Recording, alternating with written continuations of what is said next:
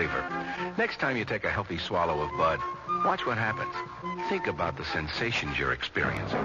Notice how the flavor of Bud comes on nice and easy. Not too strong, not too quick.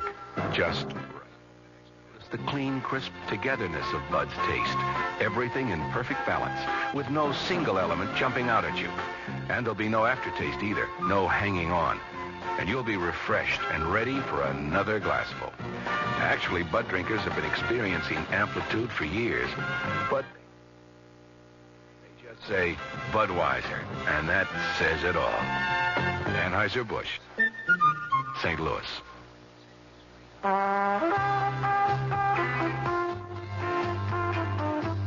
At Suburban Savings in northern New Jersey, you're always the tops. So to help you reach the top, Suburban is offering you a top 7.90% effective annual yield on their 7.50% savings certificates. And Suburban guarantees it from 4 to 10 years. Just a $2,500 minimum is all you need to get your savings straight to the top. Federal regulations allow premature withdrawals on savings certificates, provided prescribed federal penalties are adhered to. Of course, Suburban also has other ways to top off your day with a wide selection of other savings plans to choose from. Your savings will always come out on top because we offer you the highest interest rates allowed by law. Suburban Savings Office, conveniently located in Bayonne, Edgewater, Elmwood Park, Emerson, Hackettstown, Morris Plains, Nutley, Paramus, Sparta, and choose the right savings plan for you.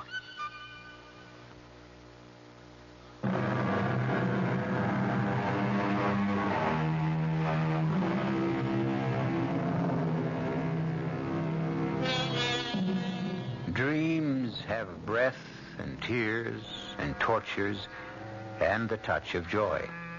They leave a weight upon our waking thoughts. They take a weight from off our waking troubles. They can divide our being. They can become for us the heralds of eternity. For Tony Bridges, it began in the office of his eye doctor. Tilt your head back just a trifle more, Tony. So, very good. Now hold still, please. You know, every time you put that head mirror on to examine my eyes... And no talking, my friend. Ah, you're the doctor. One moment more. Mm-hmm. Yeah, so, finished. You were saying, Tony? Oh, nothing important. It's only that every time you examine my eyes and put that big mirror on around your head with the hole in the middle, it always makes me think of one of those science fiction movies with, Boris Karloff. Well, what's the verdict here, Dr. Werner? Doctor, we'll prescribe a stronger prescription for your eyeglass. The prescription I'm wearing strong enough? Not quite, Tony. At your age, shall we say past 39? Past 39? Huh? What about for a man who's just past 59? A little stronger still. Fritz, if they'll help cut down on these heads...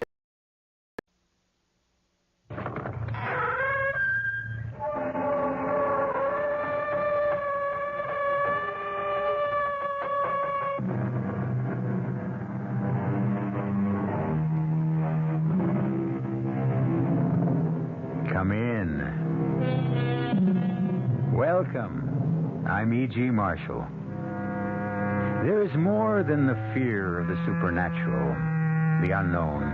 There is the terror that stalks the streets of our cities, and the nightmare of sudden accident that can erode a man's soul and destroy faith and hope. This story begins in an old limestone house, once an extravagant mansion, now a walk-up apartment building. And we start at the top, in the tiny two-room flat occupied by an elderly single lady as she opens the door after the long climb. Our mystery drama, The Deadly Blind Man's Bluff, was written especially for the Mystery Theater by Ian Martin and stars Mason Adams and Augusta Dabney. It is sponsored in part by Buick Motor Division and Contact, the 12-hour cold capsule. I'll be back shortly with Act One. Say, do you know what happens this time of year? The swallows come back to Capistrano. Nope. The buzzards come back to Hinkley Ridge, Ohio. No. Bulldogs all over the world begin to shed. Not even close. Oh. This, my friend, is the time of year when you can get a super little deal on the practical but elegant Buick Apollo. And just between you and me, it may very well be the best chance you'll ever have to buy a Buick. I could have sworn this was Buzzard Day in Hinckley. Hinckley. Most appetizers you eat, but there's one appetizer you drink. Dubonnet. Before that's the time to think about some Dubonnet to drink. Before a meal by day or night, it helps to whet your appetite. Before, it's the time before for Dubonnet. Think of Dubonnet as an appetizer. It's the wine you drink before meals, before lunch, before dinner at cocktail time, before whatever you've got cooking. It helps to whet your appetite. Whether you serve it straight, on the rocks, with a twist, or soda. Dubonnet before makes what comes after that much better. Dubonnet. It all started in France, of course. Before.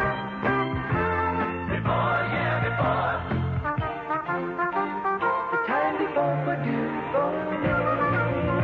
Product of USA. Dubonnet Company, New York, New York.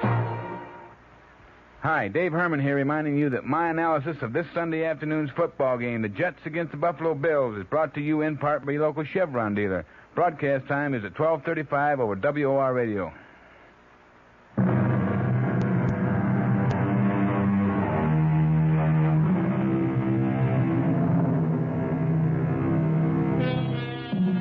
Not so long ago, 821 Green Street was a good place to live.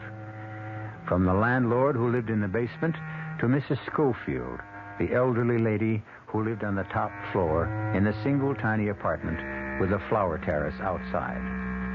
Certainly nobody was happier to move into the building than Fran and Dave Miller. How could they have even guessed that in it Dave would lose himself as a man, or that a savage, reckless, vicious killer would be the magic key to him finding himself again? It's quite a climb, 3 flights. Only one person lives higher. Mrs. Schofield. Quiet as a mouse. She won't ever bother you. Here we are. How clean and well kept up everything is, isn't it, Dave? Yeah, somebody takes a lot of pride in the work put into this. Mm-hmm. My grandfather had this house built for him. Mm-hmm. 1894. People took a power of pride in what they worked at then.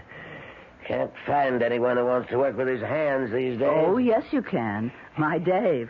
And nobody takes more pride in what he does. Huh? What's your profession, Mr. Miller? I'm a jackhammer man, Mr. Stone, a riveter. Yes, he works on all the big ones.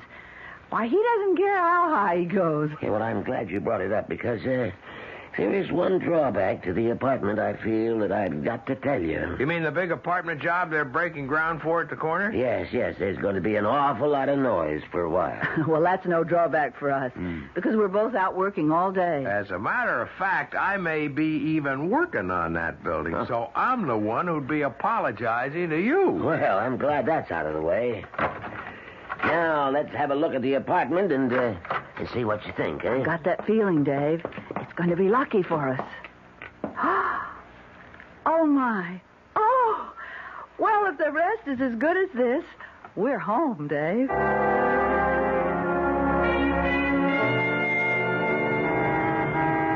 Morning, Mrs. Schofield. Not off babysitting with your grandson today? Oh, Sergeant Hennessy. Now, how would you know today's my day? Because 'tis Friday, and your habits are as regular as clockwork. The sergeant knows the habits of everyone in the precinct. It's what I get for being a beach cop the most of my life and sticking to it. Well, don't think we're all not grateful, Mr. Rivera. It's why we all think this is the safest neighborhood in the city. But my son and his family are off on vacation for 2 weeks. I'm surprised you didn't go along. Oh, too far. Besides, my plants need me. Well, bye now, Sergeant Hennessy and Mr. Rivera. Bye. I like that, mister. A lady only had titled friends. And who's the big guy following her up the stairs there, huh? I never seen him before. It's okay, Juan. He and his little bride just moved in. Nice people. Oh, yes. Yeah, I have seen his wife. Something to look at, huh, Sergeant? Pretty as a picture. Which is more than you look like, leaving your big fat rump against the building. Too many tortillas, Juan. Come on, let's go patrol. And you know, it's a funny thing. The longer the day goes on, the heavier these boots get. Just thank himself up there. You live in Queens on the first floor. And not up 4 long flights like poor Mrs. Schofield is climbing now. You'll never make it. Can I give you a hand? Oh, thank you, young man. I'm afraid these stairs are beginning to get the better of me. I'm David Miller. My wife and I just moved on the 4th floor, apartment B. Oh, well, I'm Letitia Schofield, top floor. Oh, well, just one more now, if I ever make it. Well, I'd be glad to see you home safe. Safe? Oh, Lord bless you, son. In this house, that's never anything to worry about. 7 years I've been here, and it's as safe as a church. Are you sure you can make it now? Oh, don't you worry. I fly this last flight like a bird.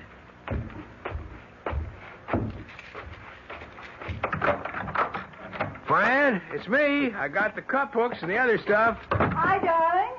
Oh, I've just been fixing and fiddling, and it's all just as perfect and wonderful as I knew it would be that first day when we took it. Hey, take it easy. You want to break me in half? No, I just want to hug you as hard as I can to let you know how happy I am.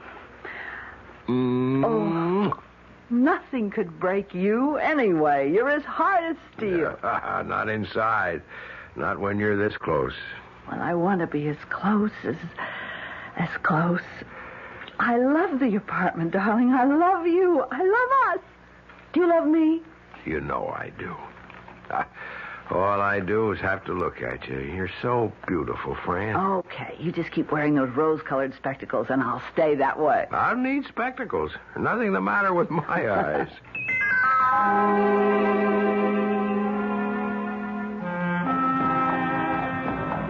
What floor you be working on today, Dave? 76.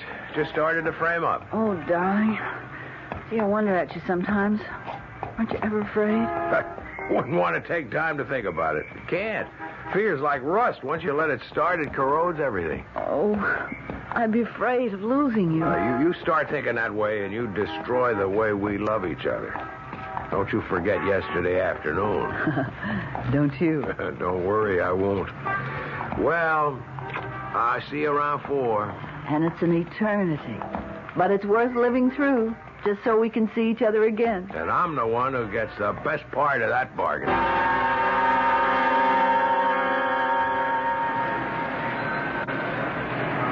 What are you, Juan? The bird of ill omen? You're always hovering over the bulletin. Hey, that fellow top dog. If I could catch that piece of filth, then all the rest of being a cop, the other dirt and waste, and most of the time being too late to stop it, it would be worth it all. I know how you feel. He's a maniac. He kills too often. But me, I just hope he stays out of our precinct. He seems to be working in the other side of town. Now, here's a bulletin in from the 13th. Looks just like him. But I am not like you. I want him in our precinct so I can find him and destroy him. Anyone catches him is really going to have their eyes peeled. In the meantime, we'd better hit the beat. So far, What's that? It's our precinct.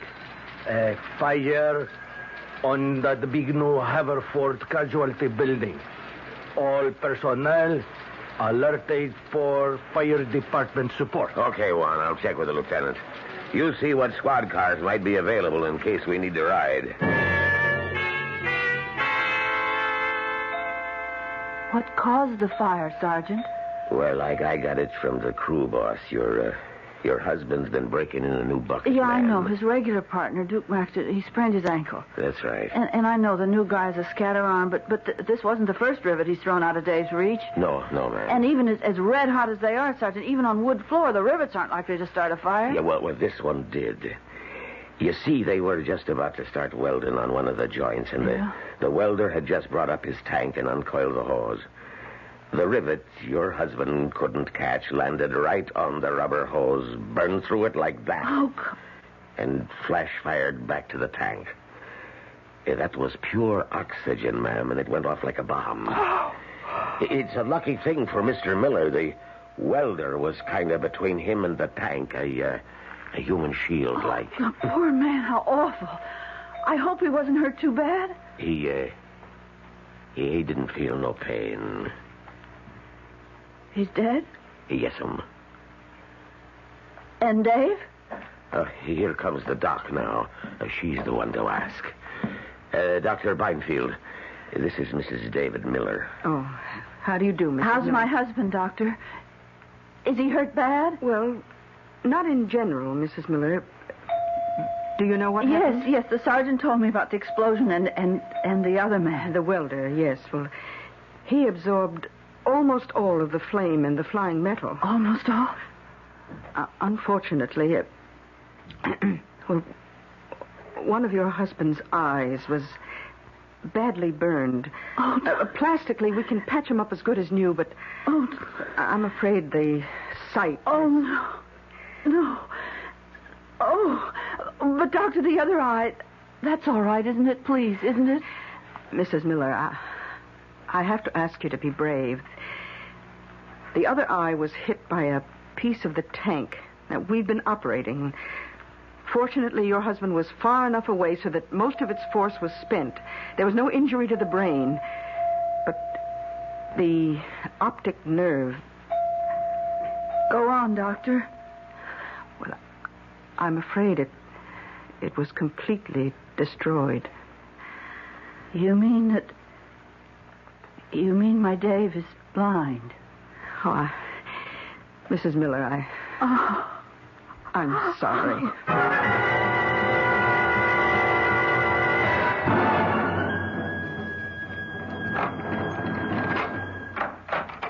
You had to walk in and see me. No. Just keep your mouth shut and do like I tell, mister. Now just walk over to that wall. Away from the door. Keep your hands up. Say nothing, right? Not a peep. Not even to beg and crawl and tell me you never seen me. You never seen nothing. You didn't see nothing, mister. Nobody sees Top Dog and lives.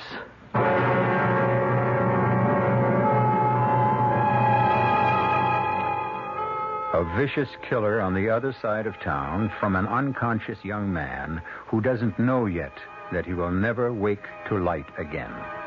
A psychopath who doesn't deserve to be alive, and a fine young man tragically turned into a someone else he will find hard to live with. What do these two have in common? Why do they belong in the same story? We shall begin to find out when I return shortly with Act 2. Give your hand to a friend. Give your heart to your love. But give your cold to contact. The sooner the better. The common cold is a rotten thing. You miss so much. Sneezing, drips, and congestion can drag you down. Then ask yourself the contact question. 6 or 3 or 1. You'd need 6 cold tablets, 2 every 4 hours, or 3 ounces of Cold's liquid, 1 every 4 hours, or just 1 contact for up to 12 hours continuous relief of those symptoms. That's daytime, then nighttime relief. Both the others have things for aches and fever, and the liquid, something for coughs. Not found in Contact 600 Tiny Time pills. Give your cold to contact. 6 or 3 or 1. Take Contact. Only as directed. Hey, Mom, what's for dinner? Hey, Mom, what you got? Here's this week's dinner winners from your ShopRite supermarket. Fresh American whole leg of lamb, just 97 cents a pound. Shoulder lamb chops, $1.27 a pound. First cut beef chuck steaks, 59 cents a pound. Semi-boneless beef chuck roast, 99 cents a pound. Fresh pork spare ribs, 89 cents a pound. Fresh honeydew melons, just 69 cents each. Lots of variety for your menus and savings, too. So get a lot more for a little less. Throughout your ShopRite store, it's ShopRite. She loves the family. She wants the best. She does all that she can do. She lets ShopRite do the rest. Hey, Ma, what's for dinner? ShopRite has the answer. This is WOR New York, an RKO General Station.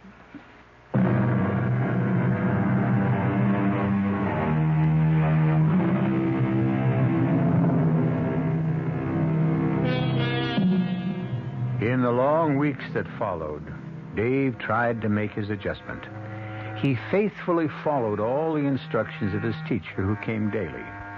Most difficult was persuading Dave to leave the house, to learn to walk on foot, to carry the white cane that was the badge of his condition. One thing only he did willingly enough: exercises. He kept himself as fit and hard as he had always been. Outside, he was still the same Dave Miller, alive and vital. But inside, something at the very core of him had died, particularly after the riveters came to the building at the corner. Oh, Mr. Miller, can I give you a hand upstairs? No, I don't need a hand up. Oh, I'm sorry, Mrs. Schofield, isn't it? Yes, and I'm the one that's sorry. I spoke before I thought. It's just that you don't know how I dread those stairs, so I'll do the helping. Huh? I gotta find some use for myself. You got groceries there? Oh, just a few. Most I can manage at one time. Well, you give me those. Come on, here. Now, let me have them and take my other arm. And this time, I am taking you right to your door.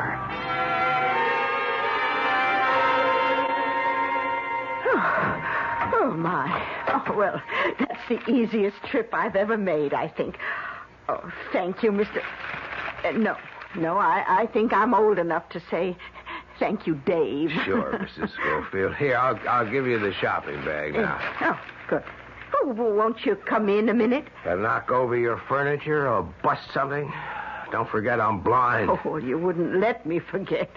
But I wanted to show you my terrace. I waited too long to see it, I'm afraid. Oh, well, you can still smell the flowers and feel how cool it is and hear my little fountain splashing.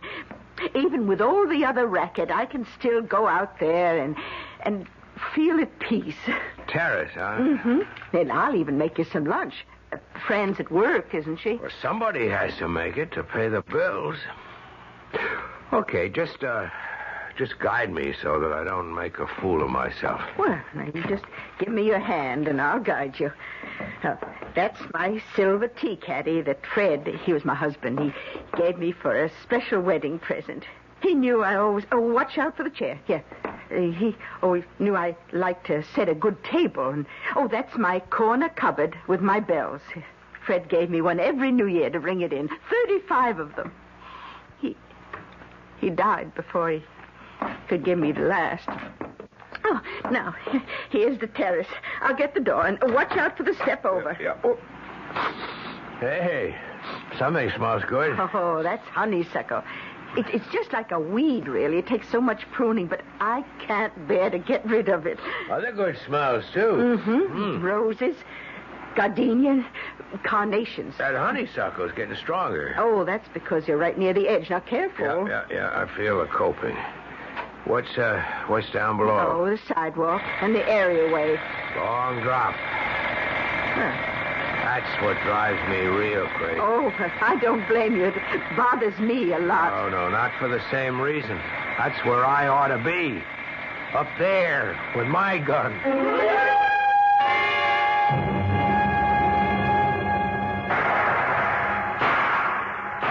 Watch it, Juan. He's got a gun. We know that.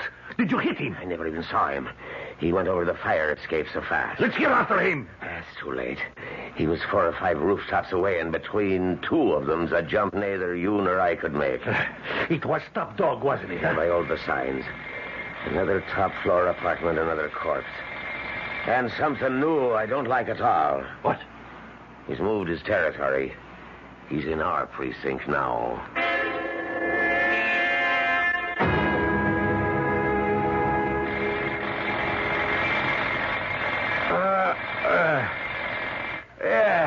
Boy, drive that rivet home. What? Who's that?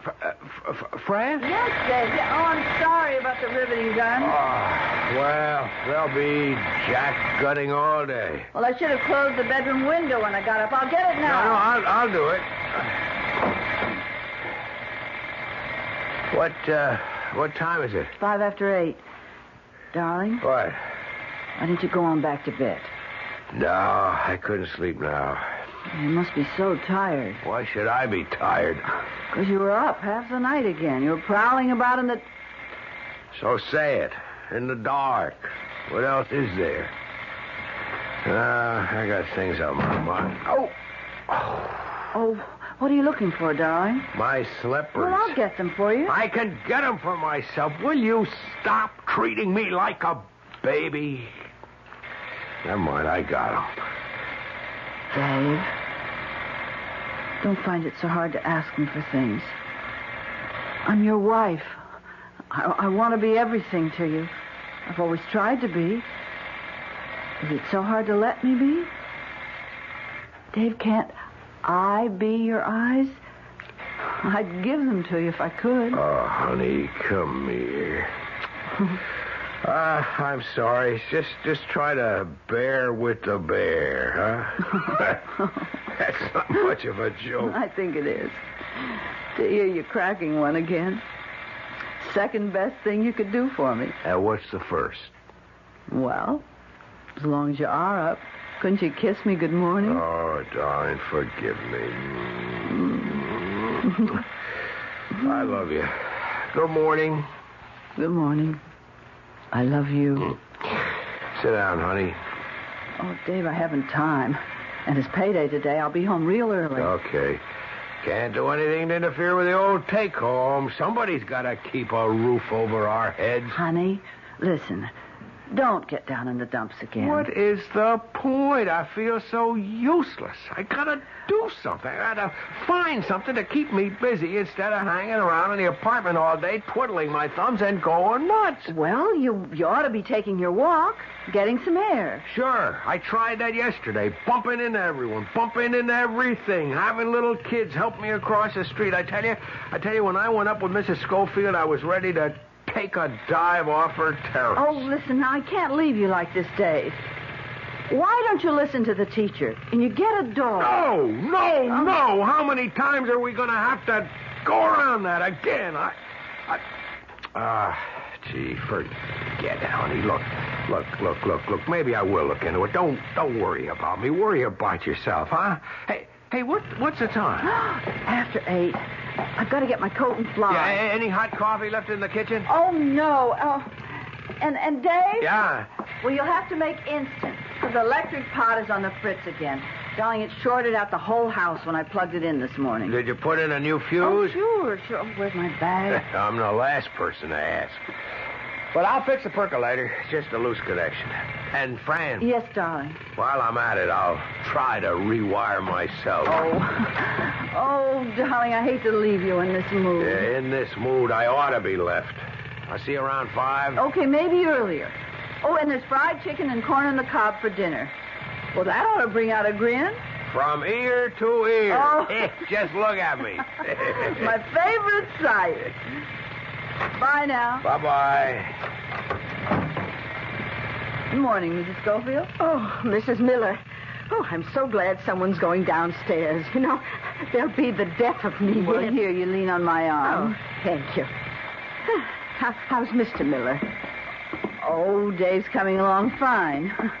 How's your son? Well, I don't see so much of him. He's off at business so much. Well, I should think you'd want to live with your family. Oh, no, I'd only be in the way. My son and his wife have their life to live, and 3 is a crowd. Besides, it's good for old people to be independent. If we had to hold on to our pride, we'd fall apart without it. Not only old people. I was just thinking, what can you do for someone who's lost it? Well, you can't. Just count on time for Dave. I'll try to remember. There's the last thing. Oh, good. I'll get the front door. Oh, that's awful riveting. I'll be glad to get away from it for a day. Morning, Mrs. Schofield. Mrs. Miller. Oh, good morning, Sergeant Hennessy. Good morning. Could I remind you that me and Juan Rivera are collecting again for the Police Boys Fund? Could I put just a wee bite on your board? Well, not on me now. I've only a subway token and lunch money till I get paid. But I'll be back early. Before 5 this afternoon. Could you stop back? Oh, yeah, sure. Well, Could you wait for me till then, too? I've got to catch my bus. Well, I wouldn't bother either of you, except in a good cause, but I wonder now, should I be troubling Mrs. Miller at all under the circumstances? You let her contribute her bit. Don't undermine her pride. Well, it's Dave Miller's pride I'm thinking about, now that he can't work. Yeah, I was laid up once with a bullet, and I thought I'd never be a whole man again.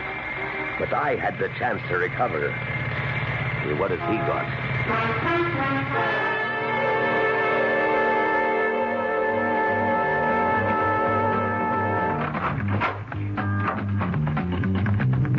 For heaven's sake, Dave, it's bedlam in here. What did you say, friend?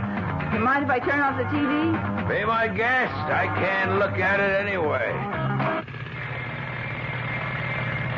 That hammer was driving me up the wall. I had to kill the noise. Poor baby.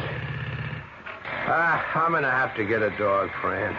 You're right. At least it'd get me out of the house more often. Why, hon, that's what you need. You've got to start living again. Living. Living. That was living for me. Fran, you just don't know. Slung in a rig, feet braced against a column, whacking home those red-hot nails. Or straddling a crossbeam as a bucket man and picking those sizzling babies out of the air and lobbing them up to the gun hog and his funnel. Or passing them on with the tongs. I tell you, a guy felt like a king. I mean, you owned the world. You were building a whole city. You could turn any which way on your perch and you could see the... Dave, darling. Darling. Gee, forget it. It's over. It's done with, and so am I. I'm no good to you. You're my world, darling. You're all I want. But you know, you're acting like a baby. It's about time. It's about time that you started acting like a man again. How? By facing your problems. By realizing that, well, in spite of what's happened, you're as good as any other man. And for me, you're a darn sight better when you're yourself. I'm going out and make a cup of coffee. You can't. I used up all the instant. You didn't fix the percolator? I tried to, but it's in the elements somewhere. And guess what? I couldn't fix it because I couldn't see where. Dave, where are you going? I'm going out. I'm no good to you. I'm no good to me, to nobody. Just let me figure my own way out. I should climb up to Mrs. Schofield's and just take the big step over that honeysuckle off of the terrace. What? That was a gun. Hey, who's there? Did you hear a gunshot? Shut up. Drop that white cane. I need it. I can't see. Hey, you mean you're blind, man? Yeah, but who... Oh, boy, this is your lucky day. I almost let you have it, too. Okay, now move away. Who are you? Move away. I said move it. I got a gun in my hand, and I'm busting clear out of here. It's okay, Juan. If you tried to lug that lump of lard on your rump up 4 flights, you'd be liable to have a heart attack. Cops. Okay, Mac. Is this your apartment, huh? Yeah. Here, you feel that? That's a rod. It's loaded, and I ain't got no cause not to use it again.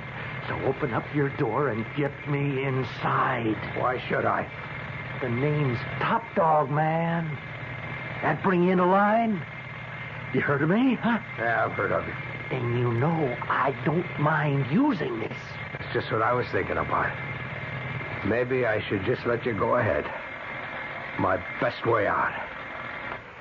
What would you say if I just said, go ahead, shoot?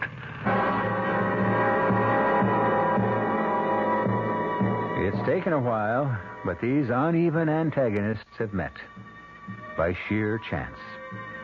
Now the smell of fear hangs heavy in the air. The desperate criminal about to be caught red-handed. The hopeless young man who thinks he has so little left to live for. A moment of desperate decision for both, which we will return to shortly with Act 3. see a beer drinker pour his beer real easy down the side of the glass? Maybe you do it yourself. If so, the Budweiser brewmaster thinks you're missing something, especially if you're a Budweiser drinker. You see, Bud is brewed, so it will kick up a healthy head of foam. Exclusive beechwood aging and natural carbonation make it a lively brew. Well, anyway, pouring Bud plunk down the middle of the glass helps bring out the best in that clean white Budweiser foam and real beer aroma. It also helps you get the full benefit of a taste, smoothness, and drinkability you'll find in no other beer at any price. Remember, brewing beer right does make a difference. Next time, pour that Budweiser right down the middle and see for yourself. Anheuser-Busch, St. Louis.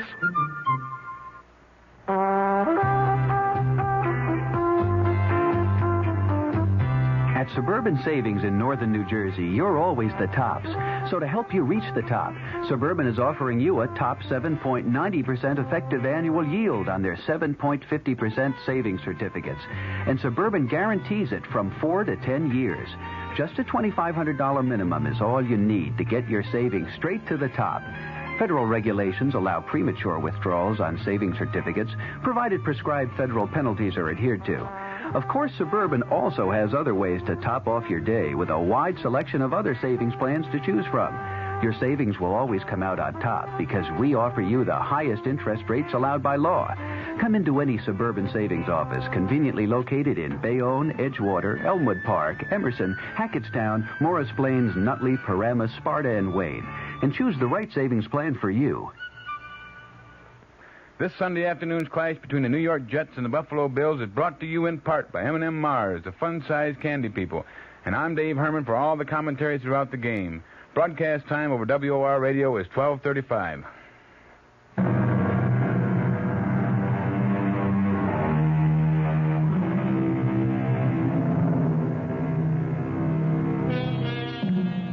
On the fourth floor landing, Top Dog looks in awe at the first person he has ever met who shows no fear of the lethal weapon that has killed without mercy so often.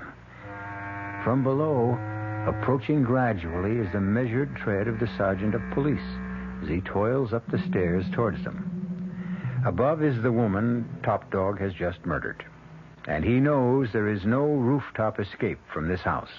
You open that door, man, or you die. Suppose that's just what I want. Someone to do for me what I haven't got the guts to do myself. Oh, that's just where you get it if you don't open that. Dave! Shh. Okay, lady. Okay, that's it. Now, I got a gun.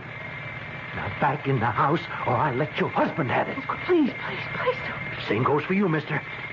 Now, you don't move, or the lady gets it. Okay, don't shoot. I'm with you. This your wife? Yes, and so help me. Shut up. Now, nobody's going to get hurt if I get out of here, okay? But I'm warning you. I got nothing to lose. Now, I just knocked off that old dame upstairs. So the both of you just freeze and keep your mouth buttoned real tight, or I start blasting. Now, shh.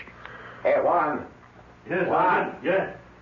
I was just looking out the second floor hall window. There's an old heap parked on the other side of the street. Yeah, I see. Check that plate, will you? Looks like a stolen car to me. Lousy copper. What's he want? Maybe he heard the shot. Oh, come on, over that rivet gun? Hey, what's that lousy cop want here anyways, huh? Every cop in this city is looking for you, Top Dog. Dave, don't bait him. That's okay, lady. I know it. I am number one. Sure, something to be really proud of. Did you really shoot Mrs. Schofield? She caught me. Caught me going through her apartment. To shoot an old woman in cold blood? Well, she seen me, didn't she? No. Listen, baby. I'm a 3-time loser. Now, I got nothing to lose. But that poor little thing you... Hush. She could have pulled me out of the file. She seen me. And anybody sees me on a job gets it. Anybody catches me on a job gets it. Hey, that's where you get a break, man. Now, ain't you glad you're blind, huh? You couldn't give 'em a make on me. Hey, lady. Hey, lady, you blind like your husband? No, Yes, we're both blind. So, you seen me too, lady, huh? Well, that's kind of too bad now, ain't it? Hold it down, everyone. Who's that? I guess it's the sergeant. What's he want here? Mrs. Schofield and I promised him a contribution for the Police Boys League this afternoon. Well, maybe he'll figure you ain't home, huh? No, he knows I'm here.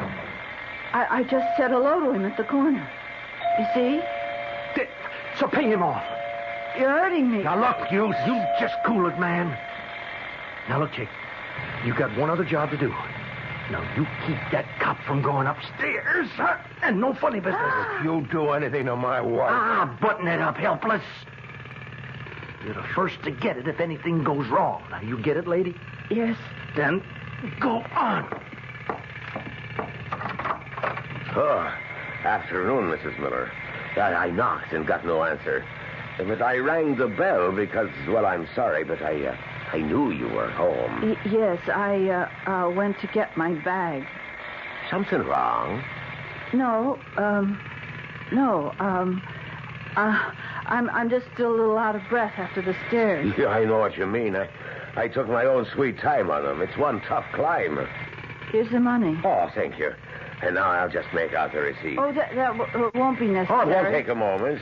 We're supposed to, you know. If I could just step in a minute, I'd like to say hi to Dave. Oh, you can't. Are you all right? You're acting kind of funny for you. It's just Dave. He's not feeling so well, but he's lying down, and he has his bad day. Oh, yes, I understand. Poor guy. Lousy thing to happen. I'll just scribble this against the wall. Well, just one more flight to go, and I've done my bit for the PBL. If I can make it. Mrs. Schofield? Yep. I don't believe she's home yet. Why, sure she is. I saw her in the corner grocery not 10 minutes ago, and she was on her way back then. Here's your receipt. I'll be seeing you.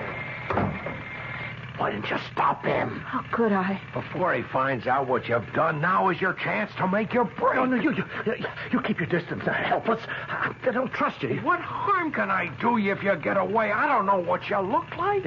Your wife here does. Let me think. If I close the old lady's door, maybe he'll think she went out again when she doesn't answer. Did I close the door? I don't remember. Or were her keys still in the lock? Come here, Fran. You better make it quick if you're getting out of here. And don't try any shooting. You can't hit Fran with her behind me. You lousy... Juan, are you down there? You bet. And then where's the stolen car? Never mind that. You get out to our car and put in the 1020. Hey, you got a DOA? It looks like a homicide. And Juan? Yes, Sergeant. Cover the front door. Nobody goes in or out. There's a chance whoever did it is still in the building. What's your step, Dave? This one looks like your boy Top Dog. Santa Maria. Just get on the horn, will you, and get us some help. That here's it. Dave, look out! Dave!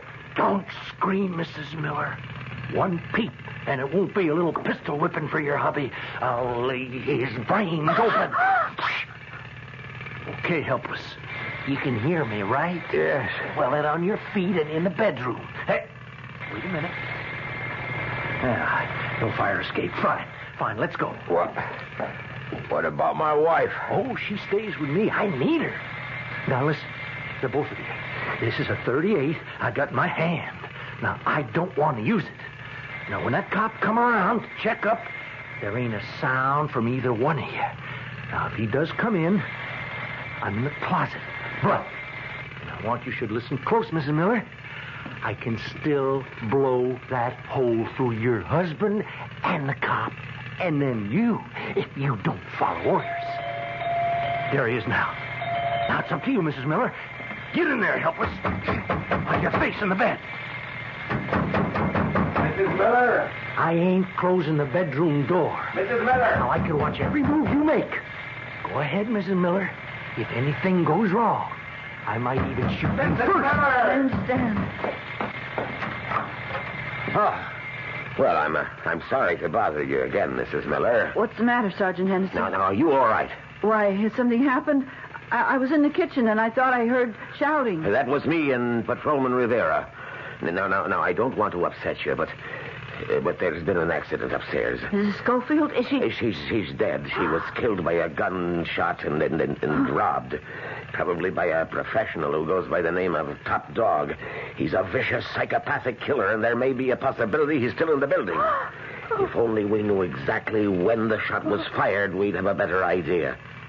Maybe I'd better ask Mr. Miller. Oh, he couldn't have heard anything. I told you, Sergeant, he isn't feeling well, and I'd given him a sleeping pill, and so he was dead to the world. Oh, well, God knows I wouldn't want to disturb him. I'll go on checking, and just be sure to keep that door closed and bolted, and don't open it to anyone till you're sure who it is. Well, that was close. Now, what do you expect to do? Right now, we're all going to sit down and relax until the excitement's over. And then I'm just going to walk right up. Suppose they put a watch on the building. Sit down, everyone. Now, I've been thinking about that. Comes out easy. Once the cop gives Mrs. Miller the all clear, I get me a real good disguise and just the right kind of protection to get me away clean. What's that? Huh? Well, your wife here is going to take her poor blind husband for a little breath of air. Nice walk around the block. Only it'll be me in your turtleneck sweater behind the dark glasses and carrying the white cane. You can't get away with it. Why not? Once it's good and dark.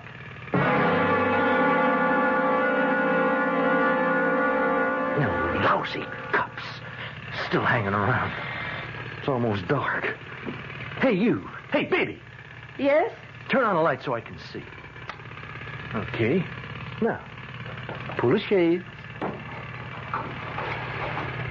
And you can shove them shutters closed as well. Come on. Hey.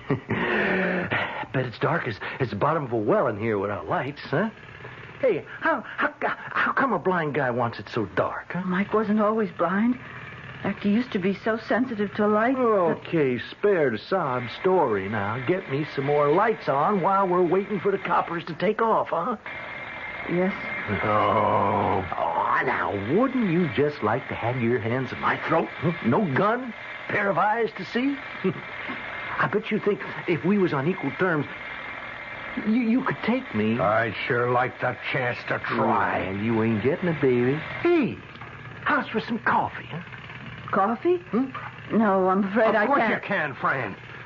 But you said we were out of instant. Yeah, we are, but you can always make some in a percolator. But the Yeah, just plug it in. It's just what we need. Oh, well, if you think... Oh, come on. No tricks. I'm standing right here where I can watch the both of you, huh? Okay. What are you waiting for? Now, plug it in. Come on. Hey, what's this? Lock yourself in, friend. Hey, how did you fix the lights? I can't see you. How do you like it? Come on, where are you, helpless? You come near me, I fill you full of lead. Keep away from me or I'll shoot. That won't do you no good. I'll get to the window. I want to get me some light and then You're having a chance, not on even terms. If I could see you. If I could only see. You're on my turf now, buddy. I still got my gun. Some light. I'm in my wrist. Just one little more move and I'll break your arm with pleasure. Dave! All right, honey, I got him. I could handle 6 punks like this. Get his gun. It's right by my foot. Let me go, mister. I'll give you a break. Yeah, I'll give you a break. You shut your mouth or I'll break both of your Dave, I arms. was so scared when I heard the shots. I thought it was all over. All over. Fran, honey, it's just beginning. No one is ever going to call me helpless again. First of all, myself. I'm not afraid of the dark anymore. That's my element. And you'll see. I'll find a way to make it work for me. Well, you better put in a new fuse. The police will need some light when they get here. Those shots will bring them running. Oh, Dave, I'm so proud of you. Oh, it's even better, Fran. So am I. I got my own pride back.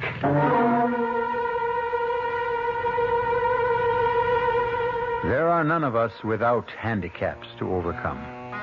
And in the battle against them, pride is a good and just weapon. Dave Miller's is a great one, but he'll conquer. now that he knows the way and has found the desire. Excuse me, sir, but do you know what happens this time of year? Right on, pal. I happen to know that right about now a freak blizzard falls on Dumont, New Jersey, and they're snowed in for the rest of the summer. Happens every year. Nope. You see, what happens this time of year is that you can get a particularly good deal on what is perhaps the most luxurious mid-size car on the market, the mid-size Buick Century Regal. Well, what good's a car when you're hopelessly snowed in? Well, that's a point.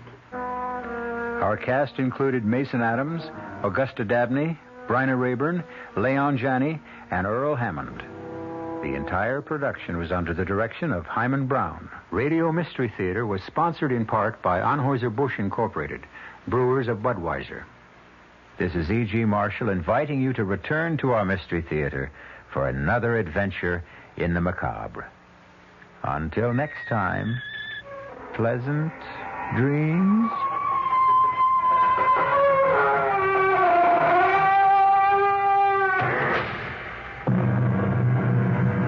Tonight's WOR Mystery Theater was also brought to you in part by ShopRite Supermarkets, where you get a lot more for a little less.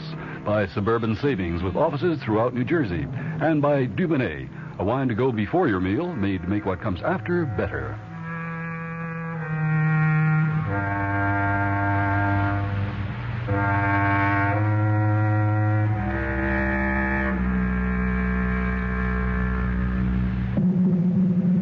The preceding program was furnished by the Columbia Broadcasting System.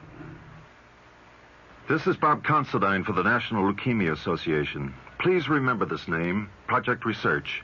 In addition to our other services, our special effort named Project Research has been established to help deliver a knockout punch against leukemia. Send your tax-deductible donation today to Project Research, care of the National Leukemia Association, Box 3003, Garden City, New York. This is Bob Considine saying thanks to you for Project Research. You know, we're committed to conquering leukemia. Your dial is set for news with John Scott reporting. This is WOR New York, an RKO General Station. The Army will appeal federal court order freeing Lieutenant William Calley. Former President Nixon has a potentially dangerous clot in his right lung. Interpol warns of world menace. Smuggling of liquid hashish. It's 61 degrees in Midtown. The man says mostly cloudy tonight, mostly sunny tomorrow. This is John Scott with the 8 o'clock edition of the news, featuring the Financial Review. The Army announced tonight it will move to appeal a federal judge's decision overturning the murder conviction of former Army Lieutenant William Calley in the My Lai massacre case. The Army issued a statement saying it will recommend to the Justice Department the decision of U.S. District Judge J. Robert Elliott be appealed, that the Justice Department move for a stay of Elliott's order. Elliott, sitting in Columbus, Georgia, ordered Calley freed immediately from the Army prison at Fort Leavenworth, Kansas. The Army said that Calley will not be released from confinement pending a decision on these recommendations. The Justice Department acts for the Army in cases before the federal civil courts. If an appeal is made, it probably will be taken to the U.S. Fifth Circuit Court of Appeals in New Orleans. Former President Nixon's doctor says there's a blood clot the size of a dime in Mr. Nixon's lung and that it represents a potential danger, but the doctor said the clot is not critical at this time. However, the risk that a larger clot could form remains. The doctor says chances for the former president's recovery are good. This is the third day of Mr. Nixon's hospitalization, and he apparently is experiencing no pain. He's expected to remain in the Long Beach, California hospital for at least another week. Incidentally, his resignation from the California bar was accepted today by the California Supreme Court. He sent his resignation by mail on September 16th. The Ford administration has threatened to veto the mass transportation bill that would provide $600 million in interim operating subsidies to rail and bus lines. Supporters of the bill claim it's necessary to hold the line on transit fares and not raise fares in major metropolitan areas. Head of the Urban Mass Transportation Administrator, Frank Herringer, told Senate House conferees he's going to urge President Ford to veto the bill on grounds it would remove the urgency for Senate action on the 6-year, $11 billion transit package. The CBS Radio Mystery Theater presents...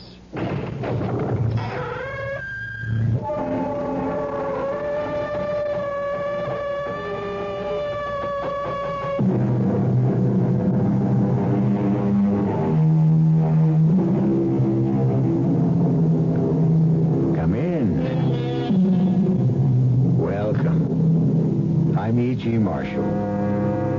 If your blood runs cold at specters rising from the moss-grown grave, or bloody murder of the innocent, while the evil and the damned hold sway, now is the time to leave. All right, if you prefer to stay, come with me now to the strange and forbidding house that fades and reappears strangely in the mists of the moors where it is situated. The house of Cadmus Melchior, where the handsome Baron Mark Staunton is making a request which sounds more like a command. I want Melinda. Must you invade my privacy? This laboratory is open to no one but me. I was your son-in-law. I have the right. I cannot live without your daughter. Melinda has been dead for 7 years. But you can raise her from the grave. You must. It's true. I believe I am very close at last to the elixir of life. Then in God's name, use it to bring Melinda back to me. No, not yet. Not yet. You were so close to death yourself. What are you afraid of? My fear is more for you. I warn you, my son. I warn you. Do not try to wake the dead.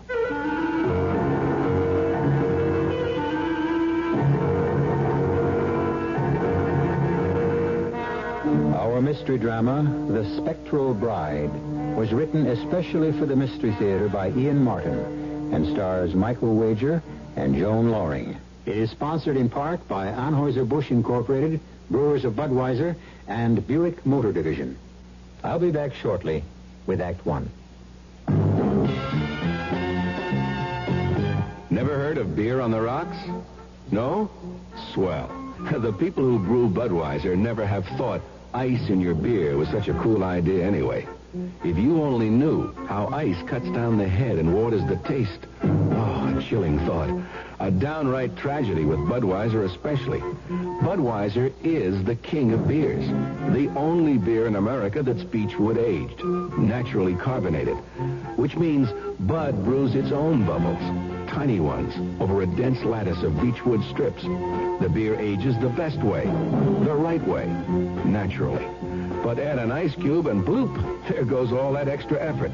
So if you forget to cool enough Bud, skip the cubes and put your Budweiser on ice for a while, on the coldest shelf in your refrigerator. Even if the wait does frost you a little, it'll be worth it. Anheuser-Busch, St. Louis. It's Frigidaire Factory Discount Days. Frigidaire Factory Discount Days? What do you get? What do you get? Get. Coupons for cash refunds. Cash refunds? That's right. Between September 22nd and October 12th, it's Frigidaire Factory Discount Days. And you can get cash refunds when you buy selected Frigidaire appliances. You get a $10 cash refund direct from Frigidaire when you buy an FPCI 170T refrigerator, an RSC 36 range, a WCD washer, or a DCD dryer. You get a $15 refund when you buy an LC2 or an LCT 120 Skinny Mini Home Laundry Center. And you get a $25 refund when you buy both the washer and dryer. To receive your refund, just mail the coupon provided by your Frigidaire dealer and proof of purchase direct to Frigidaire. Coupons for cash refunds? Where are they at? Where are they at? At your nearest Frigidaire appliance dealer. So have a good day on Frigidaire.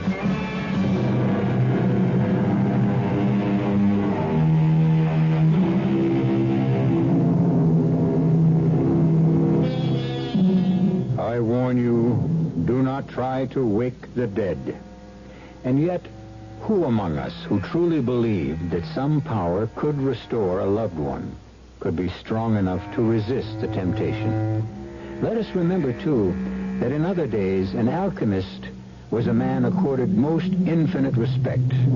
Quite apart from his search to transmute baser metal to gold, his basic interest was his humanistic effort to produce the cure-all, the elixir of life, which would alleviate and end all human pain. To a man like Baron Mark Staunton, the alchemist was a figure of total respect, almost adulation. And as for his daughter Melinda, but Mark can talk about her better than I. Oh, That's a handsome filly. A little short in the leg, I'd say. Pretty fat billowing skirt. How can you see? Oh, not the horse, cousin, the lady. Look at that. Take that wall. Beautiful. Oh, I'll grant you the lady has a firm hand and an admirable seat. But she's a wild one, and highly selective. Ah, so you've made your own advances and gotten your knuckles whacked? Cousin Mark, if I didn't have a natural fondness for you, I could resent that. Particularly since it's true. But it goes a little deeper than that. How so? I am scarcely a man to be ridden by superstition. I distrust all philosophers, dreamers, astrologers, and most of all, the alchemist. All right, I won't argue, but must the alchemist's daughter pattern herself on what her father thinks? I couldn't figure out what the alchemist's daughter thinks or believes. She's too much for me. And like a good soldier, I know when to retreat and when to accept defeat. But how am I to find out what she thinks or believes? Or what she's like? That's simple enough. I may not have measured up, but I am still welcome at their home. Can you take me there? Soon? When? I don't know why I retained any family fondness for you. Your insistence on not going home without a bag full of grouse has kept us so late, the afternoon mists are already clouding the moor. It might be best to ride to Mantra Manor till they blow away with the setting sun. Mantra Manor? The center of your heart's desire. If Professor Cadmus Melchior is out of his laboratory and in a good mood, we may even enjoy some good mulled wine. What about his daughter? Shall we meet her? That will be strictly up to the lady who has a mind of her own. Does she also have a name? Her name is Melinda. But if you'll forgive some friendly advice, she's as hard to gentle as your own stallion was. Melinda. Not the way the name sounds. What's in a name? But if it's your wish... It's more than my wish. I know it as well as my name. Yeah, it's my fate. Let's go.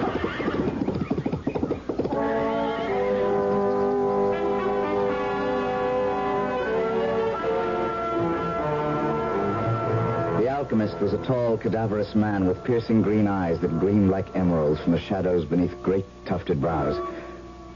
But my own eyes had little time to spend on him. Instead, they followed Melinda as though controlled not by me, but by the spell of her presence. She had changed to a long white silken robe which clung to her body. Her face was impassive, but the long raven hair danced in curls against the white of her dress and her skin. And her eyes, so dark brown as to be nearly black, shone with excitement and mystery. You picked a fortunate hour, Baron Hayward, to visit with me again. Just at the evening meal. You and your friend will join me? After a day's hard riding, I would be honored to accept your invitation. And your friend? Mark? Mark! What? We have been invited to share the doctor's meal. Most gracious of you, Dr. Cadmus. First, some wine. Melinda? Bruce. Thank you, Melinda. Sir? From your hand. Even wormwood and gall. I trust you will find my wine more to your palate than that. Sire? Thank you, daughter. You may leave us alone now. I could have killed him cheerfully. Naturally, I thought Melinda would be joining us. Here I was, already hopelessly in love, and instead of being able to feed my eyes on her, I had to face some strange gelatinous potion ladled from a steaming pot onto my plate. When Bruce first came calling, he used to look on these potpourris of mine as if they contained newt's eyes, bat wool, and dog's tongues. I assure you, it is naught but the best of venison, flavored with some condiments my daughter and I favor. I've never tasted better. And I speak for the wine also. Your taste, Doctor, is impeccable in all things. But does your daughter not join us for the meal? My daughter leads her life like a cat. An untamed one, may I add. And especially with this visit, I think she feels there would be less strain with her absence. Mark is my cousin, Doctor. He knows Melinda did not choose to marry me. Does he also know that I was against the marriage? No, sir. Well, I ask why. My cousin comes of a long and honorable line, and his wealth and position are secure. I know no finer man. I will not speak for Melinda. For myself, I write it off to the fact that no one else has a better grasp of my work. And I'm selfish enough to want to hold on to her just a few more years. Why just a few? Have you so little time left? My death is written in the stars. I'm not as selfish as you might think. But I am close, so close to the elixir of life that I hope I do not lose her help till that moment is here. And you will hold her till then? I will try. The end is all. At my age, I'm less concerned with ends than with beginnings. My remark in itself might have seemed harmless enough, but the professor or doctor was super-sensitive to underlying meanings, and those searching eyes turned on me as if they could search out the uttermost meaning of my soul. I felt for a moment as though a ghost had crept across my grave.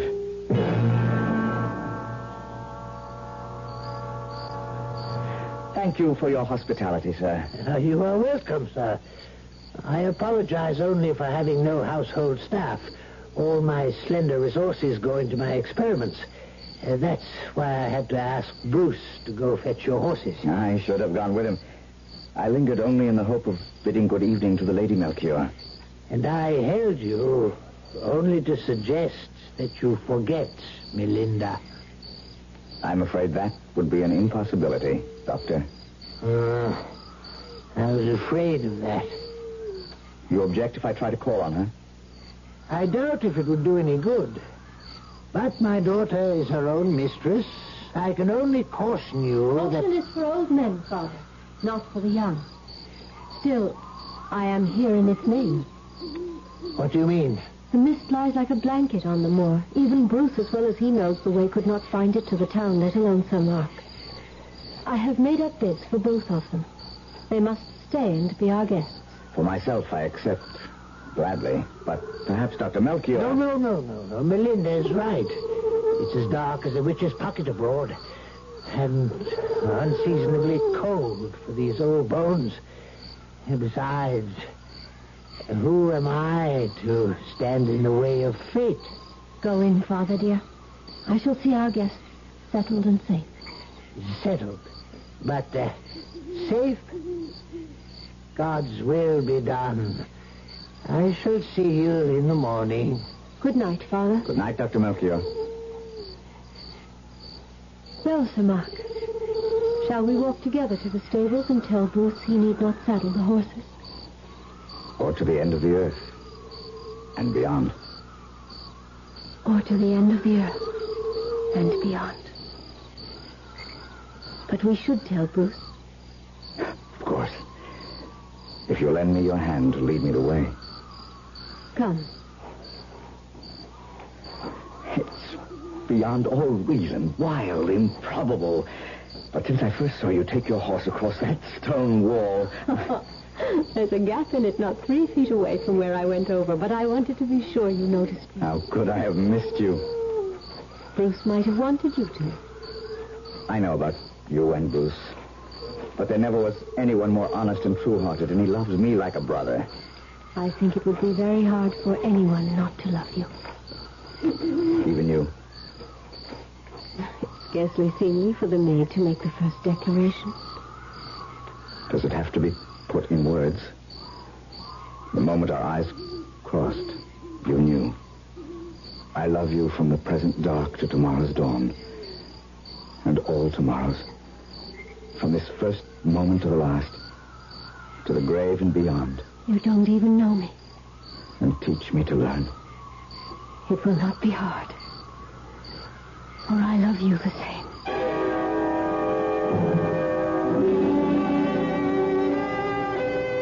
Tomorrow we will say the word. the actual words that bind us. Forever. Will you love and protect me and never let me go, Mark? You know I will. Oh, I want time to stand still. I won't grow old. It will for us. You never will for me. Even if we're parted. We won't be. But should we be? I'd kill myself. No.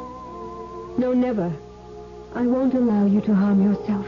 Just never stop loving me. Never. Promise me that, and I can never truly die. I promise you, and you will not die.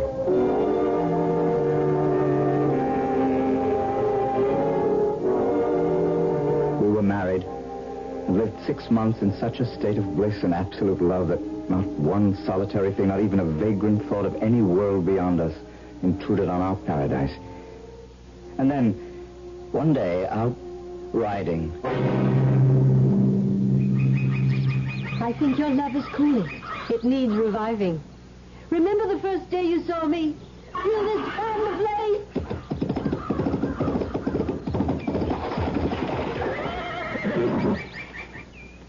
Before I could move, she clapped spur to her horse and headed for a high stone wall.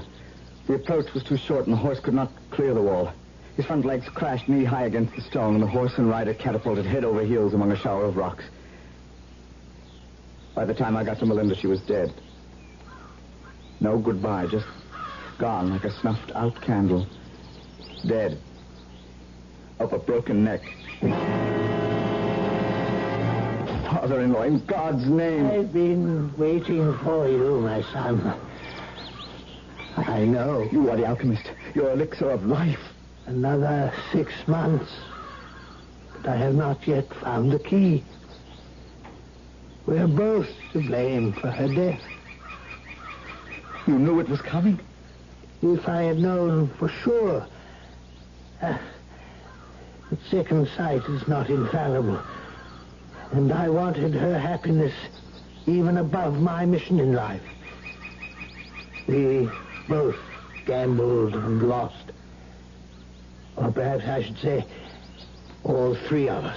Isn't there some hope that your elixir... For centuries, that has remained a dream. Melinda is in the grave forever. No. No, I'll never accept that. I'll find a way. We cannot fly in the face of God, my son. From this day forth, because of what he has taken from me, I renounce him. And I damn him to take his place with Lucifer and all the other fallen angels. How easily in the heat of passion, of the agony of loss, the thoughtless words spring to our lips. How fortunate we are that so seldom are we held to account for them. But the Baron Mark Staunton was not to escape so easily, nor his unwilling partner, Dr. Cadmus Melchior, as we shall see when I return shortly with Act 2. Excuse me, sir. Yeah? I would like to ask a deceptively simple question. Okay. I say deceptive because few people seem to know the answer. Go ahead. Are you ready? Yeah, ready as rain. Okay. No, wait. I think that should be right as rain. Oh, well... No, you wait. Make that ready as I'll ever be, okay? Ready as I'll ever be. Whatever. Yeah. Anyway, the question is this. Yeah, go ahead. What happens this time of year? That's it. That's the question. That's the $64,000 question. That's the one for all the marbles, right? Well, That's the one that's on everybody's lips, huh? Yes. That's the question. Well, Good. as everyone should know, what happens this time of year is that Buick dealers are giving great deals on 1974 Buicks, which of course means that this time of year may very well be the best chance you'll ever have to buy a Buick. From the thrifty but surprisingly elegant Apollo to the dashing full-size LeSabre to the Electra, which surprisingly enough is the second largest selling luxury car in America. Know it all. Pretty soon it'll be time to go indoors and hibernate again. When you do, you'll start looking for ways to stay warm during those cold winter months.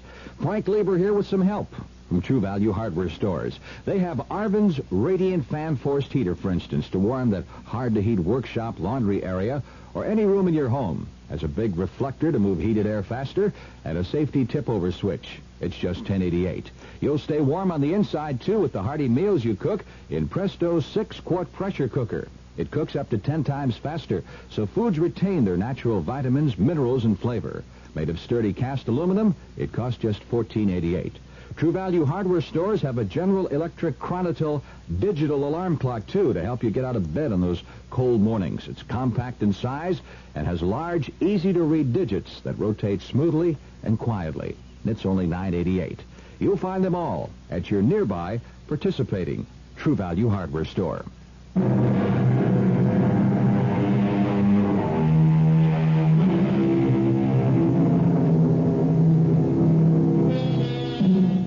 Time, they say, heals all wounds, particularly if one is in the early 20s. And loneliness was far from Baron Mark Staunton's natural estate. Indeed, the extent of his physical estate made it incumbent on him to be married and to produce heirs who would maintain the line. And so, within the year, he had married well, unlike his cousin Bruce, still a bachelor. Darling, why so pensive? Oh, I was just thinking of poor lonely Bruce. I swear he enjoys our children more almost than we do. I hope that isn't so with you. It certainly isn't with me, Mark.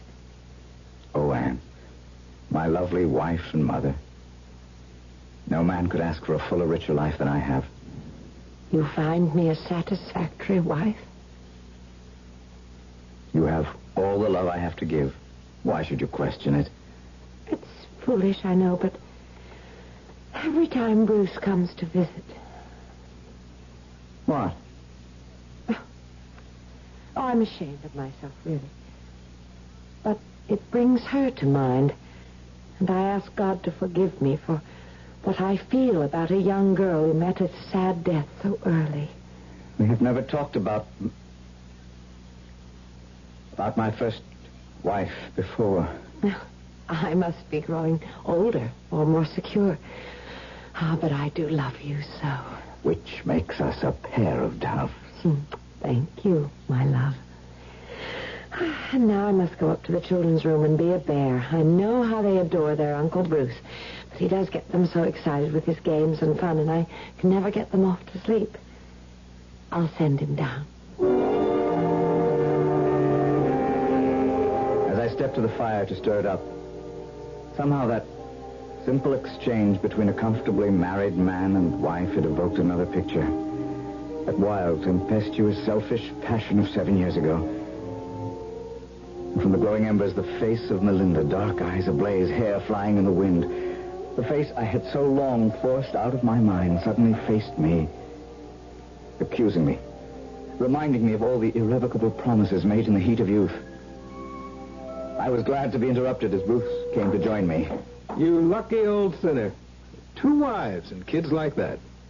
What? What's the matter? What ails you? Oh, memories. More and more they haunt me. First, it was only in my dreams, but now they invade my waking hours. What are you talking about? Melinda. What else? All those years ago and still not out of your mind. Is she out of yours? Bruce, how would you like a visitor by month end? You? You know my hunting lodge is too small. Just your old hunting companion. And the grouse season is at its height. Anne and the children go to visit Milady and Earl, and I would go to greater lengths to miss that dull, dreary household. That's not fair to Anne. Oh, not Anne. Bless her. She's been the finest of wives and mothers. Just her kin. For the sake of old ties and friendship, Bruce, free me for once from this deadly annual visit or part of it. Invite me, when Anne returns, to shoot with you over old grounds. A man's retreat to his own company. It would be good to ride along with you again across the moors. Selfishly, I would welcome the visit.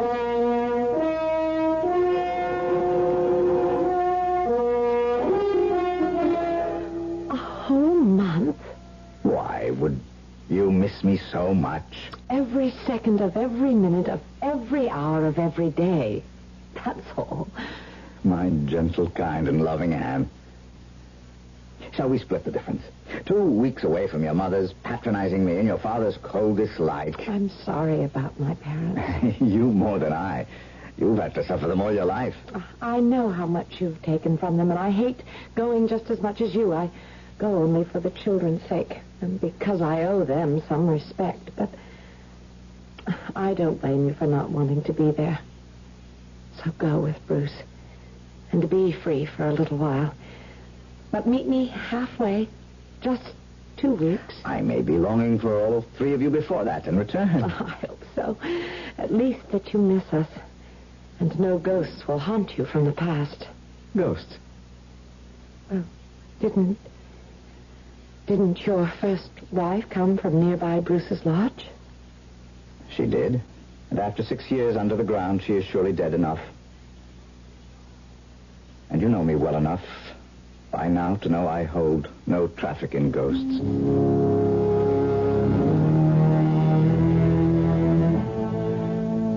And so I went with Bruce back into the past. Did I really believe it had no hold on me? Was the tomb I had built in the darkest recesses of my heart for Melinda total recognition of her death? Or did some irrational hope still burn like a flame? That first night at Bruce's hunting lodge, we drank more than we should have and stayed up far too late. It was the darkest hour before the dawn when I was awakened by... Huh? I was asleep. Mark! Mark! You have come back. Melinda. Look. Melinda. Look to the window. Melinda. As you were. As I could be. It's the 7th year. And 3 nights from now, the moon is new. Go to my father. Make him bring me back. No. Melinda. Let me talk to you now. Melinda! What's going on? Melinda. She was there just beyond the window. I could see her. Oh, you're as drunk as I am. Nobody outside that window. It's 30 feet to the... there'll be no hunting tomorrow. We're due for heavy rain. Oh, my head is splitting. Let's both go to bed and sleep off our carousing. I could ask for nothing better than that. But whatever sleep I had was fitful because, as Bruce had predicted, the rain came slanting down and the black clouds lay so low across the moors a man might have reached and touched them from the back of a tall horse. At last I could stand it no longer. I had to face the magnet which had drawn me back to my past. I looked in on my snoring cousin, breakfasted on black bread and brandy, and saddling my horse. Rode for the alchemist's isolated home. Suddenly, it was 7 years ago, and I almost expected Melinda to appear out of the fog.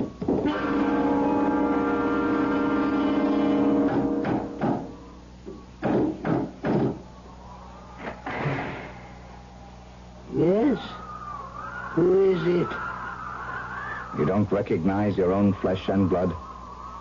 All I have ever had of flesh and blood has lain mouldering in the grave for 7 years. I'm not so close then, I admit. But I was your daughter's husband. What?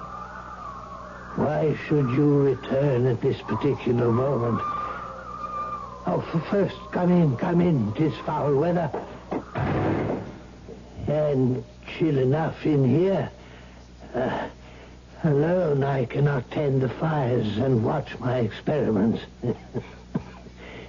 What brings you here? Melinda.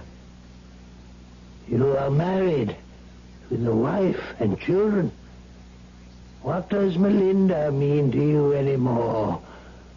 My heart, my soul, my only real reason for being. What I was died with her. What I am is a dream I live. A dream no longer worth living, especially after last night. Come into my laboratory. It's the only place where there is warmth. What do you mean by especially last night? I saw her. Where? Outside my window at Sir Bruce Hayward's lodge. The sleeping quarters are on the second floor. It was but a dream. I tell you, her spirit was there. She sent me here with a message.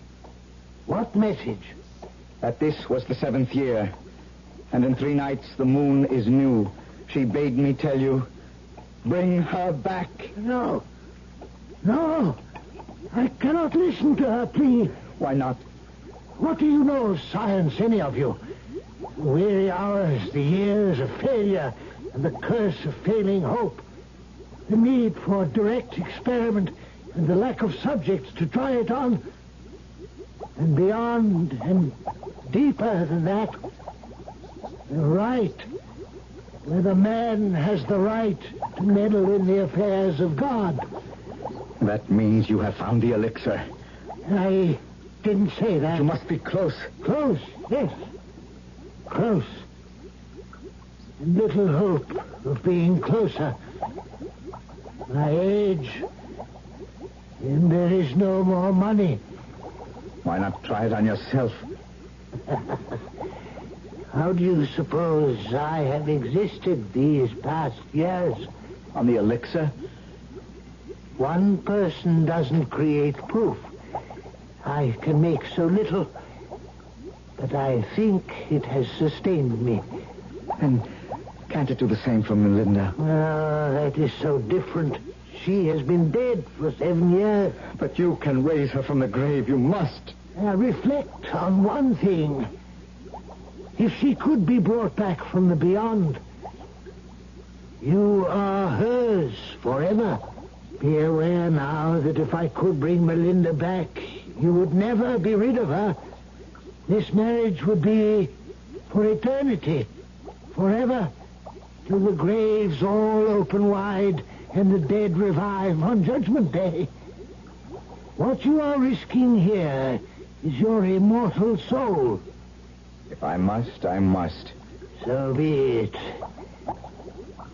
The time will never be more advantageous. Meet me alone by the gallows tree, and I will transport you from there to the grave where Melinda waits for you.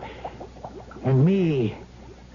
But I warn you, if you value your life, do not keep our appointment. Do not try to wake the dead.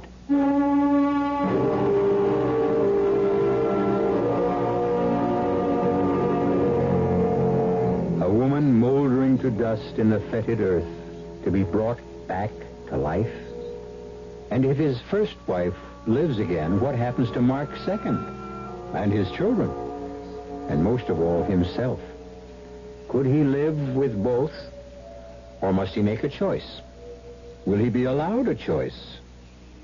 In attempting to give life to Melinda, is he perhaps signing his own death warrant? I'll be back shortly with Act 3. I want that sinus medicine. Headache tablets? No, sinus medicine. Sinus tablets.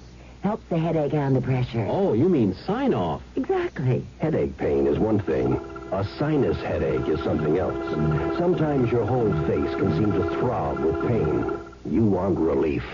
Take Sign-Off tablets. SINEOFF, the sinus medicine that gives you a full dose of pure aspirin, plus a sinus drainer. Sign-Off, the sinus medicine that helps relieve sinus pain while you drain. And Sign-Off doesn't stop there. Have you tried Sign-Off Sinus Spray, the fastest known form of sinus congestion relief? It works in seconds. That's Sign-Off Sinus Spray. When sinus flares up, use Sign-Off tablets and spray, only as directed. SINEOFF. Sign-Off. Exactly. Sign-Off, the sinus medicines in the bright red box. My daughter, the Dallas Times-Herald carrier, has what she calls some good news and some bad news. The cost of home delivery of the Dallas Times-Herald is going up. Starting October 1st, it's going to cost $3.40 to have the Dallas Times-Herald delivered in Dallas County. It costs more to deliver the paper because it costs more to produce it. For example, there's a worldwide shortage of newsprint, and costs have gone up 27% this year. There's also a shortage of printer's ink, and that cost has doubled. Okay, now for the good news. The Dallas Times-Herald is still the best-written, best-read newspaper in town. This year it won more journalism awards than any other newspaper in Texas. And this year it's overtaken the morning paper in total Sunday circulation. So while you have to pay more to have Dallas's leading newspaper delivered to your home, it's still a bargain. And a bargain these days is good news.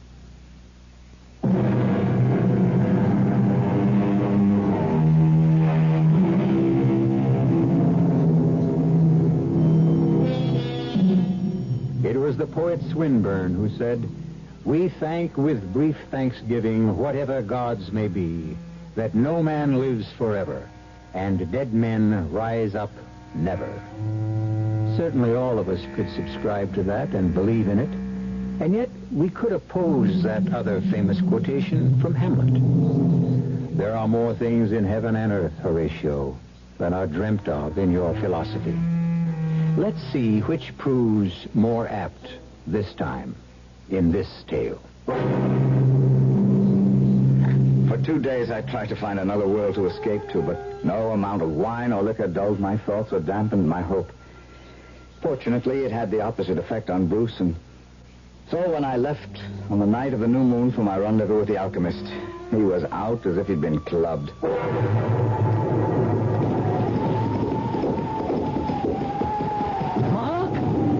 Yes, Doctor? You are alone? Yes. Then follow me to the graveyard. Will the rain make any difference? There will be no rain there. We are expecting.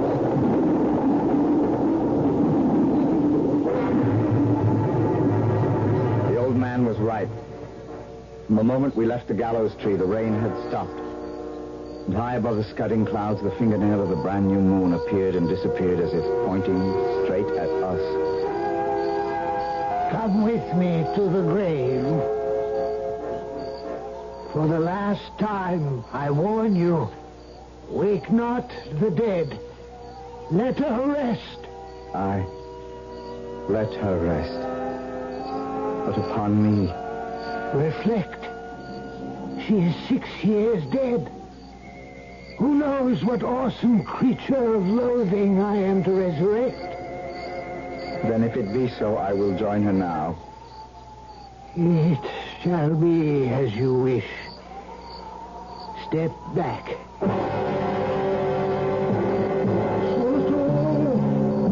Now the Savior. As I stepped back, Growing sun. I took the sorcerer's stick and drew 3 circles about the tomb. As he traced them, he muttered words of enchantment as he completed the 3rd circle with a great flash of lightning. The stone rolled from the grave. And the coffin was revealed. Bats and owls rushed by. A rushing wind blew the earth, scattering the mold before it. And of a sudden, with a rending sound, the coffin lid burst open as the moonbeams streamed as bright as if it were the full. Then from a skull which Cadmus had filled with a smoking liquid, he poured the elixir on the grave, crying, The heart beats once more with the flood of life. Thine eye is open to sight. Arise, Belinda, from the tomb.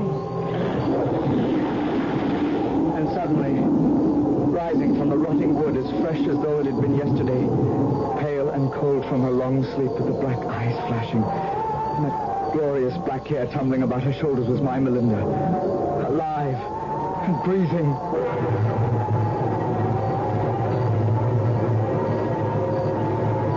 Thank you, my beloved doctor, for restoring her to me. My last act. My last warning. We should have left the dead in peace. May God forgive me. A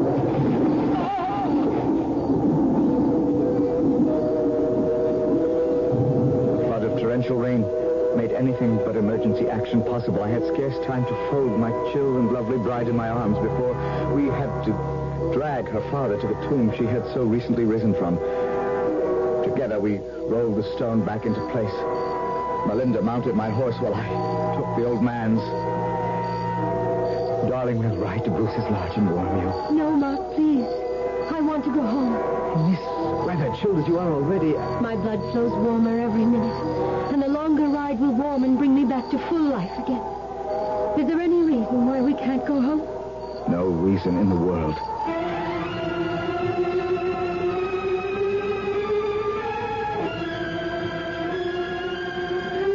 Beloved, you're so cold, so cold. How could you expect the chill of the grave to melt so soon? Shall I take you to my bed and warm you with my body? Too soon for that. You're not my husband anymore. I am your lover. Who broke your pledge to me? Remember? Oh, Melinda, You left me to rot in the grave. I begged your father to try the elixir to raise you again. He said it was not ready. He told me he had foreseen your death if you married me. He felt it was God's will. So you married another woman, and with her you conceived the children who might have been mine. I did all that. But it was I who drove your father into bringing you back. And now? Anne and the children will not be back for 3 weeks. We have all that time together to renew our love. For 3 weeks? And then? Well, we will come to some arrangement, some place for you to stay, or part of the castle, or Anne back with her parents, whatever works best. No. I want that woman out of my life. Divorce. That would be next to impossible. The bishop I'm not interested in divorce. You will be all mine, or there is nothing between us. She would have to die before she... Before she'd give you up. Then let her die. Her time has come. There is only one way for me as what I was, and will forever be, your wife. Alone. I was warned. I should have known, admitted it. And I was trapped. I loaded my pistols and, mounting my horse, rode for my father-in-law's house. And Anne. I had no clear idea of what my intent was. I was mad, of course, and possessed. I had to have Melinda no matter the cost. And Anne was in the way. At her father's castle, I found Anne in the turret. It was a mild evening with a soft wind blowing, and I didn't know what I would have to do after I'd explained it to her, like everything else in our life. She resolved it. Hear the gulls cry in the distance, Mark. So strident when they are near. So mournful far away. It's like a sound I've heard faintly in my heart ever since we married. I gave you all the love I had to give. You said that once before.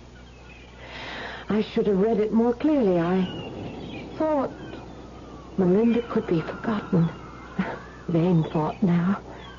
Oh, and what can I say? Say? There's nothing to be said. What can you do? That's more to the point, isn't it? There are no halfways, and divorce would never be recognized. So what? Shall you shoot me? No. I wouldn't want to force you to do that. I used to come up here when I was a little girl, and I would think, how lovely if I could step from this turret, spread my skirts, and fly like the seagulls, skimming downward to the sea. It's because I love you, you see. Go fast, for no one knows you're here. Take care of the children. Anne! No! Goodbye. I love you.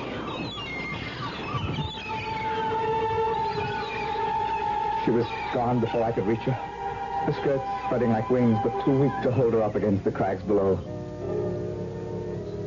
How long do you decently mourn a wife? Certainly more than 3 short weeks. But Melinda could not shake her chill, and the roses, once so bright in her cheeks, seemed fading, and the luster of her hair and eyes dimming. To have her in my bed, she must be my wife, and I felt that only I could bring her life again. To save her, anything was worth it. The censure of my neighbors, the sullen resistance from my servants, even the disgust for my old friend Bruce. I'm as mad as you are to stand up with you at this wedding. I cannot live without her, Bruce. Was there ever such a wedding? At least don't take your pistols to the altar. I carry them everywhere I go. No one believes I did not push Anne to her death. There is no one, perhaps save you, who would not like to see me dead. You and Melinda. Oh, God. Look at her in that white veil and pure white dress. Was anything ever lovelier? I was drunk with love and undeserved happiness.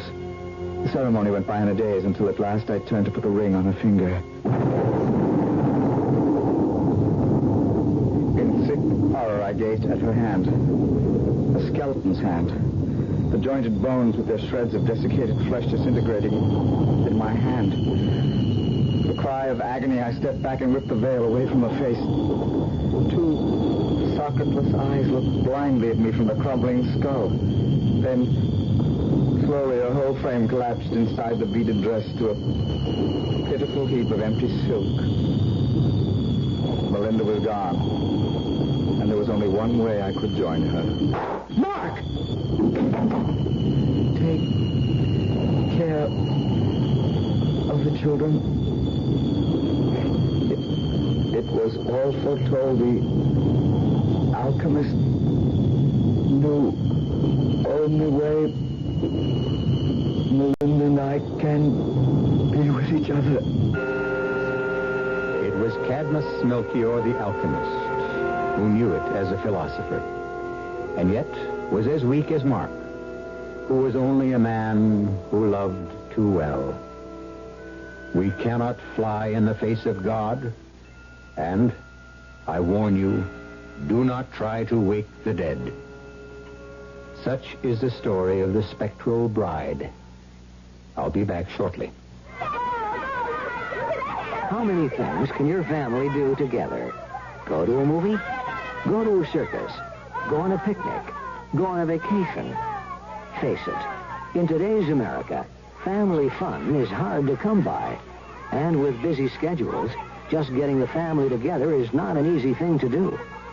How would you like to have a little family fun every week? How would you like to learn together? How would you like to grow together? And how would you like to help your son get an edge on growing up? Cub Scouting is helping families like yours be a family. It's your helped ours. Today's Cub Scout program is just as much for families as it is for boys. So when your son wants to join a Cub Scout pack, remember to take along the whole family. That's what Cub Scouting is all about. For the Cub Scout pack nearest you, call the Boy Scouts of America. They're in the white pages of your phone book.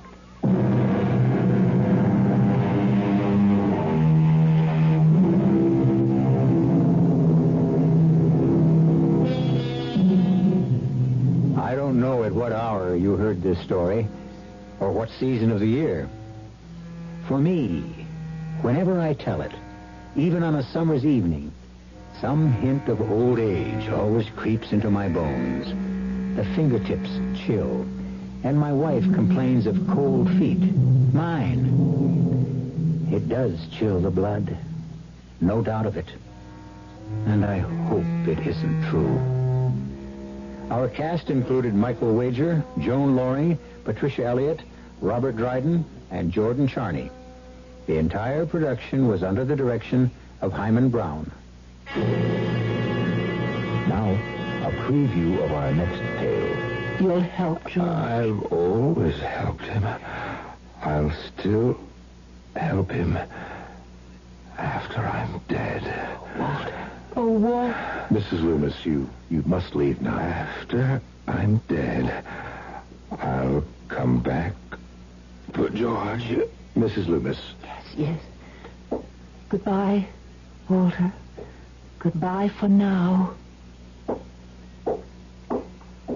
Doctor. I'm sorry, but there isn't a chance in the world. He can hang on for minutes, days, but we can't save him. But I was just talking to him. You heard. I heard nothing. He wasn't saying anything. But I heard him. I heard him. Mrs. Loomis, it's just your imagination. Radio Mystery Theater was sponsored in part by Sign-Off, the sinus medicines. This is E.G. Marshall inviting you to return to our Mystery Theater for another adventure in the macabre. Until next time, pleasant dreams.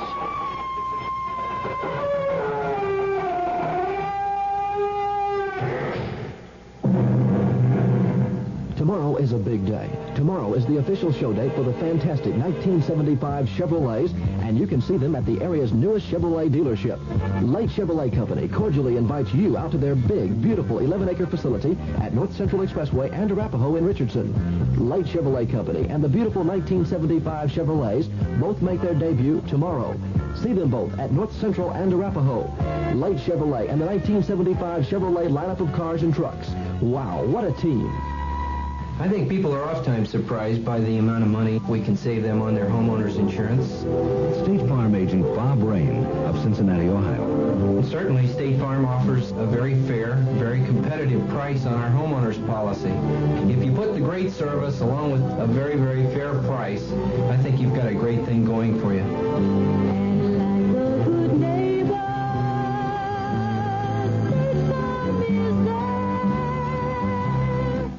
1080 on the dial. You're listening to KRLD Dallas.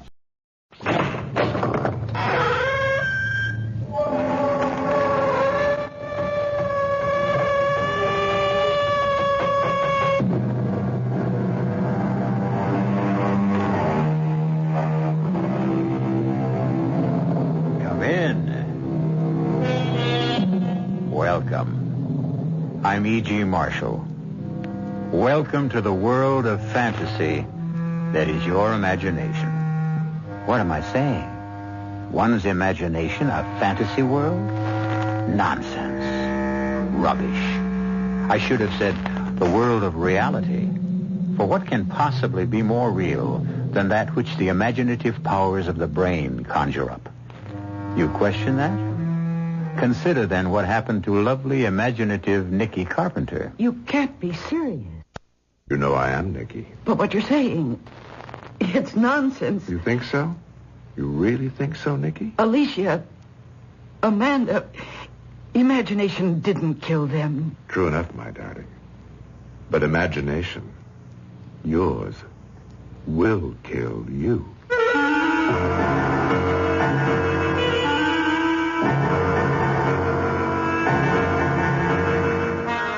Our mystery drama, Murder to Perfection, was written especially for the Mystery Theater by George Lothar and stars Mercedes McCambridge and Joseph Campanella.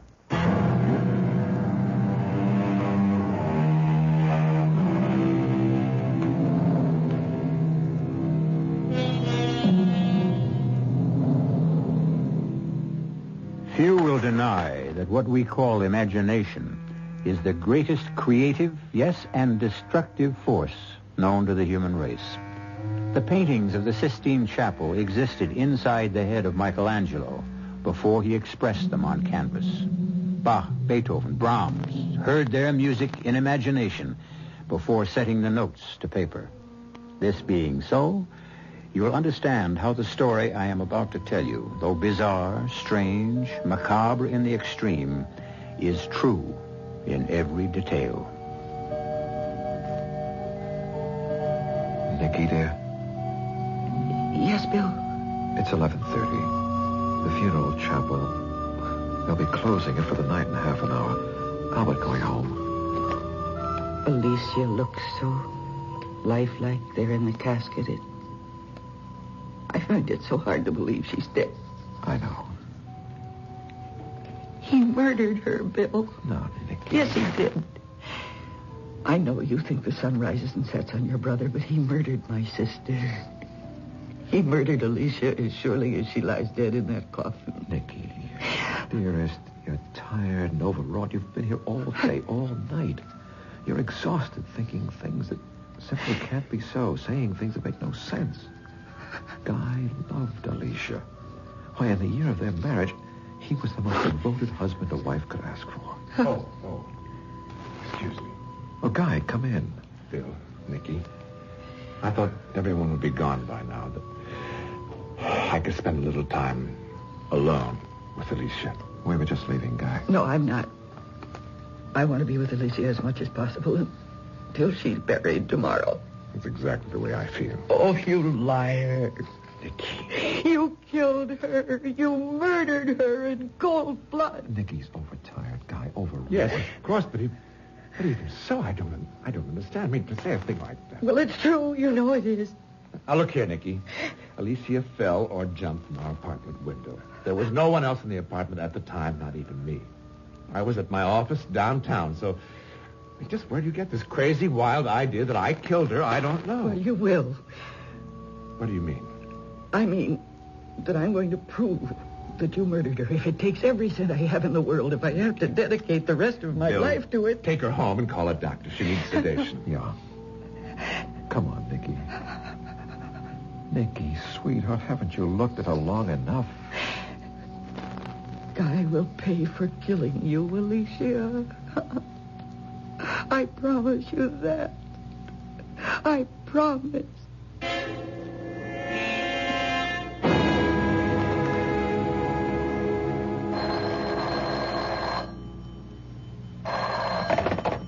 Yes, Nicky Carpenter. Oh, hello, Jacques. No, I'm not ready to announce my latest designs yet. Denim and suede combo. Where did you hear that? Oh, I'm sorry, Jacques. I'm not telling. Not this early. Yes, just as soon as I'm ready to announce, I'll make sure that you're the first one to know. Bye. Yes. Oh, of course. Bill, darling, what a lovely surprise. Hey, I'm not interrupting you in the midst of a creative brainstorm, am I, dear? Oh, the man I madly love and am going to marry could never be an interruption. But this visit is unexpected. I've got something serious to talk over with you. Oh, huh? It's about my brother Guy. Yes. I find this a little awkward, Nicky. Awkward? Why?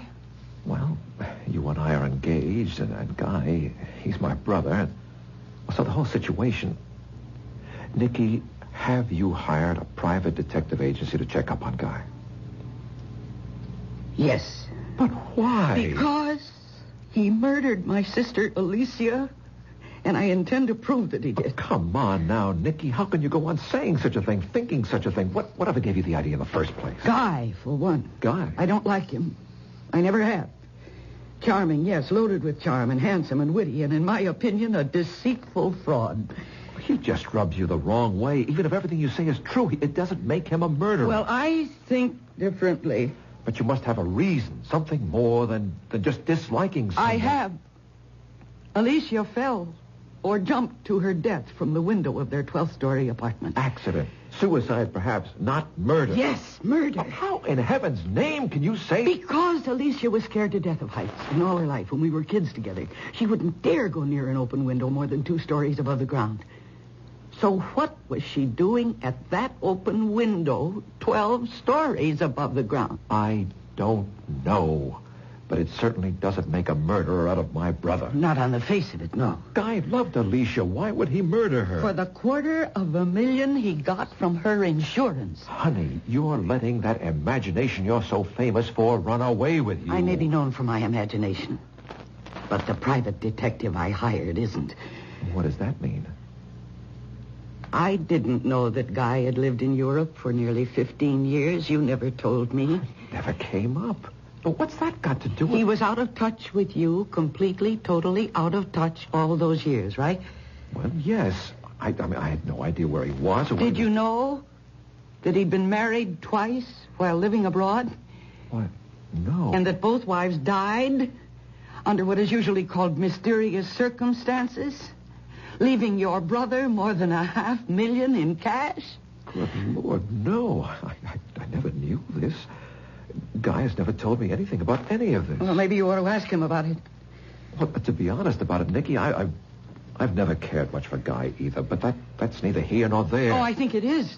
And it certainly confirms my feelings about him. Feelings aren't facts. And it's facts that stand up in a court of law, and that's where you're going to find yourself if you don't drop this whole ridiculous thing. Guy intends to sue you if you don't. Sue you for defamation of character. And as a lawyer, I can tell you he'd win, hands down, unless you could prove your accusations, hands down. Well, then I have nothing to worry about. He murdered his first 2 wives. He murdered my sister. I don't know how he did it, but he did it. And before I'm through, I'll prove it.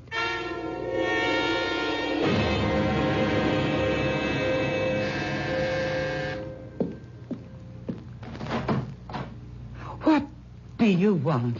I don't think it's a matter of what I want, but what you want. May I come in? There's nothing I want from you, Guy. Oh, you do. Believe me, you just don't know it. Yet. However, if you're not interested... No. Wait. Come in. I knew you'd change your mind. You seem very sure of yourself. Well, I'm sure of you, anyway. You see, Nicky, you're gifted with a vivid imagination. At least, so they say in the fashion column. Well, they have to manufacture news. They exaggerate. Oh, I don't think so. I don't think so at all. They don't exaggerate in the slightest. I just proved that. You proved it. I knew once I had something you wanted, your imagination would invent all sorts of interesting possibilities, and you'd be unable to turn me away until you found out. You're very clever. Well, what do you want? I beg your pardon. What is it I want? Well, one thing you want is peace of mind, the ability to do your work.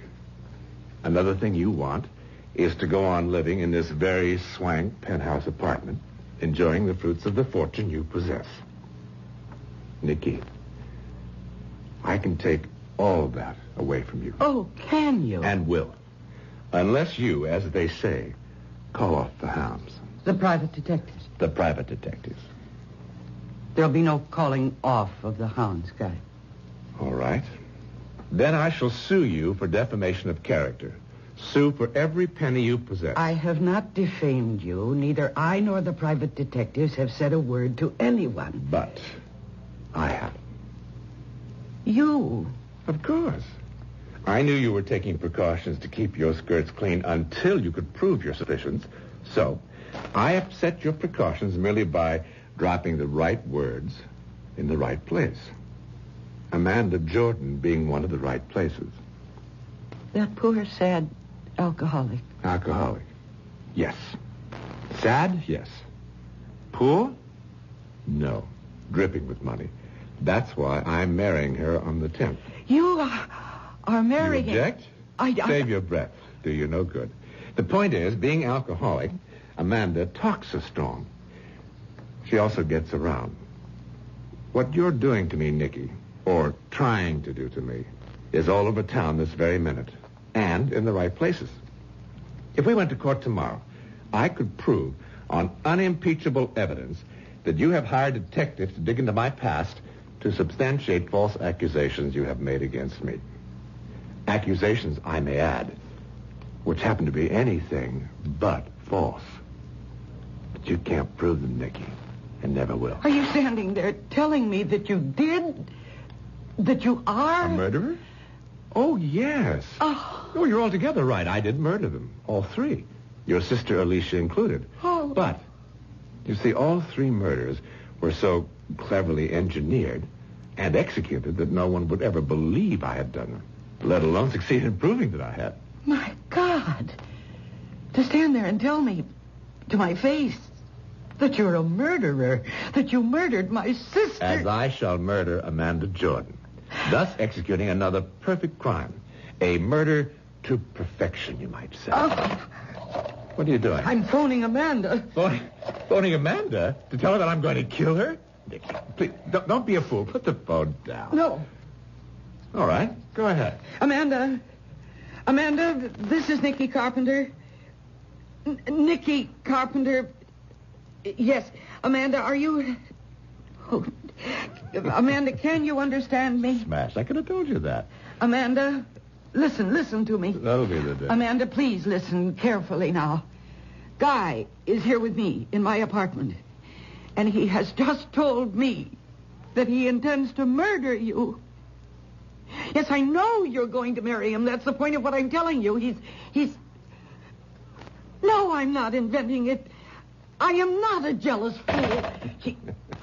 fool. She didn't believe you? In her hazy, alcoholic way? Oh, you are evil. You are a devil. I haven't hesitated to tell you what I do, Nicky, because there's no way ever you can prove anything. But there's every way I can prove that you've damaged my career and altogether left yourself open to what are called punitive damages. A great big lump of punitive damages. You evil... And if what I've told you fails to persuade you to call off the hounds, I can still take one more step. One more step? Kill you, Nicky. Oh. Kill you. And no one the wiser.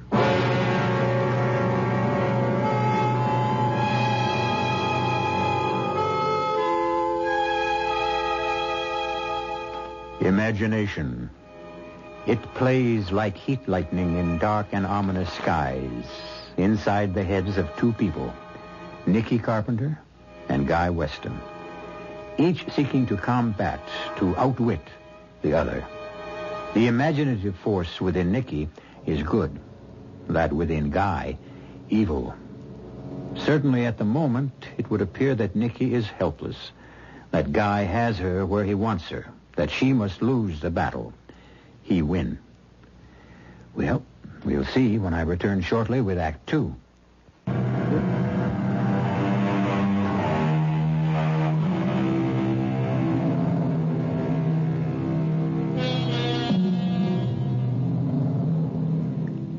No such thing as the perfect crime.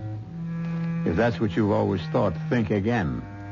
For it certainly appears that Guy Weston knows how to murder to perfection. He is so sure of himself that he's candidly told his brother's fiancée, Nicky Carpenter, that he not only murdered her sister, but 2 previous wives. Furthermore, he's freely admitted that he intends to murder his next wife, Amanda Jordan, and may even do away with Nicky. Do you mean to say that he stood there and confessed to you? Not confessed. He bragged. He boasted. Flaunted their murders in my face and said he intended to murder Amanda after they're married. I can't believe this, Nicky. I just can't. He's hit on a way of committing the perfect murder. Nonsense. Bill, listen to me. No, Nicky, you listen to me. I don't know what's caused all this. I know you're overtired. I know you're knocking yourself out to get your next fashion show ready. But whatever it is, Nicky, dear, stop it. Stop what? These imaginings of yours, these wild accusations about my brother being a murderer, a perfect murderer yet. Bill, he killed Alicia. He did not kill Alicia. Alicia fell or jumped from a 12-story window when Guy was in his office miles away. So how in heaven's name could he have killed her? I don't know. That's what I'm hoping the private detective I hired will come up with. You're still using a private detective? Of course. I warned you, Guy will sue you for everything you've got on grounds of slander, defamation of character, and win. I know. He told me that himself. He also said that if I push him far enough, he might even murder me. I'm just not going to believe this. I can't believe it. I'd be an absolute nut to believe it. As nutty as... As me? Well, is that what you're saying? I see. Well, in that case, Bill, I think I'd better give this back. You're giving me back our engagement ring? Yes. Nicky, you're letting... No. I am not overtired. I am not letting my imagination run away with me. I did not create or invent what I just told you about Guy coming to see me. It's true, every word of it. Nicky. Please. He will kill Amanda if I can't stop him. And he'll kill me if, as he puts it, I don't call off the hounds. Well, Bill, I may be a nut with an imagination that's running wild, but I'd say Guy wants me to call off the hounds because he's scared to death they'll run him to the ground. And I'm betting that they will. Betting everything I have. My fortune, my career, my life.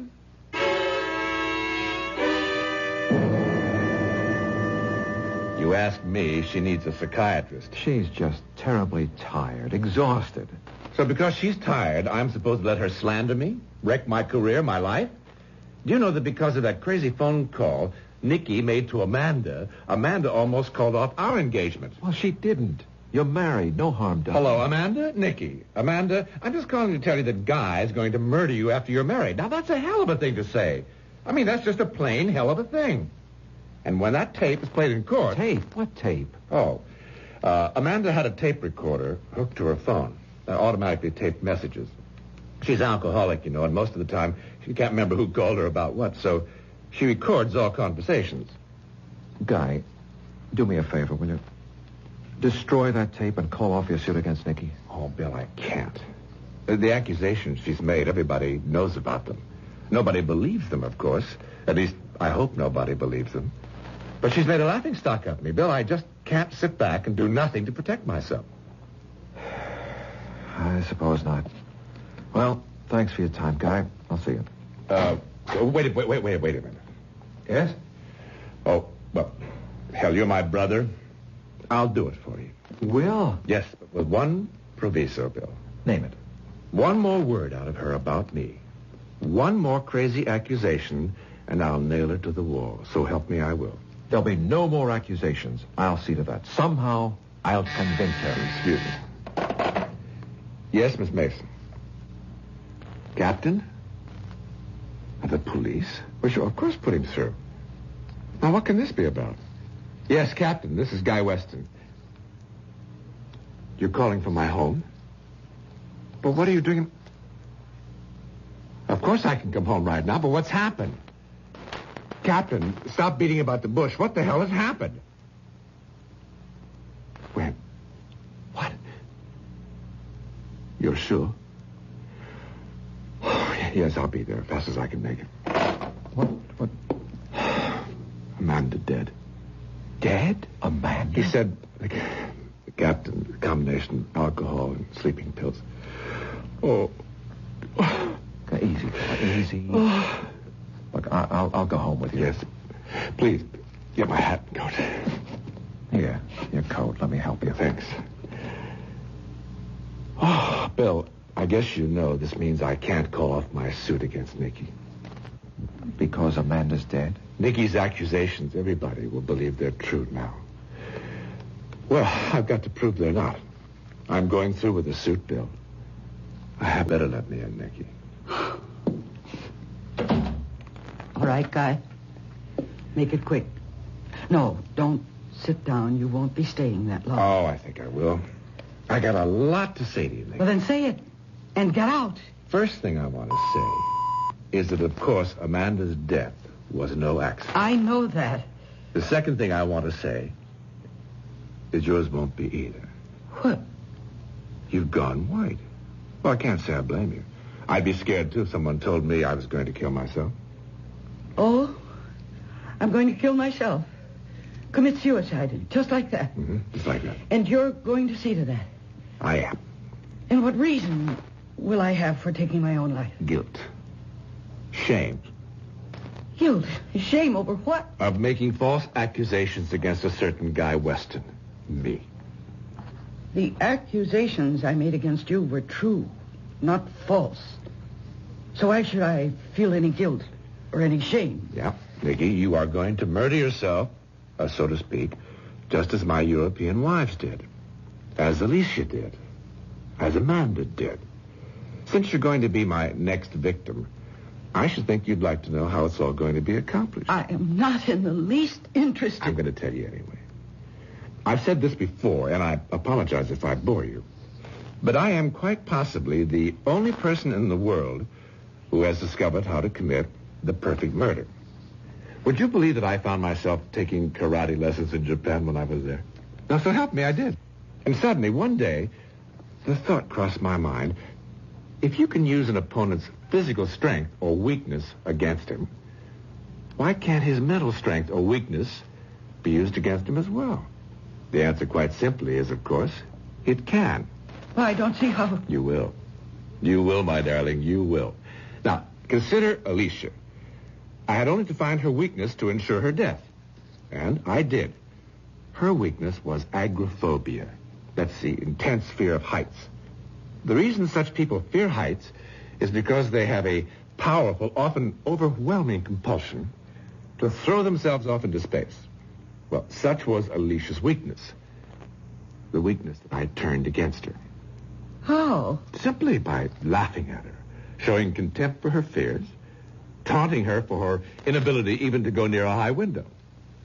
I needled her, goaded her, irritated her until, to strike back at me, to prove me wrong, she would go to that 12th-story window of our apartment again and again and open the window and stand looking down at the traffic far, far below and say to me, "See, I can do it." Oh.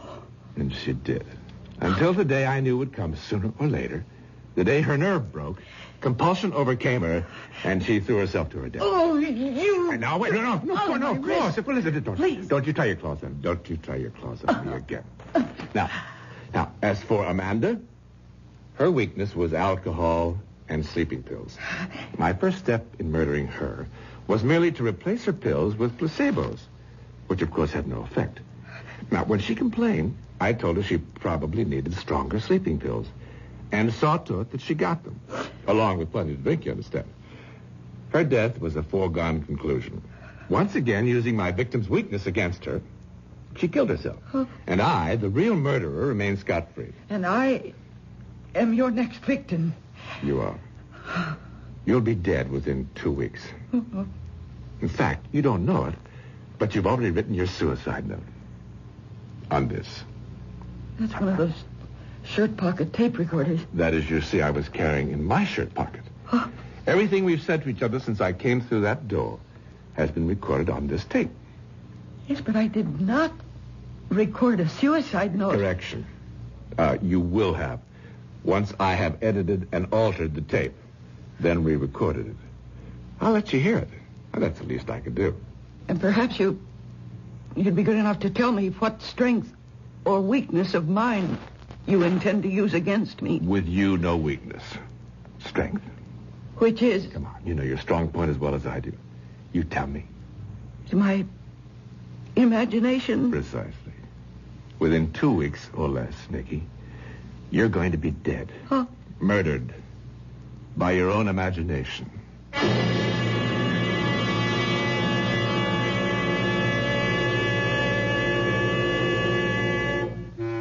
Murdered by her own imagination? How in the world can that be done? Come to think of it, people have been killed by terror, by sudden fear, overwhelming panic. But it can't happen that way with Nikki. She's too strong, too self-controlled. What way, then? What plan has Guy in mind? We'll find out shortly when I return with Act 3.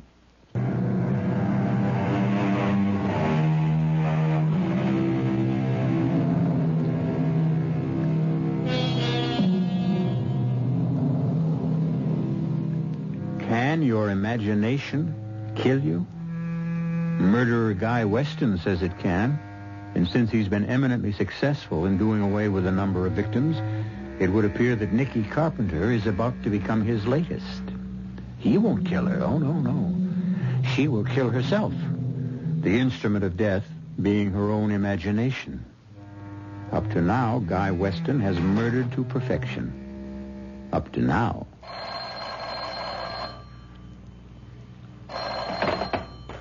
Hello? Hello, Nikki. This is Guy. No, don't hang up.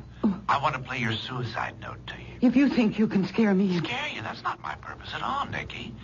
I simply want to keep you in touch. Now then, here's the first step to your murdering yourself. Listen. The accusations I made against Guy Weston were false. I feel guilt, shame. I'm going to kill myself, commit suicide. There it is, Nikki. Your suicide note in your own voice, recorded by you on the tape recorder that will be found in your apartment. You vile, evil... Bye for now, Nikki.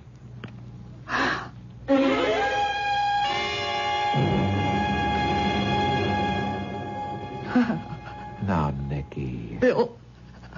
Oh, Bill, you've got to help me. Well, of course I will, sweetheart. I'm so sorry I broke our engagement. That was stupid of me. But I was so upset and frustrated. Don't you think I realize that? The nice thing about a broken engagement is that it's easily repaired by putting the ring back on the girl's finger. Now hold out that pretty hand of yours, young lady. Oh, Bill. And now a kiss to make sure the repair holds. Mm-hmm.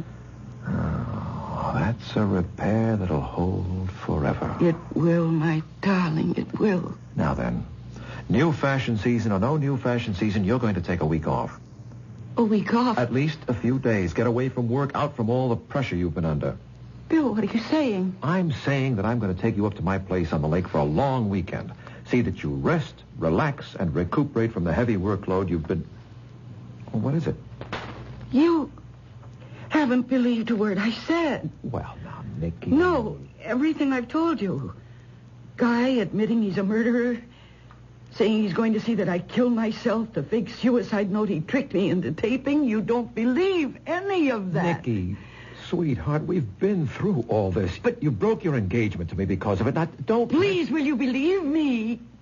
Will you please believe that what I'm telling you is true? Your brother, Guy, is a murderer. He murdered my sister, Alicia, by tricking her into jumping out of a window. And he murdered Amanda, as he said he would. And as I told you he would. Amanda died from combining alcohol with sleeping pills. Sleeping pills that were any number of times stronger than anything she ever took before. Your brother murders people by tricking them into murdering themselves.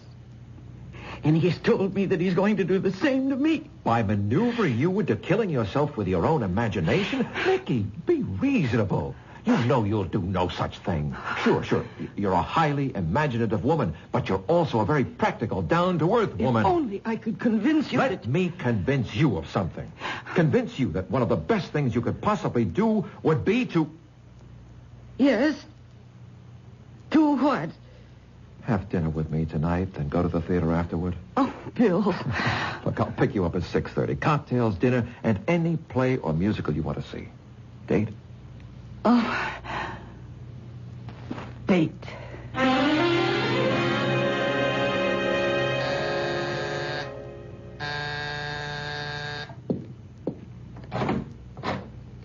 Oh, excuse me. My name's Bill Weston, and I believe I have a date for dinner in the theater with a very charming young woman. Yes, you have. And is she ready? Just about. All she has to do is put on her hat and gloves. Not before she gives her husband to be a kiss. What? Spoil my makeup? You have to wait till we get back. Something to look forward to. Hey, snazzy hat. You do something for us. Thank you. Ow. What's that? Ooh. There's something in the finger of this glove. Look, my finger's bleeding. Let me see. Oh, your finger's cut. Well, how could I possibly cut my finger on a glove? Just a sec. Turn the glove inside out. Well, how did this get inside your glove? What? What is it? I don't see it. Oh, it's so small you can't hardly see it. A tiny bit of glass. Oh, how could anything like that get inside my glove? I don't know, but... Oh, dear. Excuse me. Hello? Guy, Nicky. Yes. Brother Bill told me he's taking you to dinner in the theater tonight. So what of it? Nicky, don't wear gloves tonight. Don't wear... Oh, dear. I'm too late. You've already put them on, have you? And cut your finger? Yes. Oh, well, just a scratch. I mean, nothing to worry about. Unless the bit of glass inside your glove was poisoned. Poisoned? Hello? Hello? Honey, what is it? He hung up. Who? Your brother Guy. My murderer. Nicky? How do you feel? Sick. My head aches. My stomach's upset. But if Dr. Wells said he could discover no signs of poison... He won't be sure until he's tested the blood sample he took. Why doesn't he phone? Here. The devil. All right, with the doctor. Hello? Yes, doctor. Oh, good. Well, doctor, we appreciate your coming over and all you've done. Thanks again, doctor. Not a trace of poison, Nicky. Well, then why do I feel so awful? I guess because you thought you might have been poisoned. But you weren't, honey. It was just all in your... Say it, Bill. It was all in my imagination.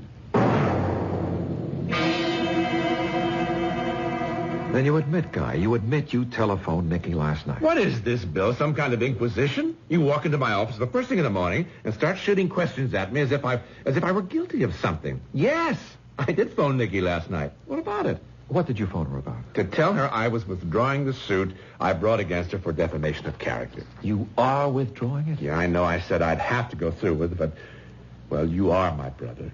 And she is your fiancée, and, well, hell, I just couldn't go through with it, that's all.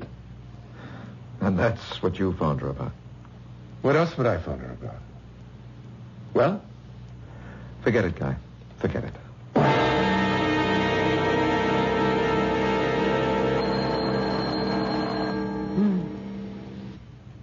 Look at me. It's 3 a.m. Who can be calling?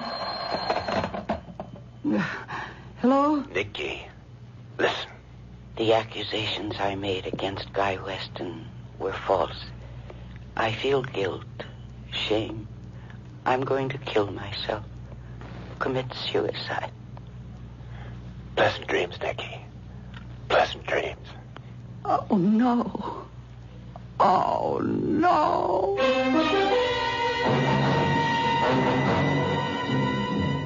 I ask you, all of you, who you think you are.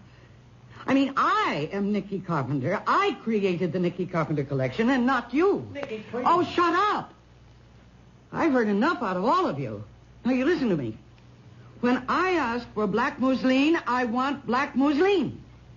And when I ask for white file, I want white file. I don't care what your reason is. Don't change my orders.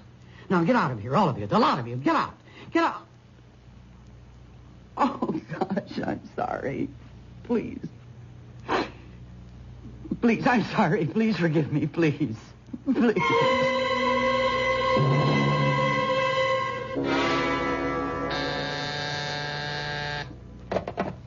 Yes? Yes, put him through.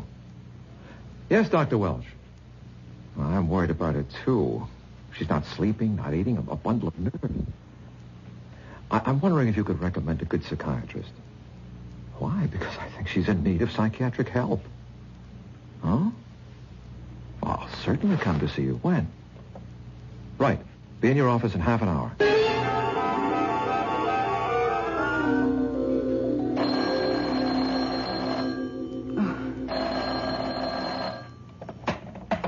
Hello. 3 a.m. and you answer at once? Not sleeping, Nicky? Oh, what do you want? Question is, what you want. What your imagination has brought you to wanting. Death. I won't listen to you. No need. Listen to your imagination. That's what you've been doing. Imagining how, just quite how, you'll reach the point where you'll kill yourself. You, myself. The gun is in the drawer of your night table. Oh. Save yourself a lot of agony, Nicky. Use it. Tonight. Now.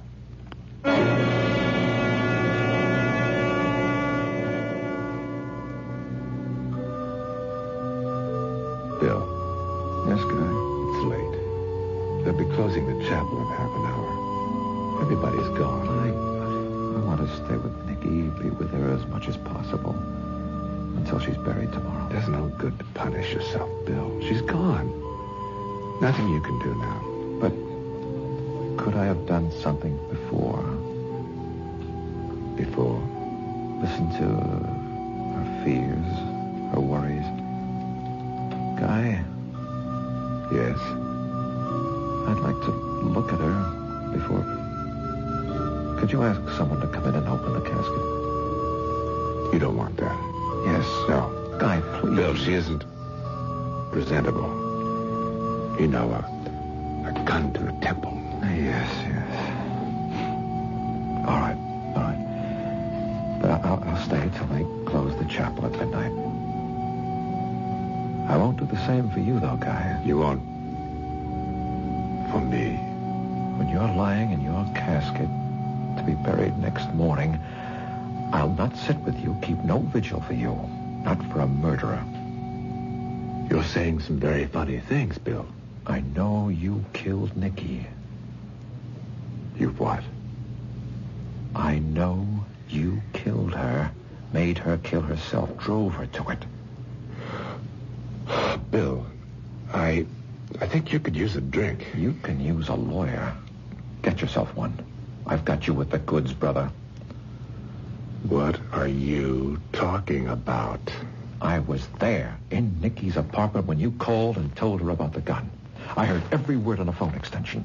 I made a point of staying with her constantly after a little conference I had with Dr. Welsh, Nikki's physician, who convinced me that she was as sane as I am, living on the edge of nerves rubbed raw, driven to the end of her rope, her emotional rope, and imagining things. You were there when I phoned? Oh, more to it than that, Guy. I went to your place, found the original tape, the one you recorded her suicide note from. You're lying. Am I? You couldn't have found the original tape. I destroyed it. Then there was an original. What? You just admitted there was an original tape from which you recorded, edited, altered, and re-recorded Nikki's suicide note. All right. All right, you're so bloody damn smart. All right. I did kill her the way I killed the others, by using their weaknesses, their strengths, so they would kill themselves. So do me something. Huh? Prove something. So I slipped. I admitted there was an original tape, so what? Who heard me say it? You? Me?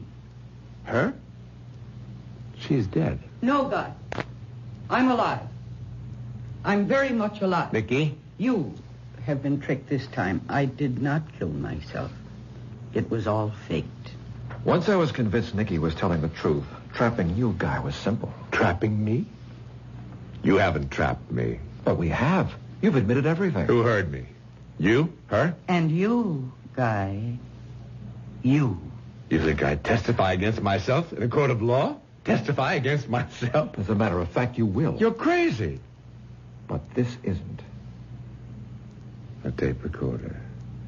A shirt pocket tape recorder. You used this same little device to drive Nikki to suicide and failed. I'll use it to send you to jail. And, Guy, I'll succeed.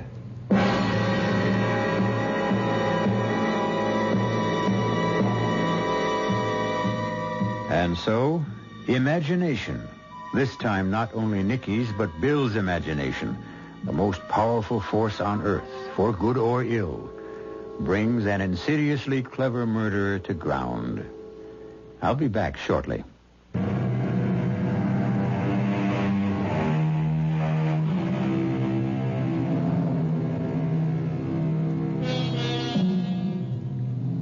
When you first joined me, I spoke of imagination as a world of fantasy, then corrected myself to say it is a world of reality.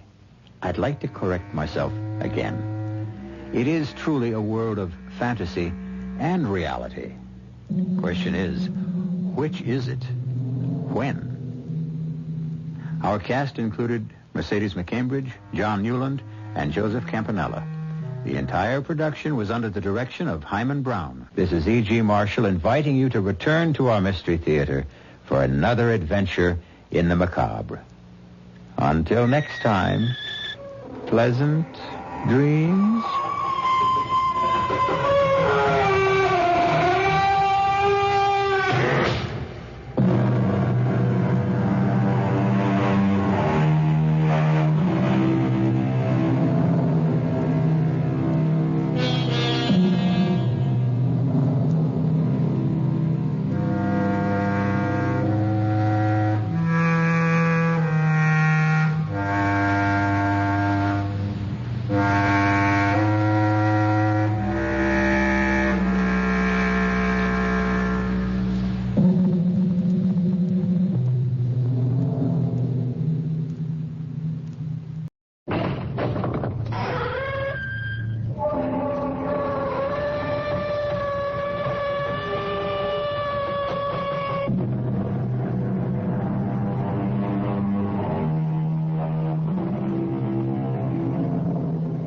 Come in. Welcome. I'm E.G. Marshall. The story I bring you is one of the most curious I've ever encountered. For what happened to pretty little Amy Prentice shouldn't happen to, well, to you. Put yourself in Amy's place. You arrive one day at the home of the fiancé, Jack Morton, and...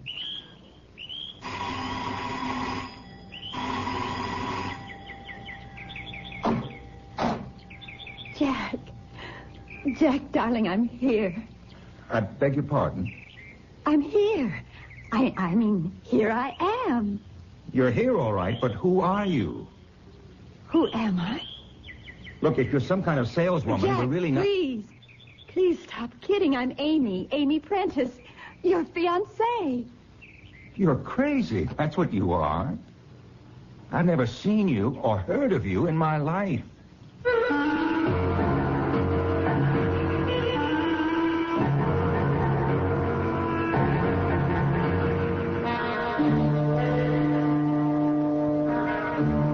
Our mystery drama, The Bride That Wasn't, was written especially for the Mystery Theater by George Lothar and stars Janet Waldo and Ann Seymour.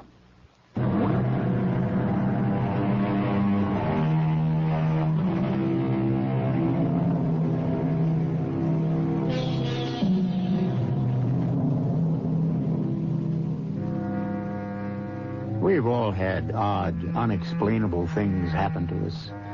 Sometimes we put them down to tricks of memory, a curious combination of circumstances, or an occurrence that was simply inexplicable, and have then dismissed them from our minds. Perhaps Amy Prentice should have done that, but alas didn't. When she arrived at the home of her fiancé, Jack Morton, all set to get married, only to have Jack tell her, I've never seen you or heard of you in my life. Goodbye. Wait a minute now. Wait just you a heard minute. me, sister. Beat it. Sister? Beat it? Jack Morton, I don't know what this is all about, What is it, Jack? What's wrong? Yes, what seems to be the trouble? Well, this girl claims she knows me. Claims I know you. We're engaged. Engaged to be married. Married? Oh, my dear young lady, you're suffering from some sort of delusion. That or you're playing some sort of game. Now, you just get along out of here. Oh, now, Mother. I mean it, Florence. I'll call the police if she doesn't. No, the poor girl, whatever her problem, looks terribly tired. You'd be tired, too, if you'd come all the way from Midvale in a day coach. Come in. Come in and at least have a cup of tea. Oh, I don't think so. Not now. Not after this reception I just got. Well, that's just fine with us. Take off. Jack, how can you act this way? Oh, honey, I don't know what this is all about, but you come on in and have a cup of tea with us. No, you get out of here. Go away or I'll call the police. Now, Mother, you know you'll do no such thing. This young woman is obviously in some sort of trouble, and it's up to us to help her if we can. Jack, you pick up her bag and bring it in. And, honey, you come on along with me. I don't know. Oh, nonsense. Come on, dear. All right, Jack, bring the suitcase. Close the door. And now let's all go into the dining room and have some tea. You too, Jack. And you, Mother. Now, what's your name, honey? Amy. Amy Prentice. Well, you sit right there, Amy, and I'll pour tea, and you tell us what this is all about.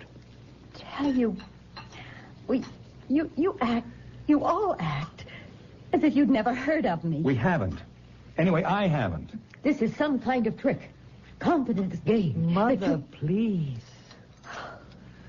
Here we are, honey. Nice cup of tea. Now, there's milk and sugar right there if you want them, and a plate of cookies. Now, let me introduce ourselves to begin with. This is Mother Morton, that's him, Jack's mother, and I'm Florence Morton, his wife. Wife? Yes, dear. So, you see, you're thinking he's your fiancé. Well, you see, that just can't be so. Is she your wife? Of course she is. Let me tell you once again, I don't know you. I never saw you before in my life. You did. You did. We met just 2 weeks ago at the conference at State Teachers College. Now, what in blazes would I be doing at a teacher's college? Well, you're an English English teacher, aren't you? English teacher, my foot. I'm an insurance salesman. But you can't be. You can't be.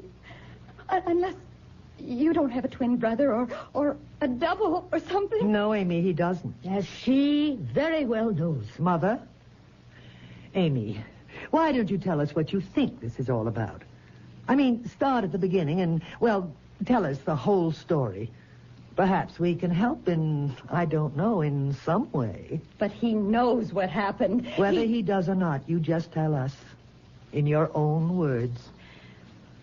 Well, I'm an English teacher, Midvale High School. And I attended the conference of English teachers at state teachers 2 weeks ago. On the third day, when I was having lunch in the cafeteria. Look, excuse me. There seems to be a shortage of tables. You mind if I sit down here? No, of course not. Please. Thanks. I'll just put my tray down here. There we are. Or rather, here I am. My name's Morton, Jack Morton. Amy Prentice. Where are you from? Midvale. Newark. High school English. You know, Chaucer, Shakespeare, and all that. Well, we have a lot in common. Mm-hmm. Including food. I see you got a BLT on whole wheat, toasted. You too? Mayonnaise. Mayonnaise. Hey, are you enjoying the conference? Oh, yes and no. Well, what's the no part? Well, quite honestly, I don't go for some of the new teaching methods they're recommending. Yeah. Like letting your students read what they want to read instead of holding them to the curriculum. You too? Me, too. Well, we do have a lot in common. Yeah, I should say we do. Sure glad I asked to sit at your table. So am I. Amy, do you mind if I call you Amy? No. And you call me Jack, okay? All right, Jack. Well, what I was going to say, it's kind of early to ask you for a date, but, well, look, the barbecue tonight. I'm not looking forward to going alone, and I sort of wondered. I wasn't looking forward to it either, for the same reason. You talk about two minds with but a single thought, two hearts that beat as one. Well, how about it? How about what? Going to the barbecue with me. Look, the steak is going to be New York cut, my favorite. Oh, mine too. I'd love to. It's a date then, Amy? It's a date, Jack. And that was our first date. We saw each other from then on every chance we got, every day. And just before the end of the conference, Jack asked me... Jack, you know you did. You asked me to marry you. Look, will you make sense? I'm married to Florence. I've been married to her for 10 years. Would I ask you or anyone else to marry me? But you did. What do you think I'm doing here? We arranged for me to come today to meet your mother and stay here till we got married over the weekend. What? This is the engagement ring you gave me. Now, wait a minute. Cool it, lady. You could have gotten that anywhere. You could have bought it yourself. Amy, I know you're sincere in thinking you met Jack at that conference and that he asked you to marry him, but, well, it's got to be some sort of delusion.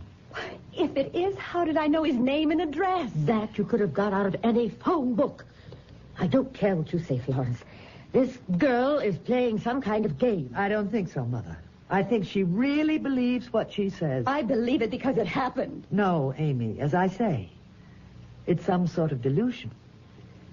Is the rose garden a delusion? The rose garden? Your rose garden, Mrs. Morton. Jack told me you love roses and that you're an expert at growing them, that you even exhibit them and have won prizes. Is that true? Well, yes, but... That window there, that picture window, does it look out on the backyard where the rose garden is? Why, good heavens, it does, yes. I'll describe it for you, just as Jack described it for me.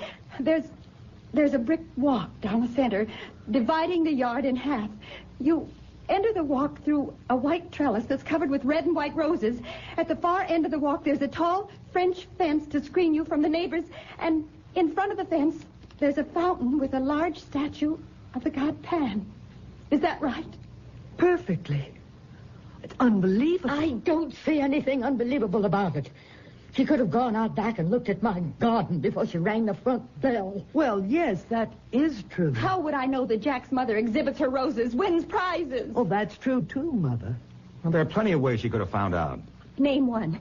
You just named me one. I could name you half a dozen. You could have asked questions around the neighborhood. And there is a record book of prize winners with stories of their backgrounds, their lives. You could have just made an educated guess. Personally, I don't think this poor child did any of those things. Then you explain how she knows. I can't. No more than she can. I have. Jack told me about that garden and all about his mother, but, well, it doesn't matter now. Well, what do you mean, Amy? I mean, I don't understand it, but obviously Jack doesn't want to marry me. Can't marry me. And regardless of what I think, what I believed happened, and it did, I know it did, well, it doesn't matter. Well, where are you going? Back where I came from, of course, Midvale. Thanks for the tea. I'll be happy to take your bag to the door. Now, just 1 minute. Just 1 minute. Amy, you can't go back to Midvale today. Why not? There's only one train from Newark to Midvale. I happen to know because I have a friend I visit in the asylum there.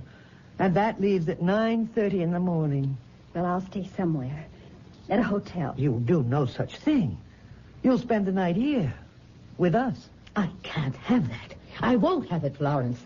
I'm not letting some tricky little character like her stay the night under my roof. Mother, we can't put her out. That simply wouldn't be decent. Human. No, I insist. She's got to spend the night, have a good, refreshing sleep. And then I'll drive her to the station after breakfast in the morning. I really can't put you out like this. Not another word, Amy. I won't take no for an answer. Now, let me show you to the guest room. Bring her suitcase, Jack. Okay. You come along, too, Mother. You don't need me. Oh, yes, we do. What for? Why, I think it's going to be a chilly night. And you know where the extra blankets are. So do you, Florence. Please. Come on, Mom.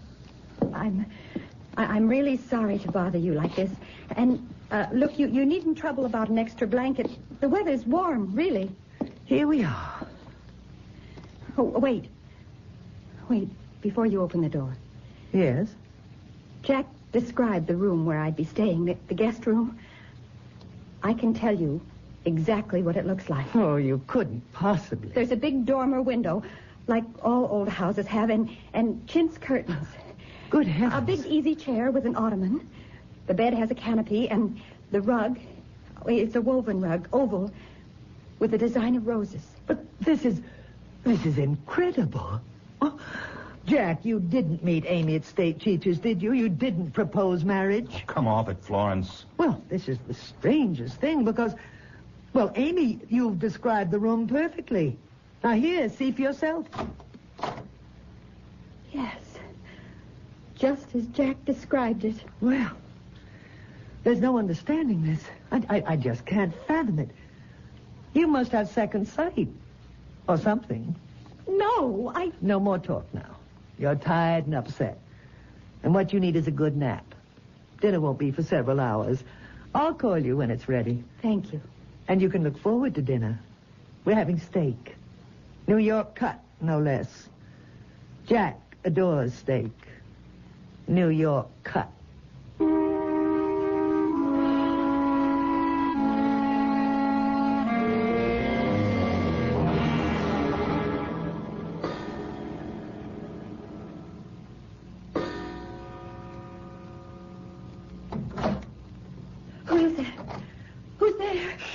Quiet, Amy. Jack. Quiet, I said. Just listen to me, darling. Darling? The dearest, most darling girl in the world. But, Look, there's no time to explain.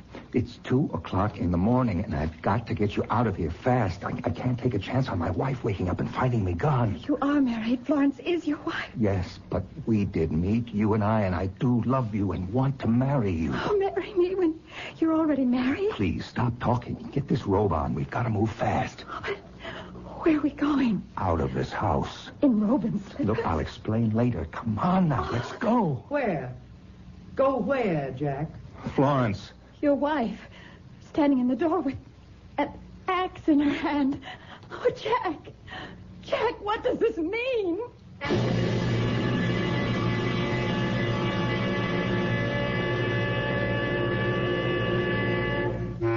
What, indeed, does it mean? Why does Jack want to get Amy out of that house as fast as he can? What is Florence, his wife, doing with an axe in her hand? One thing is virtually sure.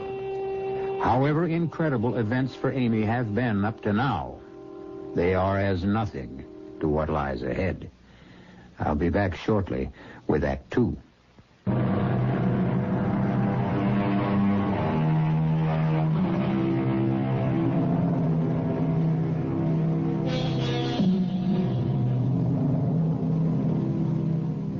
G.K. Chesterton was fond of saying that an adventure was merely an inconvenience viewed in the right light. Perhaps, then, one may say that the incredible is merely the credible viewed in the wrong light. However that may be, to come to the home of a man you expect to marry and to discover him already married, and on top of that, to find yourself facing his wife at 2 a.m. with an axe in her hand. Really, Amy, Mother was right about you after all. You are playing tricks. Oh, no. No, I assure you. Then what is my husband doing in your room at 2 o'clock in the morning, and you in your nightgown? I can explain. Do that, Jack. Please do. First, give me the axe, Florence. Tempted to ask where you'd like it. Just explain your presence in Amy's room, Jack. Well, I thought I heard her cry out. I thought she might be in trouble. I came to see if she was all right. Just a nightmare, Florence. I had a nightmare. That's hardly surprising with all you've been through. Well, I guess so. Could I have the axe now, Florence? Oh, of course. Here. You see, I heard you cry out too, Amy. You did? Yes. And I thought there might be an intruder in the house. Burglar, something like that. You keep an axe in your bedroom? Well, it's an old house. Very old. Our bedroom, Jack's and mine, has a fireplace in it. We keep a small supply of wood there. And sometimes it has to be split. You didn't think I was going to chop you, did you? No. Well, Jack and I will go back to our bedroom now. Come, Jack. Oh, and Amy. Yes? Try not to have any more nightmares. More toast and marmalade, Amy? Thank you, no. Coffee, then. No, frankly, I'm anxious to get started. Get that train for Midvale. I don't want to miss it. You won't miss it. Plenty of time. Well, there really isn't, Florence. There's just under half an hour, and it takes 15 minutes to reach the station. I know. So, I think we'd better get started, Amy. Your bag's packed and in the hall, so let's go. You? Well, I'll drive her to the station. I was planning to do that. No, I'll do it. No, Jack, no. Waste of gas. I mean, waste. You take her or I take her. What's the waste? I have to go into town shopping to do for the weekend. And you don't. I see. I can do my shopping at the same time. Yes, I see. So that'll mean only one round trip instead of 2. I said I see, Florence. Saves gas. Yes. Well, if we're going to get started... Oh, but first you must see the rose garden. No, yes. I mean, how can you even think of leaving without seeing it? In some unaccountable way, you do know what it looks like, but, well, if I were you, I'd want to see it for myself. Well, there isn't time. Of course there is. Take a moment. Let's all go to the rose garden.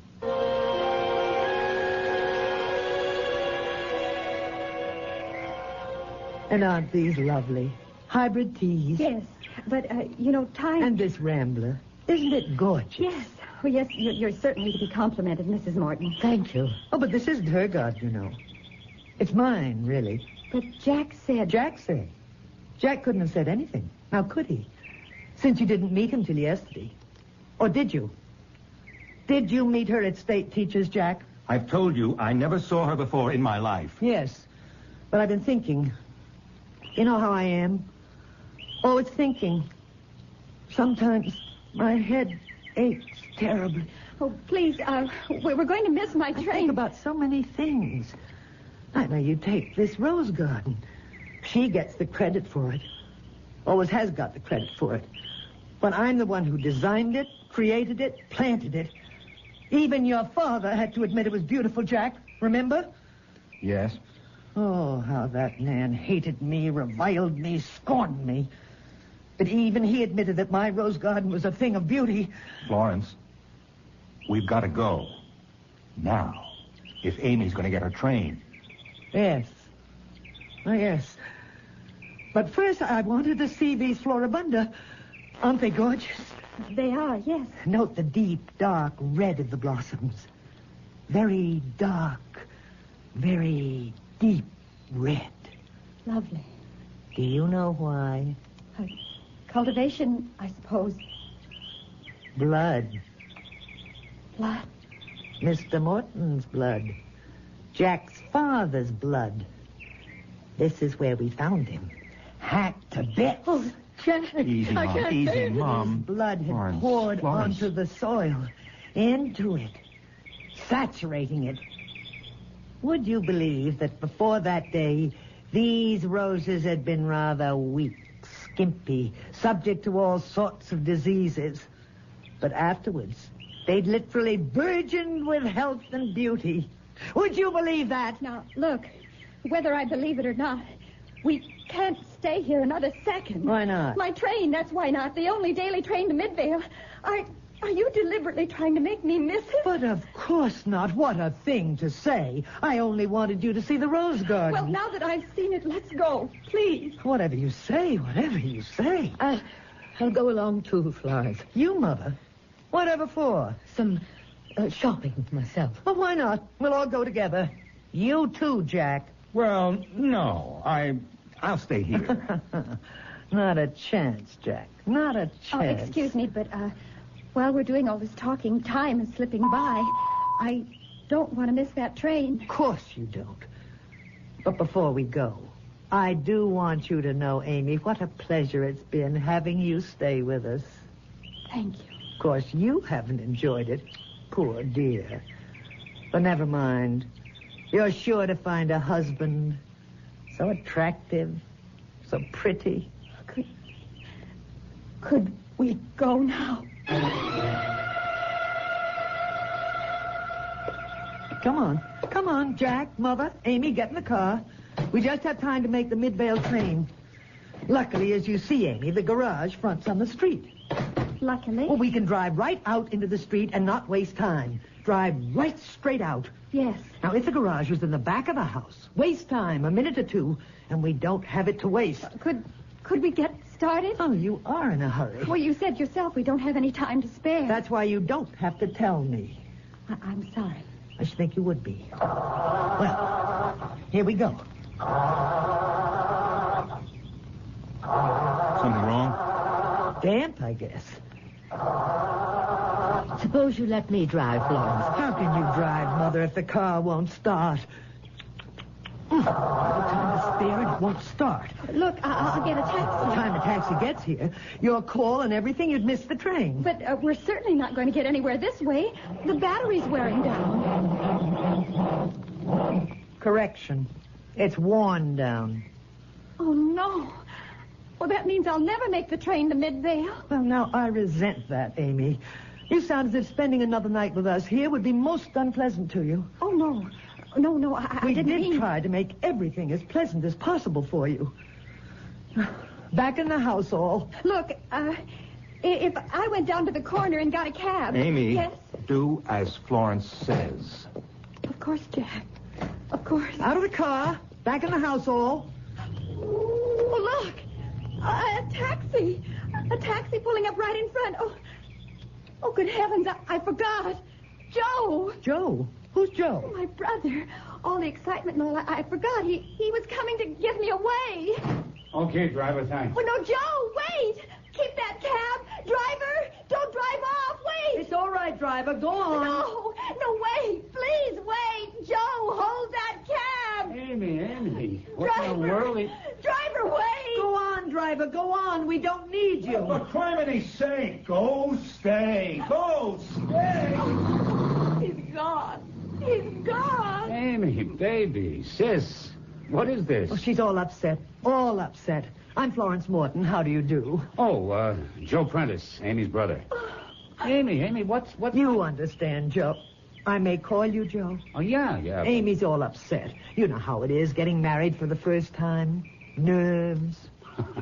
Oh, sure. Joe! You Jack Morton? Yes, I am. Glad to meet you, Jack. Great pleasure. And you're, Jack's sister, huh? She's Let's all go into the house. Come on now, come on. Have you had breakfast, Joe? I had something on the train. Well, you want more than that. Eggs, bacon, toast, and marmalade, hot coffee. In the house, everybody. No. Amy, in the house. Hey, what's going on here? You're all acting like... Well, I don't know. Wedding plans, Joe, wedding plans. Everybody uptight. You understand. Yeah, sure. Florence, is it? Florence. Everybody in. Everybody in. Well, now, here we are. All together once again. Joe. Yeah, Amy? Joe, there's something crazy going on in this house. Something real crazy. Now, Amy, honey. Joe, listen to me. There's something wrong. I don't know what it's all about. I don't know what's happening, but Jack says he never saw me before in his life. What? And never proposed marriage to me, and then he did. And his wife, she came to my bedroom with an axe in her hand. For chimney's sake, hold it. Amy, you're not making sense. Oh, I know I'm not, because what's happening here, what's happened to me doesn't make sense either. Will somebody explain this? I'll explain it. Mr. Prentice, Joe, a mistake of some kind has been made. A mistake? Your sister, well, I haven't wanted to spell this out in so many words, but since you're here now and can take care of her, Joe, I'm afraid your sister is crazy. You're afraid my sister is crazy? Well, she came here yesterday afternoon, arrived just out of the blue, out of nowhere, saying she'd come to marry my husband. You don't mean him? Yes, him. Jack. My husband. He's My husband, Jack, yes. Somehow your sister has got into her head that they met at teachers' conference, and he proposed marriage, but, well, it's ridiculous. You, Jack. You say you never met Amy? No. Jack, last night in my room. Now, hold it, Amy. Just hold it. Let me try to get this thing straight. You didn't meet her at a teachers' conference?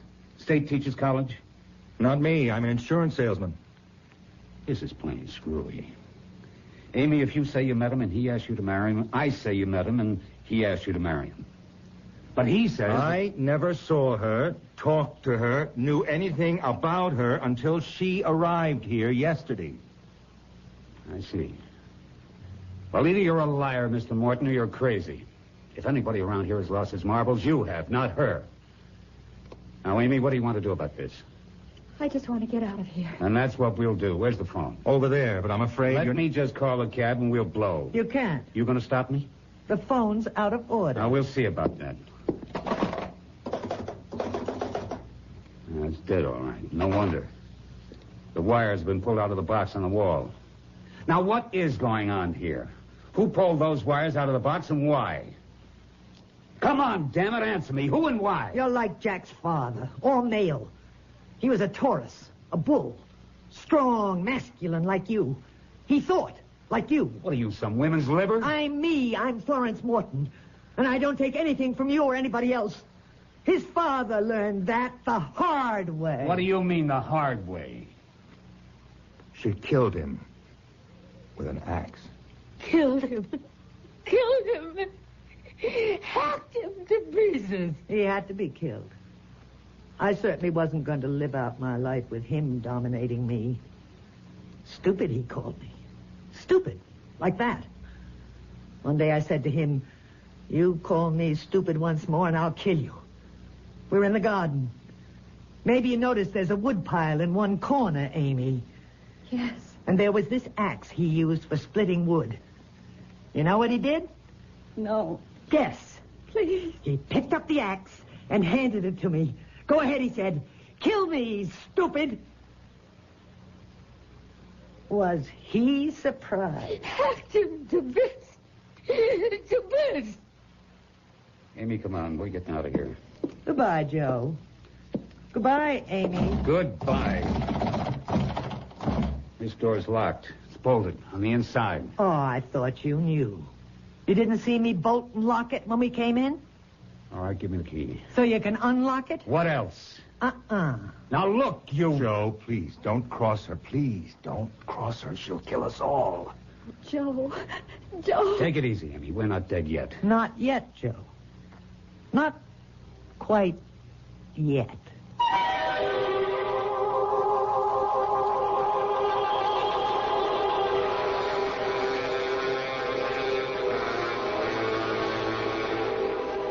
Ever been face to face with a homicidal maniac? With everything stacked against you? Happily, I never have, and hope you never have either. But Amy and Joe are. And so are Jack and his mother. What I can't figure out is why Jack, with a homicidal wife at home, ever proposed marriage to Amy. Well, we'll have the answer to that when I return shortly with Act 3.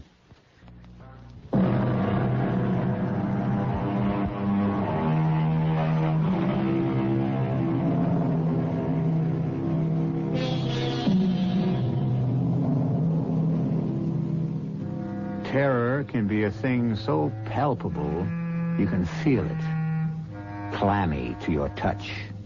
Ice cold in your veins. A taste of brass in your mouth. Certainly this is what Amy Prentice feels, along with the Mortons and her brother Joe, as Florence Morton makes all too clear the fact that they are not going to leave the old house on Hilliard Street alive. Look, Florence, I don't get any of this. I don't get any of it except all this hate you got in you. You can't blame my sister for it, and you can't blame me. So we're leaving now. No. Joe, she's got a gun. I can see that, Amy.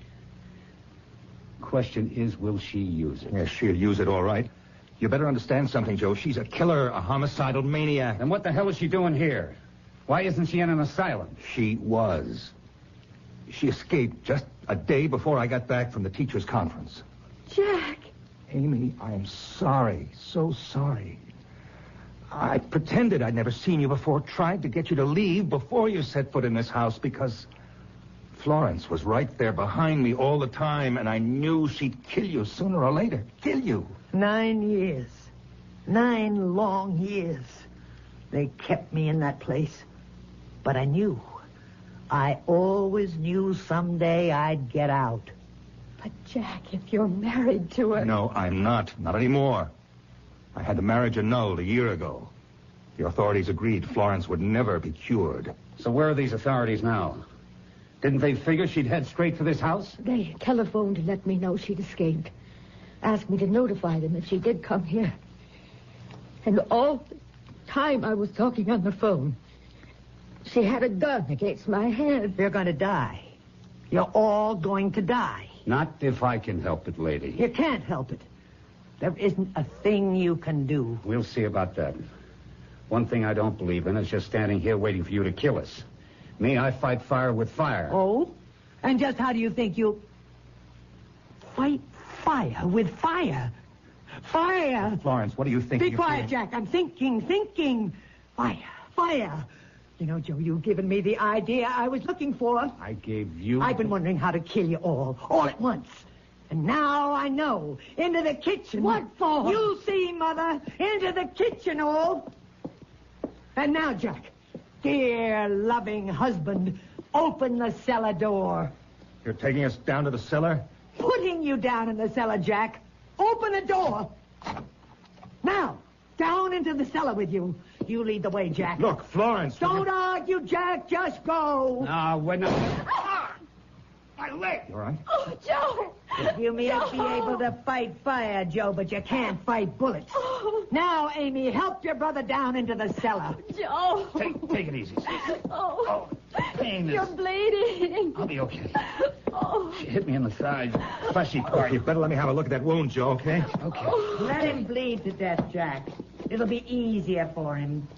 Sorry I can't make it easier for you all.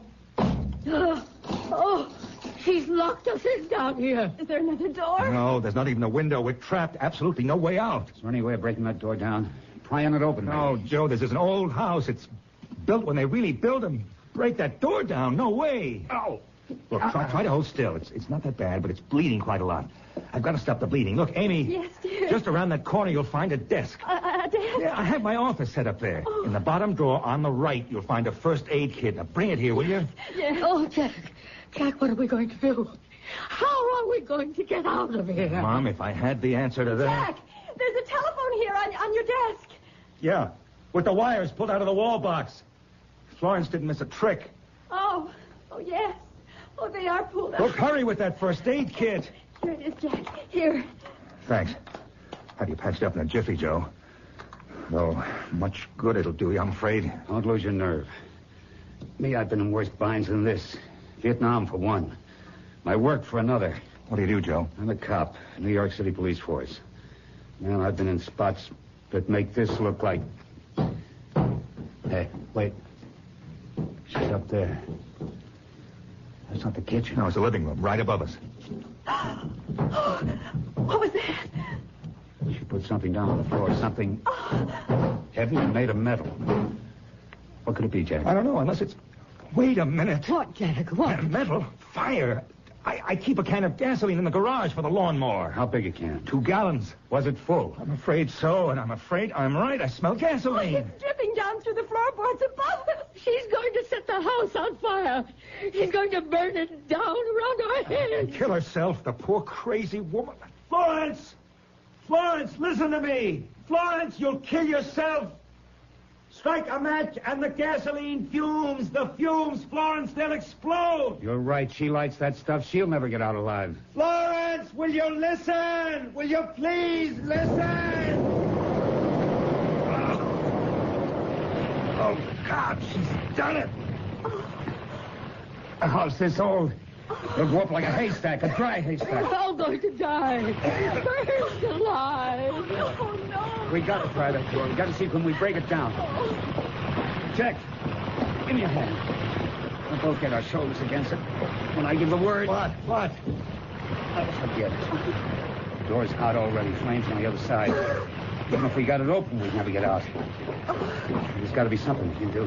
There's got to be. What are the neighbors? Neighbors? They'll see the house burning, call the fire department. Well, what good'll that do us? They'll rescue us. Get us out of Oh, here. Amy, honey, they don't know we're down here. Oh. Wait a minute. There's one chance, just one chance. What, Joe? Telephone. No, I told you. Florence pulled the wires out of the wall box. We gotta see can we connect them again. You think you can? Or do you? Jack. What? Thank God you set up your office down here with a phone. If we can reconnect those wires, let's get this wall box open. You got any tools down here? Yeah, top drawer of my desk. One of those little kits. Here, what do you want? A screwdriver. Here you go. Now, get this lid open. Easy, easy. Yeah. It's coming. Oh, Right. hurry, Joe. Hurry. There. Off with the lid. Oh, good. Oh, no. What? 3 wires. Red, blue, and green. And 3 poles to attach them to. So attach them. Yeah, but which wire to which pole? Hey! Oh, it's falling. Look, Joe, try something. What do you think I'm doing? Let's see. Red to this pole. Blue to this one. Green here. All right, see, can you get a dial tone? No, nothing. Try again. Joe, move it. Let's see. Put the red here. Blue there. And green on this pole. Okay. Anything, Jack? That's it. I got a dial tone. Well, use it. Get the operator. This is your operator. May I help you? Operator, I'm calling from a burning house. 37 Hilliard Street. The fire department's just arriving, but they don't know we're in the cellar. We're in the cellar.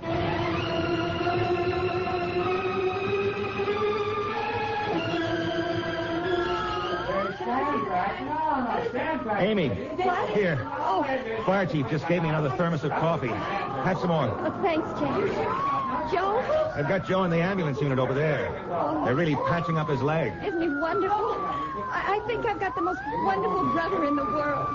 Well, I think he's got the most wonderful sister in the world. I'm sorry about Florence. Lord knows I am, too, but it's better this way. Mom, are you okay? Even the rose garden's gone. The heat killed everything. Maybe that's better, too, Mom. Oh, how could it be? How? I'm going to see to it you have another house, another rose garden, without the memories that went with this one.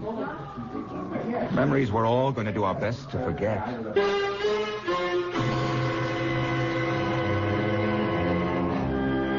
So, what began as mystery, created by Florence Morton, ended as tragedy for Florence Morton. And perhaps for the best, as Jack said. She is at peace now, and if in death she has not found a better world, as we very much hope she has, she's at least out of this one, which brought her so much unhappiness. I'll be back shortly.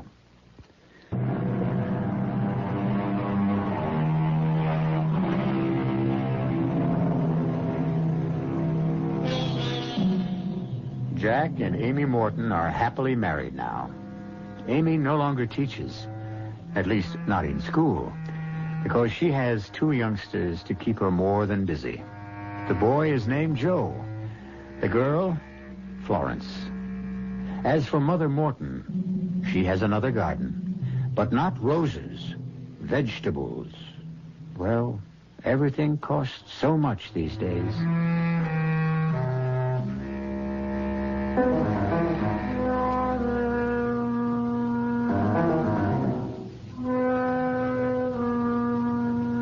Our cast included Janet Waldo, Ann Seymour, Lorene Tuttle, Bill Quinn, and Bernard Barrow.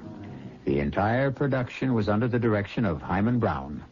This is E.G. Marshall inviting you to return to our Mystery Theater for another adventure in the macabre. Until next time, pleasant dreams.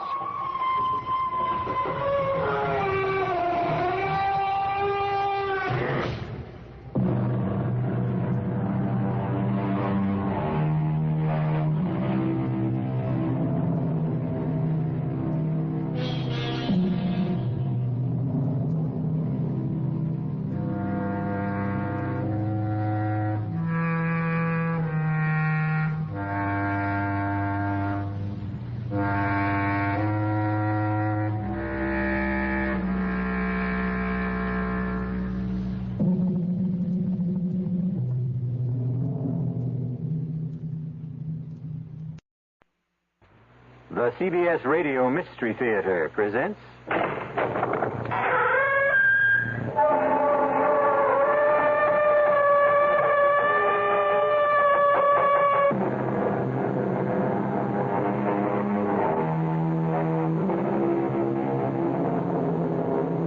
Come in.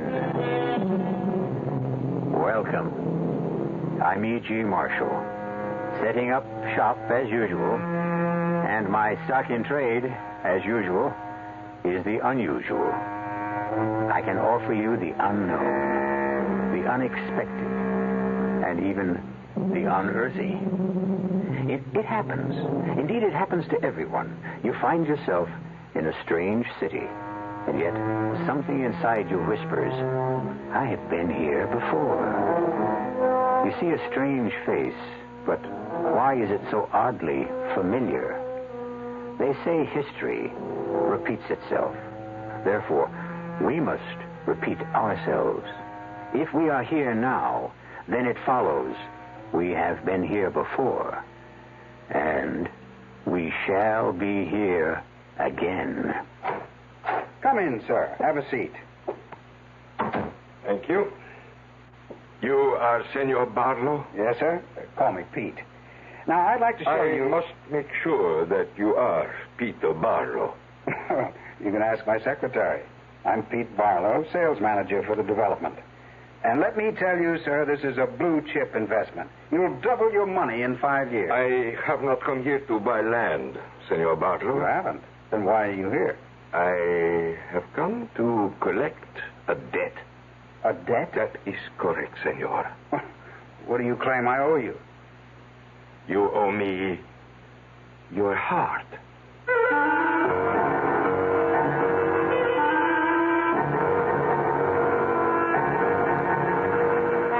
Our mystery drama, The Golden Blood of the Sun, was written especially for the Mystery Theater by Sam Dan and stars John Forsythe and Rita Gam. It is sponsored in part by Contact, the 12-hour cold capsule, and Anheuser-Busch Incorporated, brewers of Budweiser. I'll be back shortly with Act One. Ladies and gentlemen, today our Man in the Street interview comes to you from Big City, USA. Excuse me, sir. What do you get high on? I beg pardon? You know, what do you turn on with? What, you some kind of a cop? Well, it doesn't make any difference anyhow, because I don't use anything. Then how do you get high? Oh, I get high on a lot of things, like seeing my kids start to walk or the first dandelions in the park, you know. Anything else? Yeah, getting tired gives me a high. If it's a tired, you know, from something I like bowling with the guys or taking a long bike ride. But, hey, would you believe polishing my car gives me a high? And it's even legal. In other words, then, you get a natural high. Yeah, natural, that's it. Which, incidentally, doesn't mean that you're high all the time. It'd be unreasonable to expect to be high all the time, you know? It's like getting high on life. Sure, but you got to remember, getting high on life could be habit forming. This mini-interview was brought to you nationwide by the New York State Drug Abuse Control Commission.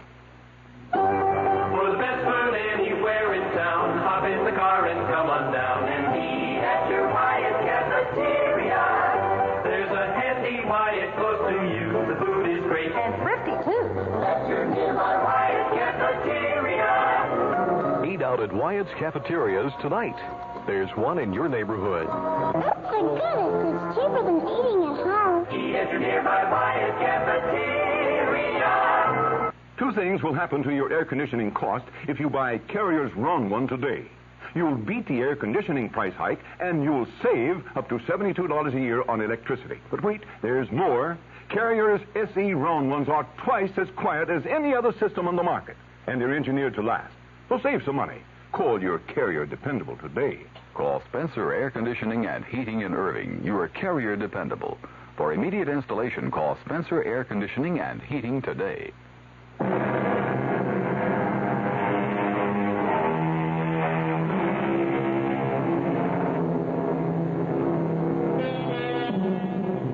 They look down upon us from the walls of the museums, from the ruins of temples, those men and women who came before us in time.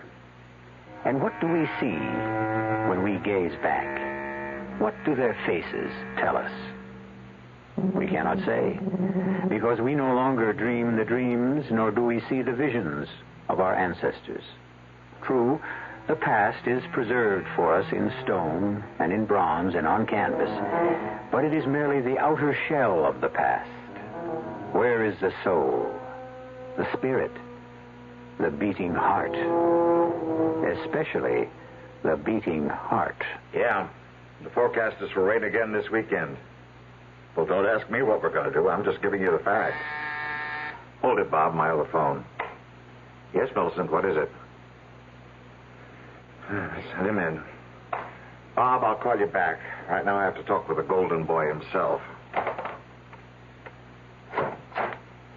Sit down, Peter. Mr. Valentine, let's have this out right now. I know you don't like me. I don't dislike you, Peter. I know I wasn't your choice for general sales manager.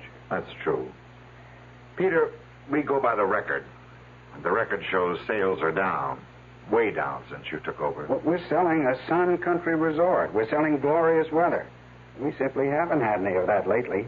We've had rain for the past 8 weekends in a row. Now, is that my fault? Probably. What do you say? Cause and effect. Before you came, we hardly ever had rain. Since you arrived, we've had nothing but. You could very well be a jinx. Do you mean to tell me that you believe... Peter, you're not a bad guy. You've been a pretty good salesman, but you're in the wrong place. You've been trying to get rid of me since the day I arrived. Peter, Why do you insist on making this personal? You just aren't a sun country man. Go back home. You can do great in that ski development area in northern New England. I can do great anywhere. I can sell anybody. I can sell anything. But I can't sell people if they don't show up. And they won't show up if it rains. Exactly. Now, why suddenly does it rain here every weekend? The answer is you. Mr. Valentine, you've stopped being funny. I'm being scientific. You have scientifically determined that I am the cause of the weekend rains. Almost. But in all scientific investigation, a control is needed. A control? Exactly. We must establish what happens when you're not here. So take the weekend off. What? Go to Mexico City. Have a ball. The company will pick up the tab. But the weekend is when I should be here selling. Selling? To whom? Who comes in the rain? Now, this is Thursday, right? Yes. Suppose you go to Mexico City tomorrow morning, and we wind up having a beautiful sunny weekend here. Would that prove something? My contract calls for me to be here every weekend. Not if I send you to Mexico City on business. What kind of business? There's a Senor Mendoza who owns some property. We may buy it for a resort hotel. Go there. Look it over. Give me your opinion. Well, I've never been to Mexico City. Great. You'll have the time of your life. It's just over the mountains. Take the company plane. I suppose I get there, and it rains here anyhow. That's what we want to find out, isn't it?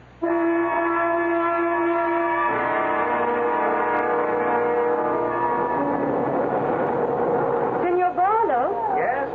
Welcome to Mexico City. My father, Senor Mendoza, sent me to meet you. How do you do? My name is Irina. Mine is Peter. Please come with me. I have the car. You'll be our guest. Oh, I'd made a reservation at our hotel here. No, my father insists. Well, that's very kind of him. You will be wined, you will be dined, entertained. That won't be hard to take. And you will probably decide to advise your company to buy the estate. What makes you so sure? Because you will fall in love with it. How do you know that? Everyone does. And yet, I hope you will decide against buying it. You do? Why? This is the car. Why do you hope I'll decide against buying it? Do you like music? Love it. Then let's have some. And now, why do you hope I'll decide against buying it? I happen to be in love with it. That's a very good reason. But we must sell it. We need the money. Yes, well, money in the end becomes the best of all reasons. Why do you keep staring at me? Well, was I staring? Yes. Well, you're probably the prettiest girl in Mexico City.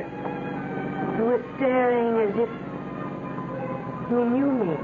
Well, how could I know you? I've never been here before. But I don't understand that you look familiar to me, too. As if I knew you a long time ago. Well, I'll tell you what that is. There are just so many basic facial types in the world. So a great many people are going to look alike. I don't mean that. I have the feeling that I knew you once. Gold Eagle. Hold my hand, dearest one. Don't be frightened. Will they kill us, Gold Eagle? No, they would have killed us during the raid. See, they're being kind to us. Why? And where are they taking us? They're taking us to their city, to Tenochtitlan. Tenochtitlan. Tenochtitlan. What are you saying? Who? Me? Nothing. But you are. You keep on muttering. Tenochtitlan. What?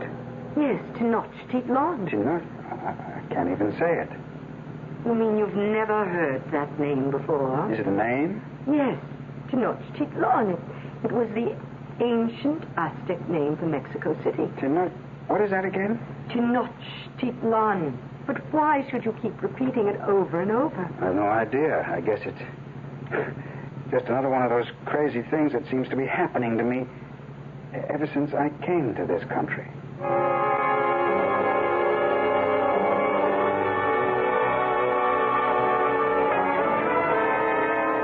Irena, Senor Barlow's plate is empty. Please help him to some more. No, thank you, Senor Mendoza. No more of anything. If we are going to show Senor Barlow the estate, we should. His time is valuable. I can assure you, Senor, I'm in no hurry. The story is told of the gods, the ancient gods of this country, the greatest god of all, the supreme god of the Aztecs. Oh, I'm sorry.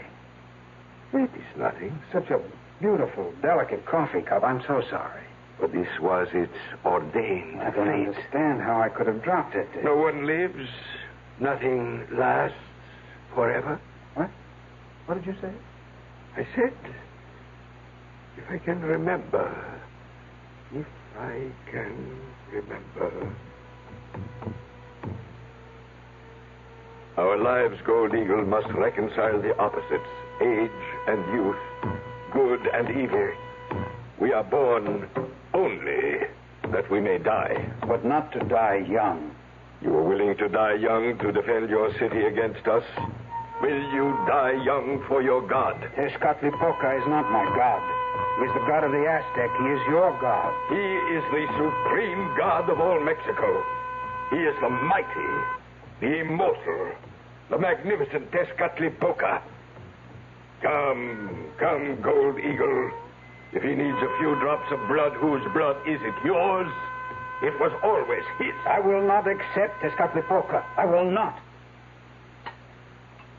Another cup of coffee, Senor Barlow?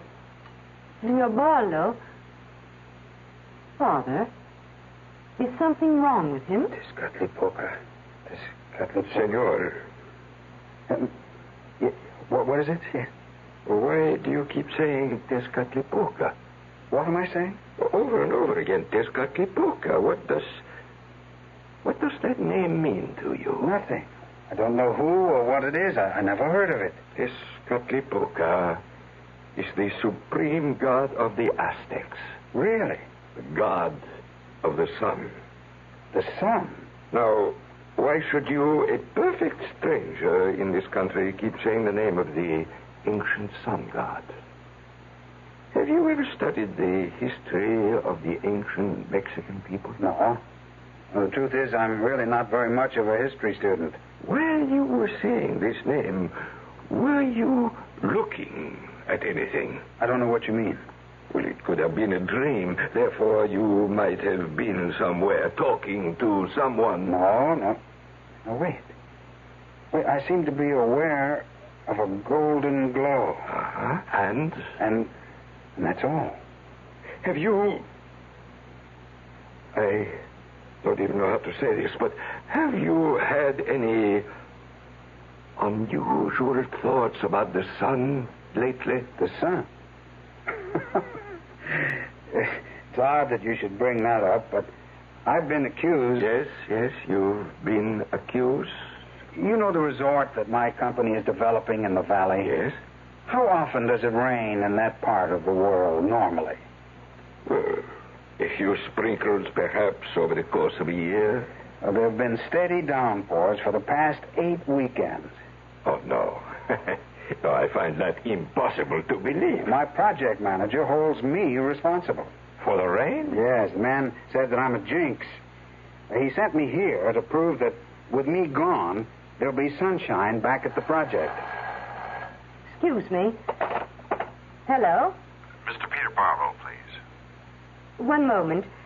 Senor Barlow. Thank you. Oh, hello? Peter. Yeah? Oh, yes, Mr. Valentine. Thought you'd want to know.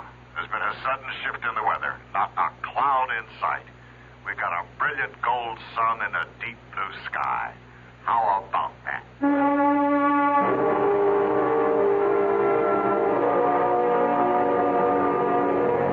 How about that indeed? You may say coincidence. Then I may ask, what is a coincidence? Mr. Webster says it's an accidental concurrence of unrelated events. Very good.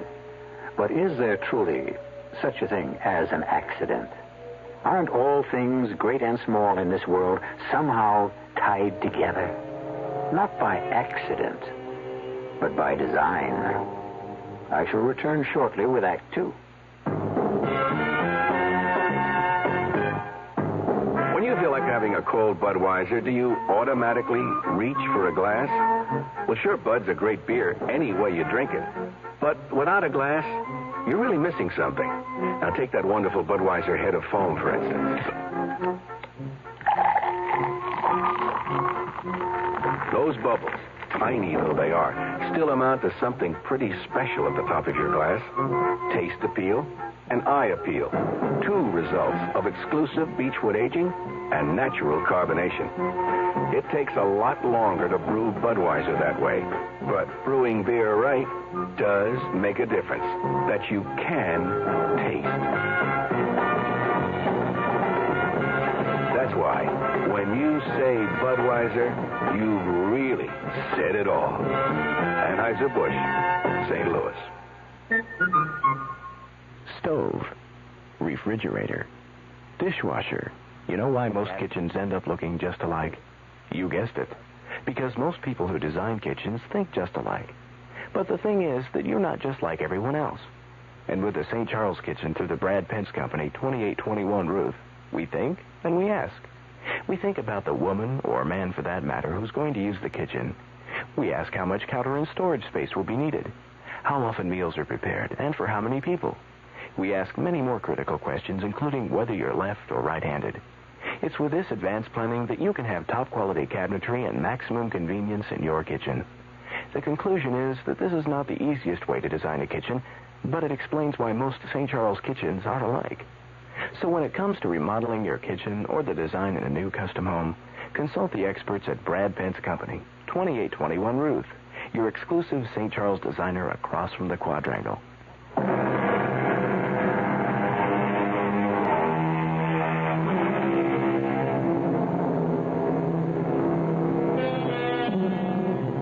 How would you like to be Peter Barlow, a bright young man selling land in a Mexican resort, and discover that somehow you had upset the sun? Well, superstition may be superstition, but evidence is evidence. When Peter is in the area, it rains. When he's absent, there's sunshine. You can count on it. You can predict it. You can even bet on it. Yes, indeed, Peter. We're having beautiful weather. The crowds are pouring in. But I'm already squared it with New York. You've been transferred to the New England ski development. You mean that the weather is sunny out at the development? It's gorgeous. How's the weather in Mexico City? It looks cloudy. Frankly, Peter, I think you ought to run our hotels in London.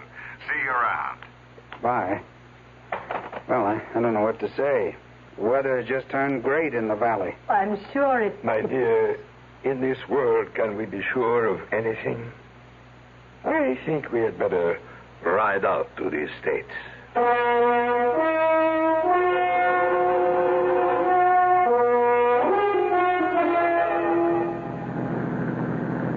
Lovely country. Yes. At one time, my family owned a great deal of it. Now we just have the estate near Cuernavaca. Have you ever been there? No, I'm afraid I've never even heard of it. You never heard of the famous Cuernavaca? No. Well, perhaps you knew it by its ancient name of Guanajuac. Well, what makes you think I would know that? Well, you seem to have a knowledge of ancient Mexican names. Well, I'm not aware of it. I don't know how... Think. The name. Guanajuac. But I never... Just think. What are you trying to... I'm trying to help you. Help me? To do what? I don't know. What is it that you feel you must do? I don't feel I have to do anything. That is not true. Why do you say that? Father? Yes, my dear? We'll be passing near the temple. Shall we stop? Yes. It might be interesting for Senor Barlow. Well, I'm not much for sightseeing, but if it's interesting... It does not look like very much right now, but the most dramatic of all the ceremonies took place right there. Oh, what kind were they? Human sacrifice. Sounds barbaric. In this temple, the high priest of Tezcatlipoca stood ready with a knife made of glass, black glass, and he would cut out the heart of the victim. That's not barbaric? Oh, there was no pain. Death was immediate. But the whole idea Not is... your idea, perhaps, but it was a ritual of a people whose civilization is not to be despised. There's the temple, Father. Yes, by the side of the lake. In the old days, they would arrive by boat. A very joyous procession. That's the temple, that crumbling heap of stones? It was never a splendid place. It was used just once during the year and for one purpose only. It was never taken care of. Hardly ever repaired. All that was needed was the stairway leading to a chamber at the top where an altar of stone and a priest with a knife of glass waited. Gold Eagle. Yes. We have arrived. Are you ready? I'm ready. Say goodbye now to Soft Cloud. No, he must not go. Children, this was agreed to. Why must he die? He will not die. He becomes part of the body and the spirit, the flesh and the blood of Tezcatlipoca. No! Are you a royal princess or a slave girl? You know your duty. Don't go, Gold Eagle. Refuse. Refuse? They can't compel him. Oh, yes. Yes, you may refuse, Gold Eagle, and spend the rest of your life as a slave. But it will be life. And you will spend every lifetime till eternity as a fugitive from the wrath of Tezcatlipoca. You have no right to say anything. It is for him to decide. He has already agreed. Gold Eagle. His heart will be of no use to Tezcatlipoca if he is not freely given. The sun is about to reach its highest point. You must decide, Gold Eagle. At this moment, we must know your decision. Save yourself. Save yourself. Speak. I don't know. I don't know what to do. You interested in seeing the temple, Senor Barlow?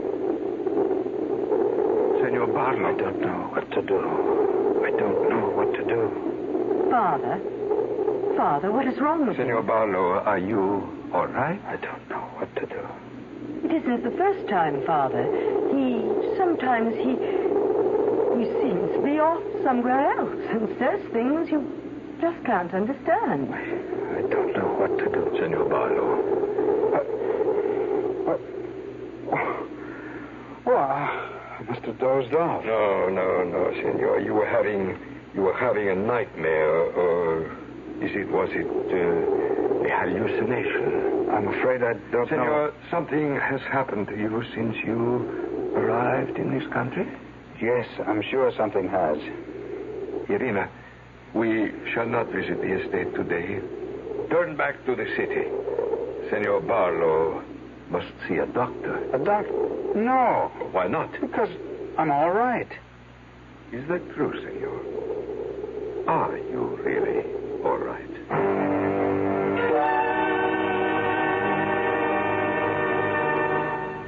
Well, I find nothing wrong. Pressure's normal. Pulse, temperature. I've taken some blood tests, but I have no reason to suspect anything. What is wrong with me, Doctor? On the face of it, nothing. You seem to be excited. Excited? That's not the half of it. My whole career is down the drain. Oh, you're not even 30. How can you make a statement like that? I staked my future in this development company. I was building toward the top, but now it's all over. I'm through here.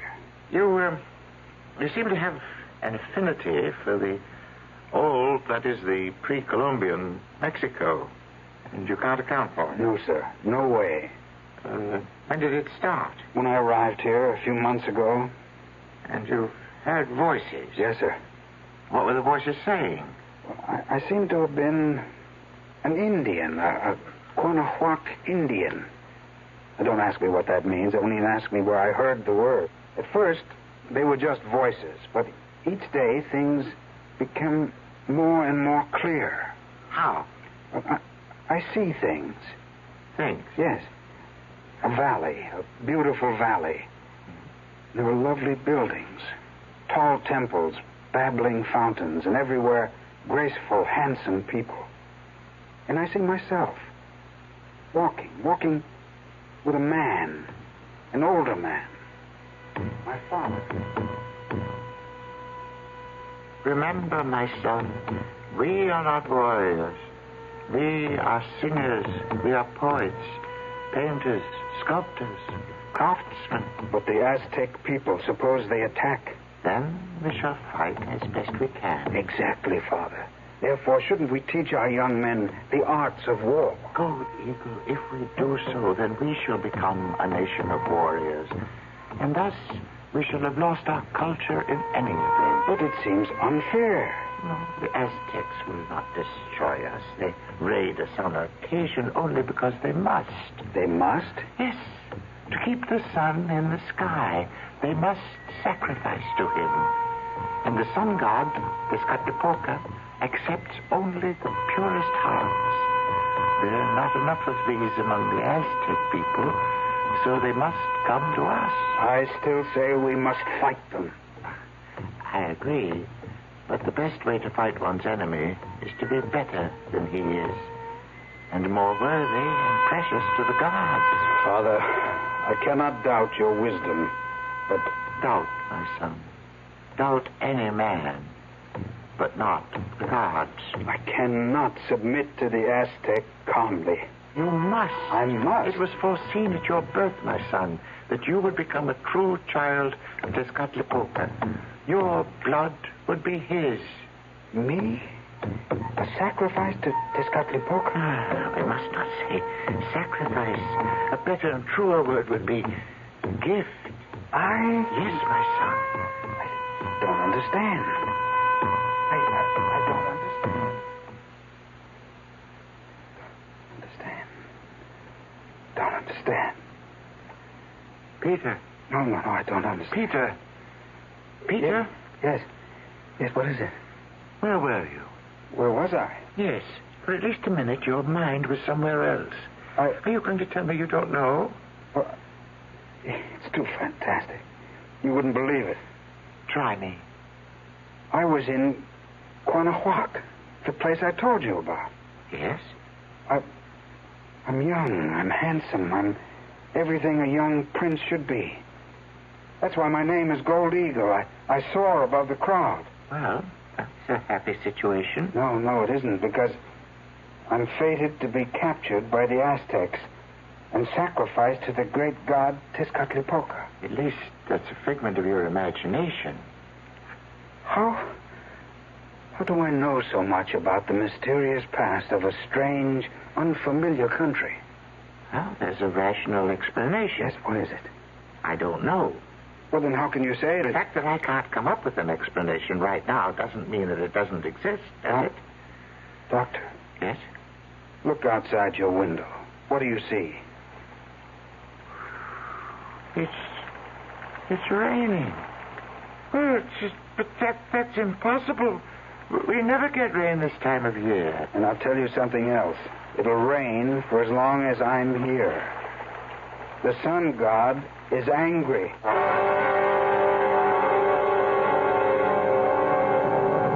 Well, he gets in deeper and deeper, doesn't he? For a man who's never been in this part of the world before, he seems to know quite a bit about its past. But hold on. Who says he's never been here before? We only have his word for it. But how does he know? I'll return shortly with Act 3. Now, one of television's and motion pictures' most popular stars, speaking from Hollywood, on the set for Your United Way. This is Greg Morris. I think the thing that impressed me the most is the fact that we are getting mileage out of the dollars that we contribute to United Way. People are receiving professional care through United Way, which is the most economical way to give. You see, when you combine all of these agencies into one campaign, more of the dollars that you give actually go to the people who really need the money. Now, that makes no difference who you are, what color your skin is, what country your father came from. It's for all people. In our town, United Way is there when you need them. None of us is immune to the problems of alcoholism, mental health, kids mixed up with dope, crippled babies. So give your fair share. Thanks to you, it's working. The United Way. We make saving easy for you. Many Many customers tell us at Richardson Savings they like to do business on Saturdays. So we keep our Valley View Shopping Center office open every Saturday, 9 till 6. No matter which of our 7 convenient offices you normally use, you can make savings deposits and withdrawals, apply for loans, or cash checks on Saturdays at Richardson Savings Valley View Mall office. We're near the Preston Road entrance, making savings easier for you.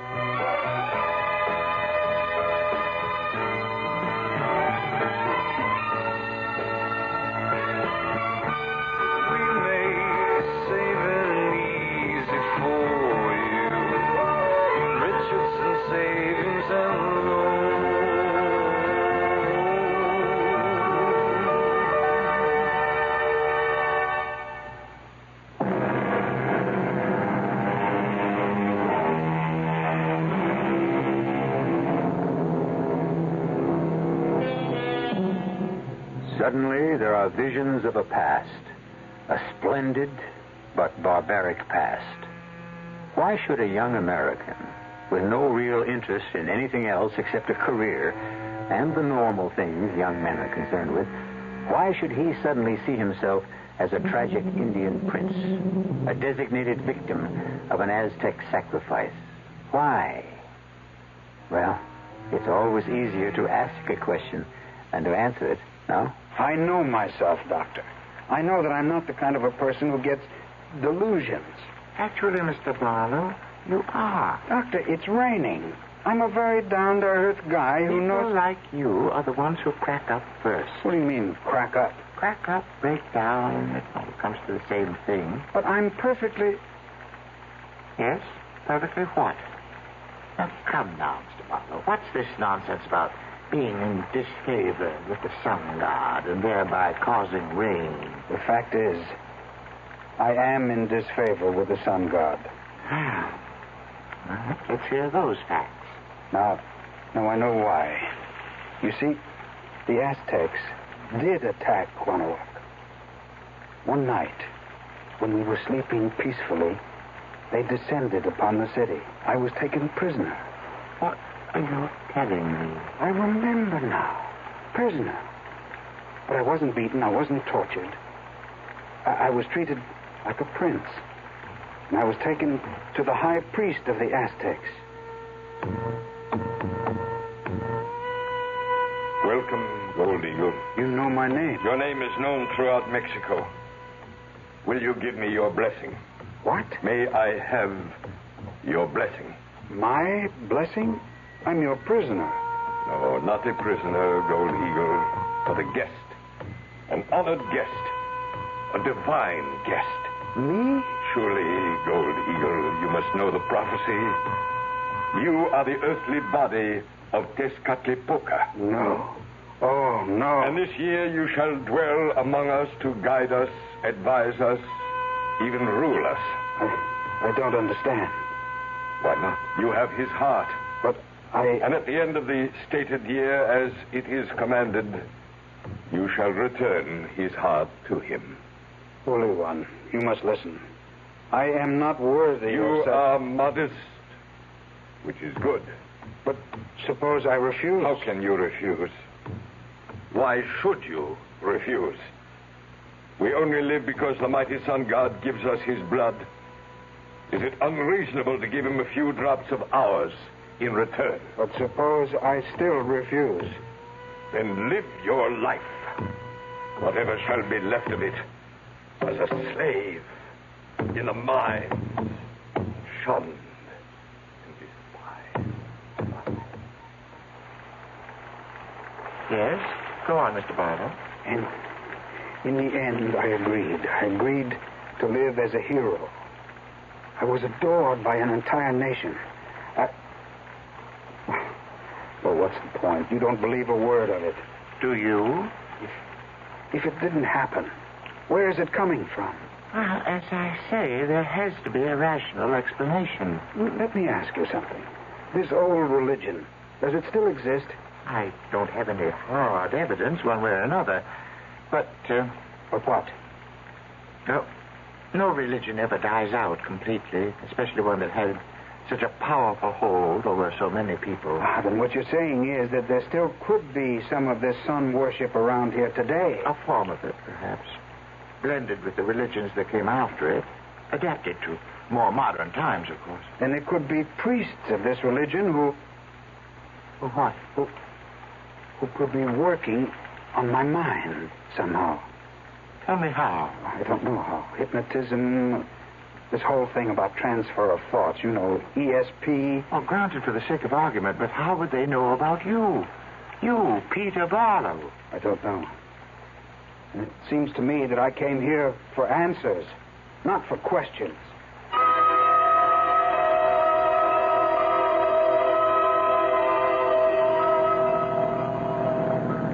Thank you for picking me up, Irina. My father wants you to come back to the house.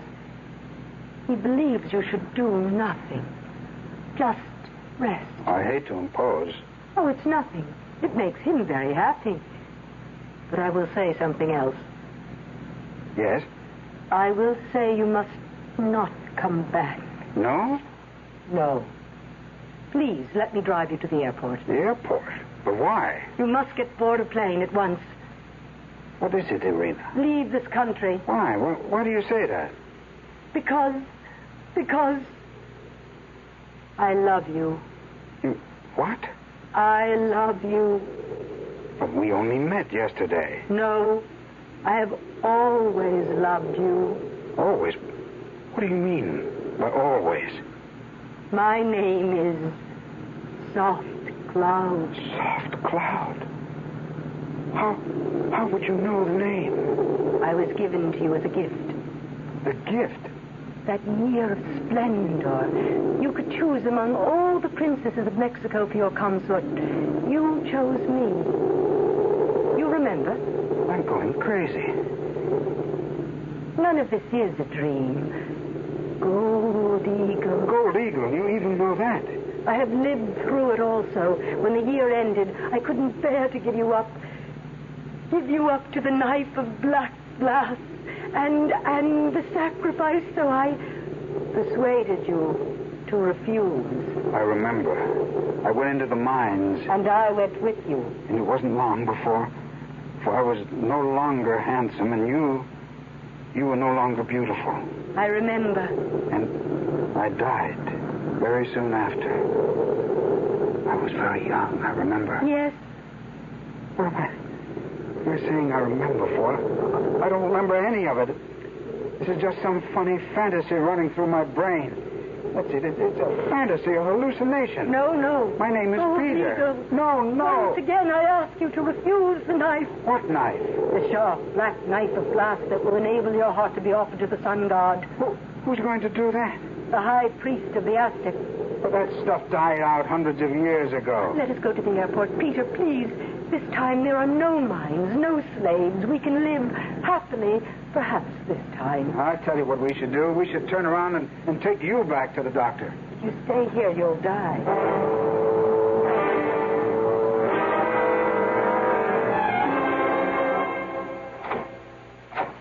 Come in. I'll turn on the light. What's in here? Look. Well, it's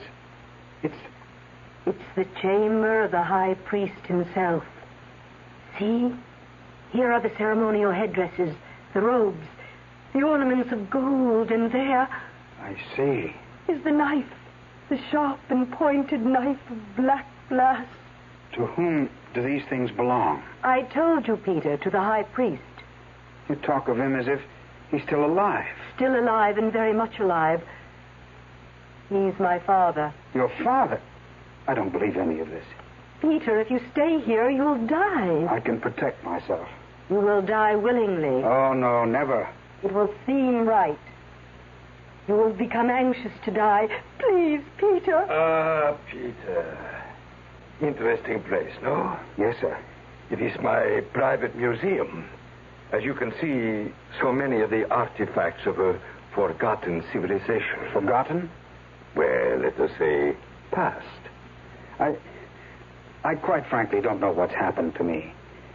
Actually, since I came to this country, I'm not even sure who I am. Sometimes How many people really know who they are? Your daughter tells me that my life is in danger. Danger? Yes, that I'll die if I stay here. What do you say to that? That depends on what you mean by die. Look, I was sent here to examine an estate you have for sale. May I see it now? Are you well enough? I'm fine, just fine. Somehow I got mixed up with some superstitious nonsense, but I can shut that out of my mind. Let's go. As you wish.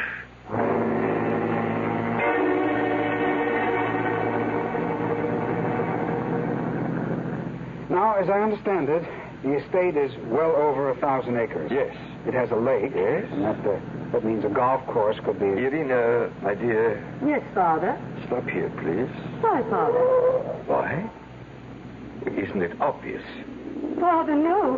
Why did we stop? Look. Over there. To your left. It's the temple. I still don't know why we stopped. To complete your bargain with the sun god. Bargain? What bargain? To pay your debt. You're crazy. Oh, am I? Come. Put on this white robe, this pure white robe, and we shall mount these steps to the sacred chamber. Don't listen to him. Don't listen to him, Gold Eagle. Gold Eagle? Yes, my son. You are Gold Eagle, and she is Soft Cloud, and I am the High Priest. And the three of us have been here before, and all of us have played our roles before. Come. Follow me. I am waiting. Don't go. Don't go. This is what she must say to you. She represents the flesh, the present, the here, the now.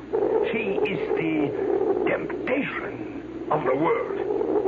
She is being true to her mission. She has convinced you in the past, so many times in the past. What do you mean, so many times? The first time, when I was the Aztec High Priest, and you were the golden captive of the Quanahuac.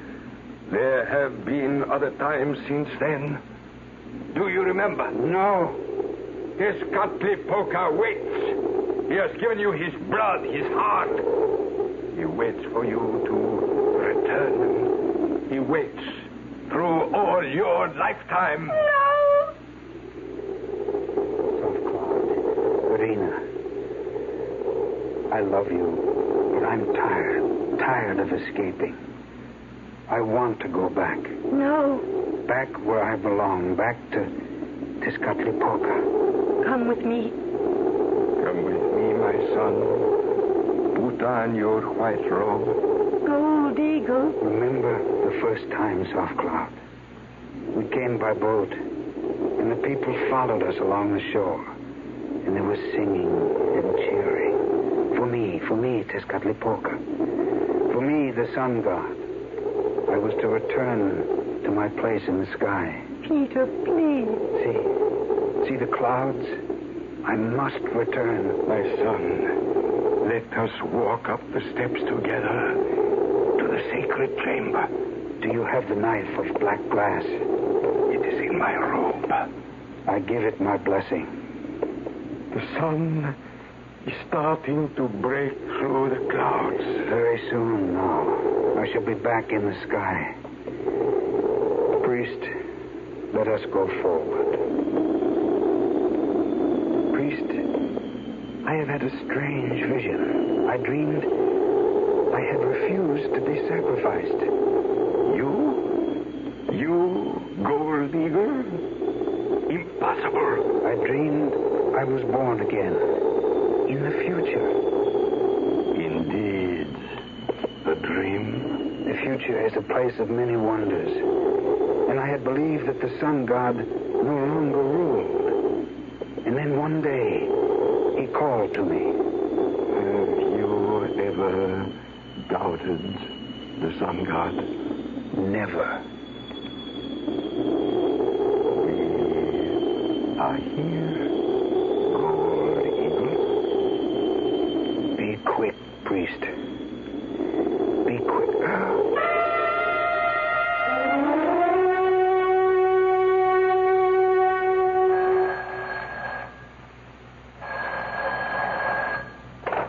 Hello? Hello, is Peter Barlow there? Who? Peter Barlow. Oh, I'm sorry. sorry. There's no such person here. Is this the home of Senor Mendoza? Yes, I'm his daughter, Irina. Well, a couple of weeks ago, I sent him to see your father's estate. I know nothing about that. I called him there the day after he arrived. I spoke with him. That's impossible, Senor. My father and I have been in Europe. We only returned home last evening. But I made arrangements with Senor Mendoza for Mr. Barlow to see the estate. I'm sorry, Senor.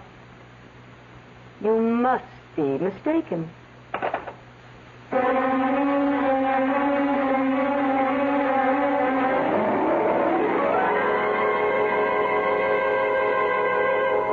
Peter Barlow disappeared. He was never seen or even heard of again. And we really don't know what happened. Maybe the old religion survives. Or maybe Peter may have looked at Trina in a way that old man Mendoza didn't like. What's positive is the fact that this is a world of endless possibilities. The only sure thing is that I shall be back shortly. Give your hand to a friend. Give your heart to your love. But give your cold to contact. The sooner the better. The common cold is a rotten thing. You miss so much. Sneezing, drips, and congestion can drag you down. Then ask yourself the contact question. 6 or 3 or 1. You'd need 6 cold tablets, 2 every 4 hours, or 3 ounces of Cold's liquid, 1 every 4 hours, or just 1 contact for up to 12 hours continuous relief of those symptoms. That's daytime, then nighttime relief. Both the others have things for aches and fever, and the liquid, something for coughs. Not found in Contact 600 Tiny Type pills. Give your cold to contact. 6 or 3 or 1. Take Contact. Only as directed.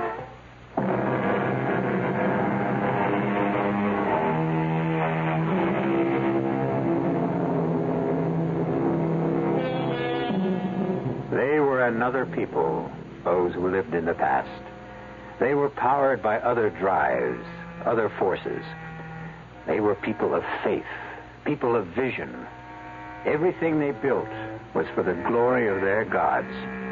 They will be remembered for their magnificent temples and their enduring belief. And what shall we be remembered for? Our cast included John Forsythe, Rita Gam, Arnold Moss, and Barry Kroger. The entire production was under the direction of Hyman Brown. Now, a preview of our next tale. What do you want? I want things as they are right now. I don't know what that means. I want you to keep living in fear, filled with fright, worrying, wondering what I'm going to do about you. That's all you want? It's enough. Why? What did I ever do to you? What did you ever do to me? Oh, how dare you ask that? I ask because I don't know. You killed a man I loved. The man you loved? You killed Scott Partridge.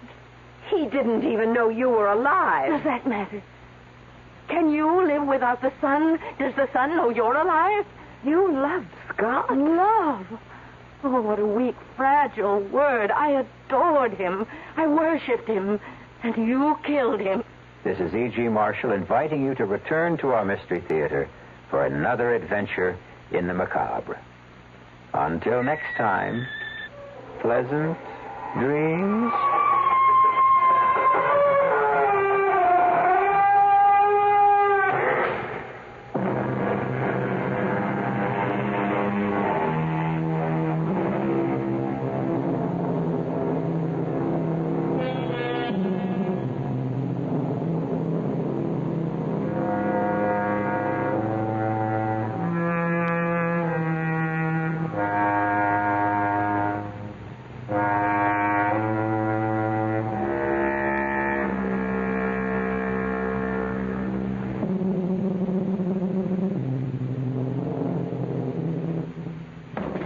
Shopping Skaggs Albertsons is a family affair. Skaggs Albertsons puts it all together, food and drug with one central checkout. Skaggs Albertsons features a complete line of stationery and school supplies. Skaggs Albertsons and Skaggs Drugs carries a complete selection of Papermate products. Papermate, famous for dependable, long-lasting ink pens. All 18 Skaggs Albertsons and Skaggs Drugs in the Metroplex also feature the new Papermate Flair line of no-toxic color markers. Skaggs Albertsons and Skaggs Drugs, the drug people who care about you. Rely on it. KRLD, Dallas. The CBS Radio Mystery Theater presents...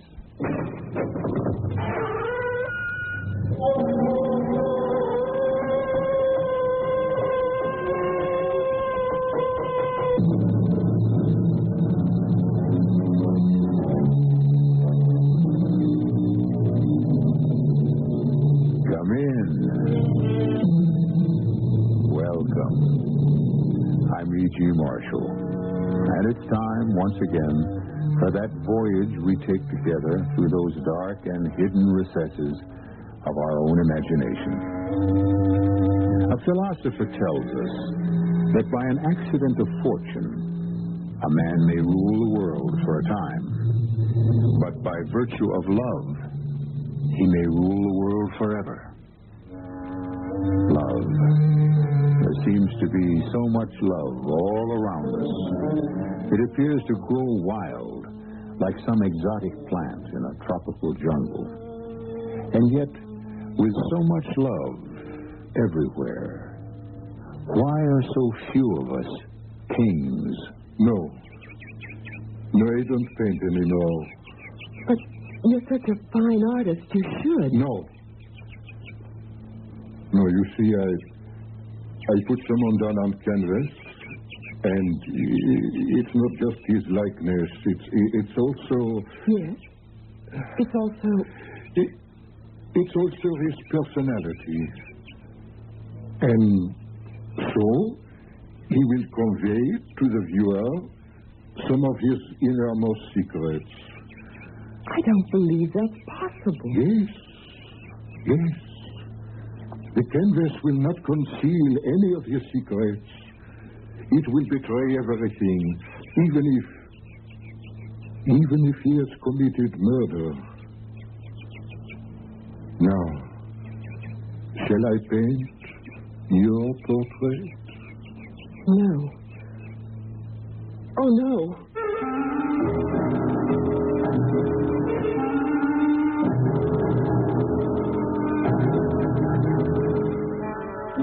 Our mystery drama, Sister of Death, was written especially for the Mystery Theater by Sam Dan and stars K.T. Stevens. It is sponsored in part by Anheuser-Busch Incorporated, Brewers of Budweiser, and Buick Motor Division. I'll be back shortly with Act One.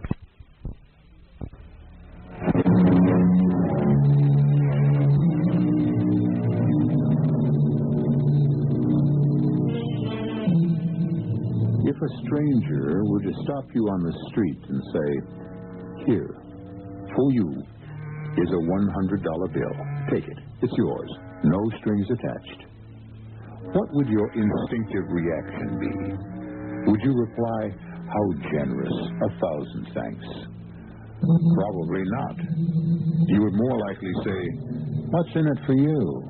Or, "What are you selling?" Or, "Need it before I call a cop." And with good reason. So many of us have become rather sharp-nosed and narrow-eyed. But here and there is still the occasional optimist, the rare believer in the goodness of man, the exceptional, kind-hearted, trusting soul who simply refuses to recognize evil. You're about to meet one of them. She's young and pretty. I got $70, Vince. $70. Who'll give me 75? 75? Do I hear 75?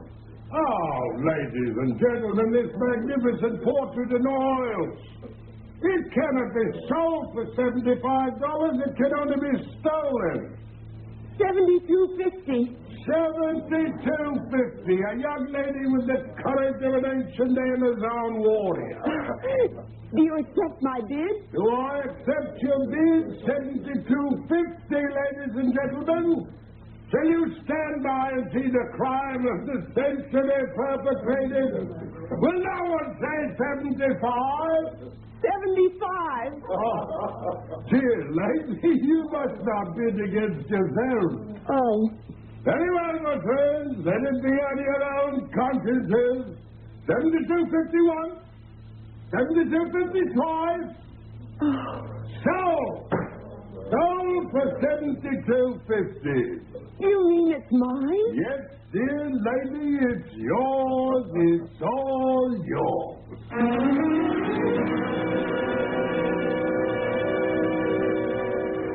Well, what is this fantastic bargain, Anita? Tilly, just wait till you see it. Oh, where is it?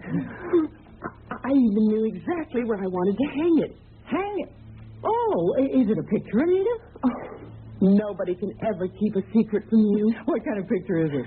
Tilly, it's the buy of the century. Who painted it? Well, it wasn't anyone you might have heard of. It's Corral. Corral? Mm-hmm. He signs his name in big letters. Is his first name Sebastian? Sebastian? How did you know? Sebastian Corral. Oh, you heard of him. You actually heard of him. Anita, where's the painting? You'll never guess. Anita, let me look at the painting. Come upstairs. I put it in the bedroom. It just seemed to belong there. $72.50 for a Sebastian Corral. And you never even heard of him, which means he's not just some unknown. So that's where all that promise ended up. And as we say, voila. Behold, my magnificent painting. Well, say something. The minute I saw this painting, I knew I'd have to buy it. Do you know why? Because I felt I knew this girl. Oh, it's ridiculous. I never saw her before in my life, but I feel we're friends. She looks as if she's trying to tell me something. Anita, I am in the title. How do you account for the title? Young lady with a fan. That's what fascinates me. She's the last person in the world you'd expect to have a fan. She's actually wearing a tennis outfit. And she's holding this beautiful, delicately carved ivory fan. How do you like her? I'm not sure I know what to say.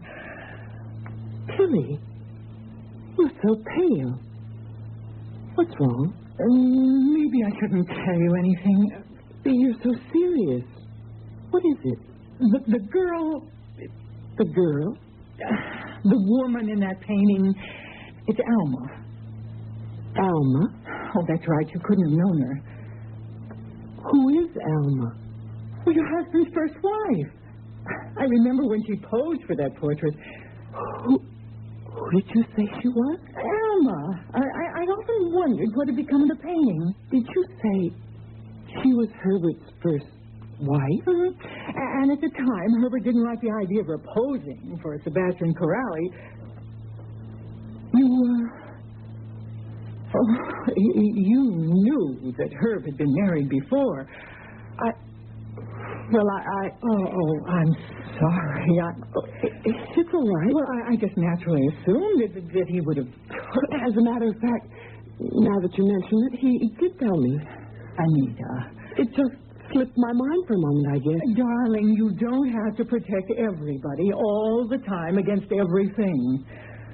I can understand why he wouldn't tell me. Can you? Herbert is an incurable romantic. We both feel as if our lives really began the day we met. And that nothing in the past is material or relevant or of any importance. But, dear, your lives didn't begin the day you met, and there was a past, and it did shape your existence. Tilly. Yes? Maybe I shouldn't ask, but... You want to know about Alma? Yes. Not nearly as pretty or as charming as you. Oh, I don't mean that. Where is she now? Oh. She's, dead. Dead? Yes. She was killed. Oh, how awful. She was murdered. She was murdered? In this room. No. She was all alone. Herb was out of town. It was a robbery.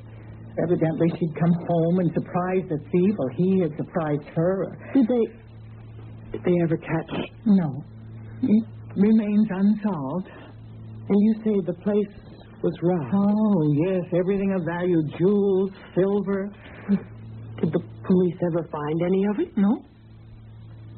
And it happened right here in this room? Right here. It's a little scary because the painting was hanging on the wall just where you have it hanging now exactly. It's quite a coincidence. I suppose you could say the painting saw it all. In a manner of speaking, you could say that. The painting is a witness. She actually saw herself being killed. Anita, really? Well, it's true, isn't it? You look into those eyes and they look back into yours and they seem to want to say something. If they ever do, let me know what. But right now, the important thing about that painting is... What am I going to do about it? Yes. What are you going to do about it? I shouldn't let Herb know. Why not? It would be too embarrassing, too painful. I still say Herbert should have told you he'd been married before. I only know that Herbert and I are very happy. All this nonsense about Herb being a romantic. I should think that Herb neglected to tell you something that was very vital. But it doesn't matter to me. Oh, sure. The fact is you're afraid to raise an issue. If you don't want to open up a giant-sized can of worms, you'll just have to get rid of the portrait. I know, but... Yes, but... I think that would be... Don't laugh. I won't. I think that would be cruel. Cruel? Because she's not just some figment of an artist's imagination. No, she's not. She isn't even a strange woman. She was someone who lived here, who died here. This is her home. How can I throw her out? It's a rather unique view. But it's my view. However, you must do something. I know. I'll have to think. You better start thinking right away. It's getting on toward 5 o'clock. Then, will you please get out of here and give me a chance to collect my thoughts?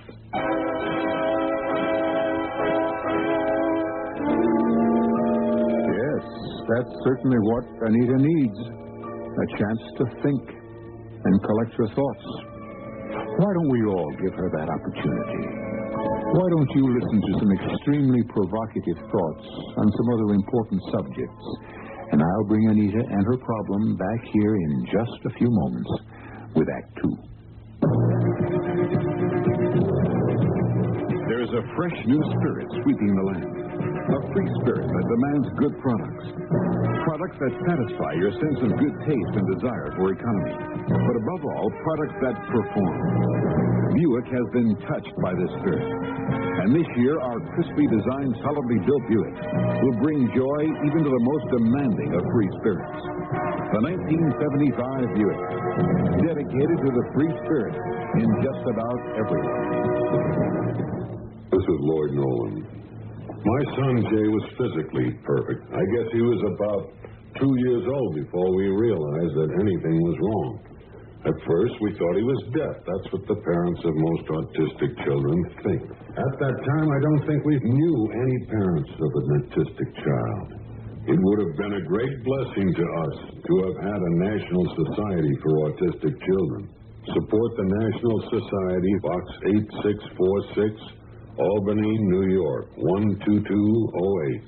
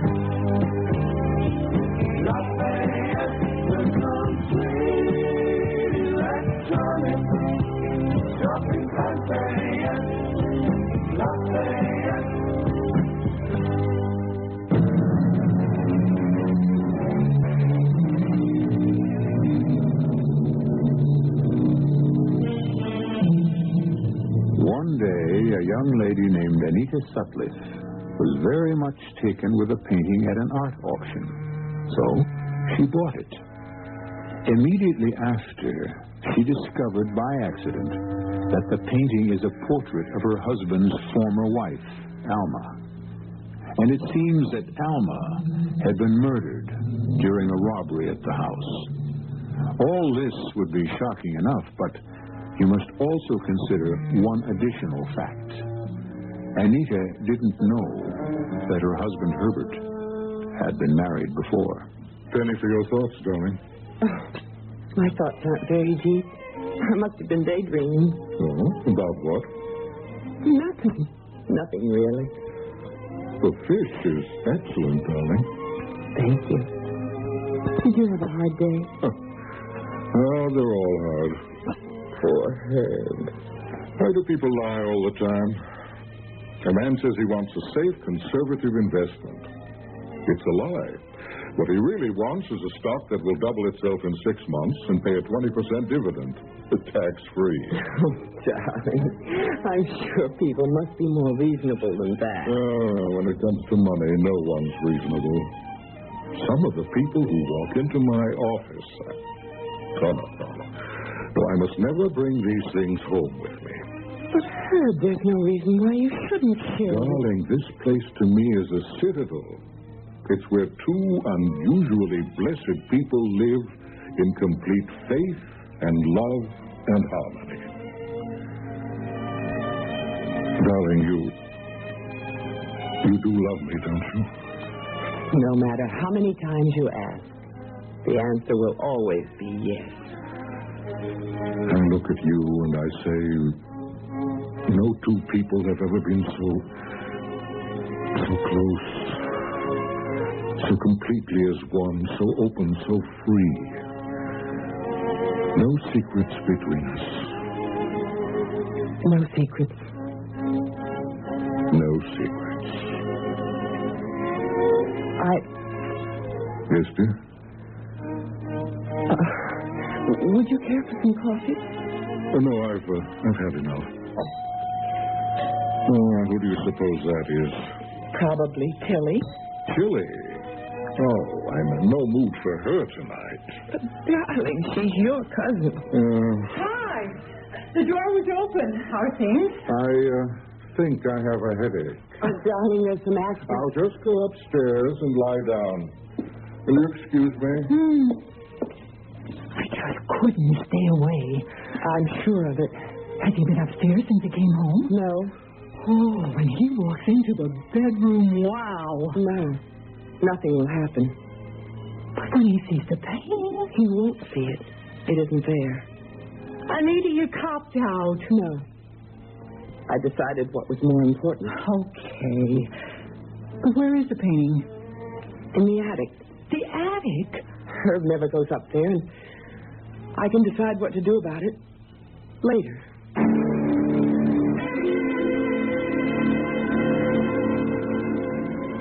But I couldn't decide what to do about it. And the reason was, I'd go up to the attic when Herb was away at the office. And I'd take the painting out from behind a partition where I'd hidden her. And I'd look at it. At this woman who had once been to Herb what I am to him now. His wife. And she would look at me, and at first I thought it was my imagination, but the expression in her eyes would change. I know it's impossible. What's once set down in paint is frozen forever, but her look would change. Sometimes it would be a look of terror. Sometimes it would be a look of concern, and then it would be questioning, as if she wanted to ask me something, or tell me something. Tell me something.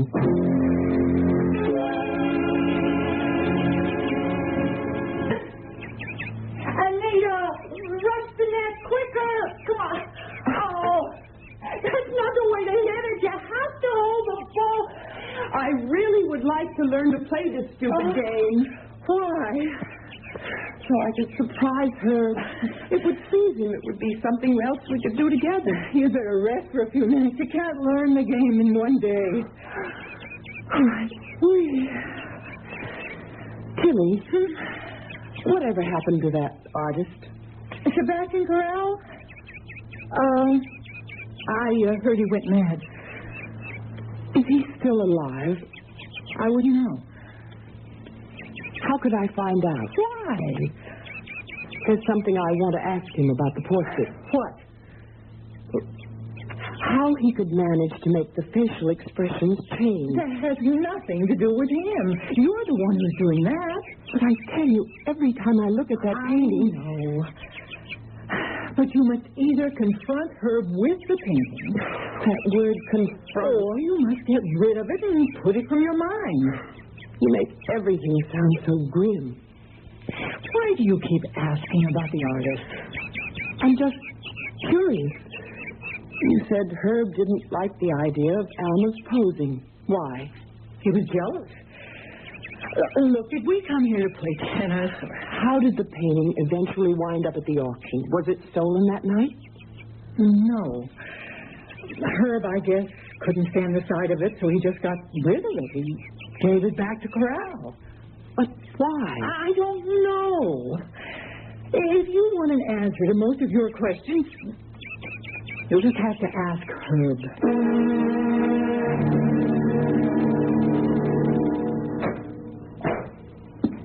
Hello.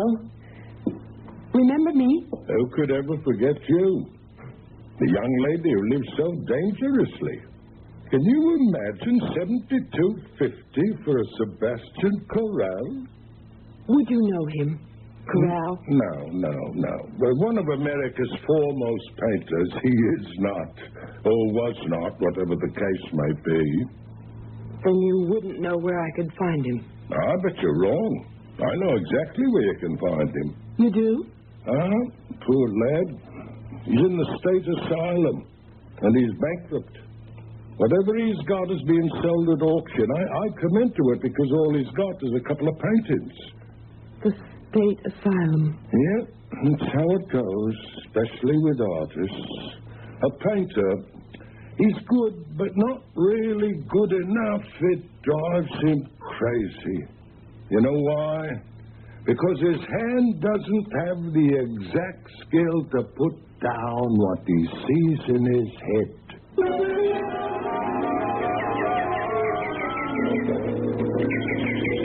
Thank you, nurse. I see him. Mr. Corral? Hello, Mr. Corral. Who are you? I thought we might chat. I don't know you. What do you want? I own one of your paintings. I don't paint anymore. I like this painting very much. It's called Young Lady with a Fan. How is Alma? Alma's... Oh, don't say that. Don't say she's dead. But... Everyone says she is dead. But don't believe it. Alma was just with me. Right now, she's out playing tennis, but we are having dinner together tonight. You actually see Alma? Oh, yes. We live here together. But Alma... I know. Sutcliffe killed her. But it's all right. She's here now, with me. I don't paint anymore. Why do you say Herb killed her? He was jealous. Oh, she hated that fan. And he said, if you won't pose with that fan, I won't commission the picture. Why? Why would he say that? I don't know. He's crazy. Is he dead now, too? It does not matter. So she said, Alma said, I load that damn fan. Don't paint me in a tennis outfit so it'll look ridiculous. But what was there about the fan? I don't know. If you ask me, I think he killed her for the money. What money? Who are you? I just wanted to meet you, Mr. Crow, and... Is that my name? Sometimes I forget. Why would you want to meet me? Are you dead, too?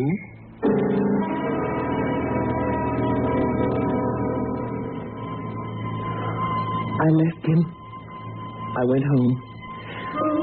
I went upstairs to the attic, and I looked at the portrait.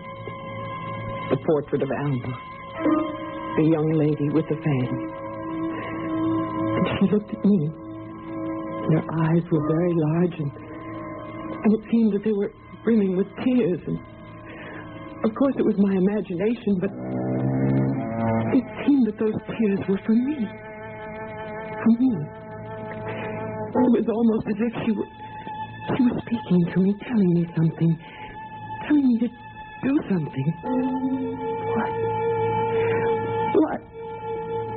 What is it that I'm supposed to do?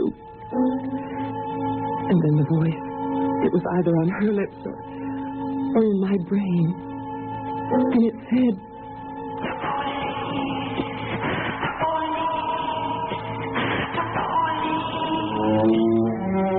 the police. But why?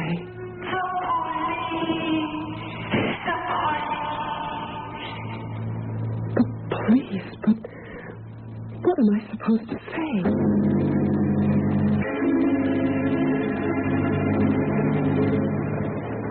Lieutenant Tannenberg? Please sit down, ma'am. What can I do for you?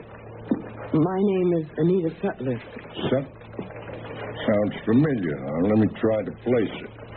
According to the newspaper reports 5 years ago... Yeah. Mrs. Herbert Sutliff was murdered by a burglar. You must be the new Mrs. Sutliff. I read where Detective Sergeant Tannenberg was the investigating officer. Yeah, I was on the case. Well, what can I do for you? Is the case closed, Lieutenant? Well, no unsolved murder case is ever officially closed. If you mean, is anyone currently working on it, the answer is no.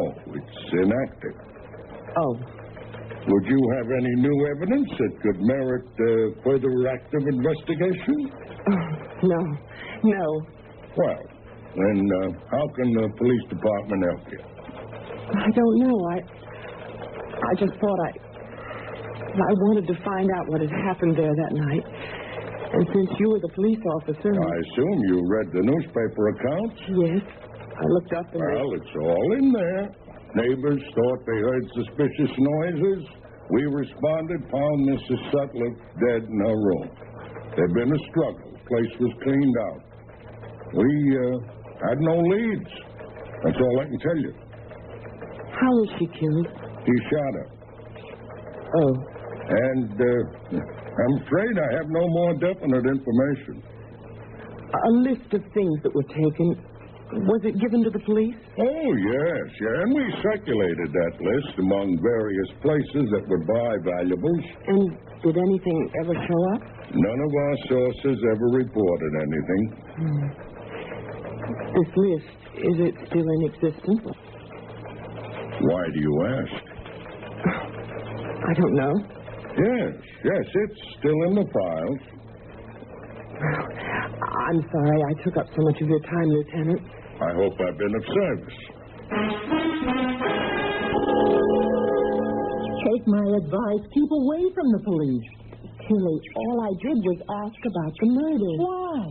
Well, it happened in my bedroom. I'm curious. You should never appear to be curious where there's an unsolved murder. Why? Because that, in turn, arouses the curiosity of the police. But it might do some good if they did become curious. No, dear.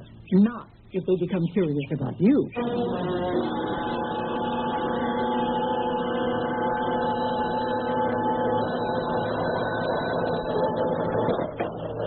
Lieutenant Tannenberg. Oh, yeah, Chappie. Yeah, I did call. You remember the Alma Sutliff thing? You and I went out on it 5 years ago. Well, the new wife was just here. And guess what she wanted to know? Is there still a list of the stolen stuff? In other words, is it still hot? Very big, innocent eyes. If she could have been in on it. Well, I checked. He married her 3 months after he buried the first one. How grief-stricken could he have been?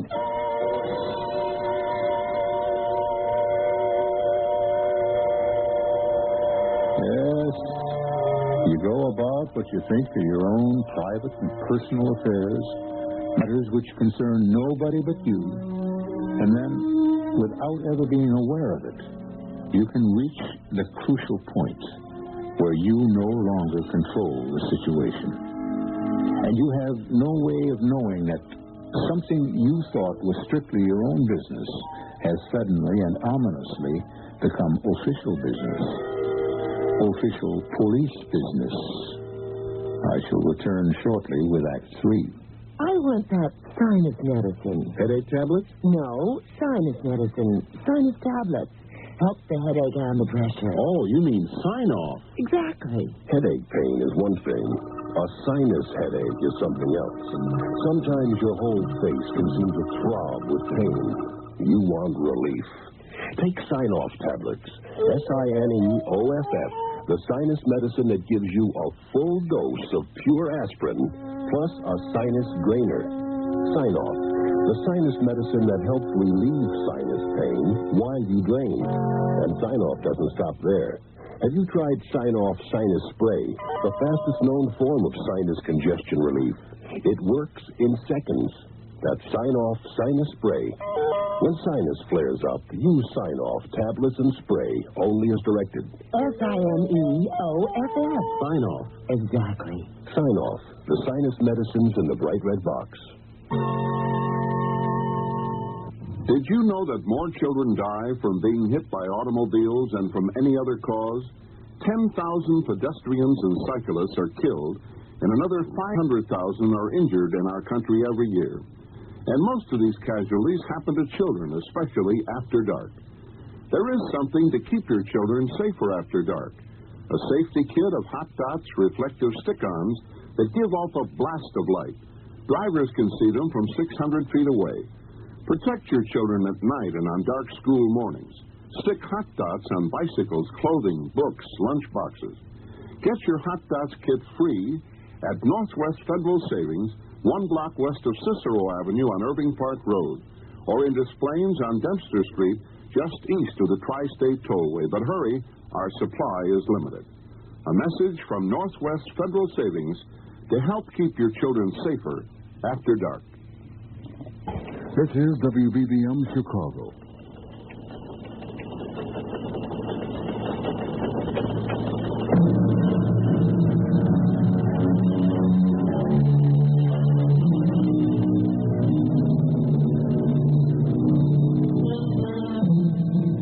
A relationship between two human beings is an unbelievably complex cradle of attitudes, ideas, privileges. And very early in the game, each person learns that if the relationship is to endure, certain actions must be overlooked. Certain questions must never be asked. Certain boundaries may never be crossed, or else the intricate web will come apart, never to be spun again. Darling. Yes? I think you should see a doctor. Oh, but Herb, I feel fine. Then you look so pale lately, and you seem to be so nervous. I can't imagine why. Darling, I want you to take care of yourself. But Herb, I do. Anita, I love you so much. If anything ever happened to you, I don't know what I'd do. What could happen to me? Oh, darling, it's such a crazy world, filled with such mad people. If only we could shut it all out and live by ourselves. for ourselves.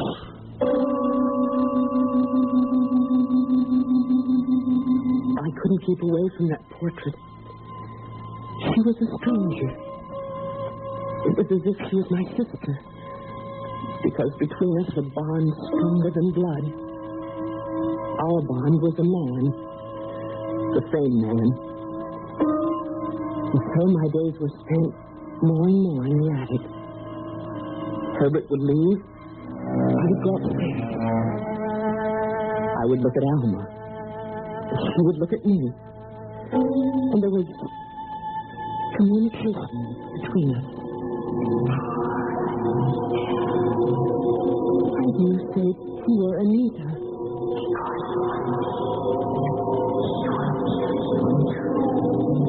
What did you say? I'm dreaming this.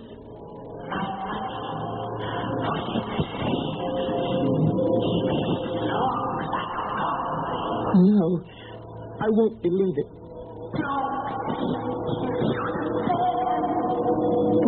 Anne? Ready for what? But he loves me. But you had money. I had no money. No. I spoke to Corral. Sebastian Corral. You were having an affair with him. And now you're jealous of me. You're trying to reach out from the grave to destroy Herbert's new marriage. Why?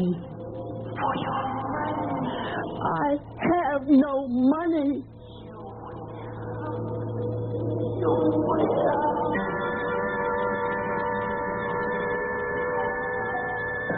I was so upset, so terrified, so absolutely distraught.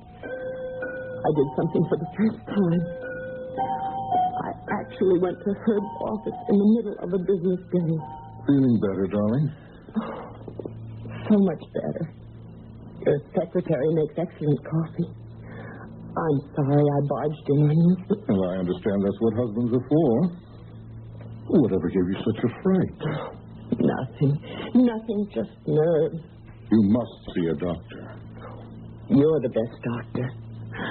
All I need is you. And all I need is you. Oh, Herb, I'm so happy when I'm with you. I'm so happy. But I'd better leave so you can sell some stocks and bonds. Well, incidentally, what are you doing this afternoon? Nothing. Oh, then you can see this doctor. I feel fine. No, this is something else. Oh? There's insurance. You know, we have to think about. Insurance? Well, my company has a great husband-wife policy. I can get $75,000 worth of life insurance for you attached right onto my own. But, darling, there's no reason why you shouldn't have insurance, is there? Well, is there?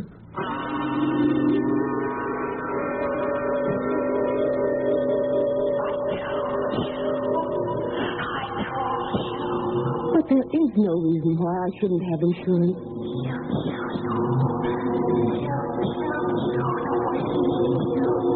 Stop that. No.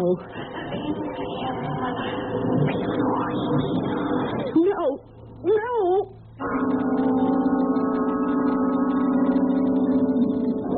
Happy birthday, darling. Oh, it is my birthday. Anyone else saying that would sound phony, but I believe you. I actually believe you didn't know it was your birthday.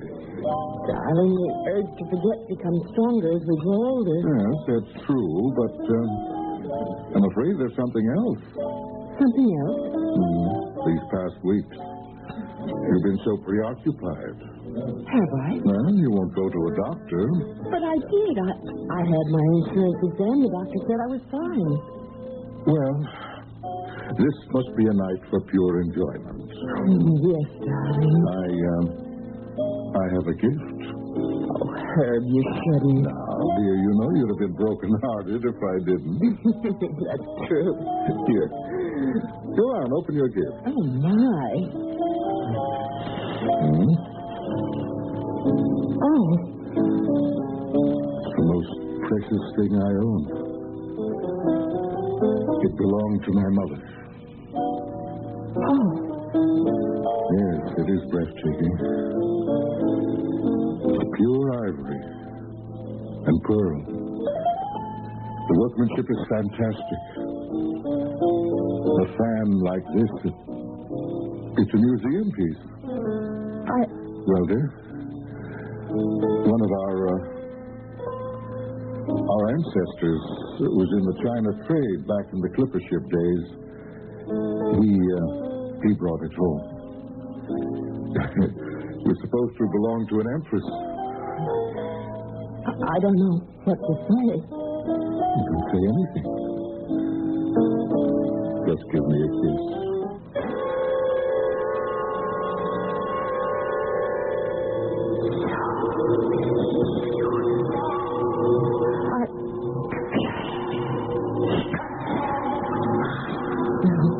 I can't believe.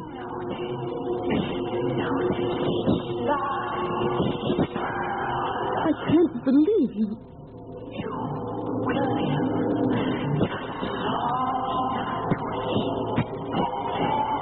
But why?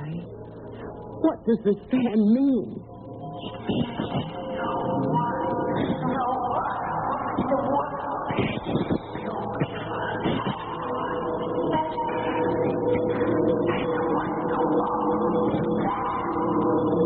I don't believe it.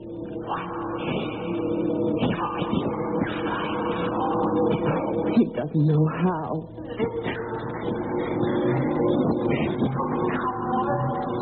I can't believe.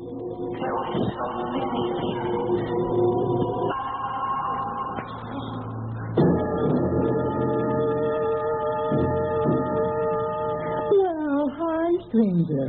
Just in time for a cup of coffee. Thanks. How goes it? The, portrait still up in the attic? Yes. I suppose you know what you're doing. Tell me, Kate, you remember the night of the robbery?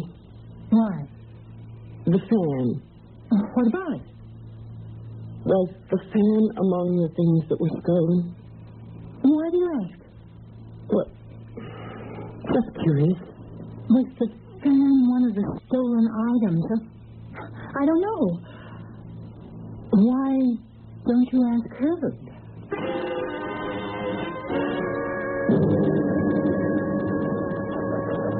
It's quite all right, Mrs. Sutcliffe. I was in the neighborhood, Lieutenant Tannenberg, and I wondered if I could just take a minute. We're here to serve you, ma'am. Well, there's an heirloom. It has sentimental value for my husband, and he isn't sure if it was one of those things that was stolen during the robbery. Well, he has the list. He can check it. Well, you see, it was a long time ago, and the list has been lost or misplaced. Oh. Well, in that case, let's look at the one we have. As a matter of fact, I have the file right here on my desk. You do? Mm-hmm. You mean the police are opening up? No, we just have a periodic review of all the records. Here we are, Sutcliffe, Alma. List of stolen items. Here it is. Fan. Antique quality Chinese pearl and ivory. Yeah, this must be it. And it was stolen. Well, according to what Mr. Sutcliffe attested to at the time, yes, it was part of the loot. Thank you, Lieutenant. Thank you very much.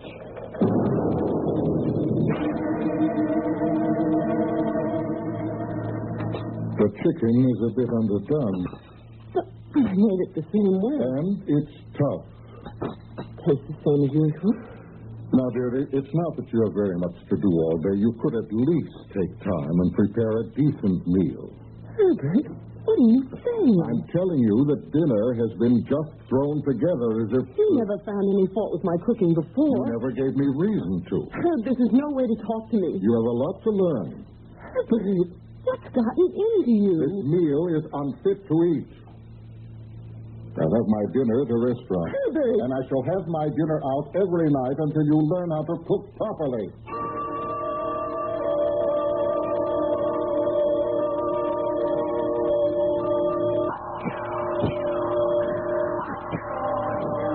No, I don't believe it. It's a dream. All of it. You and the way Herbert just spoke to me. It's a dream.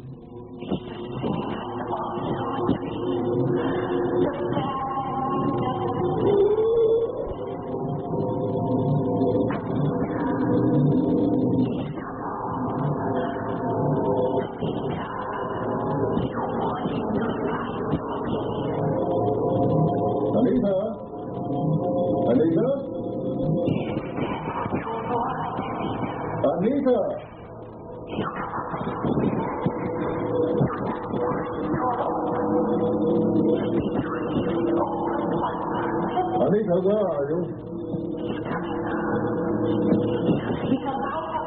Anita?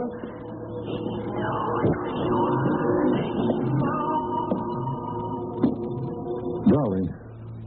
Hello, Herbert. You know Alma?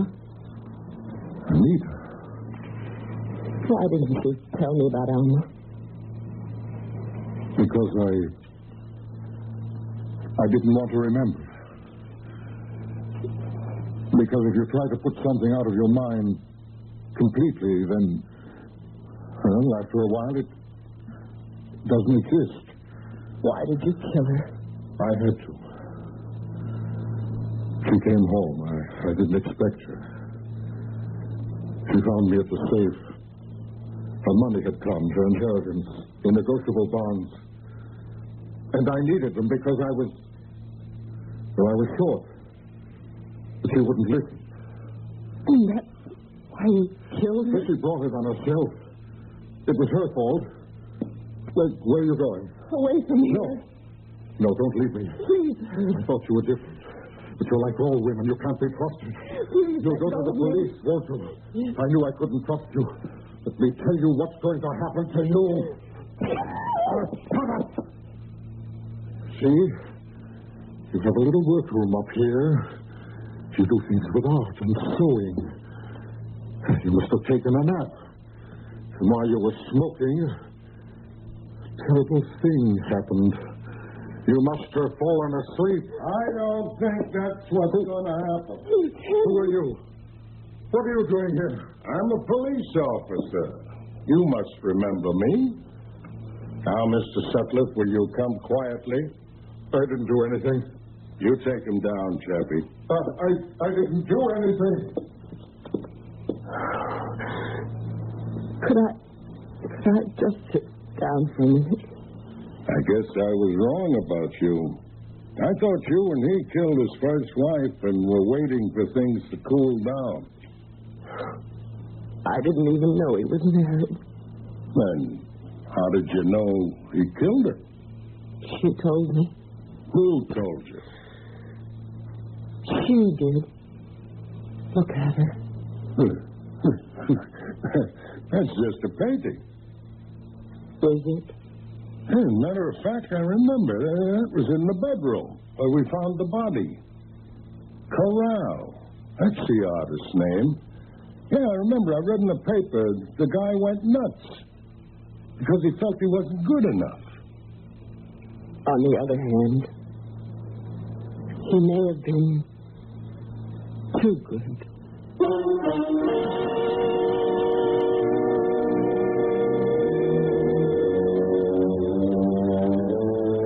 What does a painter put in a portrait? Who knows? You hear it said of a particular good likeness that the artist captured his subject. Can that be taken literally? Take me literally when I tell you I'll be back shortly. If you take a look at the 1975 cars, you'll notice a European influence. And there are some new American cars that rival the Europeans. One being Buick's new Skylark SR, with its touring car interior and spirited little V6 engine. But don't think of the Skylark SR as a European tourer. We're proud of the fact that it's a Buick. You will be, too. Buick, dedicated to the free spirit in just about everyone. Sure, I've heard that phrase, give to the college of your choice. Good idea. And I know all colleges need more money, what with inflation and all. It's just that since I graduated, I've been so busy, not just with my career, but with the community affairs, too, I haven't found the time to reevaluate. Take the time now and give more to the college of your choice. Now. A public service message of this station and the Advertising Council.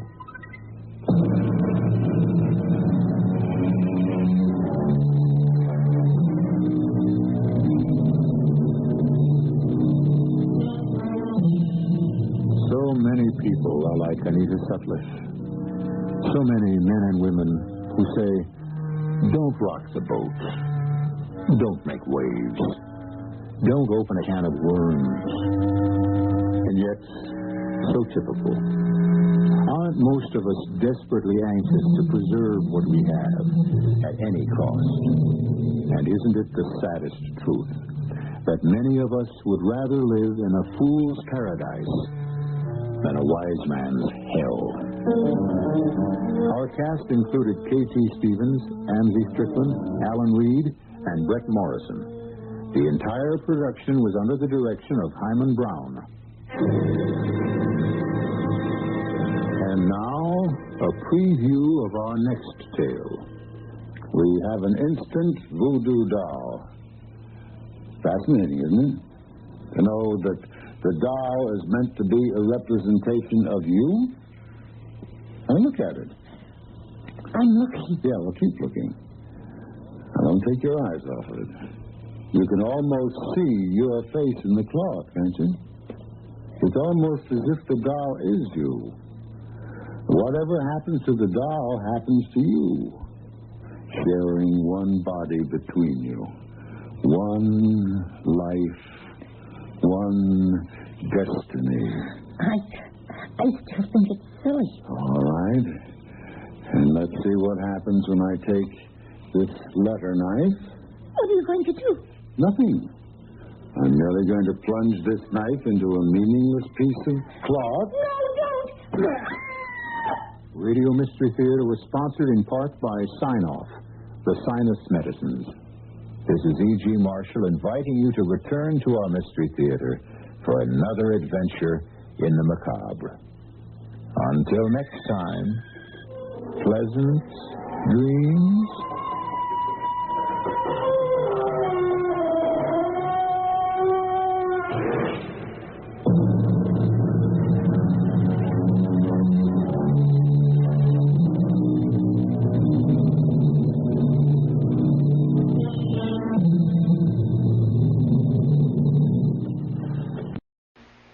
The CBS Radio Mystery Theater presents...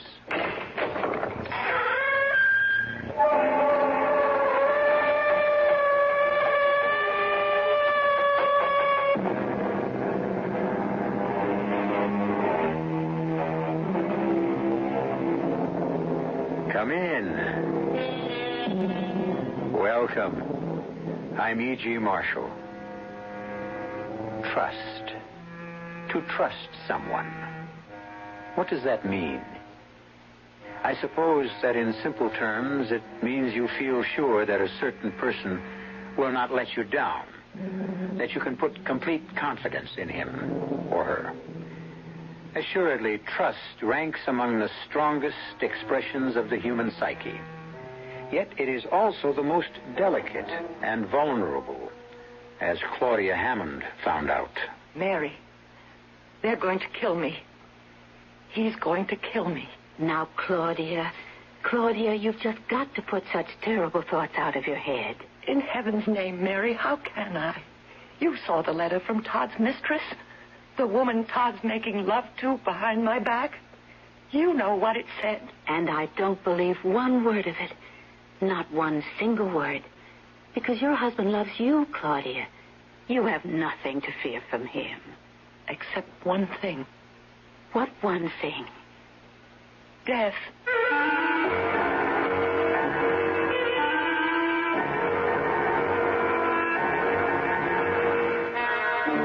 Our mystery drama, Trapped, was written especially for the Mystery Theater by George Lothar and stars Nina Foch. It is sponsored in part by Contact, the 12-hour cold capsule, and Anheuser-Busch Incorporated, brewers of Budweiser. I'll be back shortly with Act One. When you buy a mid-sized car, you expect certain things from it, mainly a reasonable combination of comfort and economy. Well, friend, Buick has a mid-size to meet your expectations. The 1975 Century Regal. It's a joy to look at, a joy to ride in, and Buick's new V6 engine makes it a joy to drive, especially past gas stations. Buick Century Regal, dedicated to the free spirit in just about everyone. Stanley Myron Handelman. Did you know you can have a college grad's career without 4 years of college? All you need is a year or two of technical education to work in fields like engineering, health service, automotive design, and forestry. The facts are in a free booklet called 25 Technical Careers in 2 years or less. Just right. Careers, Washington, D.C., 20202. A public service message of this station and the Advertising Council.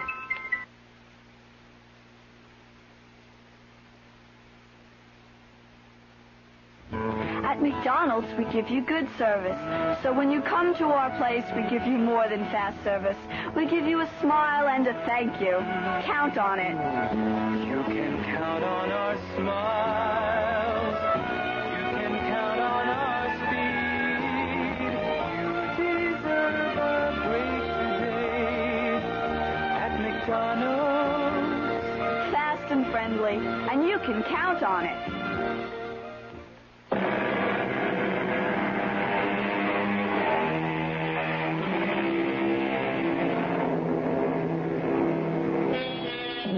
Well, now, this thing, trust. It's as strong as tempered steel, yet as delicate as, a piece of porcelain. Strong because it grows slowly, deeply, in the compost of unselfish deed. Example, you would not trust me on brief acquaintance, but if I did several unselfish things for you, you would say, I trust E.G. because my welfare means more to him than his own. Yet, should I do one selfish thing, for whatever reason, and your trust, your confidence in me would crack, perhaps even shatter. No, Claudia. When you want to sit up in bed, you let me adjust the pillows. That's what I'm here for. Dear Heaven, Mary, can't I exert myself at all? Not if you want to recover from your heart condition. Bed rest. That's what Dr. Stein ordered, and that is what I am paid to see you get. Money can never repay you for all your care. Oh, now, I'm rewarded in other ways, in watching you get better. Huh, better? You are getting better. Oh, it's slow, but you mustn't despair. Mailman. Todd, darling. In person. How's the most beautiful wife in the world doing today? She's very well, Mr. Hammond. Oh, looks it, too. Rosy cheeks, bright blue eyes, shining gold hair. Give your actor husband a kiss. Mm-hmm. Speaking of my actor husband, shouldn't you be at the theater? Oh, I'll make it. Jerry kept me on the phone talking over the new film contract, and I wanted to sort the mail before taking off. Here's your batch. Thank you, darling. One more kiss. Mm-hmm. And I'm off. Take good care of her, Mary. You know I will, Mr. Hammond. Well, now, let's see what your handsome mailman has brought today. Now, let me open some, Mary. All right, you can open these while I... Well, what's this? What? It's a letter addressed to Mr. Hammond. He must have overlooked it when he sorted the mail. Huh? Shell pink envelope. Perfumed. Woman's handwriting. It's another mash note. Todd gets them by the gross. Open it, Mary. Let's see what it says. Oh, should we? Of course. Todd shows me all his fan mail. Oh. Well, you know, proposals of marriage and offers of love and, I don't know what all. What's the matter? A matter? The way you look when you open that letter. Mary, what is it? A on, let me see that letter. No, Claudia. I'll just give it to Mr. Hammond when Mary, please, let me have that letter. All right. What? Mary, did you read this? Well, I glanced at it enough to... Todd, dearest, of course I love you as deeply, passionately as you love me. And you're right. Claudia does stand between us. So, dearest heart, I've changed my mind. I will go along with your plan to put her out of the way. Signed, Margot. Margot, whoever she is, could use the services of a psychiatrist. You think this is just one of those crank letters? Oh, what else could it be? Claudia, you don't think it's anything but that? If it is, he'd have good reason. What are you talking about? I'm not a wife anymore. I'm a burden. Now, I will listen to no more of that. That husband of yours doesn't just love you. He adores you. Or acts as if he does. All right. Have it your way. Now, it's time for you to take your tonic and have a nap. I don't want any tonic. You've got to have it. It's the one thing that really builds up your strength. Strength? For what? To go on living? Of course. Oh, Claudia, honey, what makes you... If Todd doesn't love me anymore, I'd just as soon be dead.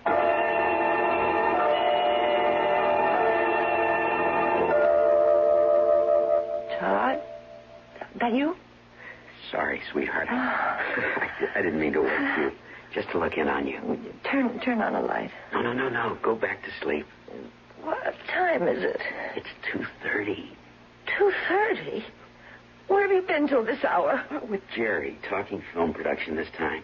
I'll be glad when he gets that picture deal straightened out. But come on now, back to sleep. Aren't you going to kiss me goodnight? Of course. Oh, hey, down, girl, down. Oh, Todd, I love you so much. Oh, no more than I love you, sweetheart. But you know what Dr. Stein said about I don't care what he said. Oh, Todd, I want you. I want to be a wife to you.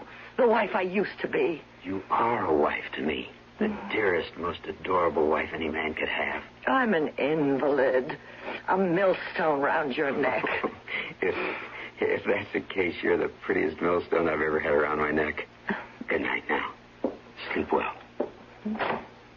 Todd? Yes? Who is Margot? Margot? Margot who?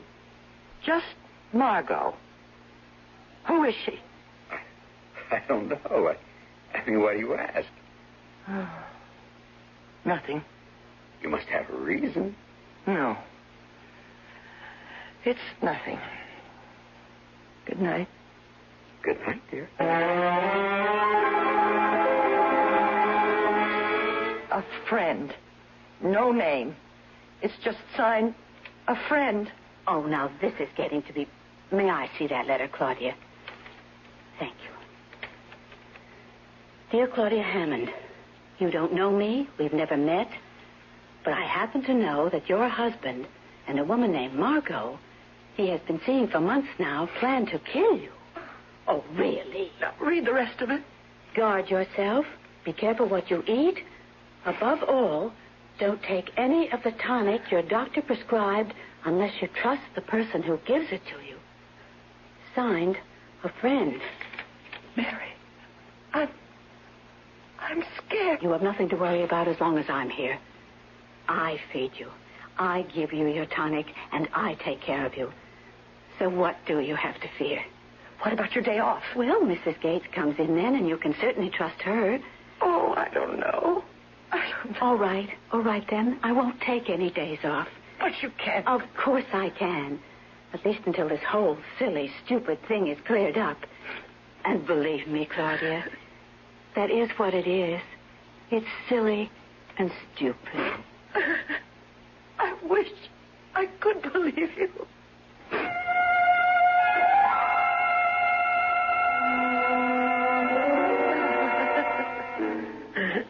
Claudia.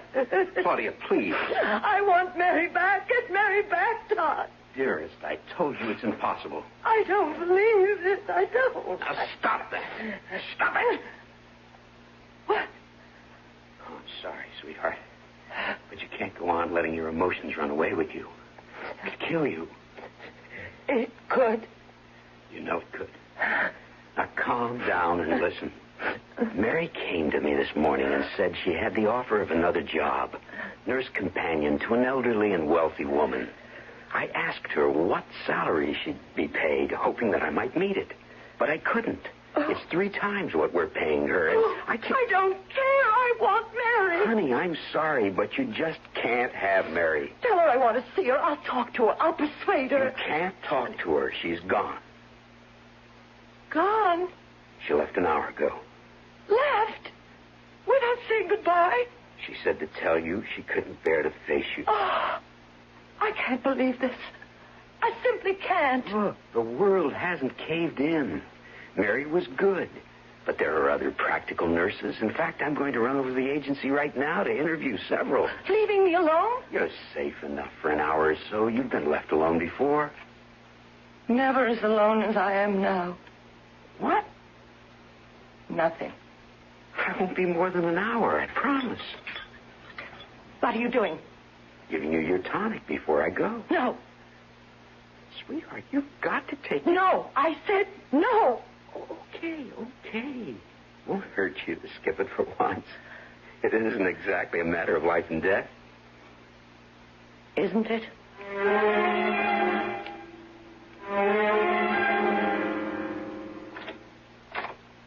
Who's there? Who's there, I say? Don't be scared, Claudia. It's only me. Oh, Mary. I saw Mr. Hammond leave and took the chance. He forgot to ask me for my key. But, Mary, why have you come back? Todd said you didn't want to see me, didn't want to say goodbye because it would upset me. Oh, now, why would I say anything like that?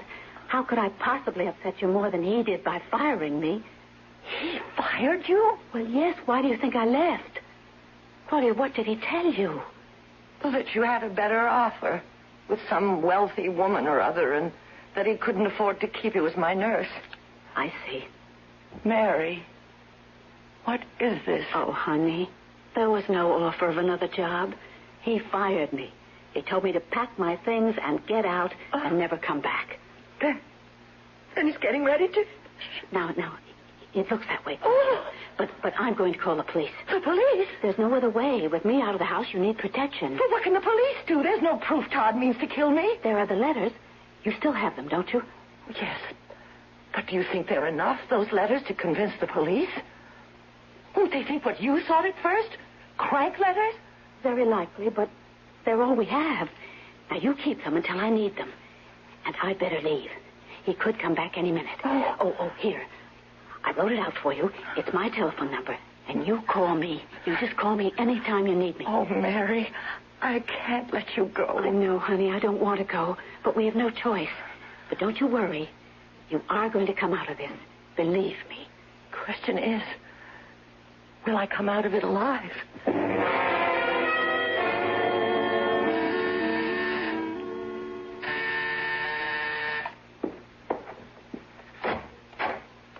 Hi, darling. Here I am, bag and baggage. Come in, sweetie. I'll show you your room. Mary's former room. You got rid of her, I take it. Fired her this morning. Good. But I told Claudia she'd left for another job, one that paid better. So careful you don't give the show away. You don't have to worry about me, darling. No, but just be careful what you do or say. The last thing we want is Claudia getting suspicious. Leave it to me. Well, this will be your room. Nice. And now, I'll introduce you to Claudia. Oh, did you decide on a name? How does Catherine Brent suit you? Not bad. Okay, let's put this show on the road. Catherine?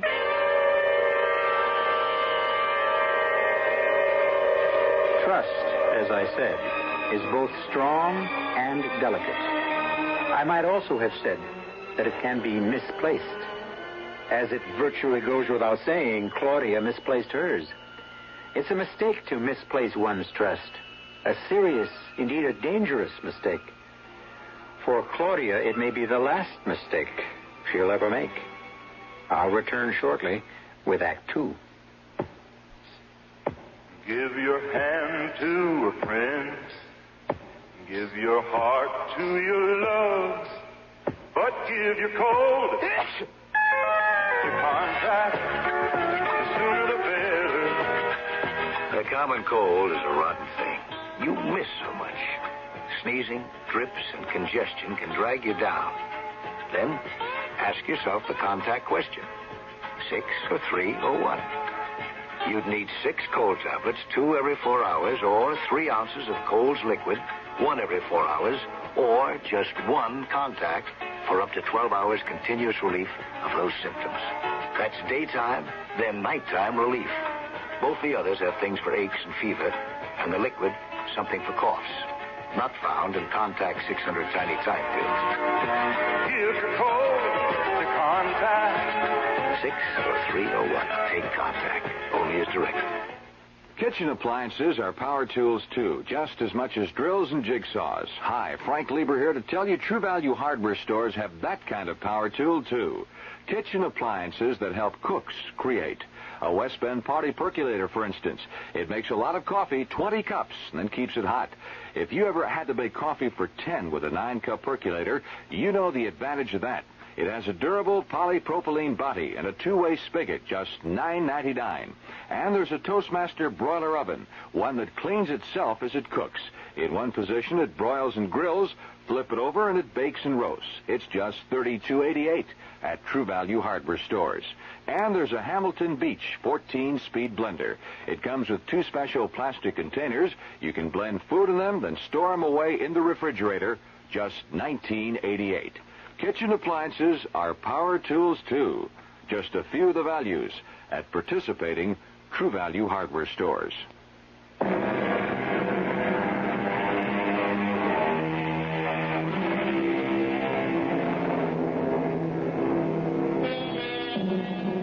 Our theme is trust. Abiding faith of one person in the honesty of another. Yet who of us has not at one time or another been duped by a person in whom we reposed complete confidence? Or did we dupe ourselves? Did our very faith in another place too much of a burden on him or her? In sum, did we have the right to impose our trust on another? Claudia, this is Catherine Brent, your new nurse. She's replacing Mary. Hello, Mrs. Hammond. I'm delighted to meet you. Well, aren't you going to say hello to Catherine? Hello, Catherine. I'll leave the two of you to get acquainted. Got to get to the theater. We're rehearsing a new second lead for tonight's performance. Goodbye, sweetheart. Take good care of her, Mark. Catherine. Trust me, Mr. Hammond. I mean to take very good care of her. Well, now, Mrs. Hammond, what can I do for you? You can leave me alone. Very well. But there are some things I must do. See that you take your meals, your tonic. Oh, by the way, where is it? Your tonic. Oh, never mind, I see. This bottle here. And it's just about time for you to have it. I don't want it. Oh, tastes bad? Well, does it? No. Well, then why don't you want it? Don't you know? I'm not a mind reader, Mrs. Hammond. Neither am I. But I can read yours. Well, in that case, you must know that I intend to give you your tonic whether you want it or not. You can't force me to take it. True. Well, then? I said I intended to give it to you whether you wanted it or not. I didn't say that I'd succeed. Clever, aren't you?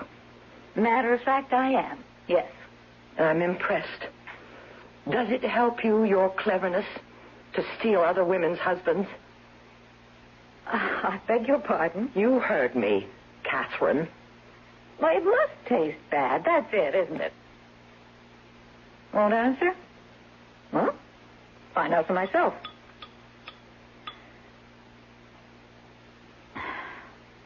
Well, it doesn't taste bad. tastes rather like a nice red wine. You sure you won't change your mind? You drank some. Oh, I hope you don't mind. Just a small glassful. Oh. Here now, won't you? That's it. That's better. What? Well, looks like I succeeded, after all. You are clever. Very clever.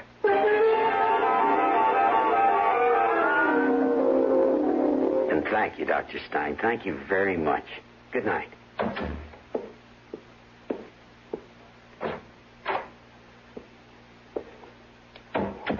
Well, you heard what he said, Claudia. Yes? If you continue to refuse to eat, to drink, to take the tonic, you'll find yourself in such a weakened state that I don't know what'll happen to you. I'll die. That's what you want, isn't it? Well, don't just stare at me. It is what you want. Sweetheart, Dr. Stein said, he said if you don't keep your strength up, you'd begin to think all kinds of crazy things, delusions like that. And, well, damn it, sweetheart, I'm beginning to think you are. It's no delusion. You do want me to die, to put me out of the way. Claudia. And I don't blame you. How could I? I mean, look at me. An invalid, so weak I can't even leave this bed. A useless woman. A useless wife. Oh, Claudia. You think I don't know how it must be for you? You're a man. Not just any man, but a Broadway star who could have any woman he wanted. And all you've got is me. All I want is you. Don't lie to me. Oh, please, don't do that. I couldn't bear that. You remember our promise to each other.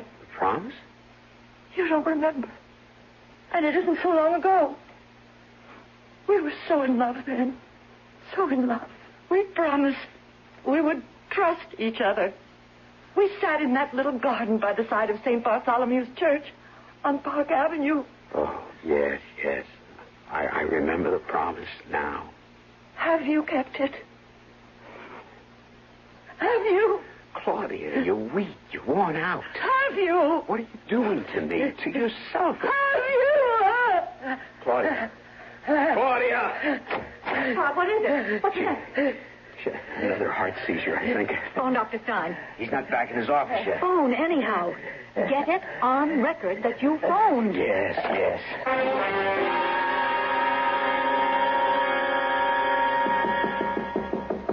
Yes? You decent? Can I come in? Decent? You have got to be kidding, darling. Stein just left. And? She'll be all right for a time. But he made it plain if she goes on refusing to eat, to take the tonic, it's curtains for her. So? What do you mean, so? Just what I said. So? I'm sorry, Todd. If she hadn't been ill all these months, if I hadn't had needs, a man's needs, you'd have had no need for me. Is that what you're saying? I guess maybe it is.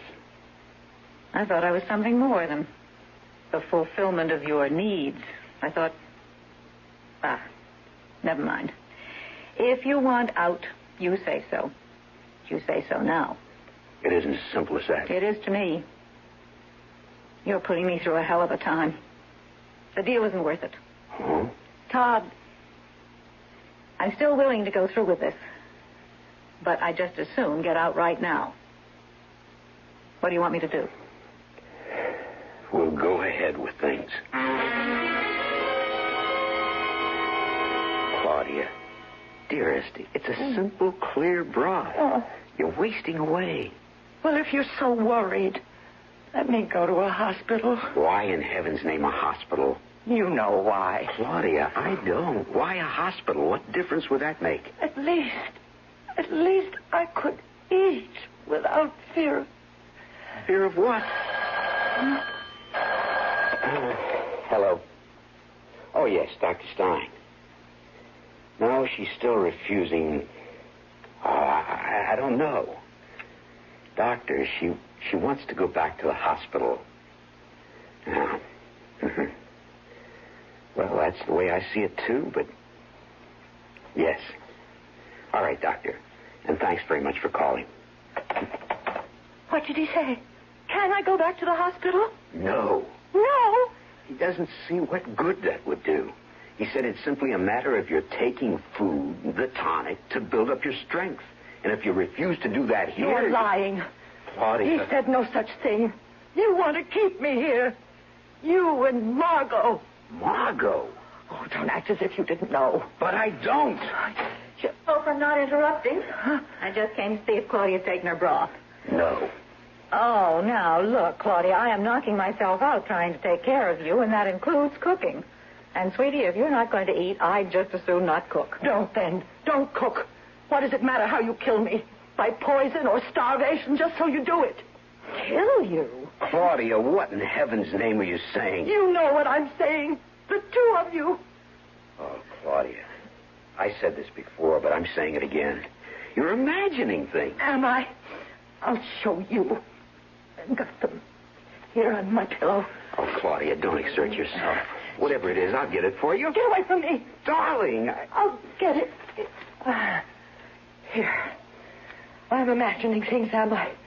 Is this letter a dream? And this? Let me see. Oh, no, you don't get your hands on them. They're the only evidence I've got of what you're up to. Evidence? It's all here in this letter you sent Todd. But he never got because it was mixed up in my mail. I'm sure you'll remember it. Todd, dearest, of course I love you as deeply, passionately as you love me. And you're right. Claudia does stand between us. So, dearest heart, I've changed my mind. I will go along with your plan to put her out of the way. Signed, Margot. Well, what do you have to say now, Margot? You think that I am the woman who wrote that letter? That I am Margot? That's incredible. I had no idea, none whatever, that this was why you were refusing to eat or drink. Oh, Claudia, sweetheart, darling, whatever you've been thinking is wrong. You're wrong. You're all wrong. You're certainly wrong about me. My name is not Margot. It isn't Catherine either. Well, is it? Well, of course it is. No. Todd? No. It isn't. Catherine isn't her name, Claudia. It's Margaret. Margaret Sutton. Margaret Sutton?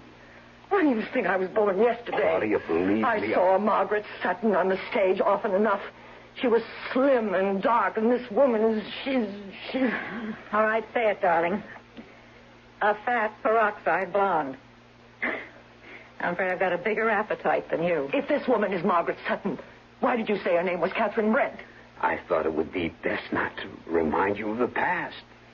You were so jealous in the early years of our marriage. I never dared even mention Margaret's name. What is she doing here? Why did you replace Mary with her? I needed someone I could trust to take care of you. Well, if you needed someone you could trust, why did you fire Mary? I told you. Mary had the offer of a better job. That's a lie. Mary told me you fired her. You did, didn't you? Well, since it's all coming out, I guess you'll have to know. You fired her? Yes. Why? Claudia, I don't want to hurt you. I know how fond you were of Mary. And always will be. She was the most devoted, dedicated person I've ever known. No, Claudia. It was all an act. The simple truth is that Mary was in love with me. In love?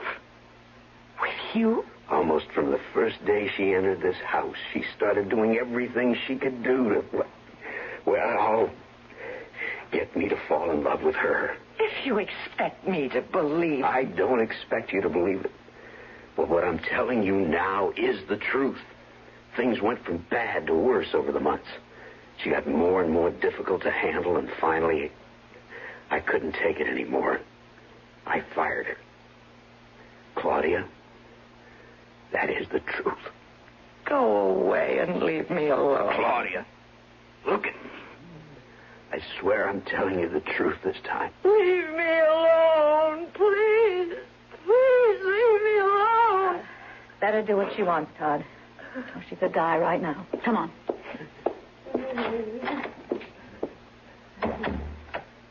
Got to hand it to you, Todd. I always knew you were a good actor, but not that good. I told her the truth. But not all of the truth. By no means the whole truth.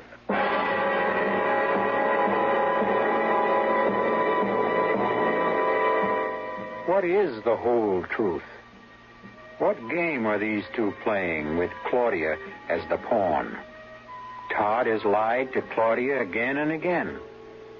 What lie or half-truth has he told her this time?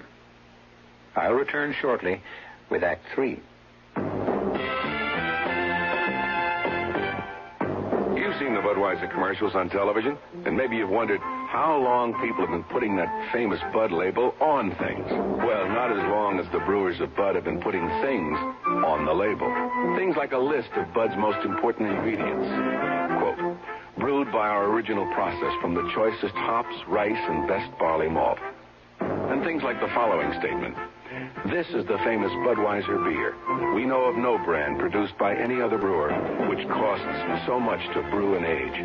Our exclusive Beechwood aging produces a taste, a smoothness, and a drinkability you'll find in no other beer at any price. Unquote. Yes, brewing beer right does make a difference. Read the Bud label. Taste the king of beers, and you'll agree, when you say Budweiser, you've said it all. Anheuser-Busch, St. Louis. You know, there's clean and there's McDonald's clean. That means at McDonald's, the cleaning never stops. So it's really clean. And when you come to our place, you can count on it. You can count on a place that is spotlessly clean. You deserve a break today at McDonald's. Clean. You can count on it.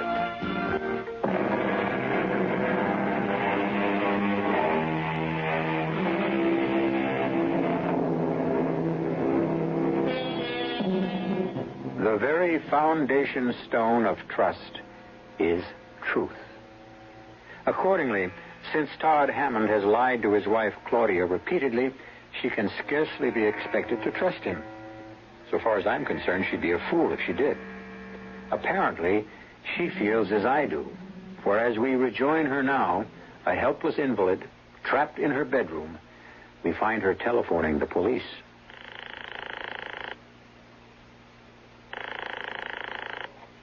Detective Bureau, Detective Jackson. This is Claudia Hammond. Claudia? Hammond. Hammond. Yes, ma'am. What can I do for you? My husband and a woman he's in love with, are trying to kill me. I need your help. Please, I need help. Certainly, ma'am. We'll give you all the help we can. Who is your husband? Todd Hammond. Todd Hammond, the actor? Yeah, sure. You say he's trying to kill you. Him and this woman. Yes. And what's her name? She's trying to palm herself off as an actress named Margaret Sutton, but I know better. Her real name is Margot. Margot who? I don't know. I'm an invalid, helpless and bedridden, and he wants to get rid of me. How's he trying to do this? What's he doing? Poisoning my food, everything I drink. Are you on any kind of pills like that? You think I'm high on pills? That I'm imagining things? No, ma'am, I didn't say that. Maybe just a little excited, a little hysterical? I'm not uptight. I'm not hysterical. I'm telling you the truth. They're trying to kill me. Hello? What's your address, ma'am? 1219 Park. Apartment house? Yes. Apartment number? Penthouse B. Okay, we'll check this out. In fact, I'll check it out personally. What do you mean you check it out? Oh, there's nothing to check out. They're trying to kill me, Todd and Margot. Only she doesn't call herself Margaret. She calls herself Margaret Sutton. And I can prove it. I tell you, I can prove it. I've got the letters to prove it. Letters? A letter from her to him saying she was willing to help him kill me. And another letter from a friend warning me against them. What friend? What's your friend's name? You don't believe me. I didn't say I don't believe you. I shouldn't have called. I should have known I'd only be wasting my time. I should have known you wouldn't believe me. Oh, What am I going to do? What am I going to do? Mary. Mary, of course. Why didn't I think of her before this? Hello? Mary. Mary. This is Claudia. Oh, Claudia, I've been so worried about you, but I didn't dare phone you. Yes, yes. Listen to me. It's happening. What the two of them planned, Dodd and Margot. She replaced you, and he pretended she was a nurse from the agency. He lied. Even gave her a different name. Called her Catherine Brent, and then... Well, you won't believe this. You really won't believe it. She tried to palm her off as an old flame of his, Margaret Sutton, who was slim and dark, and this woman, this Margot, she's fat and... Claudia. Yes? Now, you must control yourself, dear. Yes. Because of your heart. You're putting a terrible strain on your heart. Yes, yes. I'll quiet down. That's my girl. Mary! Now, hush. Just listen to me. They're not going to harm you, because I'm not going to let them. The police? Yes, I went to the police as I said I would, but I could see that they didn't take me seriously. No, me neither. I was just talking to them. What is it? Is there something wrong? If you can't send the books over today, then send them when you can. Goodbye. Bookstore? Yes. You ordered some books. I'll be happy to go and get them for you if they can't send them over today. Do you dare let me out of your sight? Just to go around the corner? 10 minutes at most. Which is why I don't understand how they can't deliver today. Who were you talking to, Claudia? That's none of your business. Suit yourself. Oh. That'll be Dr. Stein, I guess. Dr. Stein? He's going to give you your vitamin injections. Oh, and, darling, don't waste your time telling him Todd and I are killing you. He thinks you're off your rocker as it is.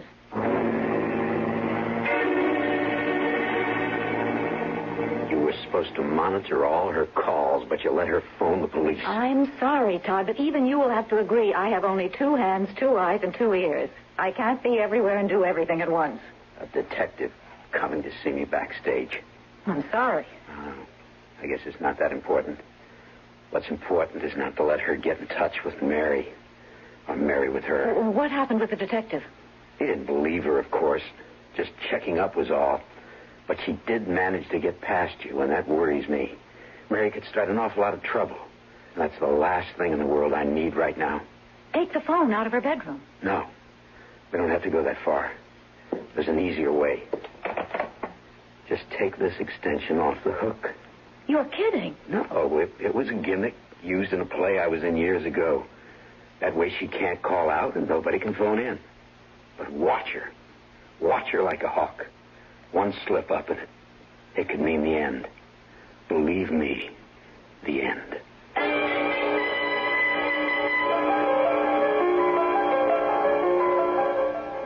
Mary's number now. Where is it? Here.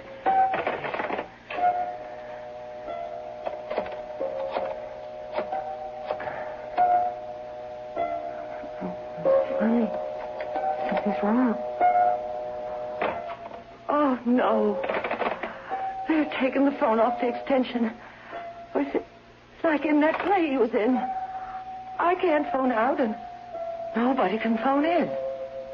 Oh, God. God, help me. Please.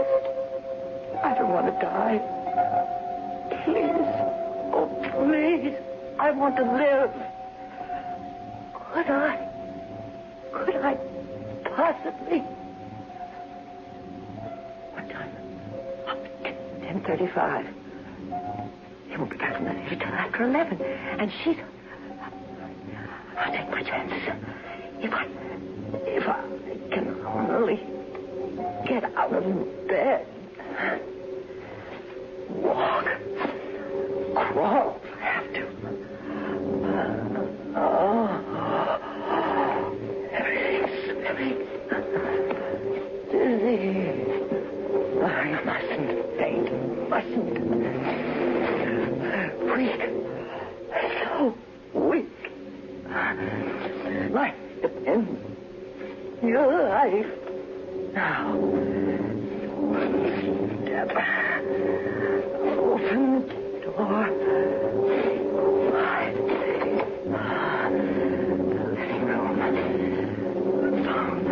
The living room. The food. Yes. Yes.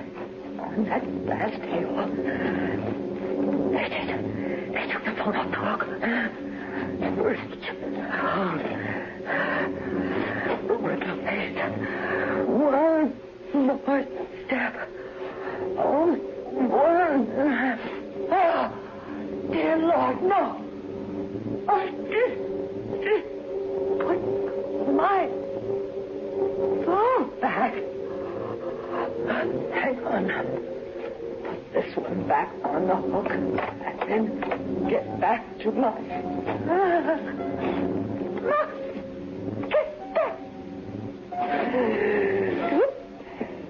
Bedroom. Now, just one step. What in the name of Claudia?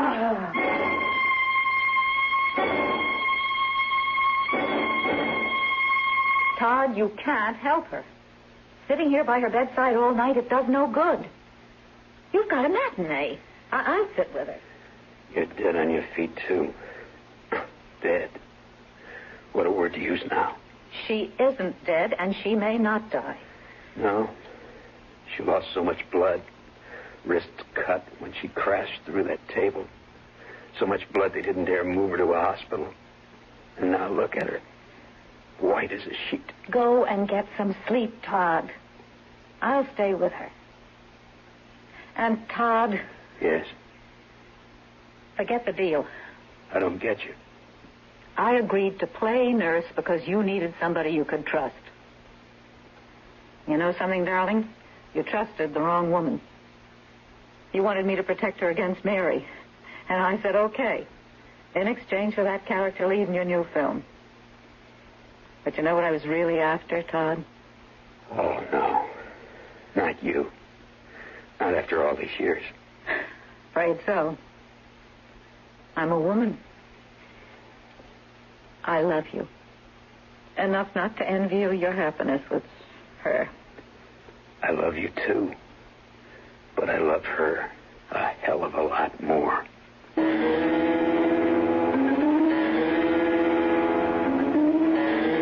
Claudia? Claudia? Mary? Shh. Now listen, dear. They're asleep. He in his room and her in that chair. I still have my key. Oh, Mary, Mary, you came at last. Shh. Now quiet, dear. I'm going to take you down in the service elevator. I jammed the door and then into my car and home to my place where you'll be safe, honey, really safe. Now, can you walk? I can't even get up. Oh, dear. And I can't carry you. Honey, you've got to find the strength to walk. The tonic. I'll give you a glass of the tonic. That always gave you quick strength. No, it's poison. Oh, no. They wouldn't have dared to do that. If they succeeded in poisoning you, the coroner would have impounded the bottle. No, they'd have poisoned the glass, not the bottle. Here, now you drink this right down. Yes. No. Awake. You're awake. You bet I'm awake. And waiting for you. I've been waiting for you to give yourself away. So Mr. Hammond and I could turn you over to the police with the evidence to convict you. Evidence to convict me? You're crazy. She's crazy. This woman's crazy. Claudia, Todd told you the truth about Mary being insanely in love with him. What? Propositioning him, the whole scene. Todd put up with her insane nonsense till she said something one day that made him realize she intended, one way or another, to kill you. Oh, you're lying. That isn't true. It can't be true. Not of Mary. It's all too true of Mary. And I can prove it. By what Mary just told you. What? What did Mary just tell me? That if Todd and I wanted to kill you, we'd not have risked poisoning the bottle of tonic. Only the glass. What? Well, I never poisoned the bottle. And so I'll drink it straight off. There. You drank the whole bottle. It's quite delicious. and healthy. So you drank it. What does that prove? It proves that what you poured into the glass, Mary, could not have been poisoned unless you slipped the poison into the glass, which you did. No, I did not. In that case, Mary, drink the glass. Well, go on, Mary. Drink it. Mary. I hate you. I have always hated you, you sniveling little invalid. A man like him needing a woman, needing a wife, the kind of wife that I could have been. That's why I wrote those letters, to prepare you for the death that you had coming to you, and to play it smart.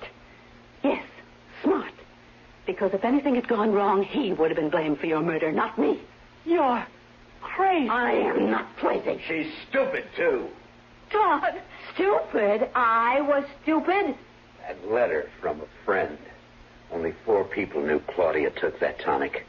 Claudia, Dr. Stein, me, and you. Marge, call the police, will you?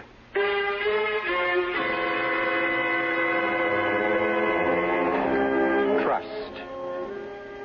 Truth. Trust, it would seem, can be many things, or at least a thing of infinite variety. As for truth, well, the evidence seems clear that one man's truth is another man's lie. The answer to this complexity? Surely the answer lies in the complexity of you, of me, of all mankind. Where else? I'll be back shortly. There is a fresh new spirit sweeping the land. A free spirit that demands good products. Products that satisfy your sense of good taste and desire for economy. But above all, products that perform. Buick has been touched by this spirit. And this year, our crisply designed, solidly built Buicks will bring joy even to the most demanding of free spirits. The 1975 Buicks, dedicated to the free spirit in just about everyone. Hi, this is Pearl Bailey. Today I'm not going to try and entertain you. Instead, I'm going to put before you the distressing story of the needy children of the world. They need your help. The bright side is that you can give them all of this by working with Save the Children Federation. Together you can forge a better world, one in which children can have hope instead of despair. To find out how, you write today to Save the Children Federation, Box 120, Grand Central Station, New York, New York, 10017. Please help these children.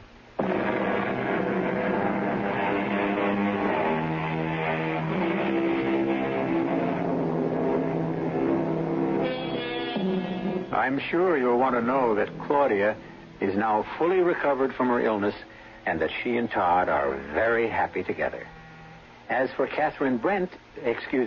Margaret Sutton, would you believe that the role she played in Todd's film revived her acting career? Well, it did. Our cast included Nina Foch, Charles Aidman, Leslie Woods, Joan Tompkins, and Joe DeSantis. The entire production was under the direction of Hyman Brown. Now, a preview of our next tale. Voila! We have an instant voodoo doll. Fascinating, isn't it?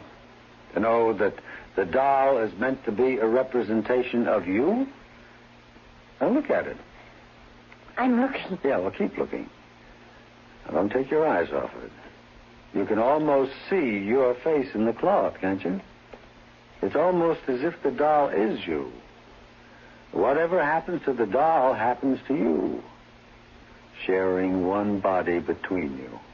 One life. One destiny. I still think it's silly. All right. And let's see what happens when I take this letter knife. What are you going to do? Nothing. I'm merely going to plunge this knife into a meaningless piece of cloth. No, don't! Radio Mystery Theater was sponsored in part by Buick Motor Division. This is E.G. Marshall inviting you to return to our Mystery Theater for another adventure in the macabre. Until next time, pleasant dreams.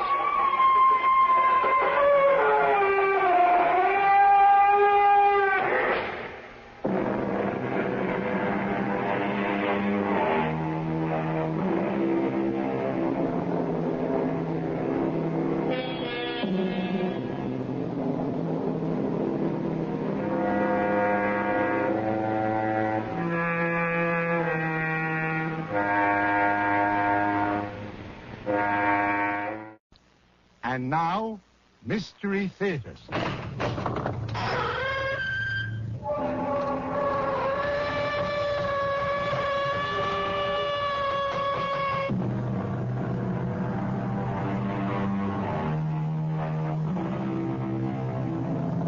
Come in. Welcome. I'm E.G. Marshall. Come in. What's that? Yes, it is rather dark in here. You see, we never turn on the lights. We don't need any. At the Radio Mystery Theater, all we illuminate is your imagination. We fill it full of ghostly radiations, mysterious emanations, the eerie glow of terrifying images. And now we have a most unusual image for you. The image of a doll. Yes, I said doll. And a very pretty one, too. Long, silky blonde hair, innocent, round blue eyes, a charming dress of taffeta and lace. This is the central character of the story you're about to hear. Of course, you're asking, what makes a doll an image of fear and horror? You've got to find it, Jimmy. You've got to get that doll away from him. Okay, honey, okay. Give us a little time. I don't have any time. If something happens to that doll, I'll die.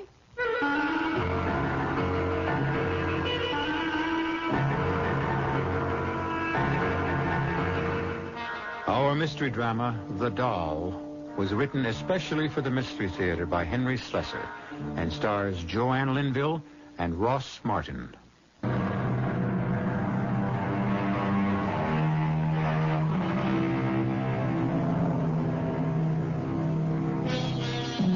Our story begins in the classroom of a small coeducational university. Not a very unusual setting. But today, these young men and women are hearing an unusual lecture.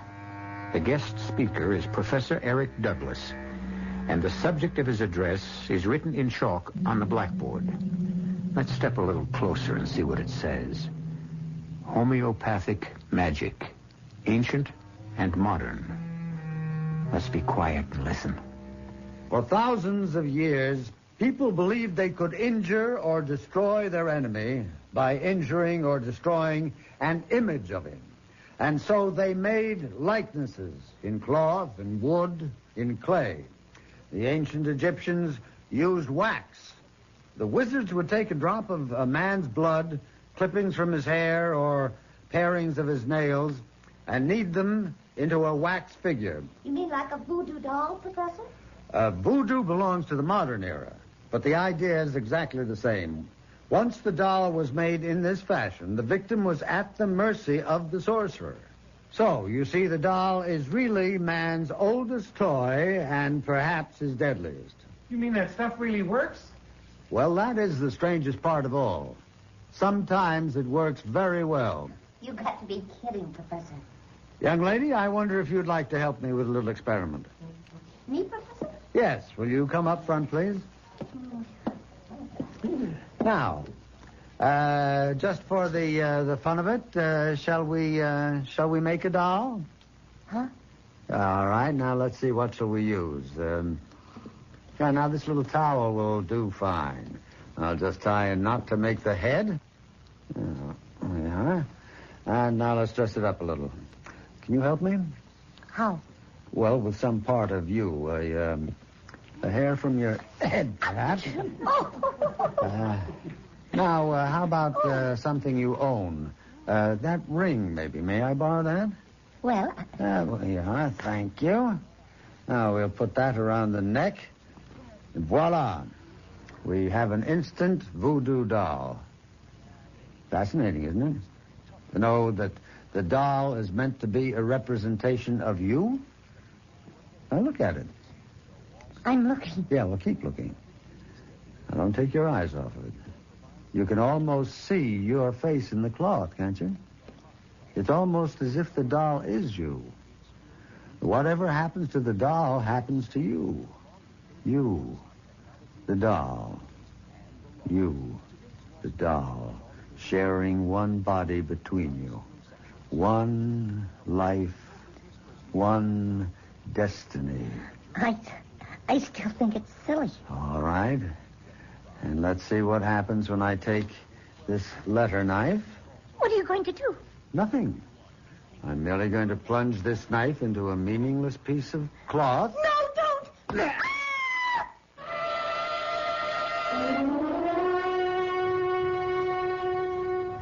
Prudence? Prudence? Prudence? You called me Professor? Yes, I want to know what you think of this record. Fred Cartwright sent it to me. Claims it's an authentic Damballa ritual march. I could not say, Professor. I think it was probably recorded on Hollywood Boulevard. Oh, that's enough of that. Well, what's become of Laura? Isn't she home yet? She's just arrived, sir. She's in the living room. Oh. Laura, darling. I didn't hear the door. You're very late. Oh, I'm sorry, Eric. The match wasn't over until 6. It went to 5 sets. And who won? You know you don't care the first thing about tennis.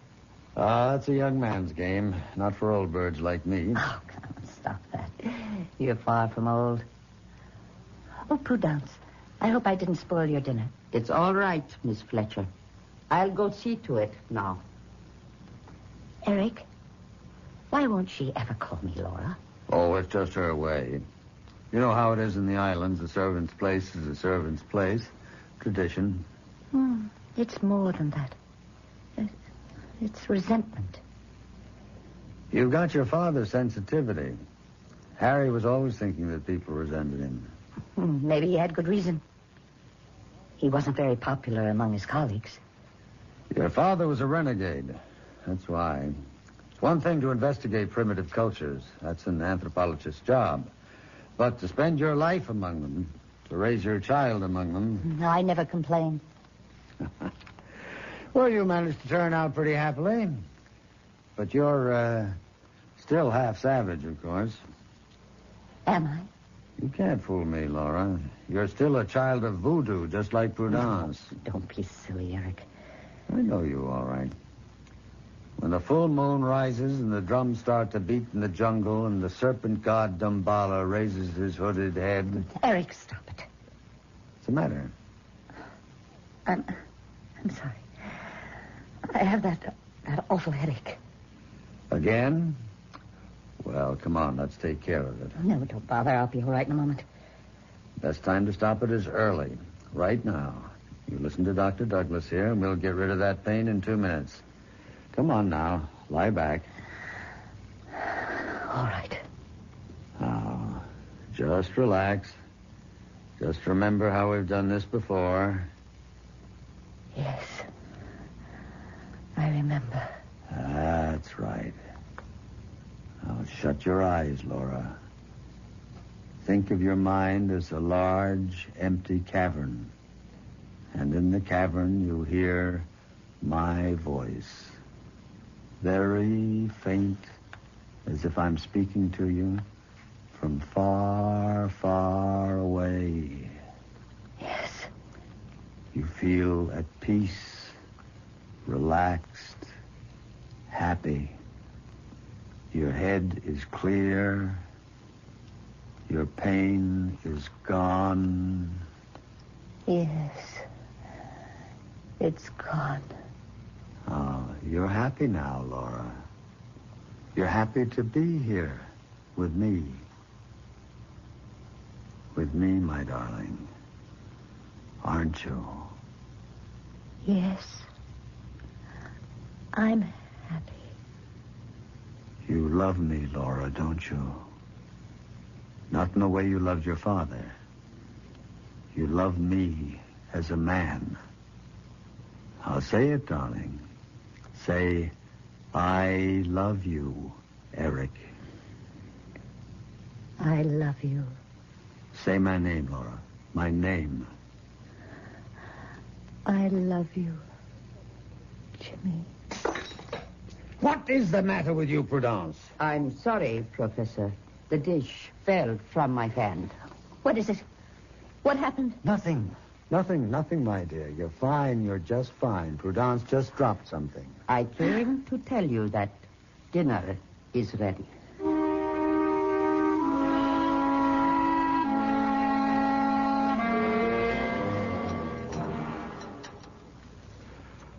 Well, so you had a good tennis game, did you? Was it mixed doubles? It was, as a matter of fact. Oh, who was your partner? Not someone named Jimmy by any chance? Why, yes. How did you know? Oh, well, no mystery. You spoke his name while you were hypnotized. Who is Jimmy? Well, his full name is Jimmy Collins. You known him long? About 3 months. 3 months? Well, you never mentioned him before. Oh, I'm sure I did. I'd love for you to meet him, Eric. I'm sure you two would get along. What's he do for a living besides mixed doubles? He's in Wall Street. Well. Maybe you've started choosing your friends more carefully, darling. I'm glad to see that. But, just the same. Eric, listen, I wish you would stop talking to me like a scolding father. I am not your father. I was talking to you as a friend. I'm sorry. Do you wish dessert now, Professor? No. No, Prudence, no dessert. Gotta stay in trim. Who knows? I might take up tennis yet. Laura, I tell you what. Why don't you bring this Jimmy around? I'd love to meet him.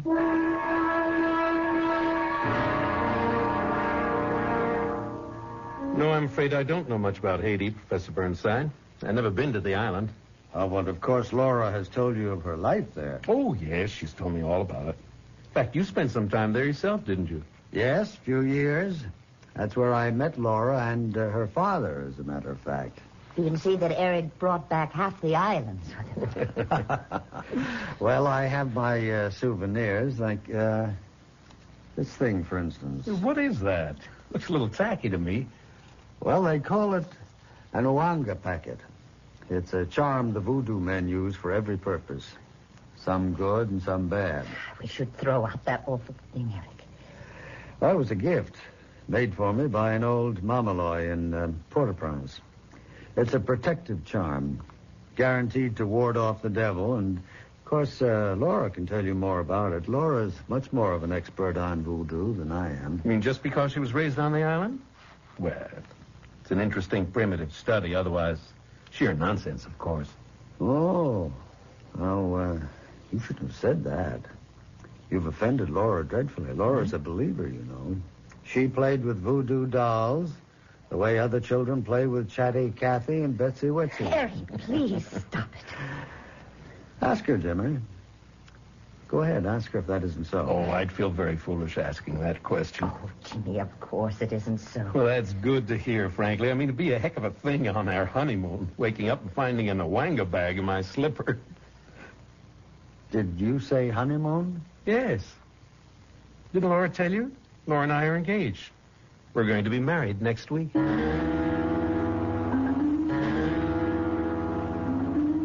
Professor. What do you want? It's late, Professor. After midnight.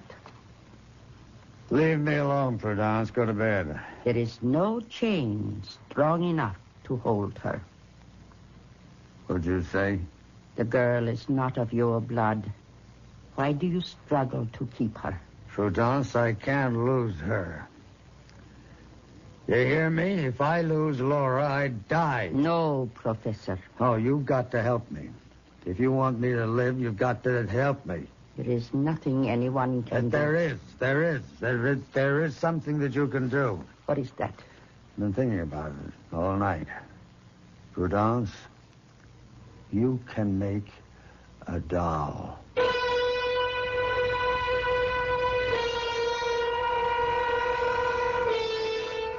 Well, what have we here? A four-sided triangle?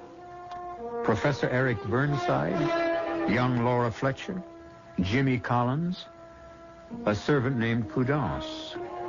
Or is this going to turn out to be a five-sided triangle with the fifth member of the equation, a doll?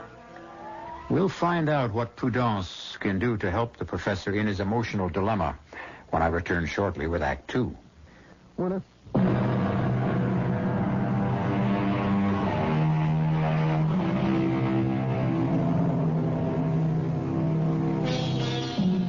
A week has passed since Laura Fletcher made her earth-shaking announcement to Professor Eric Douglas. The announcement which turned the professor's world completely upside down. But for a man who has looked into the future and found it bleak and empty, Eric seems like a happy man at the moment as he listens to the sound of the Damballa ceremony and waits for Laura Fletcher to enter the room. Eric? I'm here. Laura. Well, let me stop this racket. Well, don't you look lovely? And don't you look well? Eric, I can't tell you how good it is to see you smiling. Well, I've got something to smile at, all right? Myself. I don't know what came over me that night, Laura. I just was not myself. I couldn't let you run off and get married without my blessing. And a suitable present, of course. A present?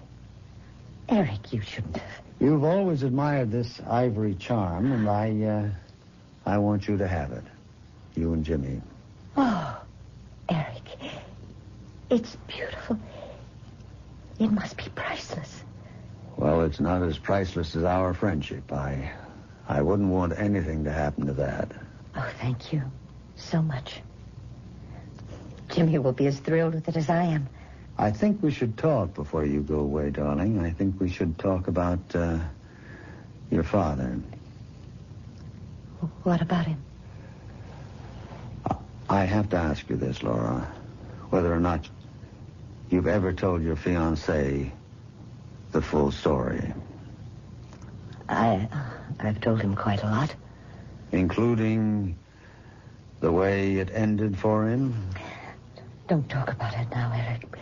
Please. You know, I still blame myself. I knew that Harry wasn't right in the head. I could see the signs. And I shouldn't have let it go as far as I did. Please, Eric. You know that I cannot bear to remember that time. I know. You were only 14, but you witnessed it all. His mad delusions. Don't. Oh, my head. Laura, what is it? It's that... The pain again? Yes. Oh, poor darling. Here, come on, lean back. It happens every time I remember my father. Shh. Now, don't talk. Just lean back, relax, close your eyes. Yes. Thank you, Eric. Thank you. Now breathe deeply, darling. Deeply. Now, you remember how we do this together. How we make the pain disappear. How you clear your mind of everything but the sound of my voice. Yes. You can't hear anything but me now, Laura.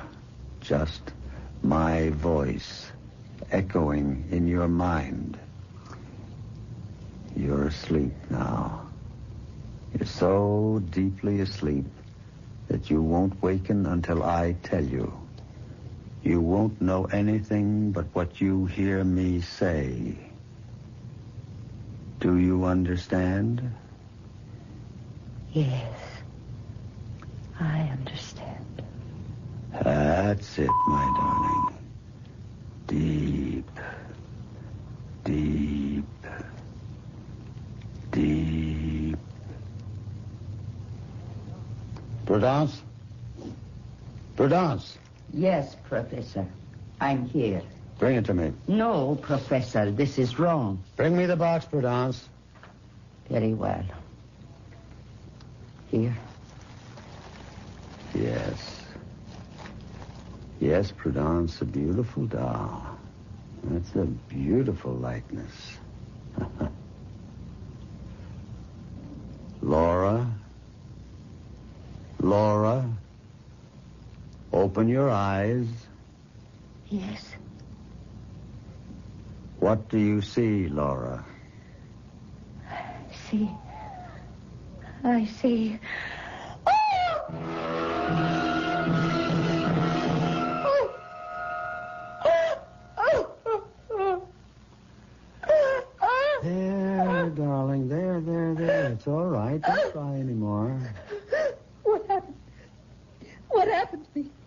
Nothing at all. You were asleep and you had a bad dream. Asleep? Yes. You had one of your headaches, do you remember? And I put you under hypnosis, and then I decided to let you sleep it off. You seem so tired. Oh, I feel so strange. I know. The truth is, well, I'm not sure that you're well. What do you mean? When do you and Jimmy plan to get married? This weekend.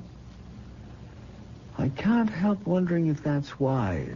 What do you mean? I wonder if you're well enough. You seem so run down, and the headaches are obviously worse. Took a long time to make you lose the pain. Eric, Jimmy and I are getting married. This Saturday.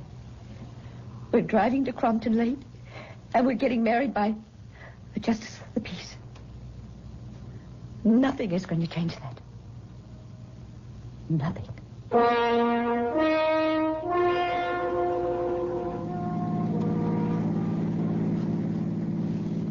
You sure you feel okay, Laura? Yes, I'm all right. Hardly said a word since we started out. Well, a girl doesn't run off to get married every day of her life. I need time to reflect. Haven't changed your mind, I hope. No, I haven't changed my mind. Well, then what's that cold sweat all about? It's not another one of your headaches, is it? No, it's just nerves. It's bridal jitters. Now, maybe if you didn't drive so fast. I can't help it. I'm in a hurry.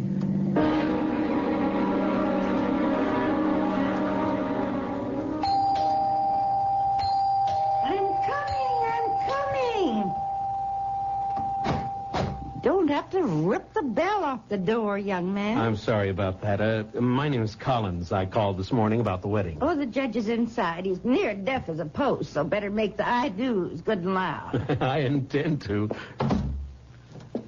Oh, come in. Come on, come in, folks. Mom will act as witness. Fine. Young lady, you stand here, next to young man. Honey, are you all right? Huh? Oh, yes, I'm fine. You sure you wouldn't like a glass of water? Oh, no. No, thank you. Steady, honey. It only hurts for a minute. Dearly beloved, we're gathered together here in the sight of God, in the face of His company, drawing together this man and this woman, holy matrimony. What's wrong? Which is an honorable estate instituted by Just a God, little shortness of breath. signifying unto us, Laura. union as the church Christ and His church, which holy estate Christ adorned. Oh, and Jimmy, sanctified with what's His the presence. matter? What's the matter? What? I've got this awful pain. This terrible pain.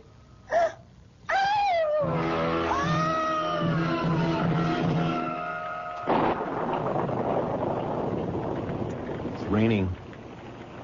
Oh, Jimmy. I'm so Oh, sorry. honey, now come on. Don't be sorry. Just take it easy, that's all. That's what the doctor said. I do feel better now. Much better. Oh, who would have thought the day'd turn out like this? Stuck in a cheap motel across the street from the Justice of the Peace. We're not even married yet. It'd be deliciously sinful if it weren't for this miserable room. Jimmy. What is it? Oh, God. Jimmy. Help me. What's the matter, honey? Is the pain again? No, it's something else. Jimmy, I have to get up. Oh, come on, I have stay to in get bed, up. darling. You heard the doctor. I have to move. Laura! Jimmy! Oh, Jimmy! Lord, you hit the wall. I can't stop myself. Oh, Laura, stop! Hold me, Jimmy! Hold me! I can't stop Come on, myself! don't fight me! Don't fight me! Stop! Bringing yourself around this way. Oh, I can't help it. I can't. I have to move. Go for the table! What's happening to me? I have to get some control of myself. I don't belong to myself anymore. Laura!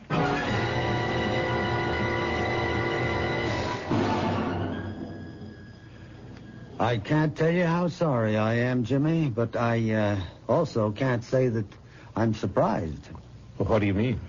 Well, my field is anthropology, but I'm not a complete stranger to the psychological sciences. In my opinion, Laura's problem is the result of a conflict, the difference between two worlds, the world of everyday reality and the dark world of superstition. No matter how much she laughs about it now, Laura grew up believing in devils and zombies and voodoo dolls. Come on, I just can't believe that. Well, that's why I feel so strongly that Laura, well, she just isn't ready for marriage. Well, here, let me show you something. What is that? It's a doll. Now, as you can see, it's a very good likeness of Laura. Prudence is an artist of sorts. Your servant made this? Yes. It's her hobby. It's a sort of sculpture. But what do you suppose Laura did when she saw this doll? She screamed. She was horrified. She thought it was a voodoo effigy. And whatever happened to the doll would happen to her. No, Professor, I'm sorry. I just can't buy that explanation. Yes, I was afraid that you wouldn't. Laura's too sensible. This is all such childish Would stuff. you care to test the theory? Test it? How? Yeah. Well, would you be willing to conduct a little experiment? It might. Depends on what it is. All right, I'll tell you. At exactly 9 o'clock this evening, I will take our little doll here and bring it to that fireplace. And I'll hold the doll over the flames, high enough so that it won't be scorched, but low enough so that it can feel the heat. Oh, dolls don't feel. No. Dolls don't. But Laura is another matter. You tell her what I'm doing. Tell her about the experiment. And then see how she reacts. I'm sorry, I don't like politics, Professor. I just want you to know what you're up against, Jimmy. Now remember, exactly 9 o'clock.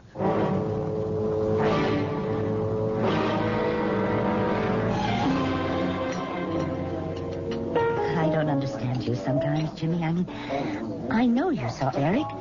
You told me you were going to. All right, I saw him. And? He just told me a lot of nonsense, that's all. About me? And my father? About you and voodoo dolls. What did he say exactly? Laura, why did he have that doll made? What doll? You know. The one that looks like you. What are you talking about? You said you saw it, didn't you? No. I never saw any such thing, Jimmy. He must have been joking. He must have been putting you on. I saw the thing, darling. You what? I saw the doll. It was about this big and obviously hand-carved and... Well, it did look like you, Laura. Same long blonde hair, blue eyes, very much like you. That woman knows how to carve. Woman? You mean Prudence? The servant? Yes, that's what he said. She made the doll, and that you actually think... Laura, you can't believe in voodoo. Not really. Oh, dear God. Then that explains it. That explains everything. What? The pain in my chest, it was like the thrust of a needle. Oh, now, come on. And the way I lost control as if I did... Like I was being flung about like a doll. It was exactly like a helpless doll. Now, cut that out. You know that isn't so. You're just convincing yourself of this nonsense. It's all in your mind. But what else explains it, Jimmy? What else? As long as he has that doll, he has me. Shh. Honey, please. That's crazy. You've got to find it, Jimmy. You've got to get that doll away from me. Okay, honey. Just give us a little time. I don't have any time. If something happens to that doll, I'll die. No, Laura, you can't really believe that. I want you to prove that isn't true, and you can tonight. What do you mean? That nutty friend of yours said he was going to try a little experiment tonight, just to prove the point to me. Well, I want you to disprove it. What sort of experiment? He said that exactly 9 o'clock he was going to take the doll and bring it to the fireplace. Oh, no. He said he was going to hold it over the flames high enough for the doll to feel the heat, and he said you'd feel it, too. Oh, Lord, Jimmy. Well, what time is it? It's 20 of 9. We'll get out of here. No. We'll go back to my place, and we will prove him wrong, darling. Prove him a liar. Oh, God, I'm getting warm. I'm getting terribly warm, Jimmy. That's your imagination. No, it isn't. Oh, honey, he said 9 o'clock. Wait a minute. The watch isn't going. Jimmy, look. That clock on the wall, it is not. Oh, for Pete's sake. Oh, Jimmy, it's happening. It's really happening. Laura, now don't. Come on, you've got to fight this. It's only suggestion. It's hypnosis. Killing me. He is burning me alive. Honey, no, darling, no. Stop it, Jimmy. I'm on fire. I'm on fire.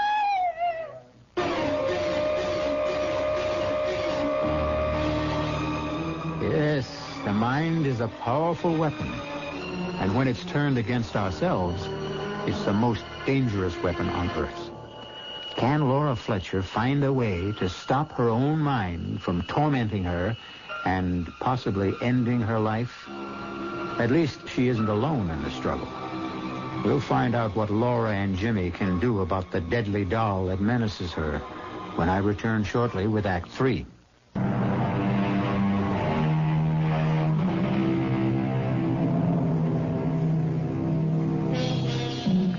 Professor Douglas's experiment has succeeded only too well. And it's also succeeded in convincing Jimmy Collins that something has to be done to save the sanity and even the life of the woman he loves. And that the best place to be in would be the home of Eric Douglas, his servant Prudence, and the doll itself. Oh. Hello, Miss Fletcher. Hello, Prudence. Is Professor Douglas home? No, miss. He's gone. Gone where? On a lecture tour. He took the early morning train not half an hour ago. And when do you expect him back? Not for days, he said. Prudence, I have to talk to you. Please let us in. Yes, miss. Prudence, when my fiancé was here the other day, the professor showed him a doll. A doll, miss?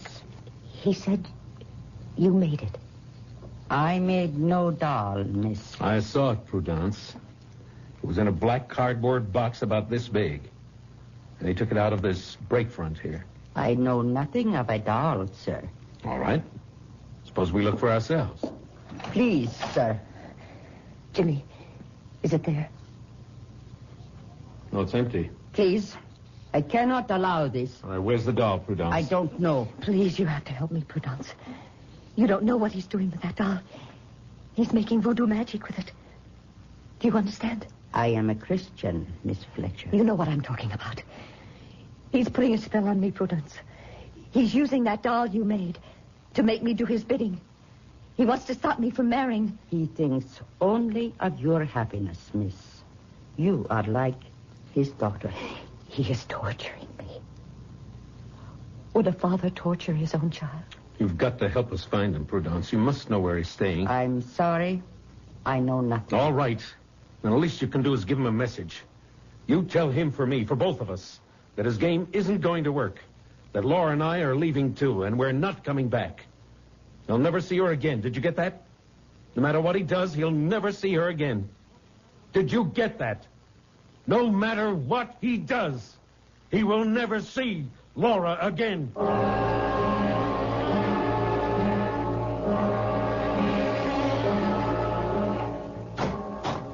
Prudence? Prudence? Where are you? Dear Professor, did you have a good tour? Yes. No. I don't remember. It was endless. Seems like far more than 3 days. They were here, Professor. Who? Miss Fletcher and her young man. They came to see you and to find the doll. You didn't let them? No. It is still hidden. Good. The girl says you are torturing her. Only for her own good, Prudence. I swear that. This man Collins is wrong for her, and I had to prevent the marriage. Why, Professor? Because her father asked me to watch over her, to protect her. That's why I asked you to make the doll, so that I could trick her into believing that I had some control over her. Nothing else would have worked. It was not a trick. Of course it was, Prudence. No, Professor. The doll was made because Dambala commands, with her image, her hair, a drop of her blood, Now the girl and the doll have become sharers of the same soul. Prudence, you're slipping back into the jungle. Doll has no powers. Laura reacted only to suggestion. The doll is her. She is the doll. Only the sorcerer can break the spell. I'm tired, Prudence.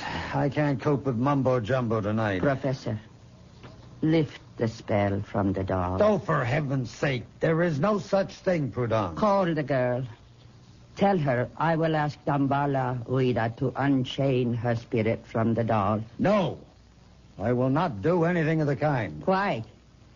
Because you don't want her to marry? That's right. Because you want her for yourself? What kind of talk is that? I'm more than twice her age. But you still want her. I have eyes. I have ears. I will call the girl. I will tell her that the doll is here. And that you will lift the spell from it. Stop that. Put that phone down.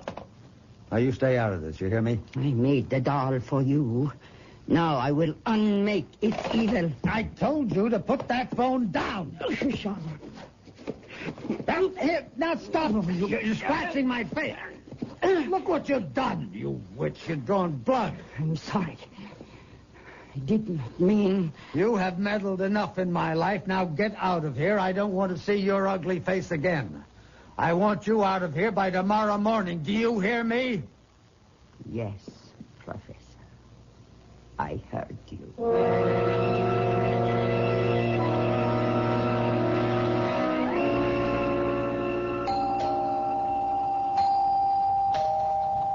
A moment. Laura. Hello, Eric. You know Jimmy Collins, of course. What are you doing here? Sorry to be such early arrivals, Professor. We wanted to make sure you didn't go off to another lecture this morning. I have nothing to say to you, Mr. Collins. Don't plan to stay long, Professor. Only until you give us that doll. The doll? That's right.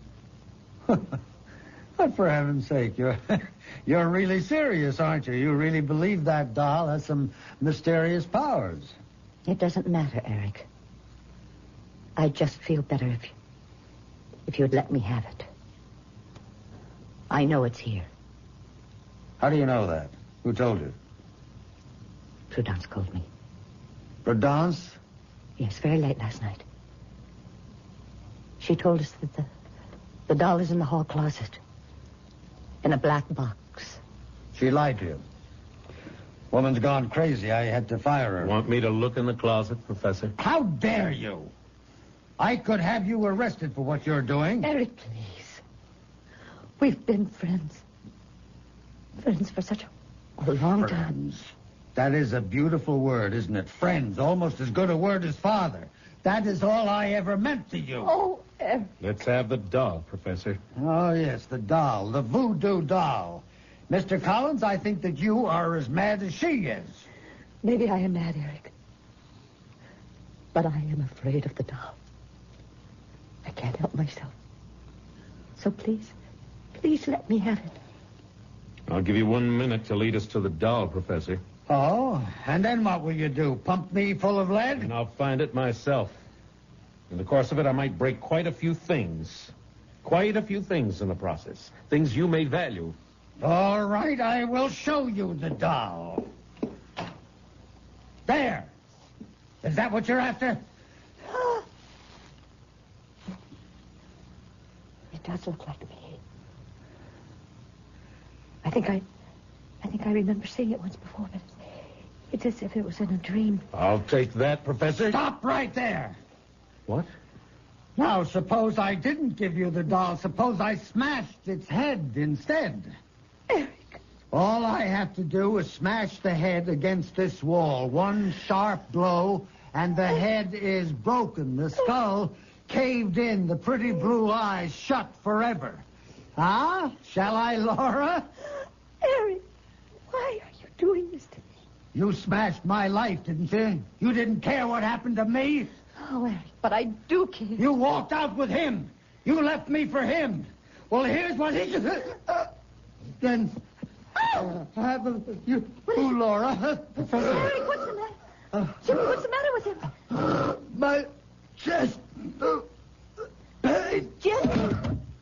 It's a heart attack. I think he's dead. Oh, my God. Are you sure? Look at his face. Oh, no. There's no sign of a pulse. He's gone, Laura. Oh, no. Lord, just like that. Must have been the excitement. No, it was not. Prudence. The spell is lifted, miss. When the sorcerer dies, the spell dies with him. What's that in her hand? Prudence, what are you doing with that knife? It was the only way, miss. Wait a minute. She's got something else. Some kind of doll. Prudence, you didn't. His skin and his blood from my fingernails. His curse from my lips and heart. Oh, Jimmy. How horrible. She killed him. Oh, no, Laura, no. It was a coronary. Only a coronary. I think. Well, personally, I don't think I'll ever trust a doll again. Not Raggedy Ann, or Betsy Wetsy, or even that paper doll they used to sing about. Of course, there's no question in my mind that Professor Douglas died of natural causes as opposed to supernatural. There's a great deal to be said for the power of suggestion, which, of course, is why you're about to hear the following suggestion.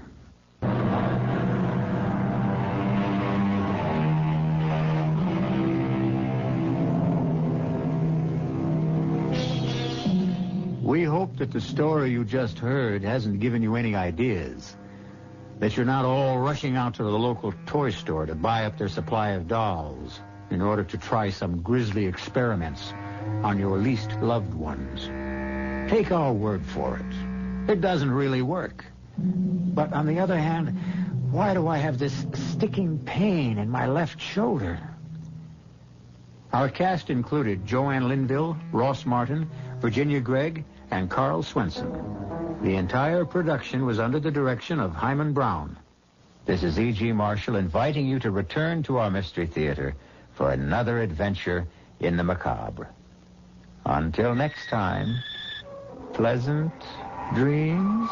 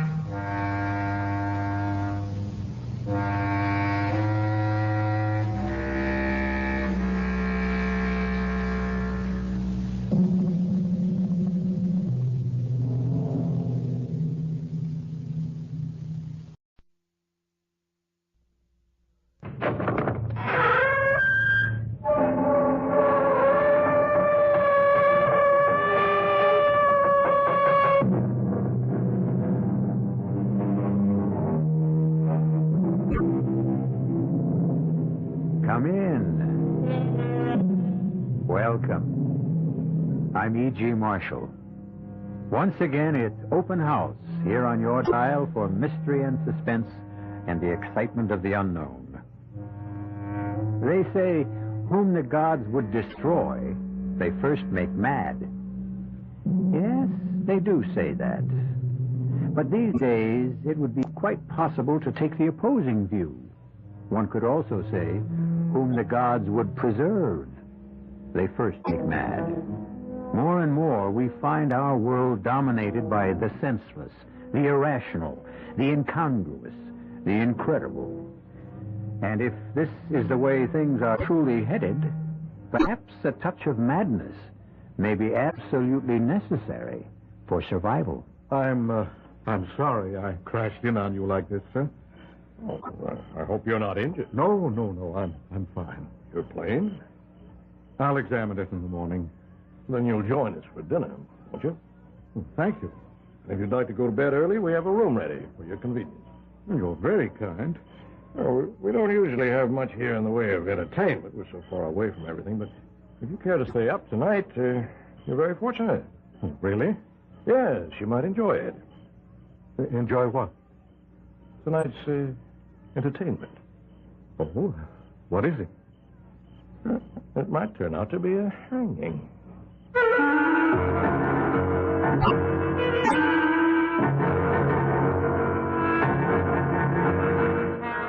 Our mystery drama, A Scaffold for Two, was written especially for the Mystery Theater by Sam Dan and stars John Beale and Brett Morrison.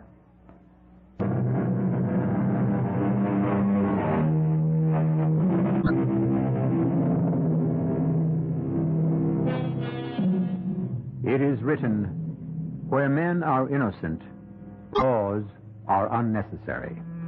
Where men are corrupt, laws are useless.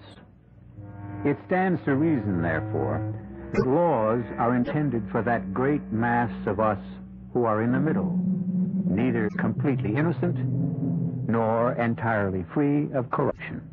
It's a subtle philosophical point, and there are times when Charles Farnsworth would enjoy discussing it over a drink and a roaring fire.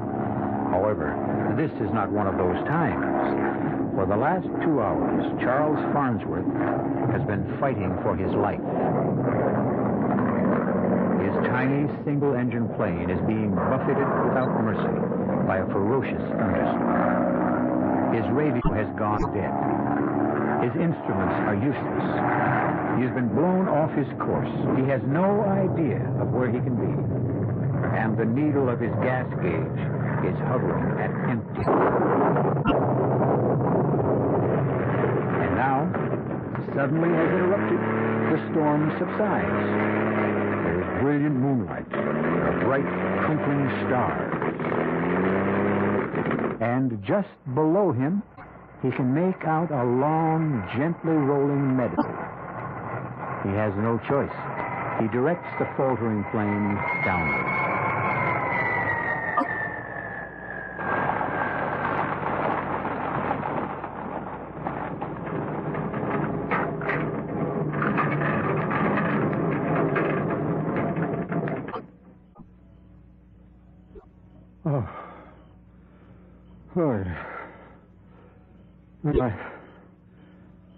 I guess I'm all right. I guess everything's all right, but where am I?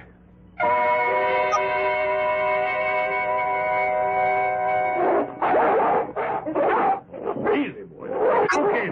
All right. Who's that out there? Oh, sir. I need help. Down, Alexander. Down, Cedar. Be quiet. Quiet!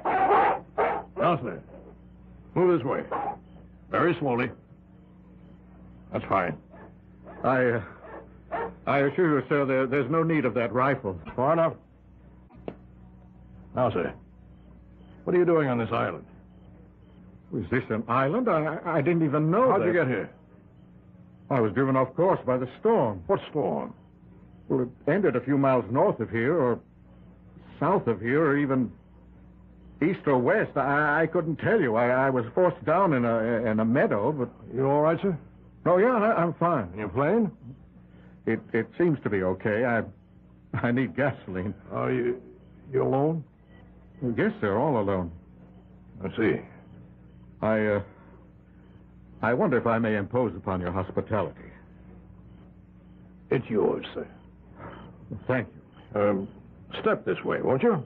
My name is Bennett. Franklin Bennett. Welcome to Bennett's Island. My name is Charles Farnsworth. Oh, you're just in time for dinner, Mr. Farnsworth.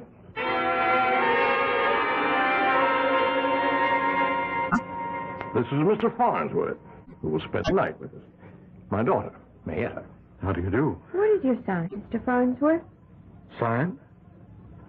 Well, Taurus, I think. Mayetta. But it's vital, Father.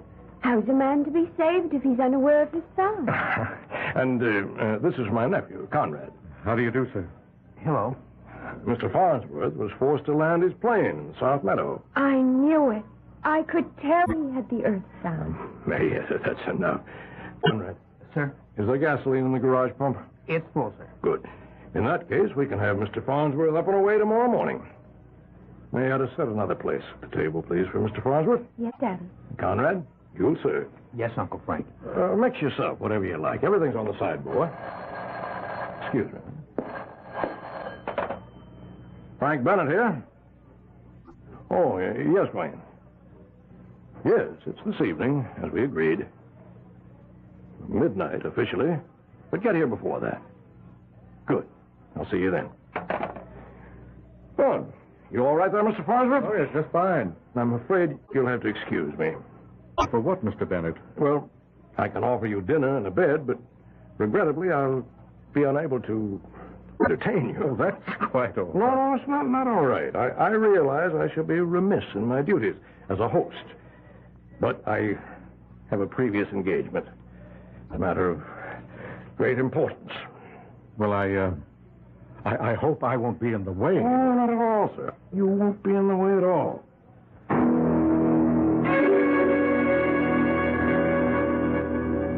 Well, if everyone's had enough, Conrad, Mayetta, clear the table. Charles Farnsworth. Where have I heard that name before? Well, I'm an attorney. Oh, yes, you're that Farnsworth. You're the lawyer that gets all those guilty people acquitted. Oh, that's impossible. Impossible? If a person is acquitted, it's proof that he's innocent. Oh, you know what I mean. No, I'm afraid I don't. Well, you usually get these people, rabble-rousers mostly. They go around, they commit murder. How do we know that? Because we know it. We just know it. It's a matter of pure common sense. Guilt or innocence is a matter of law. Most of these people you defend are against the law. Most of them are out to overthrow the government. And anyway, they're dirty. They're unkempt. Oh, I wouldn't say that. I would. Mr. Bennett, I defend a great many people. Some of them happen to be associated with unpopular causes, and some of them, I admit, are personally quite unappealing, but what would you have? Everyone's entitled to counsel. I know. It's just that I hate to see people get away with murder. If they don't get away with it, if a judge and a jury acquits them, that means they didn't commit murder. That's what's wrong with the system. Well, you could also say that's what's right with the system. Well, I'm doing something wrong right now. I'm having an argument. A serious argument with a man who's a guest under my roof. I apologize. Oh, please, I don't feel in the least. I'm a deep believer in the law, Mr. Farnsworth. And to me, the most sacred of all laws is hospitality. When a man is your guest, in no way should he be made to feel uncomfortable or under a strain. Forgive me for what I said to you before. No, I felt in no way insulted. That's very kind of you. Conrad, Mayetta, come in here, please. Mr. Farnsworth, I'll have to excuse myself for the night. I hope you understand. Yes, of course. Conrad, my guests are beginning to arrive. Show them into the library, will you? Yes, sir. And Mayetta, conduct Mr. Farnsworth to the guest suite. Now, Mr. Farnsworth, you must excuse me. I hope to see you at breakfast in the morning. Good night, sir. Good night. You want some more coffee? Oh, no, thank you. When I asked you your sign, I didn't mean the signs they have in the zodiac, you know? I think so. There are the 4 basic signs, and they're earth, air, fire, water. Oh? Is this some new kind of science? Oh, no. It's an old kind of religion. I see. It's mine. I'm the head priestess. Are you? Yes. I'm maybe the only one. You see, I don't know anyone else who's a member. Oh. No. Most of the folks we have around here are Methodists. We also have some Congregationalists and some Catholics and some Jews. But I can't find anyone who's a member of EWAF. EWAF? Yes. The 4 elements. Earth, water, air, and fire. So far, all we've got is Conrad and me. Well, you can never tell. Maybe there will be more one day. Oh, it's very nice of you to say that. Most people just laugh at me. I'm sure they don't mean any harm. I don't mind. You're a very nice person. You're not at all like most of the people who come to see Daddy. Why do you say that? Because you're a perfect example of the balanced Ewa. I see now. You don't have any son. You have all 4 of them. Oh, is that good? Oh, that's perfect. You're in heavenly balance.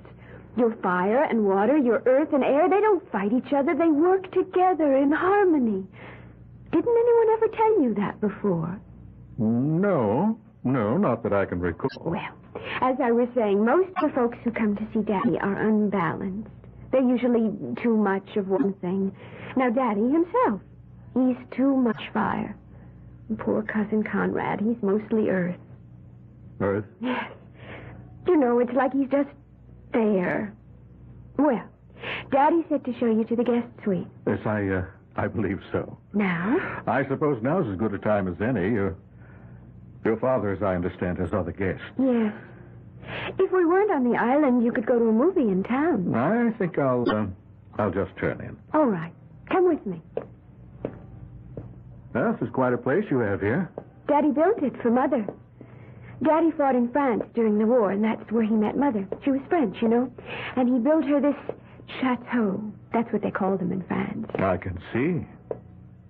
It's lovely. This is your suite.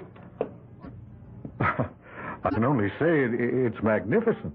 You'll find everything you need. You have your private bath through there, pajamas and a robe in the closet. Thank you very much, Mayetta. That's all right. I rarely meet a person who's in full balance. Good night. Look, if you're not sleepy, you could come with me later and watch. That is, if you'll promise to be very quiet. Oh?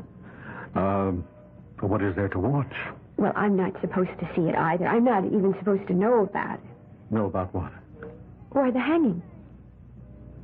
The what? The hanging. You know, when they hang a person. We're going to have one here, tonight.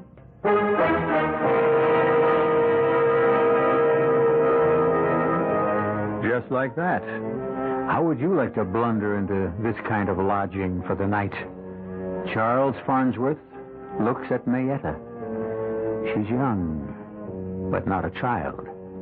It's true she babbles a bit and has several, offbeat ideas, but she seems sane enough.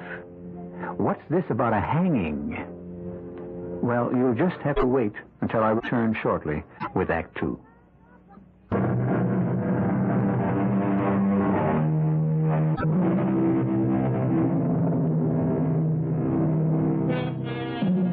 What we consider solid reality is usually, on close examination, a very thin crust. Civilization, rules, laws. We think these are the powerful defenses that protect our lives from anarchy. We rarely consider how quickly, how easily, all the laws and rules can suddenly be suspended. Now, just a minute, Mayetta. Do you mean to tell me somebody's going to be hanged here? Oh, yes. Yes, indeed. But who? How? Why? Well, who, that I don't know yet. But how? Well, they use a rope, you know, and a scaffold. But why? Well, they're holding a trial. Daddy summoned all those people here for a trial. But what kind of a trial? I'm not sure I know. But the idea of a trial is to hang someone. No. The idea of a trial is to find out. But they've already got the scaffold built. How do you know? Because I've seen it. You've seen it? Yes. But how can they hold a trial? This isn't a court of law. That's Daddy's business. I would never question him about anything like that. Mayetta, do you realize what you're telling me? What did I tell you? About the hanging. I wasn't supposed to say anything about that. But And since I wasn't supposed to say it, I didn't say it. Mayetta, please, now listen. And since I didn't say it, then you don't know anything about it. But I do. And since you don't know anything about it, then it's not going to happen. But you did tell me. That's what EWAF is truly about. What you don't know about does not exist. But you specifically said someone is going to be hanged here tonight. I said it before I realized I shouldn't have said it. So no. I will unsay it, and it won't happen. Mayetta, this is... I don't know what to think. That's why I like you, Mr. Farnsworth. You don't know what to think. Other people, unbalanced people, they know what to think. And they think I'm crazy, but I'm not. All squared away, I see. Is everything satisfactory? Yes. I've been having a most intriguing conversation with your daughter. Oh? Well, she takes after her mother. Her mother was French, and they like to talk in riddles, you know. Do they? Oh, yes. Mr. Bennett, I feel I must discuss this matter with you. Oh? What matter? Mr. Bennett, do you intend to hang somebody tonight? I realize as I said it just how that must sound, but Why do you ask? Well, why is unimportant. May I have your answer? Now, whatever could have given you such an idea? Well, your daughter mentioned it. Oh. Also, Mayetta said we're going to hang someone tonight. Yes, sir. Well, she thinks so. May I ask why? I love my daughter, Mr. Farnsworth, but I'm not blind to what is obvious to everyone else. And what is obvious? Oh, you've seen it yourself. She's not like everyone else. You're not like everyone else, are you, Mayetta, honey? No, Daddy. And you see things and hear things and believe things that other folks don't. Now, isn't that true, darling? Yes, Daddy. Yes. You just run along to bed now. Yes, Daddy. Good night, Mr. Farnsworth. Good night. She has a problem, Mr. Farnsworth. She was born that way. I'm sorry. And I realize I'm in a very embarrassing position. Well, let's say no more about it. Well, you're probably wondering now what this gathering is about. Well, we're having a reunion tonight. My old Army outfit. Each year, we become fewer and fewer. Well, I hope you have a good time. Oh, we will.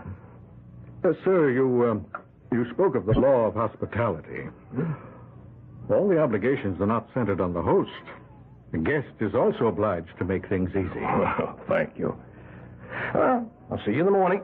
Sleep well. Good night. Good night.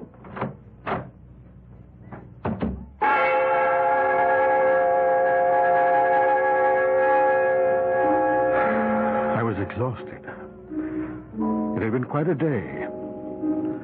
I thought I'd sleep the moment my head touched the pillow, but for some reason I was wide awake. I kept wondering why sleep was eluding me so completely. Of course, I knew.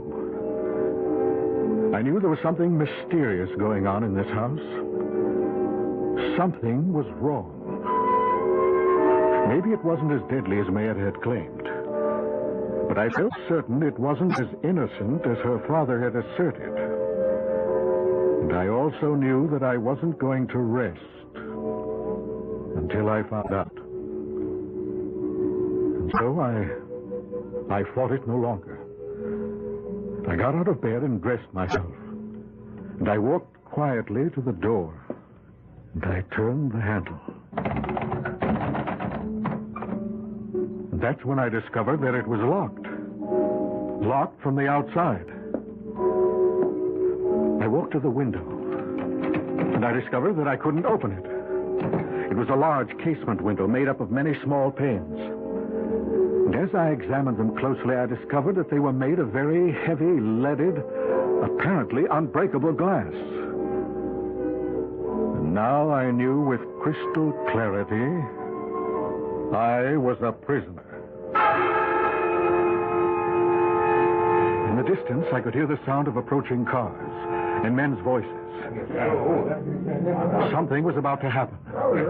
But if it were only an army reunion, why was I locked in this room?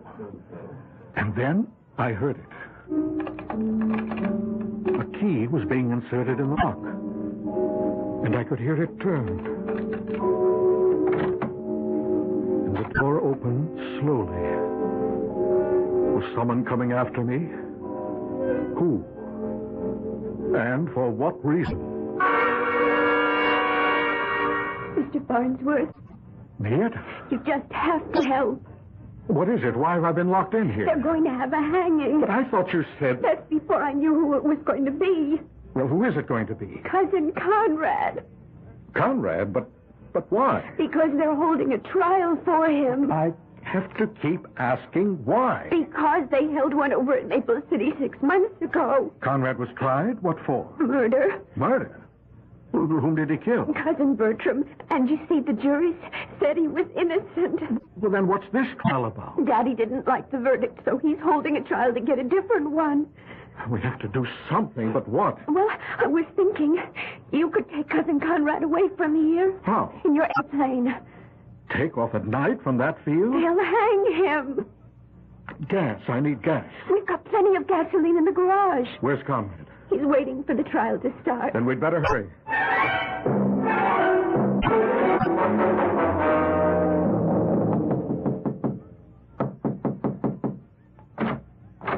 Conrad? Does Uncle Frank want me to come to the library now? He said he'd sent for me. No, it's me and Mr. Farnsworth. Conrad, what's supposed to be happening here tonight? I'm to be tried for murder. But I understand you've already stood trial in a court of law. Yes, sir, but Uncle Frank doesn't think it was a fair trial. Well, you were acquitted. I know, sir, but... Well, he doesn't think the people of the state got a fair trial. But There's something to what he says. What are you saying, Conrad? Well, sir, I had a very smart lawyer. But the lawyer for the state, he really wasn't much good. Well, are you innocent? Oh, Well, are you or aren't you? Did you kill him or didn't you? I wanted to kill him. And that's the worst kind of imbalance, but... Well, that's really the worst kind of all. That's right, because that's when all of your signs are just completely out of control. No, but there's a difference between wanting to kill and killing. Is there? I wanted him dead. I wished him dead, and he died. All right. Why did you wish him dead? Well, sir, because Uncle Frank wanted him to marry Cousin Mayetta. Oh, and you were jealous? Oh, no, jealousy. No, that's not it. That's against our religion. Well, what were you? Sir, I knew he would be mean to her. Just tell me this. How did Cousin Bertram die? Poison. He was poisoned. And if I may maintain my sanity, I would assume that you were accused of the crime. Now, is that it? Yes. How was he poisoned? Well, someone put poison into his iced tea. You see, we were all sitting around drinking iced tea. Who is all? See, me, Mayetta, Cousin Bertram, and Uncle Frank. We'd better hurry. They'll be looking for Cousin Conrad soon. I'll go see if the coast is clear. Well, you see, sir, Cousin Bertram was sipping on his drink. And suddenly he fell forward dead. And they accused you of putting the poison in the drink. Well, did you? Probably. Please, Conrad, I have to know. Well, you see, sir, I did direct poisoned thoughts against him. But you can't kill a man with poisoned thoughts. Now, that's not true. You and me, what are we? We better get out of here. But I'll take my punishment. But Cousin Mayetta, well, she says she doesn't like the way people look after they've been hanged, sir. They're still in the library. Come. No, wait. Just 1 minute. What is it, Mr. Farnsworth? Look, you realize what you two have said to me about a hanging. It's unbelievable. But that doesn't mean that it isn't true. Do you want proof? Well, it would help. We're headed that way anyhow. It's just in back of the garage. What is? Proof.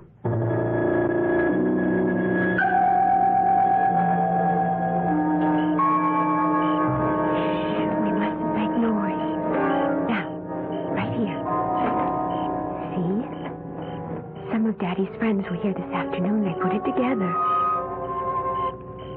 I can't believe it's a scaffold. Yes, sir. See, there's the platform, and you walk up those steps, and they've already got the rope hanging from that crossbar. I heard Daddy say that was made out of mahogany. And you stand on a trapdoor. No, that's enough. That's enough. Now, hurry. Let's get the gasoline. I'm going to fly you out of here, Conrad. One moment, please, Mr. Farnsworth. Daddy! My associate's here, and as you can see, we're armed. Mr. Bennett, I intend to take Conrad to my plane. Now, if you want to stop me, you'll have to shoot. That's exactly what I'm prepared to do, Mr. Farnsworth.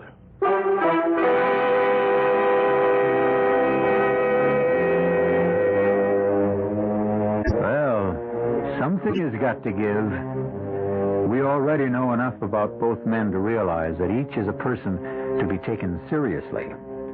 What we have here is the old story about the irresistible force and the immovable object. I shall return shortly with Act 3.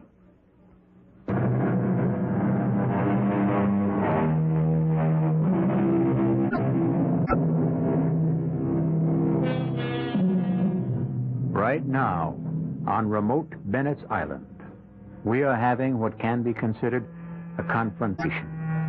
On one side, we have 12 men with guns. On the other, we have 2 men and a young lady who are completely unarmed. At first glance, the advantage would seem to be with the group that has the weapons. And a very grim and determined-looking bunch they are, too. But there are times when you may need more than a gun to win a fight. Mr. Farnsworth, I said I would shoot you down if you took one step toward your airplane. Yes, I heard you. But before you take that first step forward, Mr. Farnsworth, yes, you have to realize that you're committing each of us to a position he doesn't want to be in. Well, what do you suggest?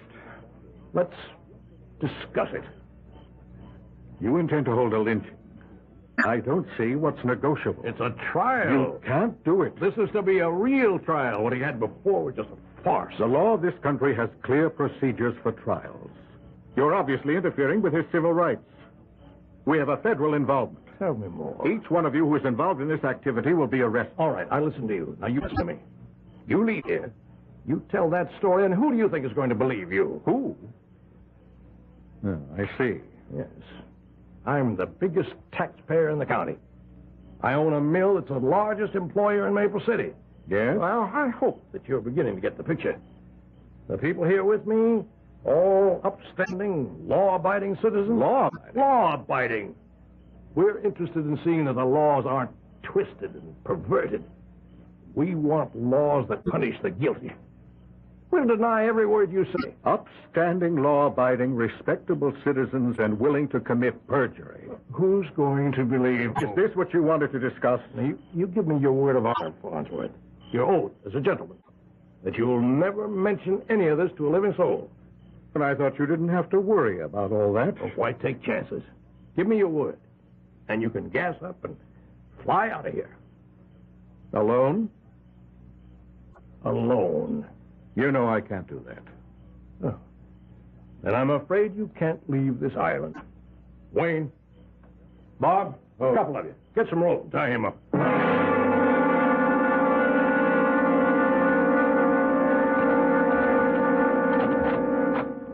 Mr. Farnsworth. Well? I want you to understand my position. Yes, I understand it. I just don't agree. Well, it's a little complicated. This whole business has become more complicated than I guess most of us bargained for. What business? The redresses of injustice.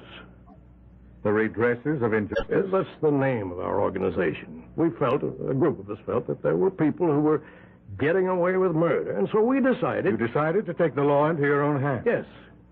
Where it would be safe. Where it would be honored. Mr. Bennett, we really have nothing to discuss. Well, just a minute. Tell me why you want to lynch your nephew, Conrad. I said you didn't understand, and obviously you don't. I love that boy. Huh. And you have a remarkable way of showing it. Listen, we formed this organization, as I said. And this is the second time we've met. Oh. So that scaffold has been used before? Yes, it has. You remember reading about a man who murdered a farmer and his wife and their 4 children, just murdered them for no reason. You remember that, don't you? Yes, I think so. Well, everybody knew he did it. He was seen there. He even bragged about it later on. And he was tried. And he was freed, finally. And you know why? No. Because of some legal mumbo-jumbo. Come, Mr. Bennett, I'm sure you can do better than that. It all had to do with the fact that he wasn't arrested properly. That his confession hadn't been obtained properly. Nonsense like that. Well, it's hardly nonsense. He killed 6 people in cold blood. And a court of law said, go free. And therefore you took the law into your own hands. Yes, we did.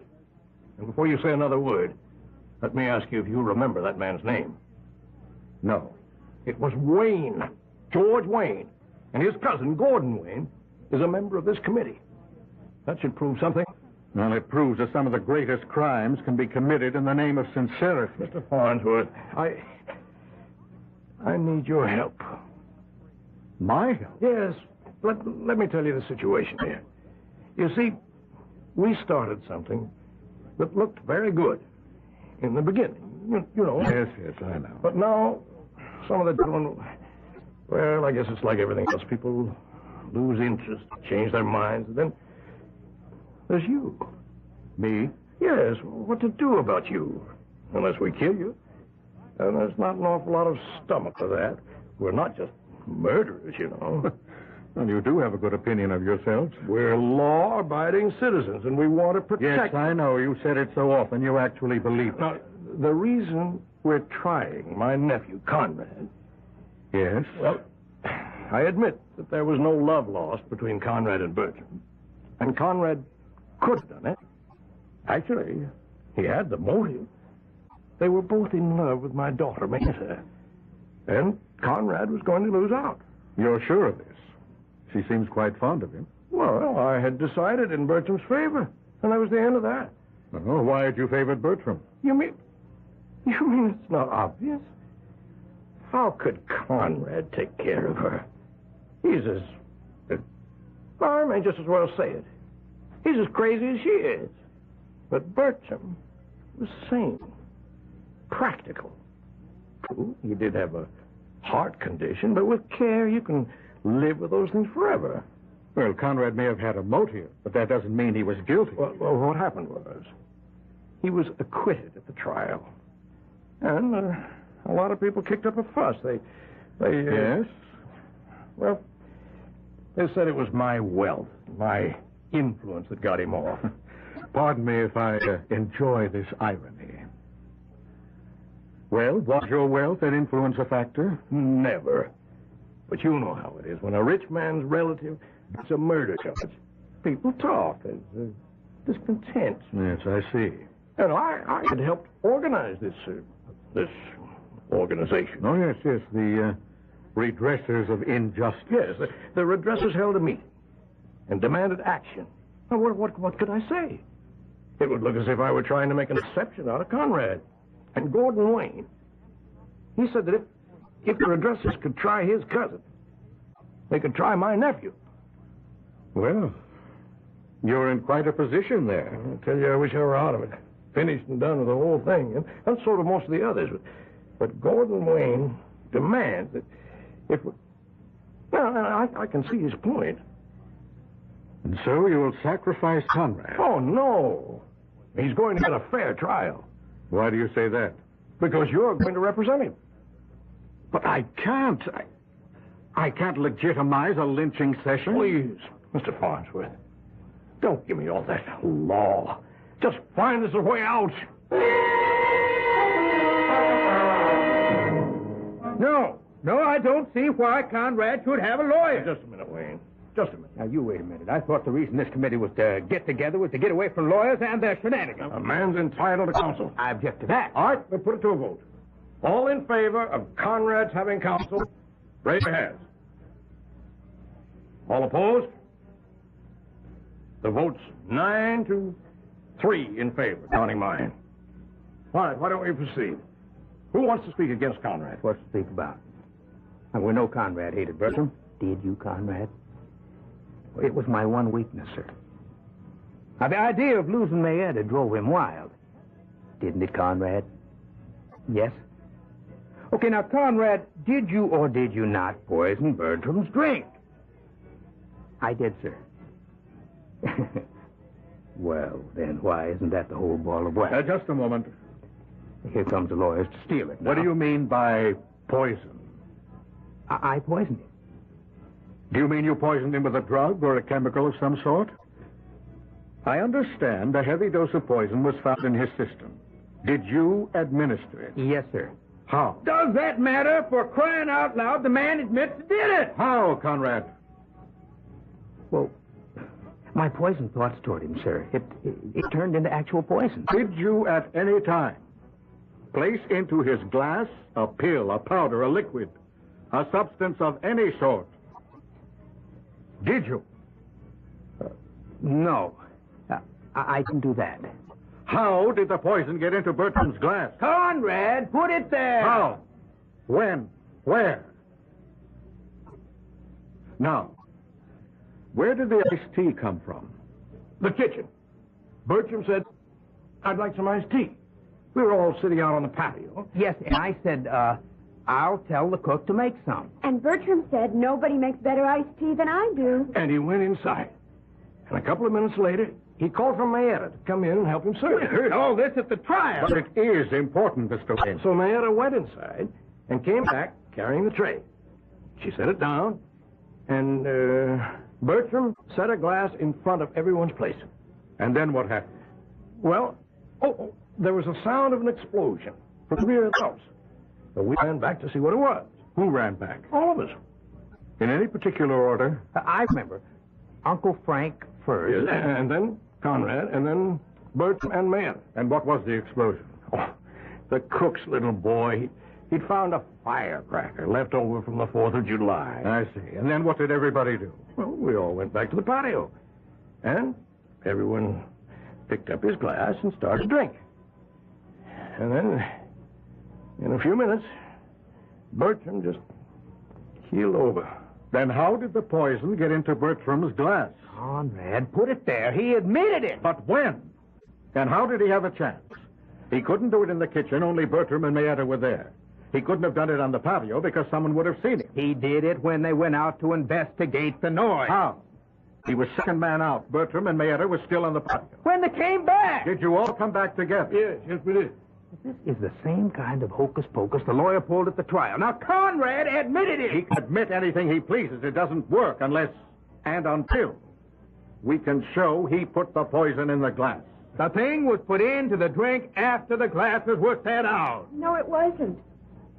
Mayetta, what are you saying? Yes, Mayetta? Well, you all should have asked me. Nobody ever asked me before. As I came into the kitchen, I saw Cousin Bertram place a pill into one of the glasses. A pill? Well, he always took pills for his heart. I didn't think anything of it. But then we set the glasses down. I saw him put the one with the pill in it in front of Cousin Conrad. Uh-oh, I thought. He made a mistake. So I just put the glass with the pill in it back in front of his chair. You changed the glasses? Oh, yes. I was going to call it to his attention, but everybody started to run to the back of the house, so I just changed them myself. But, Mayetta, that was not a pill. That was the poison that killed him. Oh, no. No, Conrad is right. The poison that killed him was Conrad's mean and unbalanced thoughts. But Conrad has atoned. He's balanced now. Mayetta, why would Bertram want to kill Conrad? Oh, Bertram. Bertram was unbalanced. Everyone knew that. He was so angry because I told him I could never marry him as long as Conrad was alive. What? We love each other so much. Gentlemen, the defense rests.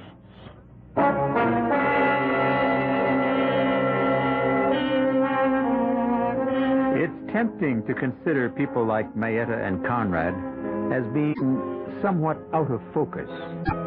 But how clear, how sharp are your motivations and mine? I may tell you that the redressers of injustice have been disbanded.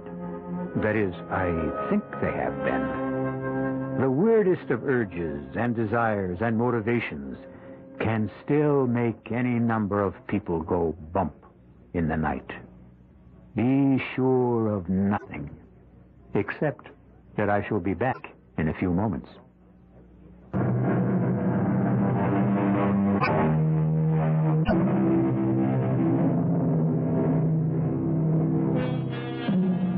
As they say, you take the law in your own hands only to manhandle it. We hope Mr. Bennett has learned his lesson, as have Mr. Wayne and the rest of the redressers of injustice. Mr. Farnsworth won what he considers his most important case, but it's a secret between him and us, since he doesn't talk about it in public. You'll learn a great many more fascinating secrets when you visit with us again. Our cast included John Beale, Brett Morrison, Denise Alexander, and Casey Kasem. The entire production was under the direction of Hyman Brown. This is E.G. Marshall inviting you to return to our Mystery Theater for another adventure in the macabre. Until next time, pleasant dreams.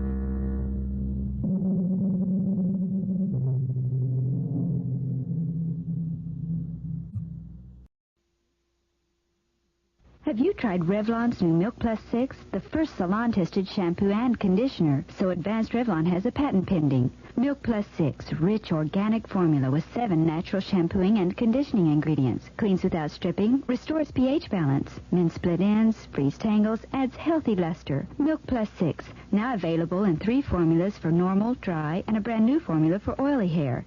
The newest concept in total hair care. Get it at your favorite supermarket or wherever fine hair care products are sold. Ice cream is better than anything in the world. Better in a crunchy cone, better simply left alone, better on a finger bone. Melted down by the pound, soft as world, licked and twirled. Gordon ice cream is better than anything in the world. The CBS Radio Mystery Theater presents...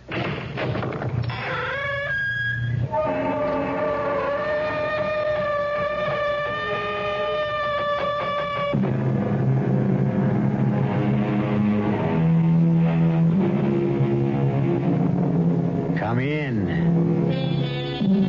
Welcome. I'm E.G. Marshall. Welcome to the world of your over-self. What is the man talking about? Over-self. What's that? Well, you might say it's that part of you where your imagination resides. The truth is that, according to any number of religionists, you don't exist at all. Only your imagination. When you refer to myself, you're actually talking about an illusion created by your over-self. Confusing? Certainly is to me. And it was more than confusing to Amanda Phillips. You are not a ghost, Morley? Of course not, Amanda. I dare say you would call me a ghost, but ghosts don't really exist. They're people. They simply live on a different plane of existence. I don't know what to say. But then don't say anything. That's the trouble with people on your plane. They say too much. But these different planes of existence, Morley, it's confusing. I simply don't understand. You will, my darling. You will. If you dare.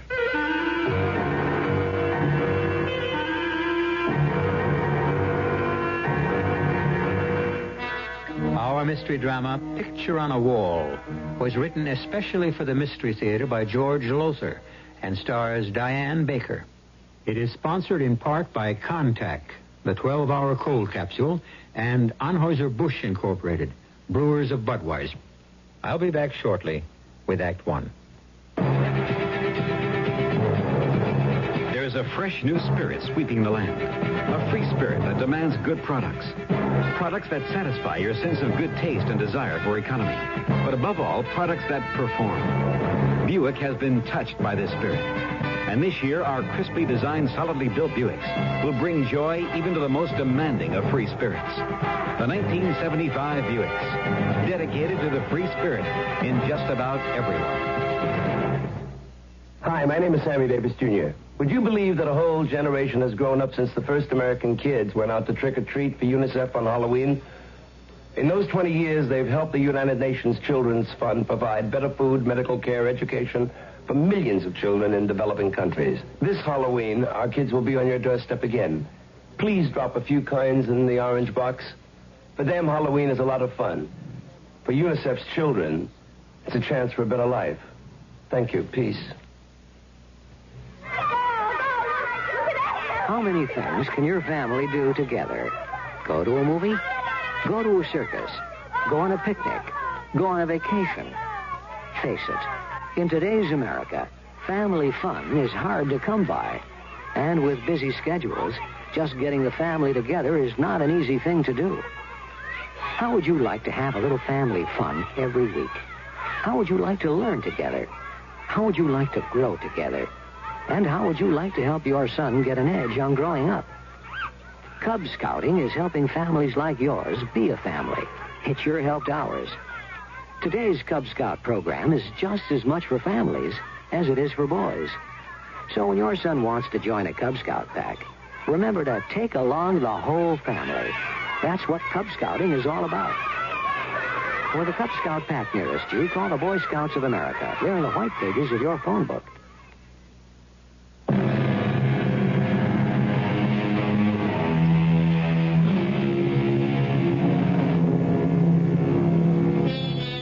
No, I didn't say you don't exist, that you are not really yourself. Those who devote lifetimes to the study of what we are and why we are here, who try to understand God and our relation to Him. I'm talking, of course, of priests, ministers, Buddhist monks, even philosophers. They say it. They say that the self is your conscious, the over-self, your subconscious, and the super-self, your unconscious. You understand? If you do, you're far more knowledgeable than I am, because I don't understand at all. And as I said earlier on, neither did Amanda Phillips. Well, here it is, Amanda. Hope you like. Gil Franklin, it's beautiful. I figured it would grab you, even though you did say you wanted to live in Greenwich Village. Well, yes, I did. All my life in Gladesville, Iowa, I've yearned to be an actress living in Greenwich Village. But this, it's so lovely. What? May I come in? Oh, Mrs. Broley, of course. Let me introduce you. Amanda Phillips, rising young star of the Broadway Theater, or soon to be anyway. Mrs. Broley, landlady. Delighted to meet you, dear. Is everything all right? Oh, it couldn't be more so. I never expected to find anything as, well, really enchanting as this. Not at what I can afford to pay anyhow. It is only $45 a week, isn't it? Yes. How can you afford to let it go at that? A place like this, furnished so nicely, those beautiful paintings on the walls, especially that big one over the fireplace, and the garden. You can walk straight from this room into the garden. It's just lovely. I should think you could rent this for 2 or 3 times what you're asking. Perhaps so, but... Yeah, well, you see, dear, I'm not only extremely old, but I'm extremely particular about whom I rent to. And as your fiancé will tell you... Mr. Franklin isn't my fiancé, Mrs. Broley. Oh, I thought... I have hopes, Mrs. Broley. High hopes. Well, now, you're such a nice man. I hope you realize them. Because certainly Miss Phillips is a most attractive and desirable... something wrong, Miss Phillips? That smell. Smell? Aroma, I should say. A scent. The scent of lavender. Why, it's a cologne I use. Yes, a cologne, lavender. Now, if there's anything I can do to help you get settled in, dear, anything you need, now you just pick up the telephone. Just to pick it up? It connects to a switchboard. I'll answer. Well, make yourselves comfortable.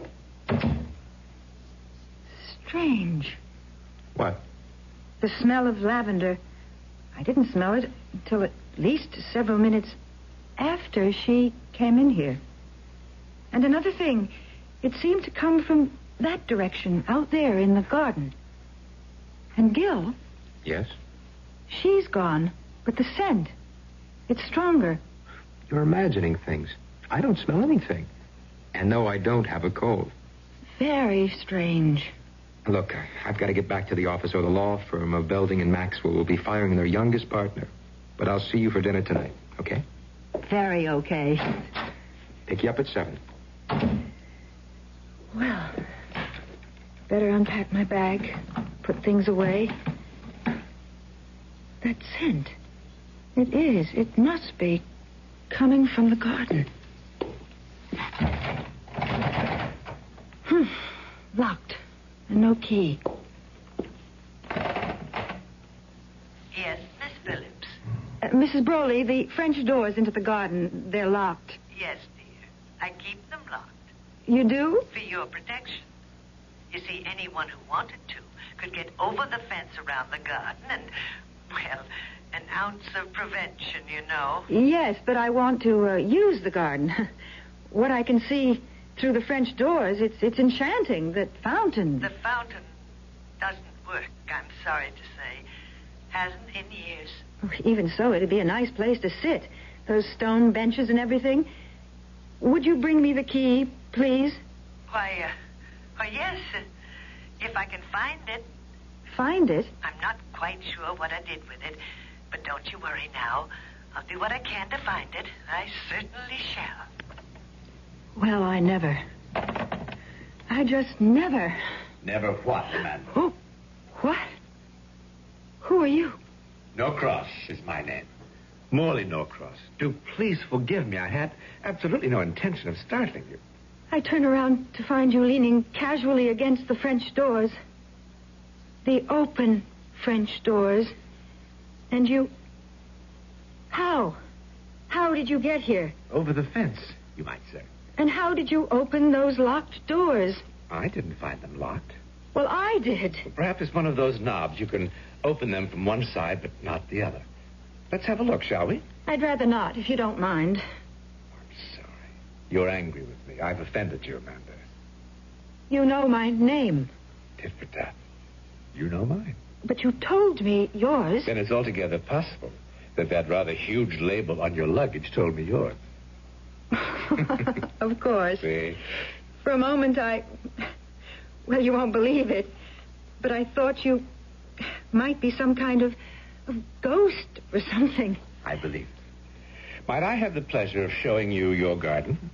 If you will step through your French doors into your garden, then, Miss Phillips, you can all but smell fall in the air. And lavender. Yet I don't see any in the garden. My cologne, I dare say. You use lavender cologne? Yeah, old-fashioned, isn't it? For a man, I mean. Why, perhaps, but I like it, Mr. Norcross. Oh, I say, call me Morley. If we're going to be friends, that is. And I hope we are. Do you? Why not? Why not, indeed? Beautiful fountain, isn't it? Yes. Yes, it's beautiful. It's simple. A peasant girl holding a tilted pitcher on her shoulder. A pitcher from which the water used to pour into that large stone basin at her feet. Used to? 60 years ago, or so, yes. 60? Well, how do you know that? Oh, how do I? Well, yes. You can't be more than, 40, say. Thank you, my dear. So how would you know that this fountain hasn't, fountained in more than, 60 years? 16 years, I said. 16. And, well, I know because I once lived where you're about to live. In that service flat, living room and kitchenette? Mm-hmm. Well, what did you do? What kind of work? I was a dramatic coach. You don't mean it. A dramatic coach? An excellent one, I might say. Would you, well, I hardly dare ask this, but, would you coach me? Of course. I fully intended to. You? Yes. Oh, now, Mr. Norcross. Morley? Morley.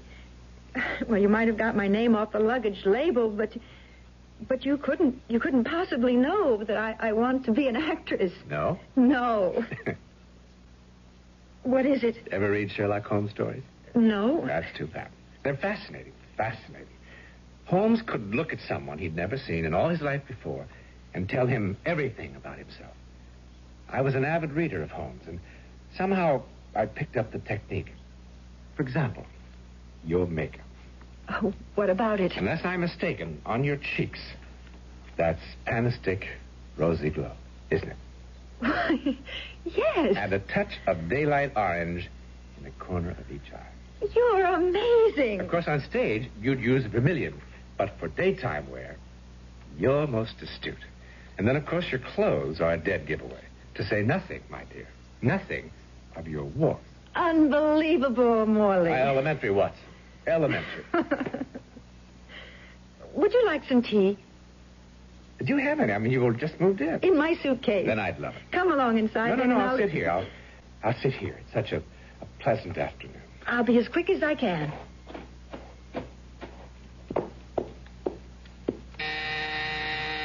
Yes? Come in.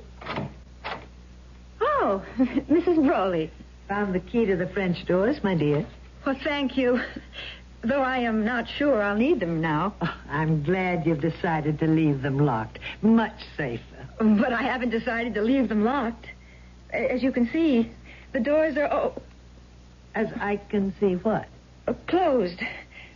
I didn't close them. And if Morley had, I'd have heard him. Morley? Did you say Morley? Mr. Morley Norcross. He's sitting in the garden by the fountain. There's no one sitting in the garden, Miss Phillips. No one? Why, he's gone. And the door's locked. Of course. Why are you looking at me like that, Mrs. Broley? Miss Phillips, finding this key put a very old woman to considerable trouble. Now, I don't mind that. I'm accustomed to it and delighted to make my tenants as comfortable as possible. But I don't like having games played on me, Miss Phillips. I don't enjoy being made a fool of. There are the keys you asked for. Please take care to lock those doors before retiring at night. But, Mrs. Broley... Amanda, you were dead tired, beat. You probably stretched out on that couch to rest and fell off to sleep. You dreamed it all. You had to. I don't remember lying down, Gil. I didn't. I started to unpack, and then the scent of lavender came to me even stronger than before. It came from the garden. I tried to go into the garden, but found the doors locked. And so I called Mrs. Broley. Yes, you told me all this. But, sweetheart, it couldn't have happened. It just couldn't. Well, if it didn't... Oh, I don't know. I just don't know. Neither do I. One thing I do know, though. I'm taking you out for the best dinner you ever had. You need it. I guess I do. Won't be a minute. Put on a new face. Okay. Know something? What? I did all right by you, finding this place. Comfortable, homey. Even the paintings on the wall. Not the usual crummy stuff you find in a place like this. They're pretty good art. This one over the fireplace is a knockout. I haven't had a chance to look at it, really. It's by, I don't know, some name here at the bottom. Can't make it out. Dated, I can make that out. 1909. It's called The Dramatic Coach. Oh? Shows him, the coach, teaching a girl how to act. Very handsome guy. Tall, wavy chestnut hair, worn kind of long. Blue eyes, I think. Gray at the temples, strong nose. Very strong nose. Oh. Ready so soon? Let me see that. The painting? Yes, Huh? Amanda, what is it? The man in the painting. The dramatic coach, Gil. That's Morley Norcross.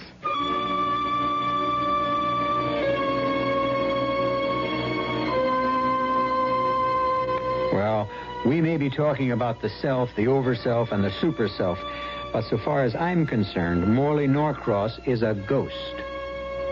Now, maybe he isn't. Only my opinion. But the things going on in that 9th Street flat, the things that happened to Amanda in that garden, you ask me, they're more than strange. They're uncanny. I wouldn't be concerned, except I remember Amanda saying she felt scared. I don't like that. It worries me. I'll be back shortly for Act 2. Give your hand to a friend. Give your heart to your love. But give your cold to contact. The sooner the better. The common cold is a rotten thing. You miss so much. Sneezing, drips, and congestion can drag you down. Then, ask yourself the contact question. 6 or 3 or 1? You'd need 6 cold tablets, 2 every 4 hours, or 3 ounces of Cold's liquid, 1 every 4 hours, or just 1 contact for up to 12 hours continuous relief of those symptoms. That's daytime, then nighttime relief. Both the others have things for aches and fever, and the liquid, something for coughs. Not found in Contact 600 Tiny Time pills. Give your cold to contact. 6 or 3 or 1. Take Contact. Only as directed. Hot dogs, Armour hot dogs. What do kids put on Armour hot dogs? Mustard, ketchup, lots of relish too. Pickles, onions, even peanut butter too on hot dogs. Peanut butter? Armour hot dogs. Sure, kids and moms love Armour hot dogs because they're made with fine meat. No cereals, no extenders, 100% government inspected. Hot dogs, Armour hot dogs. The dogs kids love to bite. Yeah. If at times you suffer arthritis minor pain and its stiffness, get Deep Strength Arthritis Pain Relief Rub. Deep Strength is made especially to give fast, temporary pain relief, so you can move more easily. Deep Strength's strong, concentrated warmth vanishes deep into skin, increases blood circulation over the painful area. Brings relief for hours. Get Deep Strength Arthritis Pain Relief Rub, the modern rub from Musterol.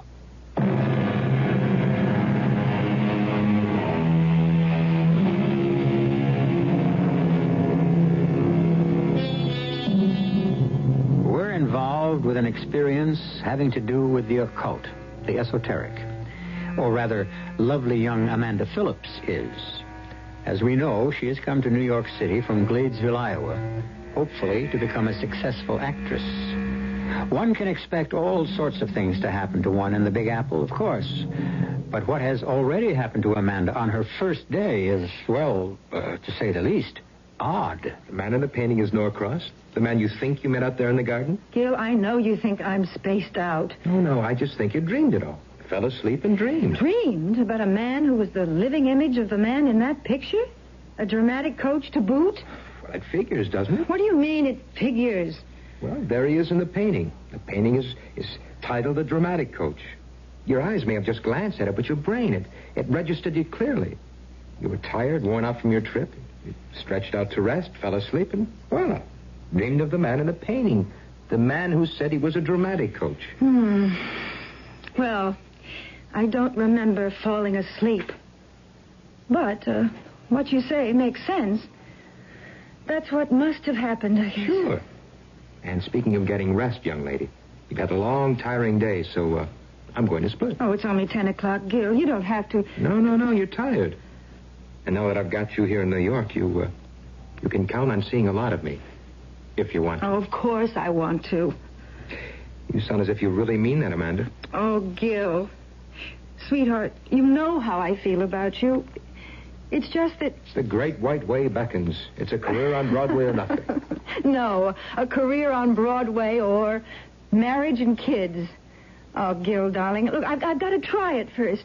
I've got to satisfy myself that I've got talent or I haven't. That I can make it or I can't. That Look, I've just got to have my chance.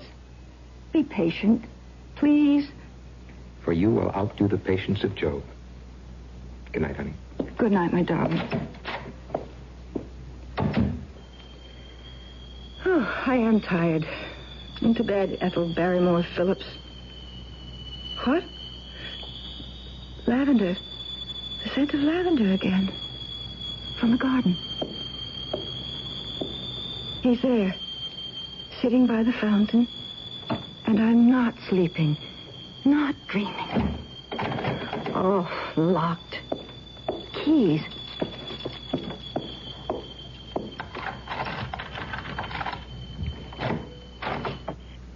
Morley? Amanda. What are you doing here at this hour? Ah, it's such a beautiful evening. Full white moon. Yes. Isn't it an enchantment? The jet black buildings tall against the night sky. Lights shining yellow and orange in windows here and there. And here, right here in the midst of it all, a small oasis of peace and quiet, loveliness. You keep talking like that, Morley, and you will cast a spell over me. I will, won't I? Amanda, do you mind my coming here of an evening, now and then? I won't, if you say no. Well, no, I suppose it's all right. You come when you want to. Thank you, my dear. Thank you. Morley? Yes? There's a painting over the fireplace. It's called the Dramatic Coach. And the man in the painting, the coach, looks exactly like you. Yes. Yes, he does. It was painted by Scott Costain in 1909.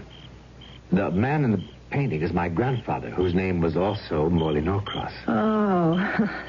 You didn't... You didn't think... Yeah, I'm afraid I did. No, you couldn't have. But, look, if you haven't lived here in 16 years, you said... Yes, 16. Well, what's the painting doing there now? You have no doubt heard of actors being forced to leave their luggage behind because of non-payment of rent. And you?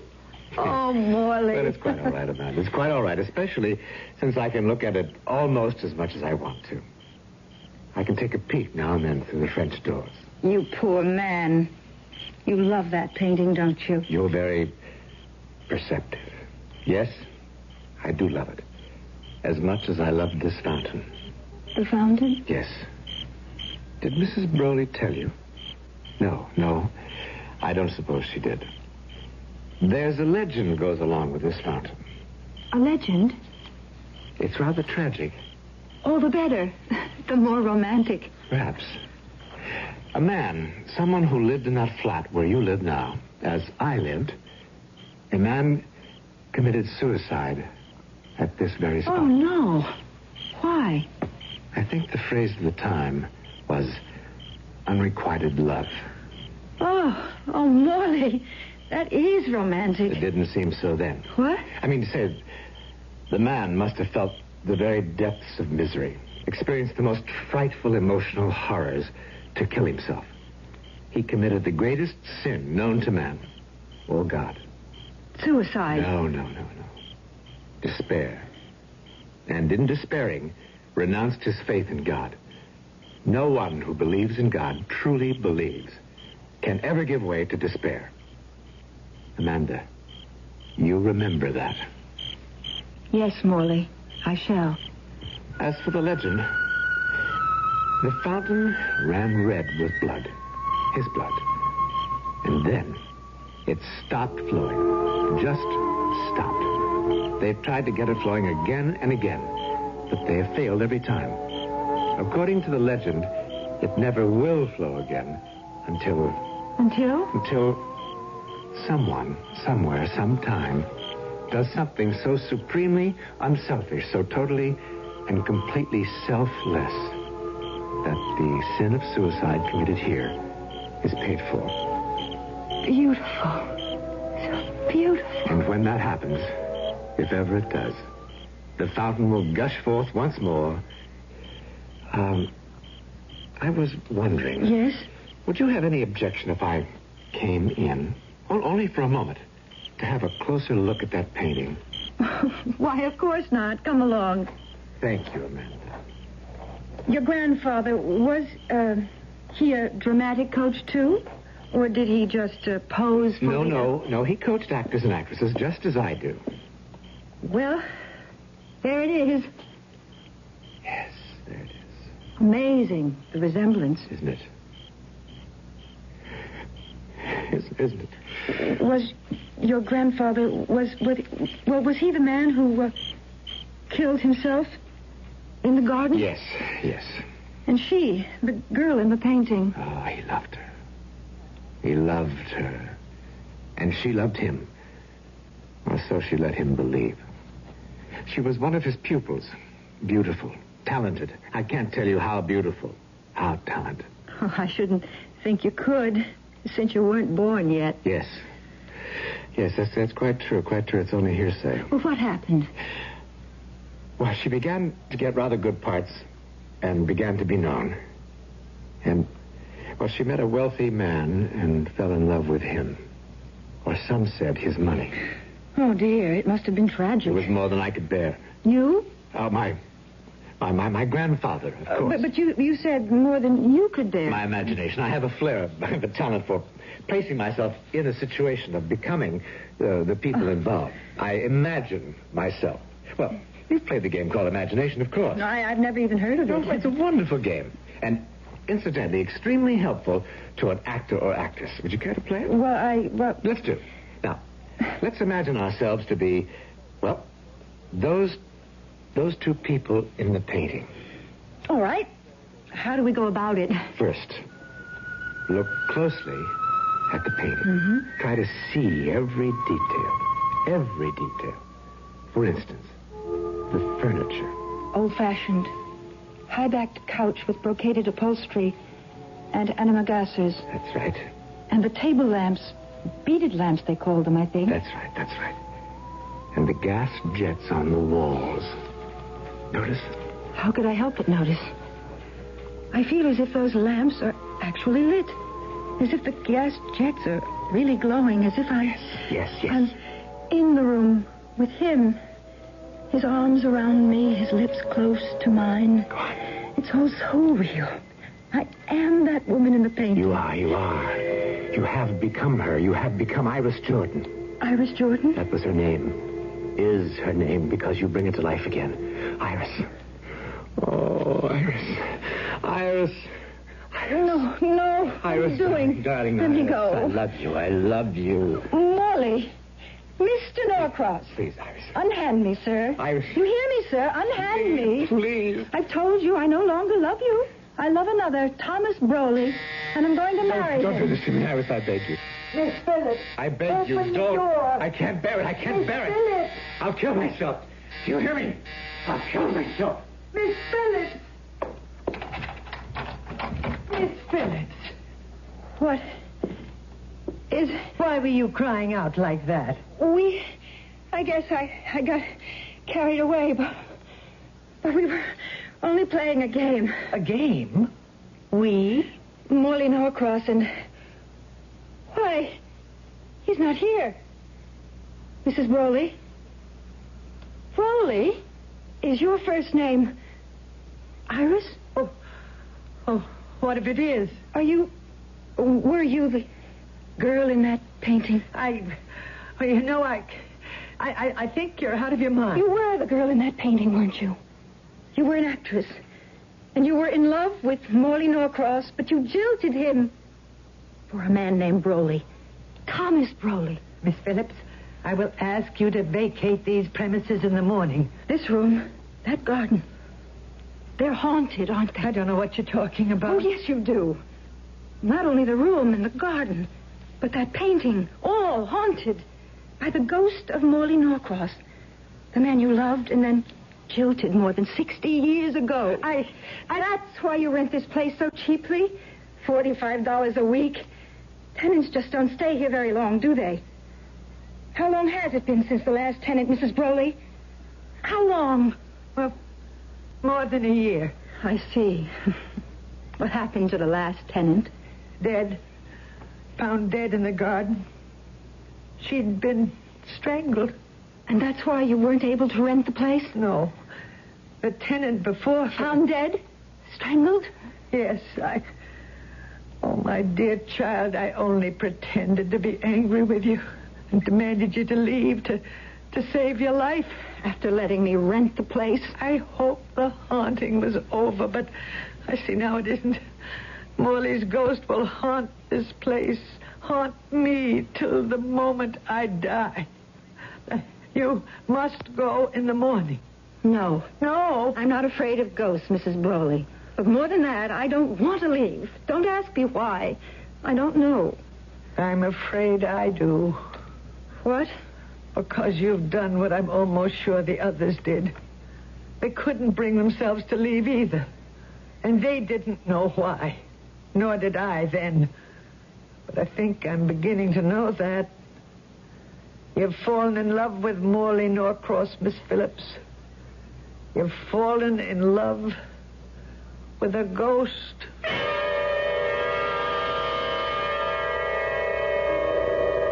Well, there's a twist for you. Has Amanda fallen in love with the ghost of Morley Norcross? Or is some other power, some other force at work? Let's not forget that we've been talking about not ghosts, but the baffling, the mysterious complexities of the human mind. I'll return shortly with Act 3.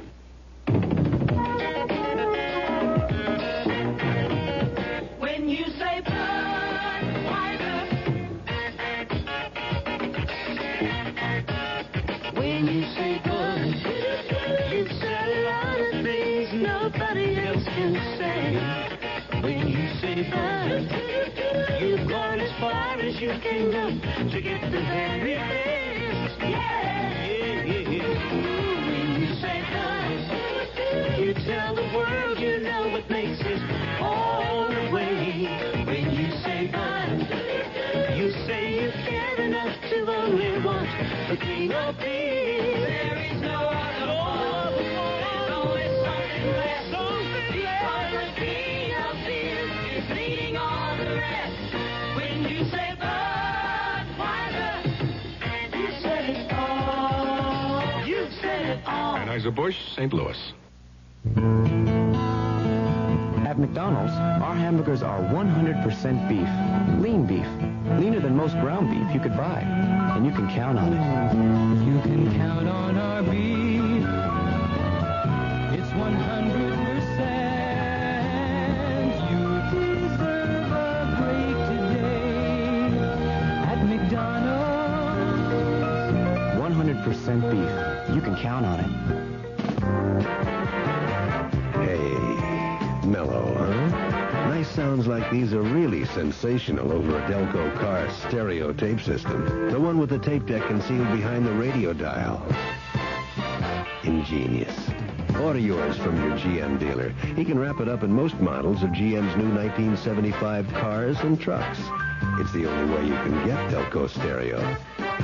Delco Electronics. The sound of General Motors.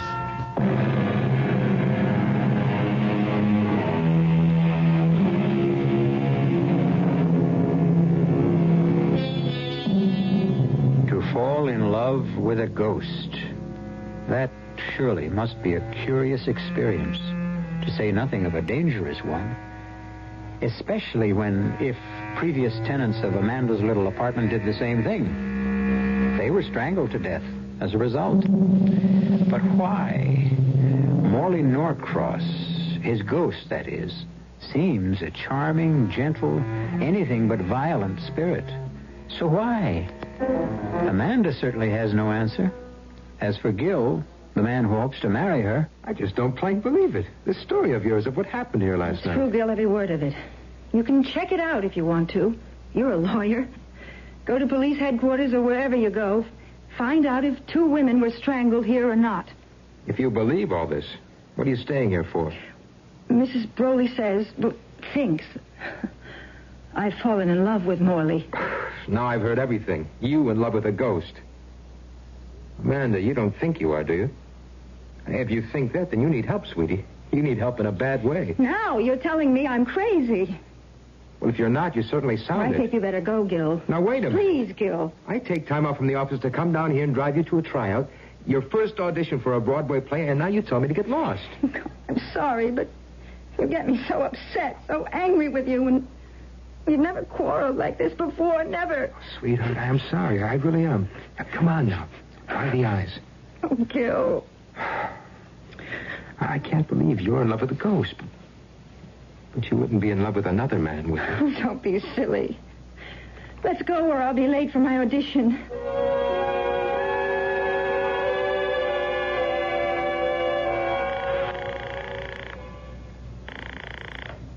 Belling and Maxwell. Gilbert Franklin, please.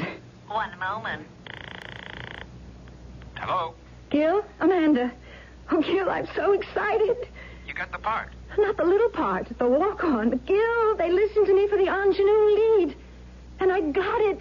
I got it. Ingenue lead? Hey, that's fantastic. I can't believe it. I can't either. Now, this calls for a celebration. I'll take you out to dinner tonight. A champagne dinner. No.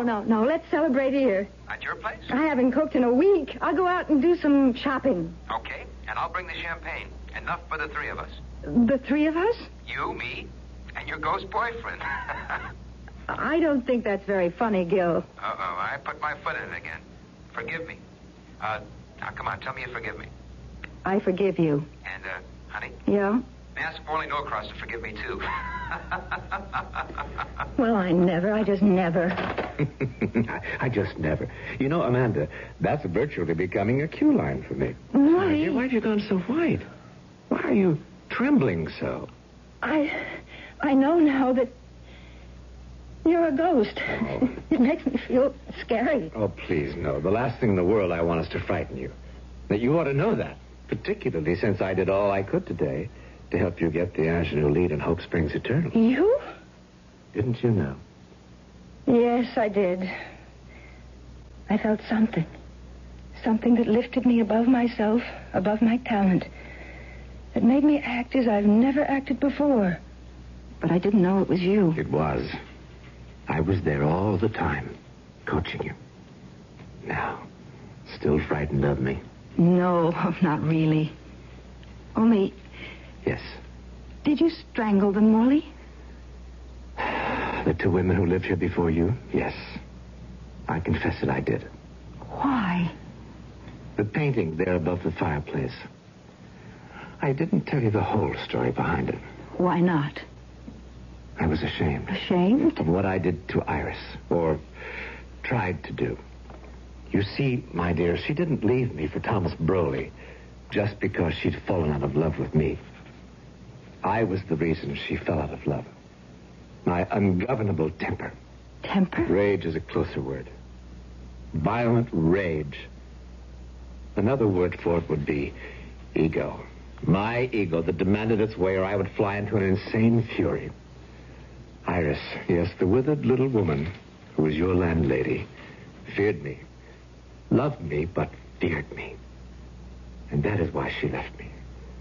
That is why, let me also confess, I killed myself out there by the fountain. Not from despair, as I told you. Not from misery. But from sheer, limitless, violent rage. And I have been paying for it ever since. Oh, Morley. You helped me today. How can I help you? Amanda, are you sure you want to? Oh, yes. Very sure? Very sure. Then meet me by the fountain tonight at 10 minutes of 12 tonight. 10 minutes of 12? That was the hour I took my life. Promise you'll be there. I'll be there, Morley. I promise.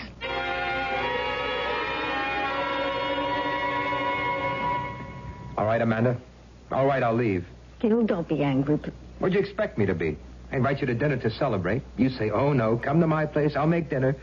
I come, I bring the champagne, and from the minute dinner is over, you keep suggesting I leave. Gil, it's late. 11:45 midnight is late? It is for me. I've had a long, nerve-wracking day, and Okay, I'm going. You want to know something? I may not be back. Oh, Gil.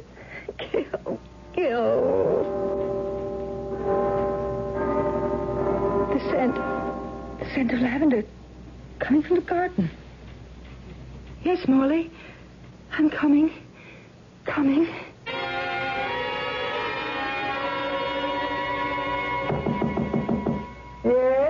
Yes, who is it?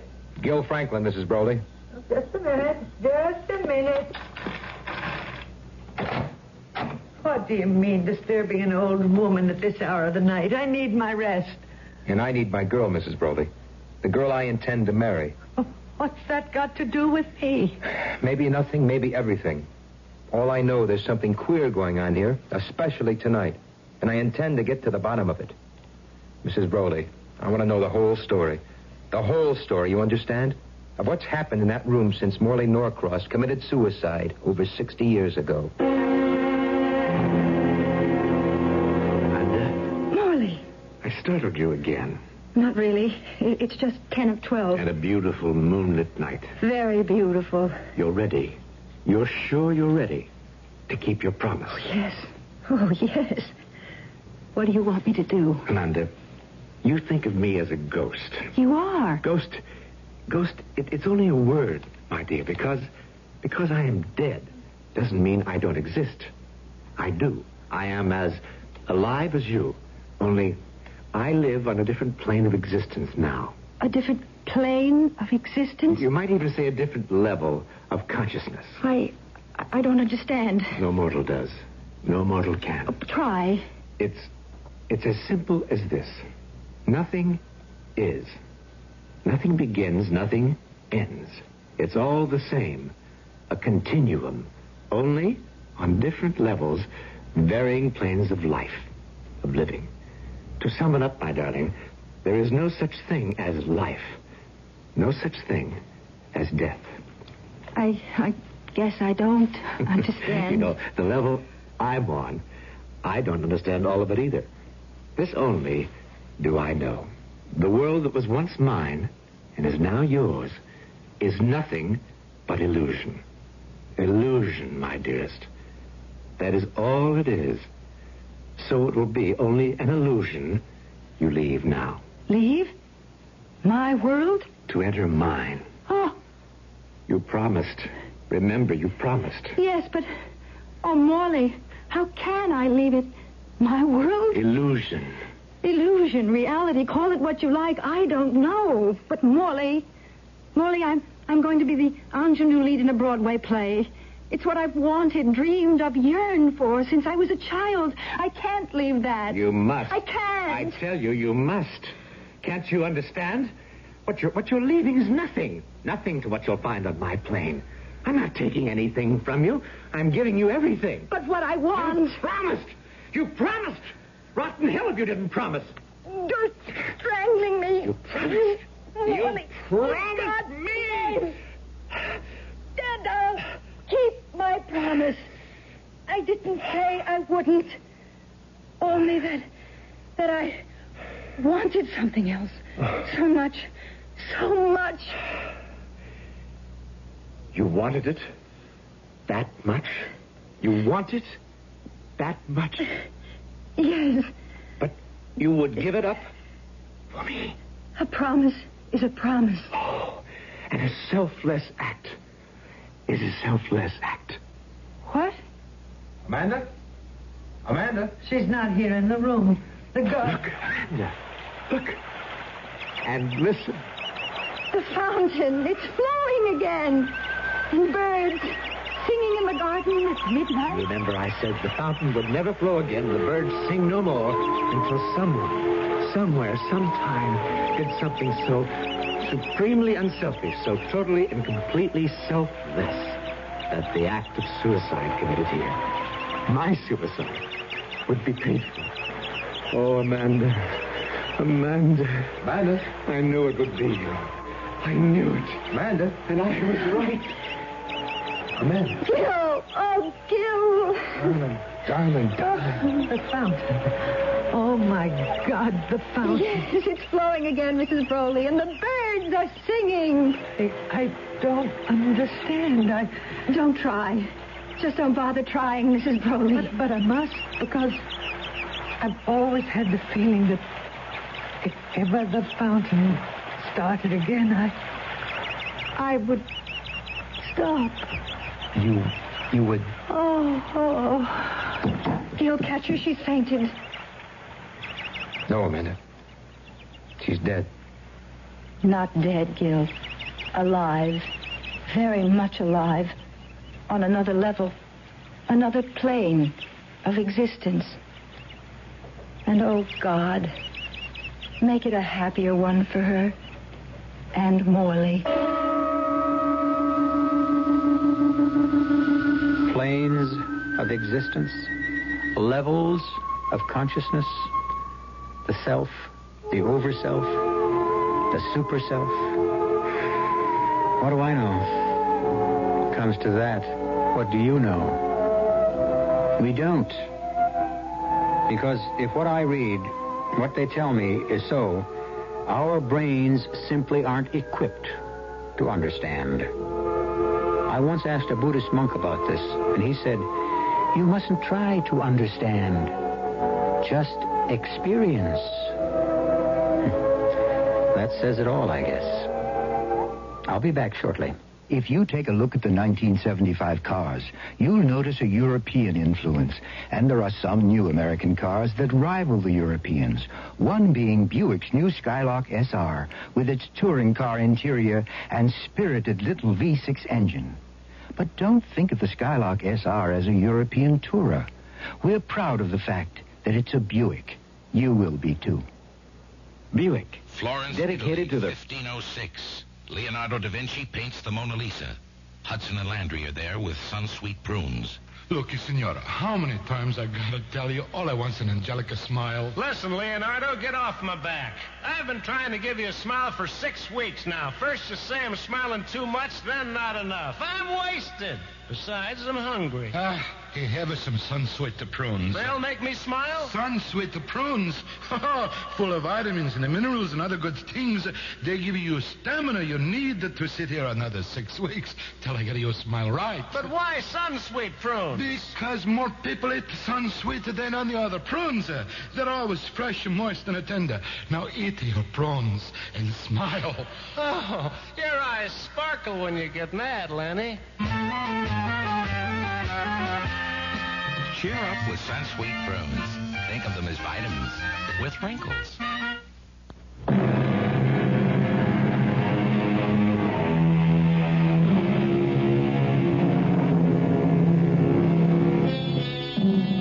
Amanda Phillips didn't become a Broadway star. She became Mrs. Gilbert Franklin. Oh, she played the ingenue lead in Hope Springs Eternal, all right. But the play folded in New Haven. Well, if Morley Norcross was right, it doesn't much matter. After all, the world we live in, you and I, nothing but illusion. Some illusion. Our cast included Diane Baker, John Newland, Ann Seymour, and Dennis Cole. The entire production was under the direction of Hyman Brown.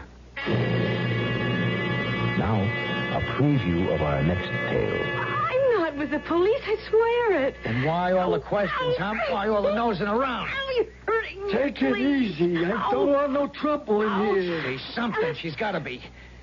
Bess told her I do business in your place, and now she shows up here the next morning. Don't that sound fishy to you? Well, it's funny. Come on, baby. Jimmy, don't. I was just the statue. Oh, I just wanted the statue. The what? I guess she needs this thing. What's the statue got to do with... Wait a minute. Wait. You're right, Wormer. She's not a cop. Yeah, she's been acting like a cop, but that's not what she is. Please. Oh, please let me go. I didn't mean any harm. Please let me go. No, Please. sugar. You're not a cop at all. What you are is a nun.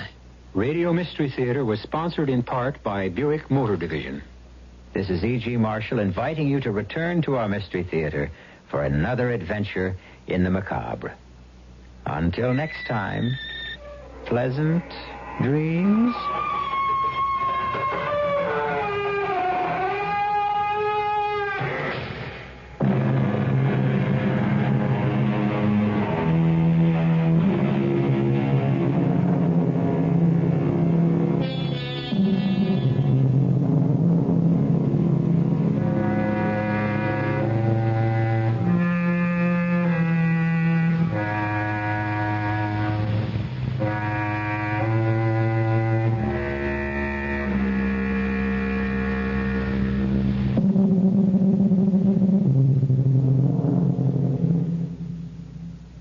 acid indigestion and this pressure. It's gas again. Digel has told you that acid indigestion and heartburn are often accompanied by gas. Digel calls it gassed indigestion. Now, a report from the U.S. government confirms that the only ingredients recognized effective against both acid indigestion and gas are an antacid combined with simethicone. That's what Digel is. No antacid alone relieves like Digel does. Use only as directed. Digel, in regular mint flavor, and now new lemon orange.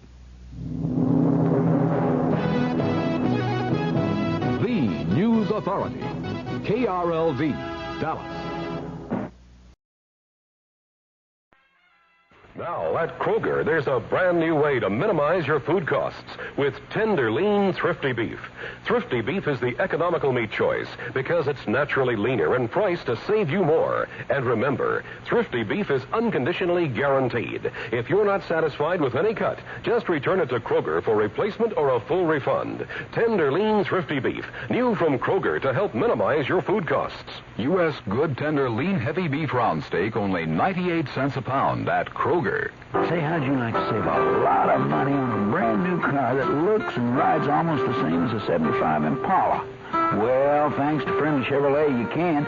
Several months ago, we realized the rising costs had forced large price increases on 75 Chevys, so we ordered cars. Enough cars to fill acres of storage. And now, when other dealers are out of 74s, we still have plenty. Come on down to Friendly and save a lot of money. That's just another reason why Friendly's the #1 new car dealer in the Southwest. The CBS Radio Mystery Theater presents...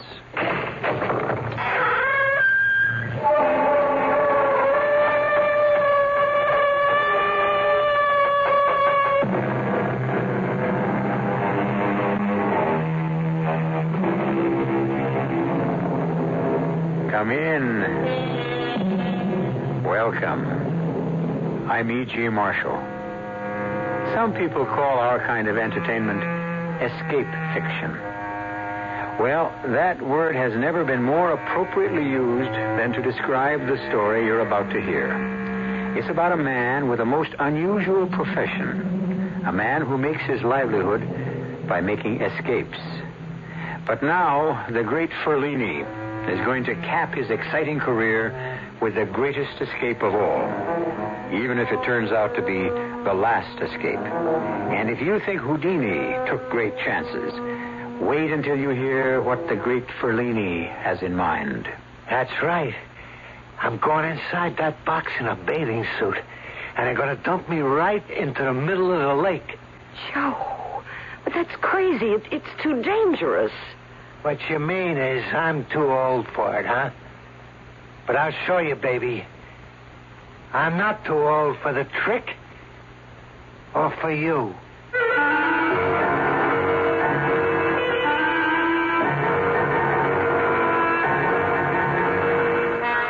Our mystery drama, The Last Escape, was written especially for the Mystery Theater by Henry Slessor and stars Joan Lovejoy and Robert Dryden. It is sponsored in part by Anheuser-Busch Incorporated, Brewers of Budweiser, and Buick Motor Division. I'll be back shortly with Act One. When you buy a mid-sized car, you expect certain things from it. Mainly, a reasonable combination of comfort and economy. Well, friend, Buick has a mid-size to meet your expectations. The 1975 Century Regal. It's a joy to look at. A joy to ride in, and Buick's new V6 engine makes it a joy to drive, especially past gas stations. Buick Century Regal, dedicated to the free spirit in just about everyone. Sure, I've heard that phrase, give to the college of your choice. Good idea. And I know all colleges need more money, what with inflation and all. It's just that since I graduated, I've been so busy, not just with my career, but with the community affairs, too, I haven't found the time to reevaluate. Take the time now and give more to the college of your choice. Now. A public service message of this station and the Advertising Council. Kitchen appliances are power tools, too, just as much as drills and jigsaws. Hi, Frank Lieber here to tell you True Value hardware stores have that kind of power tool, too. Kitchen appliances that help cooks create. A West Bend party percolator, for instance. It makes a lot of coffee, 20 cups, and then keeps it hot. If you ever had to make coffee for 10 with a 9-cup percolator, you know the advantage of that. It has a durable polypropylene body and a two-way spigot, just $9.99. And there's a Toastmaster broiler oven, one that cleans itself as it cooks. In one position, it broils and grills. Flip it over, and it bakes and roasts. It's just $32.88 at True Value hardware stores. And there's a Hamilton Beach 14-speed blender. It comes with 2 special plastic containers. You can blend food in them, then store them away in the refrigerator, just $19.88. Kitchen appliances are power tools, too. Just a few of the values at participating True Value hardware stores.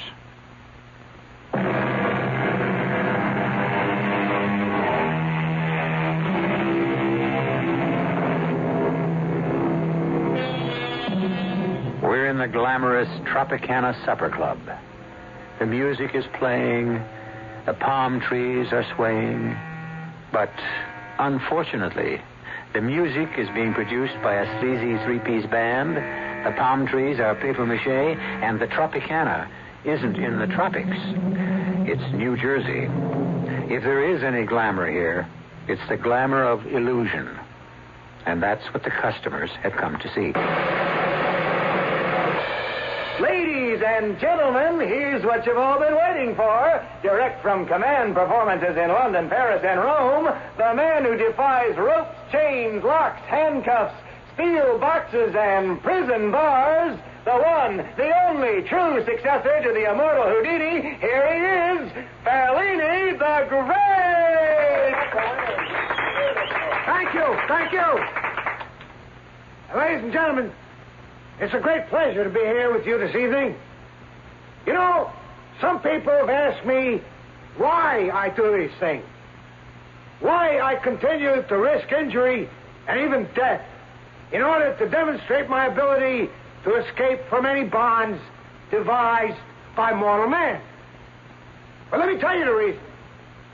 It's because of a deep, abiding love of liberty, to demonstrate the indefatigable spirit of man in his quest for personal freedom.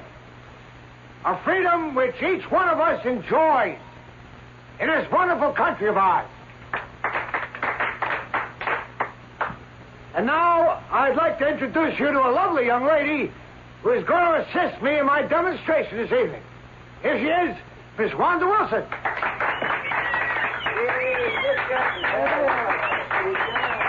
As you can see, Miss Wilson is holding something in her hand. It's a straitjacket designed to restrain the most violent madman. Madness, as you know, often increases the strength of its victim enormously.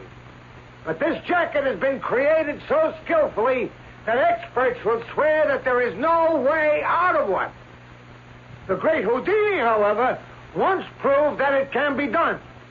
And tonight, before your eyes, I am going to attempt to duplicate his astonishing escape. Wanda? Yes, Fellini. Please ask 2 men from the audience to assist us. Yes, Fellini. Well, how about, what about you 2 gentlemen? Will you help out? Oh, thank you very much. Now, if you 2 gentlemen will just put the jacket on me. Yeah, that's right. I fold my arms around my torso, and then you secure every strap. Yeah, that's it. Just as tight as you can now. Yeah, that's right. Every single one of them. A little tighter. Tighter. Make sure there's absolutely no way I could get out of it. Thank you, gentlemen. And now, ladies and gentlemen, to spare you the sight of my agonies, Wanda will place a screen in front of me. Here it is, Fellini.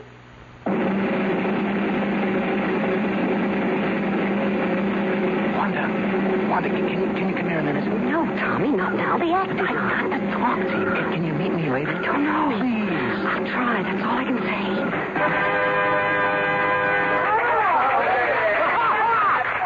All right, here it is, ladies and gentlemen. And as you can see, now one strap is torn or broken. straitjacket is in perfect condition. But I am free. I'll tell you one thing about this escape.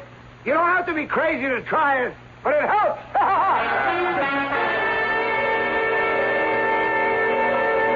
Wanda, I'm over here. Tommy, I can't talk too long.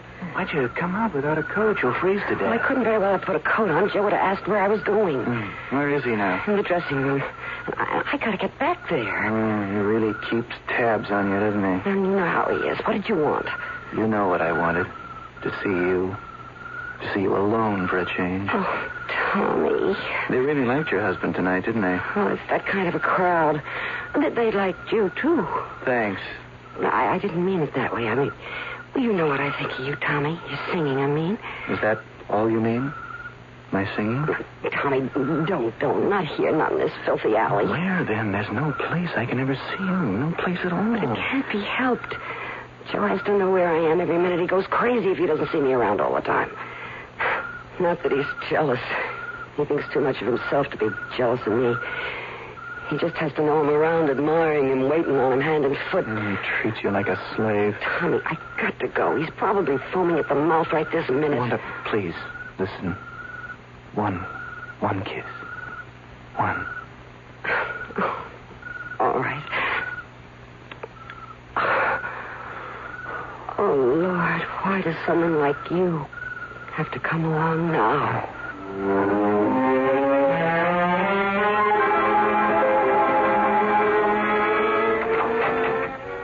Hey, where were you? I told you I went to get some cigarettes from the machine. You shouldn't smoke. I never smoked in my life. You think I could have lungs like mine if I smoked? I got the lungs of a 20-year-old, you know that? Yeah, I know. Boy, I really felt good out there tonight. I could have done a steel box bust out tonight. That's how good I felt. Hey, you see that little guy who put me in a straitjacket? Little guy thought he was going to fix me. See how tight he worked the straps? I was there, Joe.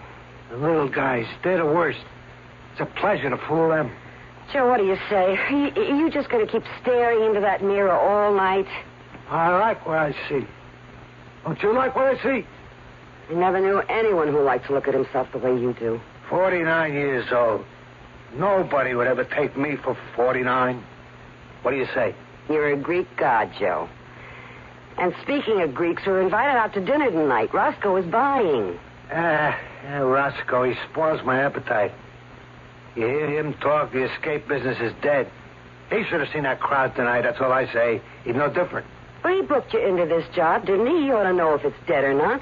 Only thing wrong with the escape business, it don't get enough publicity. That's the only thing. All right, Joe. Everything comes back. Old movies come back, old songs, even old clothes. Only you gotta make a splash. And I mean a splash. Joe, you're not going to start that again, are you? Start what? With Roscoe. You're not going to start talking about that water business again, are you? I'm sick of that subject. You're getting old, Wanda. That's your trouble. The water trick is the best idea I had in years. Don't talk to me about age. You're no chicken, Joe, and don't forget it. An escape like that could be too much for you to handle. So I'm no chicken, huh? Listen, sugar. I count 10 new wrinkles on your face since last week. Take a good look in the mirror. Oh, stop it, Joe. Go on, take a look. You're hurting me. Go on, I said. Look at yourself. Stop it. You calling old, huh? I'm younger than you, baby. On account I keep in shape. All right. Let me go. That's right. Turn on the tears. Not everybody thinks I'm old, Joe. Not everybody.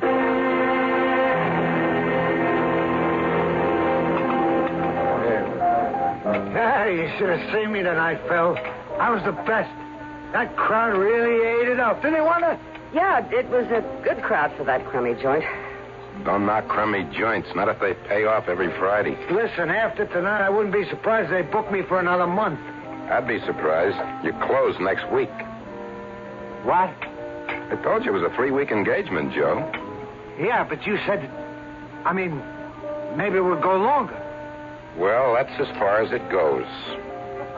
Okay. Okay, we'll find someplace else, right? Someplace better than that crummy Tropicana. Sure. I'm telling you, Phil, The escape business is coming back. And when it does, I'm going to be right on top. You're practically the only one left. All I need is one good break, one good publicity stunt. Uh-oh, here it comes. Starting with that water trick again? Yeah, that's right. Thought you were going to stop bothering me about that. I don't stop bothering you until we do it. Look, Joe, you know as well as me that times are different. 20, 30 years ago, a good press agent could ballyhoo an escape artist right onto the front pages. Only Houdini's been dead a long time. Sure, Houdini's dead. But I'm alive. Me, Joe Fellini. It's one thing about you, Joe. You never had any trouble with false modesty. Listen, what could Houdini do that I can't? I work with the ropes, the chains, irons. I can get out of boxes, bags, hampers, chests. I can do all the handcuff routines. Nobody does a faster straitjacket than me. Besides, you know that Houdini used a lot of phony trick stuff. And I suppose you don't? Sure, sometimes. I got my skeleton keys, my phony bolts, and all that other junk. But you know me, Phil. I do my best tricks with muscle and brains, right? Sure. You're the greatest, Joe. Yeah, I keep in shape. Ask Wanda here. 1 hour a day with the barbells. Yeah, I still got a terrific chest expansion. I can do this water trick, Phil. It'll be great. You know something, Wanda? Maybe the only way to stop your husband from talking about this is to let him do it. Oh, Phil, no. All right, Joe, how do you plan to work the act? I really do it up good, Phil. First, I'll let him handcuff me. I mean, genuine cuffs. All checked out by the chief of police or somebody like that. And what makes you think I can line up the chief of police? Then after I'm handcuffed, a rope around my body around 50 feet. Then they put me in a burlap sack and tie it up good. Then they put the whole works into a steamer trunk and dump me right in the middle of the lake. How's that sound? Like sudden death. Don't worry about it. 2 minutes after that trunk goes into the water, out I come. Then all I gotta do is swim. And how do you plan to do it? Oh, I ain't giving away no trade secrets, Phil. All I can say is I got a new gimmick that'll make it more sensational than even the water trick Houdini did. Phil, you can't let him go through with this. It's a trick for a young man. I can do it, I said. Just tell me when we start, Phil. I'll tell you when, Joe. As soon as you can prove to me that you can swim.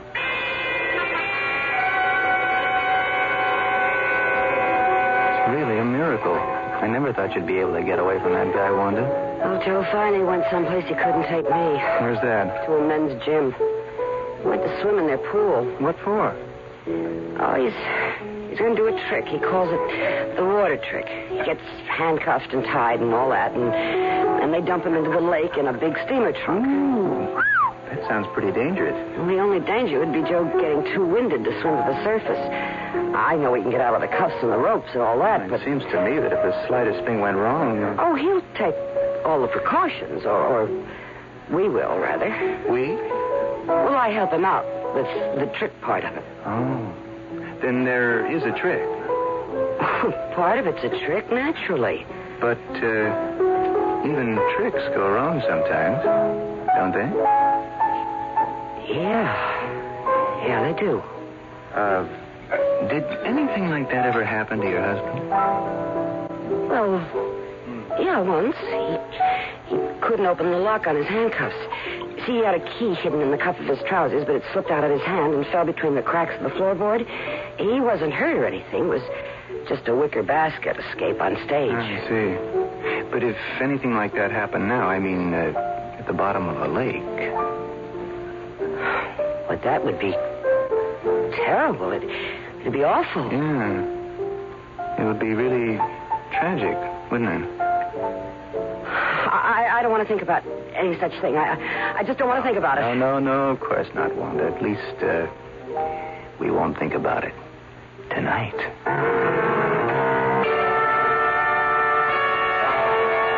Well, unless I heard wrong, it sounds to me that I've just heard a conversation about murder.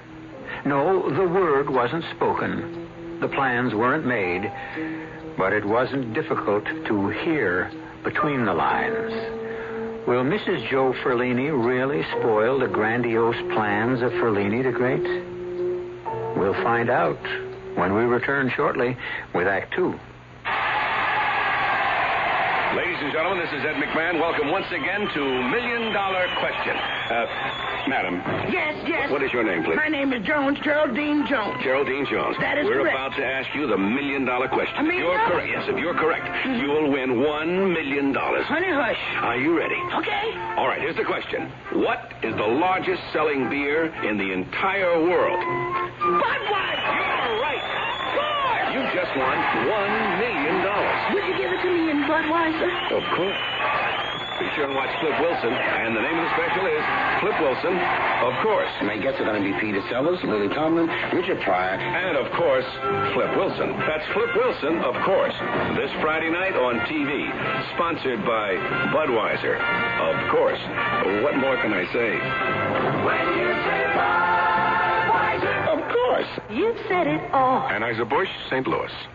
When's the last time you enjoyed a really big chocolate bar? A big Three Musketeers bar. A Three Musketeers.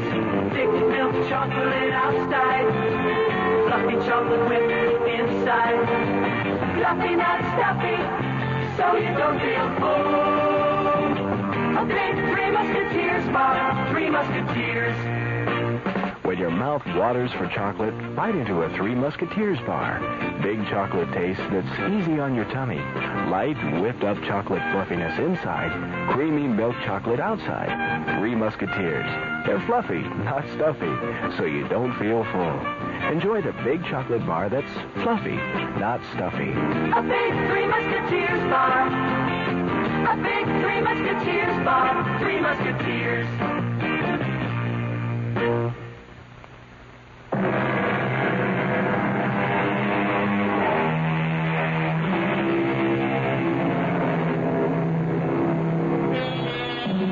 The engagement is over for Ferlini the Great at the Tropicana Supper Club.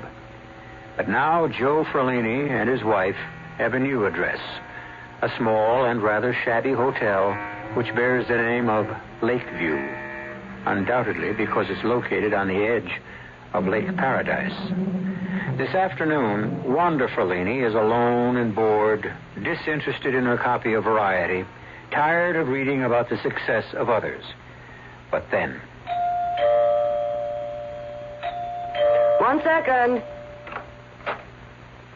Tommy. Hello, Wanda. Surprised? Well, of course I am. What are you doing here? Isn't it obvious? I came to see you. No. Scratch that. For publication, I came to audition for a singing job at the Lake Paradise Inn. Is that the truth? You know what the truth is. Look, can I come in? Oh, yeah, of course. I've already tried to get a job at the inn. Nothing doing there. But Ferlini doesn't have to know that, does he? You shouldn't have come here, Tommy. It won't look right. Where is he? Joe? He's at the lake swimming. That's all he's been doing for days now, practicing his swimming. Then he's really going to go through with it, the water trick. Oh, he's going through with it, all right. His agent, Phil Roscoe. Yeah, I know. Well, he's actually getting excited about it. Can you imagine?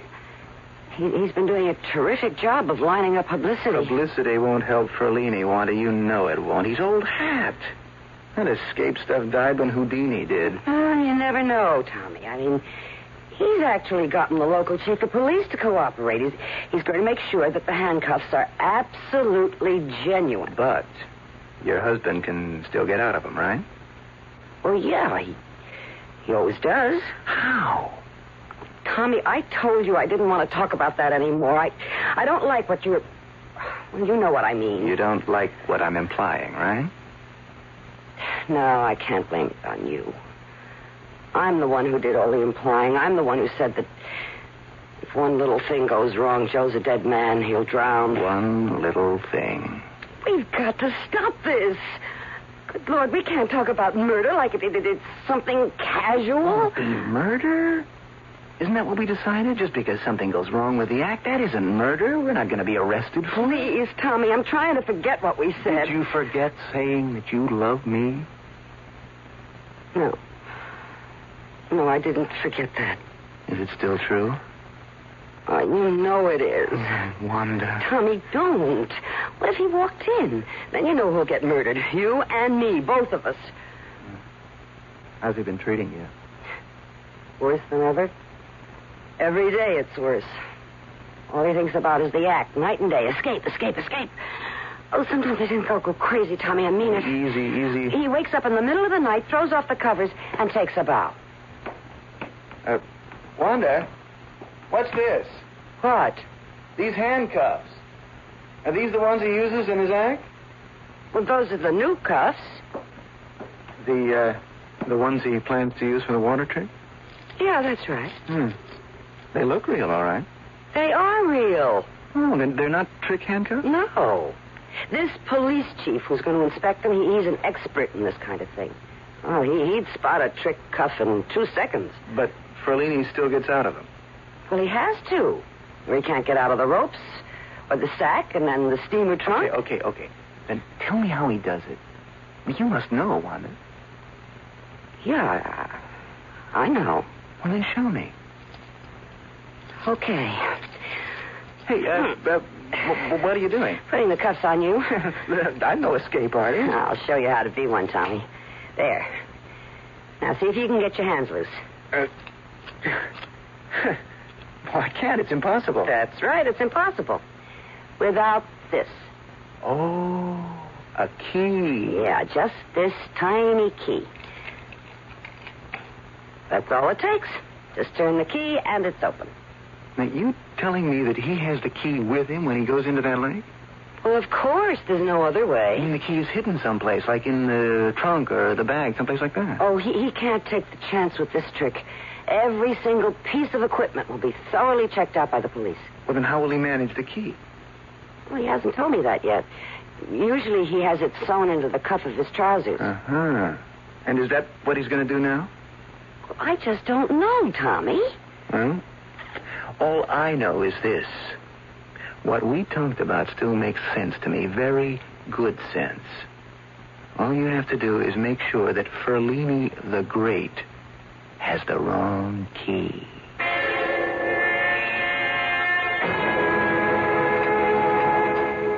Look at that story, Phil. Just look at it. 4 big columns all about me. Now, don't get carried away, huh? It's a big story, but a very little paper. Circulation 10,000, maybe. Oh, that don't matter. It's a beginning, just a beginning. When I pull that stunt on Saturday morning, I'll be on all the wire services. You wait and see. I just hope you don't end up in the obituary column. Stop worrying about me. Well, I'd worry a lot less if you'd tell us how you're going to do this trick, Joe. That's what I keep asking him. I've been working for this guy for 18 years, and I know every stunt he pulls. Only this time... This time, I'm doing something different. Something really terrific. Look, will you tell us what it is, Joe? I'm knocking myself out, rounding up the press, getting the police to cooperate. I even got us a motorboat free of charge to take you out in the middle of the lake. Yeah. You're doing a real good job, Phil. I knew you wouldn't let me down. I haven't even told you the best part. I got a big news magazine guy coming out. What? That's right. It's a guy I used to know a long time ago. He works on the show business section. I talked him into coming out. If he likes what he sees, well, who knows? You might get some pretty good national publicity. Hey, that's great, Phil. That's just terrific. Only I'll tell you this, pal. If I don't learn some details, I'm going to be tempted to call the guy and put him off. I don't want him to come all the way out here just to see a guy get himself drowned. That's not the kind of news I want to see printed. Come on, Joe. Tell us what you're going to do. Okay. Want the scoop? Here's how it goes. The steamer trunk is no problem. It'll have a phony bottom. The canvas bag is no sweat either. That'll be the usual type I use. Pull the thread on top, the whole seam comes open. Yeah, I know about those gimmicks. As for the ropes, that will be pure muscle. I'll just make with the chest and muscle expansion. By the time they load the trunk on a motorboat, I'll be out of the ropes. By the time they're ready to dump me in the lake, I'll be out of the canvas bag. But first you have to get the handcuffs off. Sure. That's the most important part. What's it going to be, the key in your cuff? Well, what's so funny? There ain't going to be any cuffs. What? You heard me. I figure that's the first thing those smart guys will be looking for. Me having a key hidden. So I'll fool them. Completely. How? I mean, I'll let the cops examine me from head to foot to make sure I'm not hiding a key on me. And instead of pants, I'll wear a bathing suit. Are you nuts? Joe, you've got to have a key. There's no other way to get those handcuffs open. Oh, sure. I'll have it on me. Because you're going to pass it to me, honey. Me? That's right. Well, how will I do that? And then get away with it? Ah, that's the part I just dreamed up, and it's a beauty. You're my wife, see? You're going to have to kiss me goodbye before I go into that steamer trunk, right? Yeah? Well, guess what you have in your mouth when you give me that kiss? The key. Yeah, that's right. You'll kiss me bye-bye and pass that key from your mouth to mine. And that way, I'll be able to slip the key into the lock with my teeth. Get it? It's a good gimmick, Joe. It's beautiful, Phil. Beautiful. It can't miss. Yeah, it does make sense. Nobody would think it's strange that I kiss you goodbye. Yeah, the most natural thing in the world, honey. After all, any wife would kiss her husband when she may never see him again. That's it, Joe. Just breathe deep. Get plenty of oxygen into your lungs. You're going to need it. Oh, stop worrying about me, Phil. I feel great. I feel terrific. Hey, how's that crowd out there? It's okay. Maybe 100 people. I didn't count it. Yeah, but that guy's there, isn't he? One from the news magazine? Yeah, he's here, and a couple of other newspaper guys. One of them from New York. Yeah, it's going to work, Phil. I can tell. I'm going to really make it back to the big time. Well, if you're ready, the chief is waiting for you. I'm ready. Chief Wallace, I'd like you to say hello to the great Ferlini. How do, Mr. Ferlini? I sure hope you know what you're doing. Ferlini, this is Mr. Ralph Crimmins, president of the local Chamber of Commerce, Frank Petty of the Lake Paradise Tribune, and you've already met Dave Brooks, our motorboat pilot. Well, let's get started, huh? It's a warm day, and I want to go in for a little dip. Chief Wallace. Yeah. Would you begin by placing the handcuffs on Mr. Ferlini? I certainly will. Now, you've examined these cuffs, Chief, and you're sure they're genuine? Oh, they're genuine, all right. Would you clamp them on, please? Right. There you are, Mr. Ferlini. Now, if you other gentlemen will please tie this rope around the great Ferlini's body.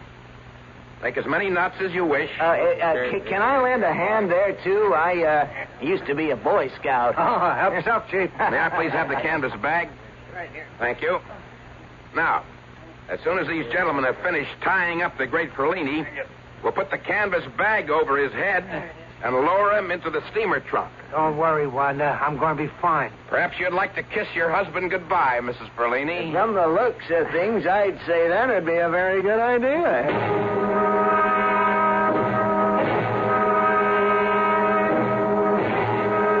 Gentlemen, the motorboat has stopped in the middle of the lake.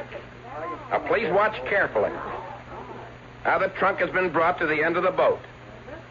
Chief Wallace and Dave Brooks, our pilot, are carefully lowering it over the side. There it goes, into the water.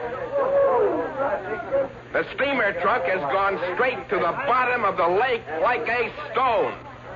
The great Ferlini is inside, in the greatest life and death struggle of his career. Can he work his way free of those steel manacles? Can he escape from 50 yards of rope bound tightly around his body? Can he get out of the canvas sack that covers him from head to foot? Can he break through the solid locks of that trunk and manage to reach the surface on time? Wanda. Tommy, you shouldn't have come here. I just thought it would have been better. It's 15 seconds now. 15 long seconds for the great Ferlini. Wanda, what? Is everything all right? Please, don't talk to me now, Tommy. Not now. I'm sorry. I've missed you so much these past 3 days. I couldn't see you. You know we shouldn't be seen together. Well, I don't see why not. There he is. Everybody knows we're friends. We met at the Tropicana. 30 seconds. The great Ferlini has been underwater, sealed in that trunk for a full 30 seconds, and there's no sign of him. Is he all right? Wanda, I talked to the manager of the inn again. He thinks he may have a spot for me at the show at the end of next week. For God's sake, Tommy, how can you talk about show business now? Oh, isn't that what this is all about? Show business? Wanda, for God's sake, what's happening out there? I don't know. How should I know? Why doesn't he come up? He said he'd be up in 20 seconds, no more I than that. just don't know, Phil. 45 seconds and he's not up. He's got to be all right. He's got to be. Everything went just the way we planned. Hey, there isn't a sign of him, not a ripple on the water. He's gone. Bill, it didn't work. It didn't work. Not coming up. He's drowned. Oh. Joe's drowned.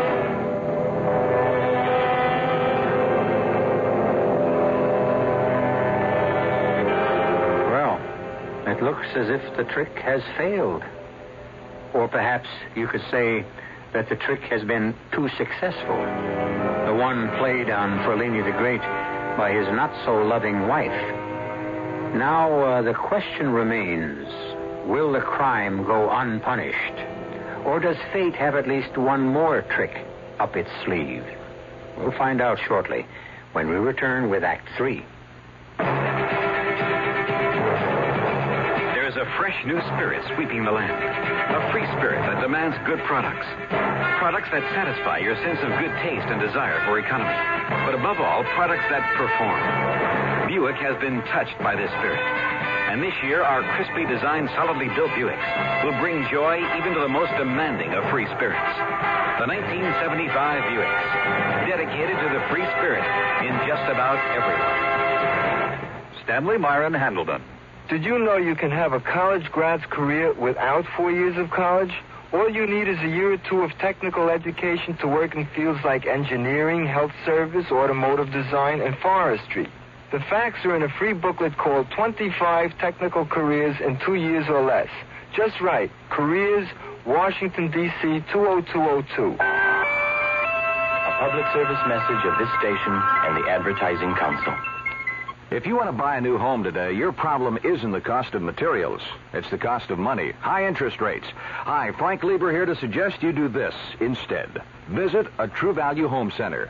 The huge array of building materials you see there will give you ideas about what you can do yourself to renew parts or all of the home you live in now. The basement, for instance. True Value Home Centers can help you change it from workroom for washing machines to a playroom for people. Paneling to go over cold concrete block walls, in wood grains, colors, and scenic designs. Install it yourself. And hardwood parquet flooring to go over the old linoleum. Install it just like tile. You could even install a bar down there. True Value Home Centers have sinks, countertops, and plumbing fixtures, too.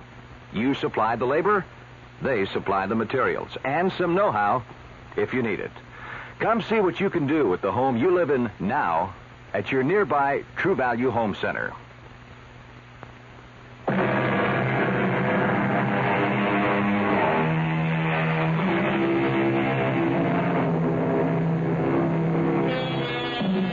The great Ferlini is dead.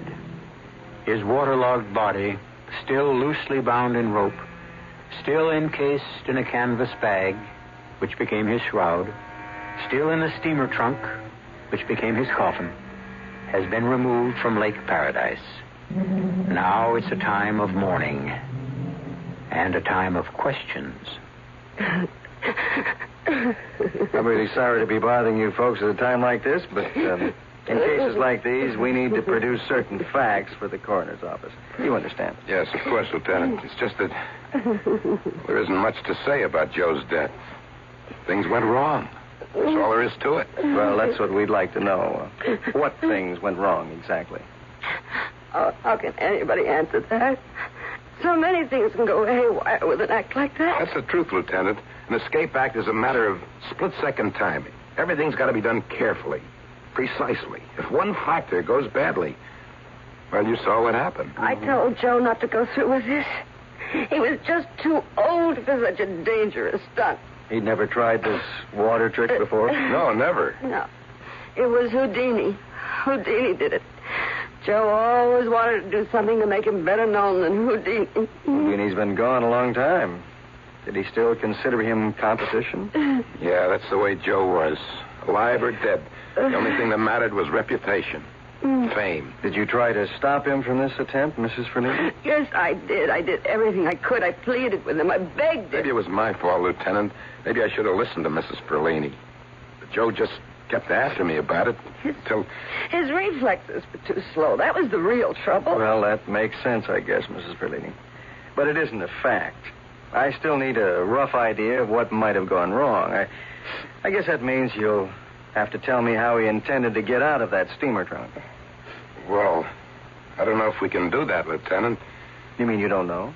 Well, I mean, it's still a professional secret.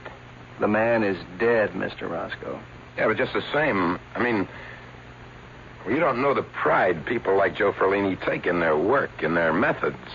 If I tell you how he did his tricks, it would be kind of a betrayal. Look, I appreciate how you feel, Mr. Roscoe, but I'm not going to publish any expose on the man. I've just got to supply some answers for the record. Well, I just don't see the point of it. It could have been any of a dozen things. Well, just name some. All right. Obviously, he couldn't get the handcuffs off. The key must have dropped out of his mouth. What key? You didn't find a key? We weren't looking for one. Well, there was a key, all right. Wanda passed it to him before he got into the trunk. But his arms were bound to his side. How could he open the cuffs, even with a key? With his teeth. Joe's done that 100 times. But this time, well, he couldn't make it. Well, we searched the trunk. It was empty. It probably fell out of the trunk when they opened it. It's only a tiny key. A fish probably swallowed it by now. I see. And if Ferlini couldn't get out of the cuffs... He couldn't get out of the ropes, or the canvas sack, or the steamer trunk. And then the air began to give out. Oh, Phil, that's enough, please. That's enough. Yeah, Mrs. Ferlini, okay. I guess that's enough for today. It's pretty obvious what happened, and I guess it'll be obvious to the coroner, too. Death by misadventure.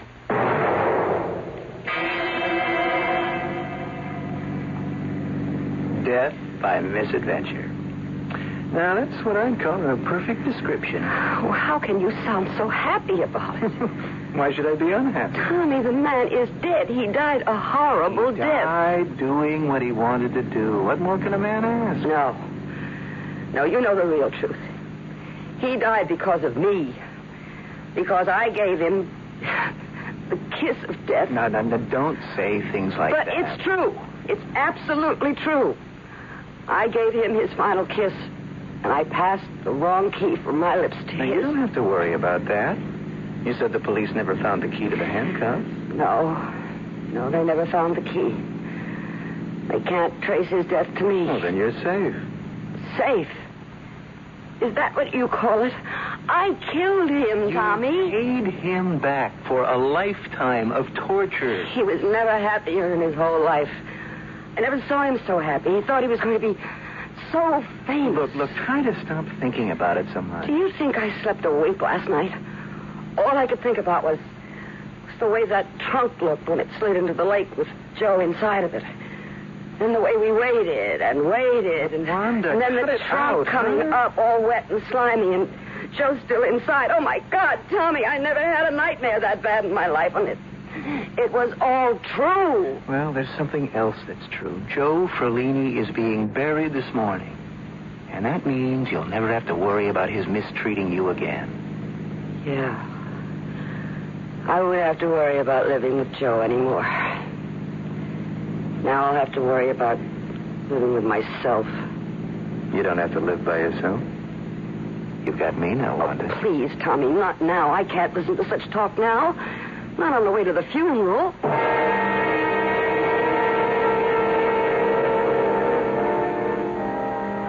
Dear friends, we are gathered here today to consign the mortal remains of Joseph Martin Ferlini to the earth which bore him.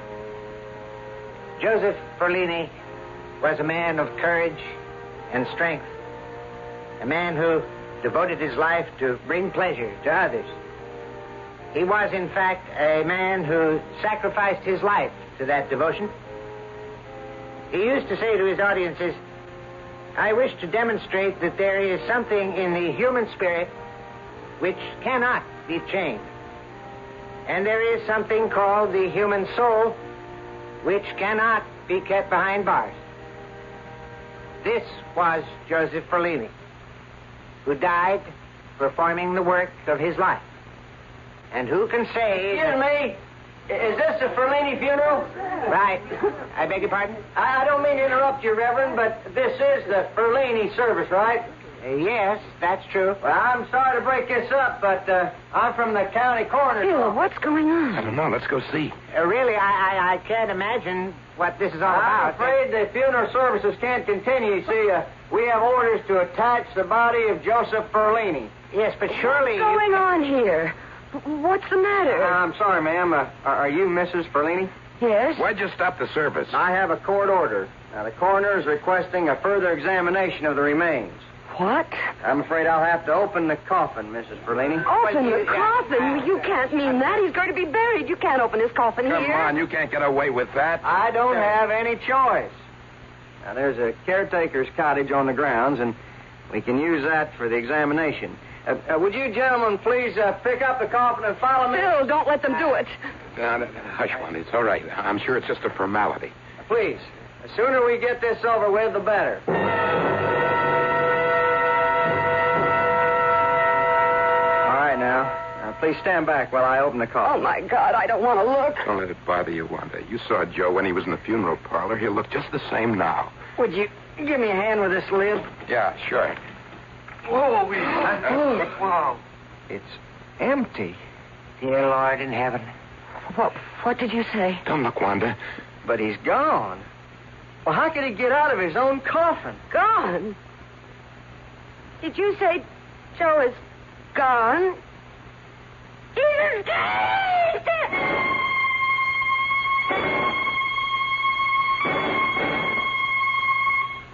All right, Mr. Roscoe, let's hear the whole story from the beginning. Look, I'm really sorry about this, Lieutenant. It was just something I couldn't help. I mean, a promise is a promise. Yes, and breaking the law is breaking the law. I'm not under arrest, am I? Well, we'll determine that after you tell me the truth. Well, you got to understand the way things are in my profession. Everything is showmanship. Everything. That's what my life has been for the past 30 years. Is that how long Ferlini was your client? Practically. In the early days, everything was different. Ballyhoo, crazy stunts, way out schemes for getting publicity. You know how it is. What about the missing body? Well, it was like a pact that I made with Joe. A pact? Yeah. That's the kind of guy he was. A showman to the end. And I really mean the end. Well, what was the deal? He made me promise him that if anything happened to him, if he died, that I would arrange for one last escape. Something that would make him remembered even longer than Houdini. Are you telling me this was all a cheap publicity stunt? No, it was a trick, Lieutenant. That's the word for it. I slipped the undertaker $100, and he arranged to have Ferlini buried someplace secretly. Then he put an empty coffin in the hearse with some slates in the bottom to give it weight. Oh, for love of Pete. Man from the coroner's office. He was a phony, too. It was an actor I hired so we could open the coffin right on the spot. You see what I mean? Showmanship. Yes, I see what you mean, all right. But I suppose you know what the effect of your showmanship has been. What do you mean? I'm talking about Mrs. Ferlini. Yeah, I feel rotten about that. But I couldn't tell her in advance, Lieutenant. Joe made me swear not to tell anyone. He wanted the mystery to last forever and ever. The last escape of Ferlini the Great. But considering what happened to Mrs. Ferlini, you had to tell the truth. Yeah, I had to. Tell me, how is she, Lieutenant? Where have you got her now? As a matter of fact, she's right next door. How's she doing? Look for yourself. Oh, my God. Wanda. Wanda. She's completely out of her head, Mr. Roscoe. And she isn't the escape artist her husband was. She can't get out of that straitjacket.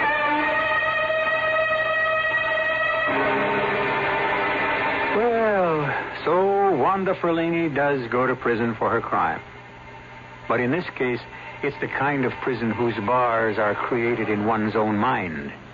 And it may well be the most cruel and unusual punishment of all. By the way, you may be interested to know that some doctors prefer to call a straitjacket a camisole. I think it's a much more suitable word, especially if it's going to be worn by a lady. I'll be back shortly. Give your hand to a friend. Give your heart to your love. but give your cold to contact. The sooner the better. A common cold is a rotten thing. You miss so much. Sneezing, drips, and congestion can drag you down. Then ask yourself the contact question. 6 or 3 or 1. You'd need 6 cold tablets, 2 every 4 hours, or 3 ounces of Cold's liquid, 1 every 4 hours, or just 1 contact for up to 12 hours continuous relief of those symptoms. That's daytime, then nighttime relief. Both the others have things for aches and fever, and the liquid, something for coughs. Not found in Contact 600 Tiny Time pills.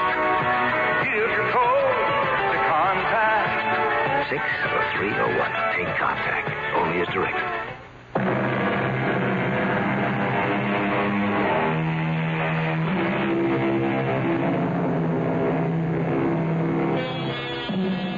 It's really a pity that the days of Houdini and his like seem to be gone. However, we think Joe Ferlini was right. Everything does come back. And we can probably look forward to seeing a whole new generation of escape artists, magicians, and illusionists. In fact, you're enjoying one of the greatest illusionists of all time right this minute. It's called radio. Our cast included Robert Dryden, Joan Lovejoy, Joseph Julian, Russell Horton, and Bob Caliban. The entire production was under the direction of Hyman Brown. Now, a preview of our next tale. You mean she felt that guilty about what had happened? Guilty enough to seek punishment for herself. And she did. She punished herself by losing the use of her legs. And so your treatment was able to cure her. Yes, I'm happy to say. It couldn't cure me. See, I didn't lose the use of my hands for any kind of reason like that. I mean, it's just some sort of nerve damage. Well, if that's the diagnosis of your physician, that it's purely physical and incurable. But I didn't say that. See, I mean, my doctor has never used the word incurable. I have been hoping for years that it would just heal itself. I can't go on living like this. I want my hands back. Oh, dear God, I want my hands. Radio Mystery Theater was sponsored in part by Contact, the 12-hour cold capsule. This is E.G. Marshall inviting you to return to our Mystery Theater for another adventure in the macabre. Until next time, pleasant dreams.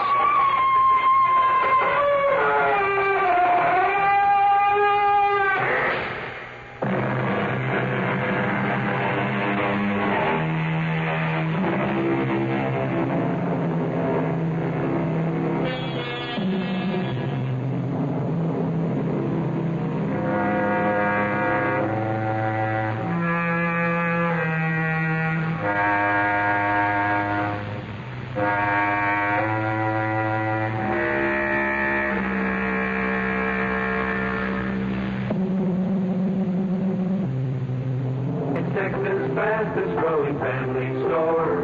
Families who know shop Myers. Reap tremendous savings this week during Myers' 20% off sale. House shoes and western boots for all the family. Ladies' sweaters and sweater coats, a famous group of men's dress and sports shirts, and many other items all reduced 20% off the regular prices this week. And you always get S&H green stamps at Myers. Wherever you go, the families who know shop Myers Department Store.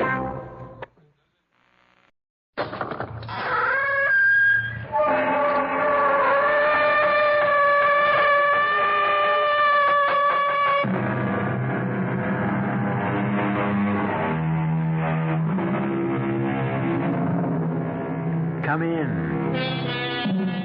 Welcome. I'm E.G. Marshall. Take a chair or stretch out on the sofa, whatever you like. Are you old enough to remember the opening of a popular daytime soap opera? And now, When a Man Marries, the tender story of young married life dedicated to everyone who has ever been in love. Of course, we've changed the title by one word and made it When a Man Marries. But everything is changing so fast these days, that shouldn't surprise anybody. The conventional wisdom is turning to nonsense before our astonished eyes. And the day may not be far off when the man, not the girl, walks proudly down the aisle to join his eager bride at the altar. Stranger things have not only happened, they are happening right now. Our mystery drama, Mind Over Matthew, was written especially for the Mystery Theater by Elspeth Eric and stars William Redfield. It is sponsored in part by Anheuser-Busch Incorporated, Brewers of Budweiser, and Buick Motor Division. I'll be back shortly with Act One. Never heard of beer on the rocks? No? Swell. The people who brew Budweiser never have thought ice in your beer was such a cool idea anyway. If you only knew how ice cuts down the head and waters the taste. Oh, a chilling thought. A downright tragedy with Budweiser especially. Budweiser is the king of beers. The only beer in America that's beechwood aged, naturally carbonated, which means Bud brews its own bubbles, tiny ones, over a dense lattice of beechwood strips. The beer ages the best way, the right way, naturally. But add an ice cube and bloop, there goes all that extra effort.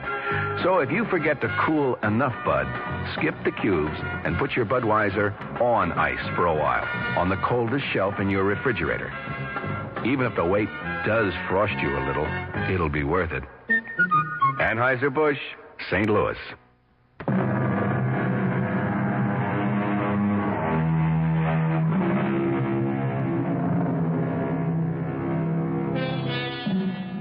Someone who probably knows as little about it as anyone else once told me that if a man hasn't married by the time he's 35, chances are he'll stay single all his life. Well, our hero, Matthew Parker, being 40, is about to become the exception to that rule. If it ever was a rule, which I doubt. Listen with me now to the tender human story of when a man of 40 marries.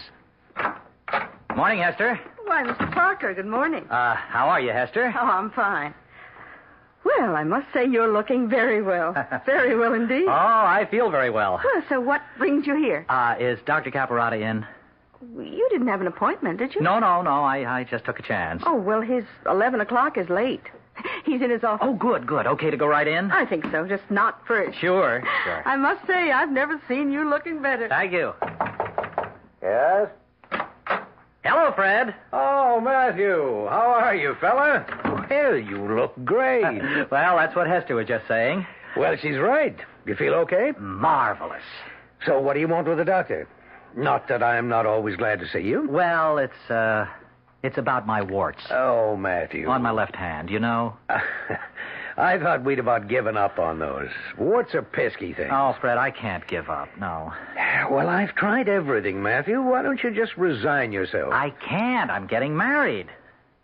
You're what? I know. I'm 40 years old, never been married, but, well, I'm in love. Do I know her? Mildred Cavanaugh? Well, she's only 20, Fred, but very mature. Mildred, well, her father's a patient of mine. Yeah, but you don't know Mildred. Well, she's never been to see me, no. But... No, Mildred doesn't have much use for doctors. No? Well, say, I feel that way myself sometimes. Yeah, Mildred says whatever's wrong with her, she can cure herself.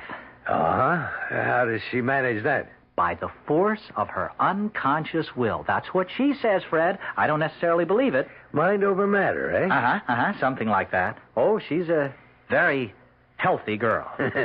Most people are at age 20. You know, she never even has the sniffles. Or if she does, she dispels them. Yeah, well, all sniffles go away eventually. Yeah, but Mildred's go away in, 2 minutes, 3 at the most. She changes her thinking and they go away. Fred, I'm telling you, I've seen it happen.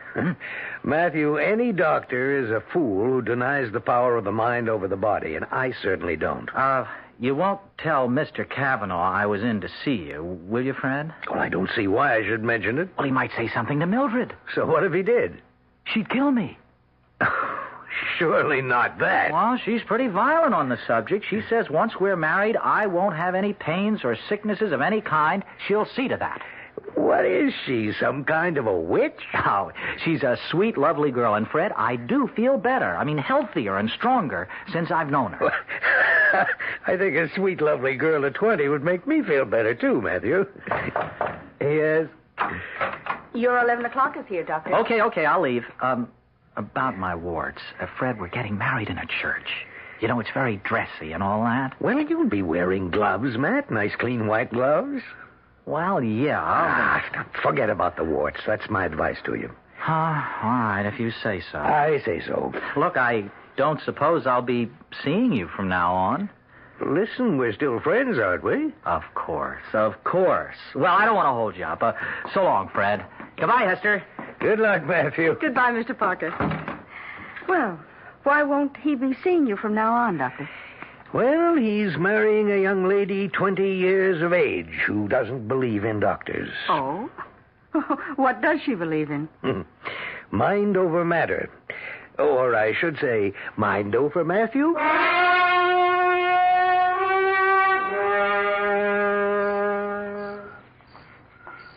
Come to bed, darling. In a minute.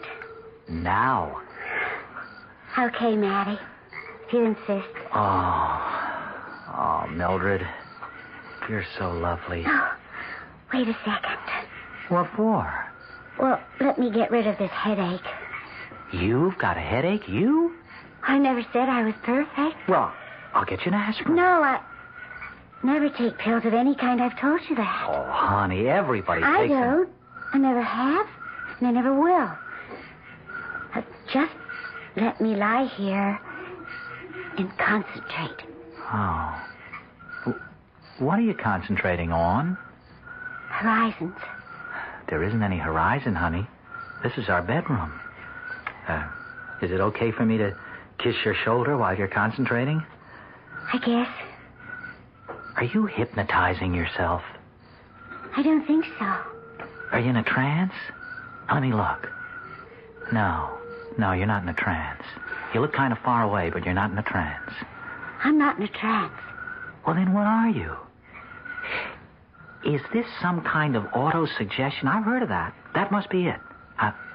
Is it? I'm extending my powers, that's all.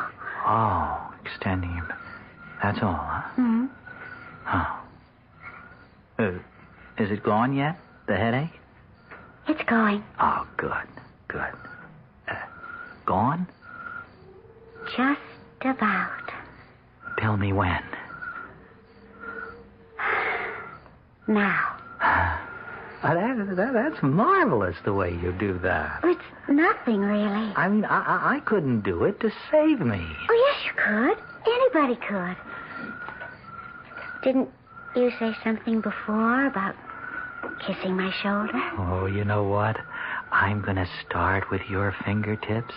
I'm going to kiss them, and then I'm going to kiss your hand and your arm and your elbow and right on up to your shoulder and then your neck. Why don't you start? Start? Oh, mm-hmm. Maddie. First little finger. Second little finger. Third little finger.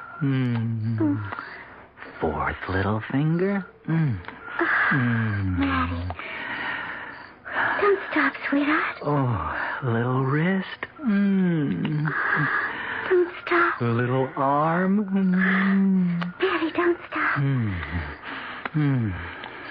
I said, don't stop. Oh, never.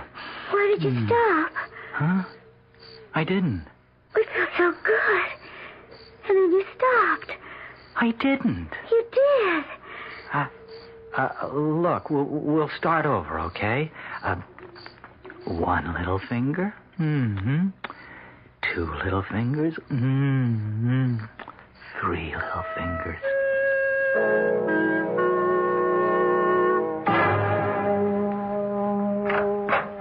Morning, Hester. Why, Mr. Parker, hello. The doctor in? He's on the phone, but he'll be through in a minute. Well, long time no see. Married life agreeing with you? Oh, boy. Yes, it's agreeing with me. You look awfully well. Oh, I am awfully well. I guess a wife was just what you needed. Well, this wife was. She's very young, the doctor tells me. 20. Pretty? Oh, very pretty. Oh, isn't that nice? Oh, the doctor's off the phone now. You can go right in. Thanks. Come in. Well, Matthew, good to see you, fella. Hello, Fred. Well, for Pete's sake, how are you? Wonderful, just wonderful. Ah, so this is not a professional call, eh? Good. In a way, Fred, it is. Oh, something wrong? No, something right, I think. Fred, I think my warts are going away after all this time. Well, let's have a look. Here. See? Don't they look better to you? Yeah. Yes, I do. Mildred's been working on them, Fred. Working on them? How? Oh, not medically, Fred. Spiritually. Oh? They're like you said, mind over matter, but they are better, aren't they, Fred? Yes, definitely. They've been disappearing one by one. That's what puzzles me. Huh? Why? What puzzles you? Well, warts don't disappear one by one, as a rule. Warts are small tumors on the skin formed by enlargement of the papillae. Well, why shouldn't they go away one by one? Because medically, that's not the way it works. They disappear all at once, together. At least that's been our medical experience. Well, your medical experience must be wrong. Huh? Maybe it is this time. Medicine has nothing to do with it, perhaps. You mean it is Mildred that did it? Well, I was never able to do it, that's for sure. Mildred did it by the force of her unconscious will? Well, I wouldn't know about that, but as I've told you, every doctor makes a little bow in the direction of mind over matter. Yeah, but is it Mildred's mind or my mind? Well, who knows? Well, I wasn't ever able to do it before. Matthew, I heard of a boy once who had warts. A lot of them. And his mother was in despair over it. Well, you know what she did? She told him she'd give him a quarter for every wart. You know what happened? The warts fell off one by one. Cost the lady about $15. One by one, they disappeared, like mine are doing. Did the boy's warts ever come back? Not that I know of. He and his mother left town shortly afterwards. It got a little uncomfortable for them. Everybody was saying she was a witch. Is that what they called her? Not that I think she was, necessarily. Fred, how do you tell a witch? Oh, well, I don't know too much about that, Matthew. Why don't you ask Esther? She knows everything there is to know about witches. Well, I'd rather not talk about it to Hester, if you don't mind. Why can't you tell me? Well, all right. Witches are very nice people, actually. So Hester says. I mean, they're not like sorcerers. Sorcerers tend to be malevolent, mean sort of people, making blood sacrifices and all that, weaving spells, concocting potions, holding rituals, all that sort of thing. That's sorcery. But witchcraft, well, witchcraft doesn't go in for any of that, Hester says. Witchcraft is just the use of our unconscious powers. The unconscious will? Yeah, the unconscious force or urge, well, whatever. But Fred, how do you know who's a witch and who isn't? Well, you really should ask Hester about that. No, please. I want you to tell me. Well, for one thing, Hester says that a true witch always has one spot on her body which feels no pain at all, which is completely insensitive. Insensitive to pain. One spot. That's what she says. Fred, would it follow that this one spot on a witch's body that is insensitive to pain, Fred, would that spot be insensitive to pleasure, too? Well, I suppose it would. Why, Matthew? Oh, Fred, I think it's possible. I think it's just possible I married a witch.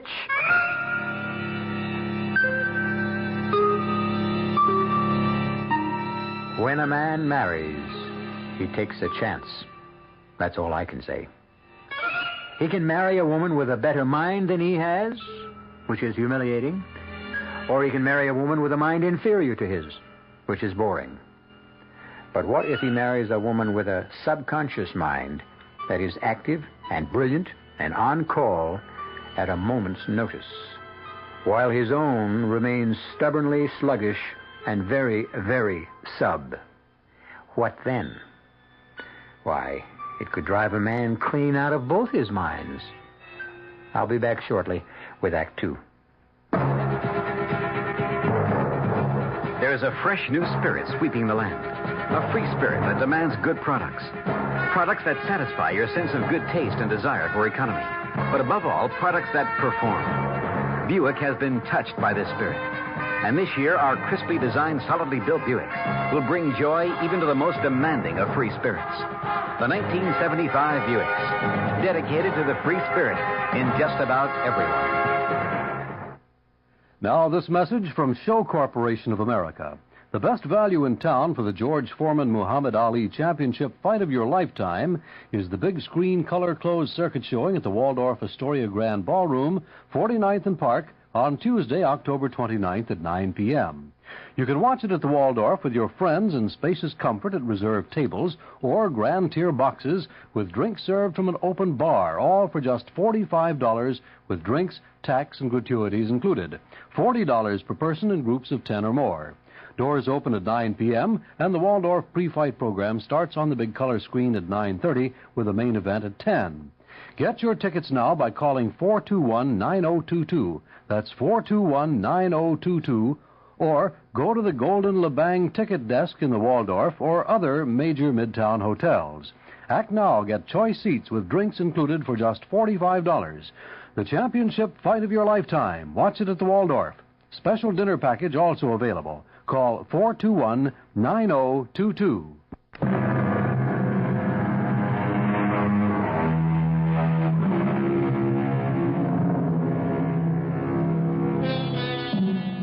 Our 40-year-old hero, Matthew Parker, has married a 20-year-old lady with an insensitive area on her right arm just above the elbow and a powerful subconscious mind. Matthew, on the other hand, has warts on one hand and a subconscious mind which has not shown signs of life in years.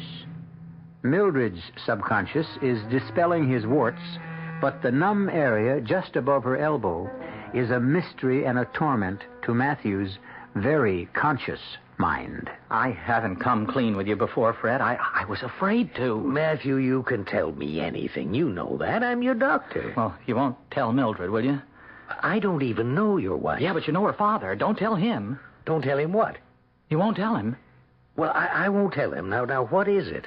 Well, Mildred and I, Oh, boy, is this embarrassing.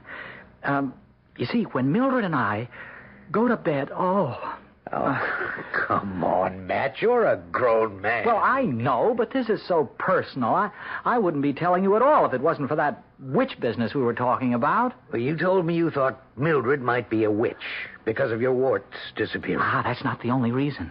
There's something else. Well, why don't you tell me and stop stalling? Well, Fred, you see, when Mildred and I are in bed, we start off, well, you know, with a little game, sort of. I mean, I kiss her. Well, that's a good way to start off. Yeah, I mean, I kiss each little finger, and then her wrist, and then her arm. Yeah, okay, I get the picture. Now, this is her right arm I'm talking about. Does it have to be? Well, it doesn't happen with her left arm. What doesn't happen?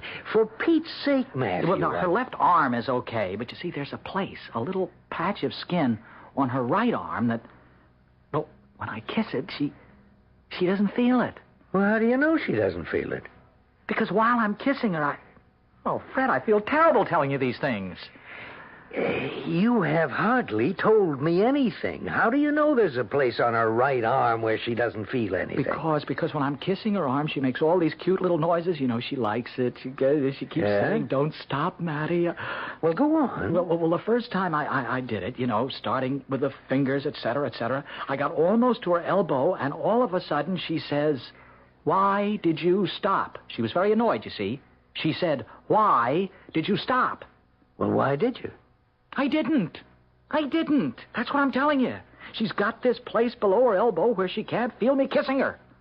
Last time I saw you, you said that witches sometimes have a place on their bodies where they don't feel pain. Now, you remember that? I remember. And I asked you, did that mean they couldn't feel pleasure, too? And you said you suppose so? Well, I thought I'd make sure, so next time, instead of kissing her, I started giving her little bites. Bites? Well, I mean, not enough to really hurt. Not much, anyway. Oh, she loved it. They were more like nibbles, really. I see. Oh, Mildred was crazy about it. She kept saying, "Don't stop, Matty," just like before. And then the same thing happened. When you got to just below her elbow? Yes, I got to the same place just below her elbow, and all of a sudden she said, Why did you stop, Mattie? Fred, I couldn't believe it. I simply couldn't believe it, so I gave her an extra hard bite. Yeah? Fred, she didn't feel it. Well, I'll be... Fred, you think she's a witch? Well, how do I know? Well, you said one spot that didn't feel pain. I don't know if that's true, Matthew. Hester told me that. Well, I've got to know. Why do you have to know? Well, because I do. I mean, it's one thing to marry a girl 20 years younger, but then to find out she's a witch, I mean, it's spooky. Yeah. Look, I'll tell you what, Matt. Why don't you ask Hester? I can't talk to Hester about my own wife. Well, just tell her that you've gotten interested in witches. Well, won't she think that's kind of peculiar? Witches are her favorite subject. She'll love talking to you about all that stuff. Well, I hope that's all it is, stuff. Go on. Go talk to her now. Right now? Yeah, I think she's back from lunch. Yes, she is. You want me for something, Doctor?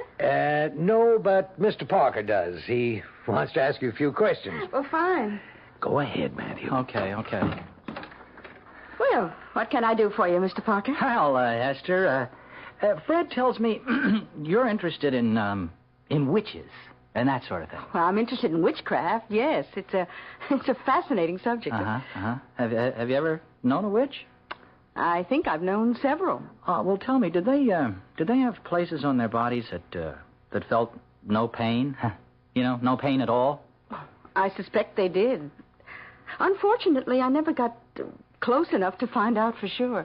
Well, that's the ultimate test, of a witch, this completely insensitive spot.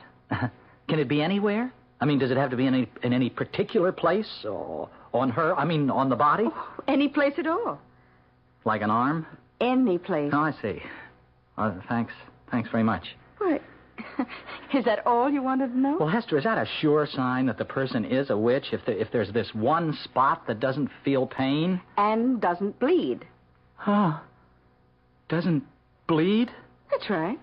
No blood? No blood whatsoever. In that one spot, of course. Oh, thank you, Hester. Thank you very much. Are you leaving? There's lots more I could tell you. No, that's enough for today, Hester. Thank you very much.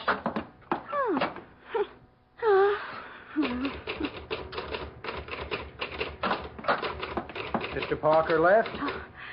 Oh, yes, he left. He find out everything he wanted to know? Well, it wasn't much. I thought for a minute he was really interested in witches. There's so much I could have told him. It would have been a pleasure.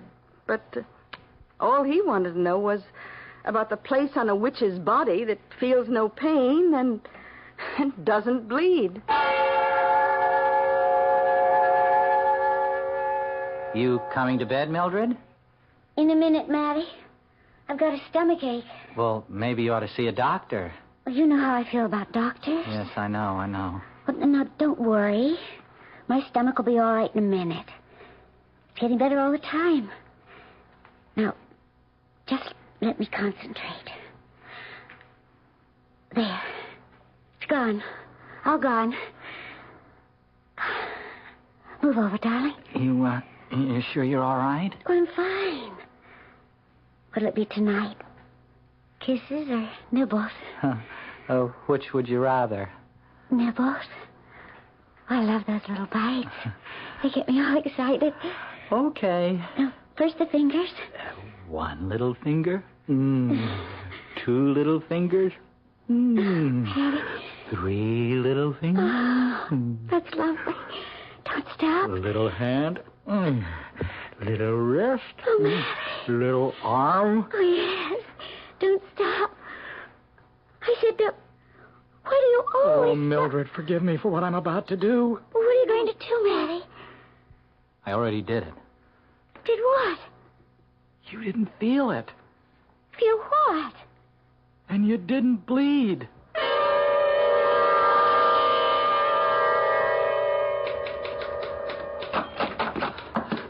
Is he here? Oh, Mr. Parker, what's the matter? I gotta talk to him. Is he here? Oh, the doctor's at the hospital. Office hours don't start till 9, Mr. Parker. What's the matter? Oh, here, come sit down. What? Well, you look awful. I feel awful. I feel terrible. You want me to get you a glass of water? No, Hester, don't leave me. Stay with me. Oh, Mr. Parker, what is it? Hester, can I trust you? Well, of course you can trust me, but what is it? I was going to talk to Dr. Caparotto, but if he won't be here till 9, I can't wait that long. I could hardly wait till morning. I snuck out of bed at 6 o'clock. Oh, Hester, can I talk to you? Well, of course you can talk to me. It's about my wife. I feel so disloyal talking about her, but I've got to. You can talk to me. Believe me, you can. Hester, I think my wife is a witch. Oh? I'm practically positive. Well, what makes you think so? Now, first, it was the way she made my warts go away. You knew about that? The doctor told me. Then the way she makes all her own pains and things go away. Well, just last night she had a terrible stomachache, really awful, but she applied her subconscious will to it, and it went away. Just like that. Well, witches can do that. That and more. Well, I wouldn't have left her to come here if it hadn't gone away. I mean, I wouldn't have, no matter what she said, but she said she was fine, so I came. You think she's a witch just because her stomachache got better? Oh, no, that's not all. Oh, well, what else? Well, you remember when I was here the last time? You told me that a witch's body had a place on it that felt no pain. That's true.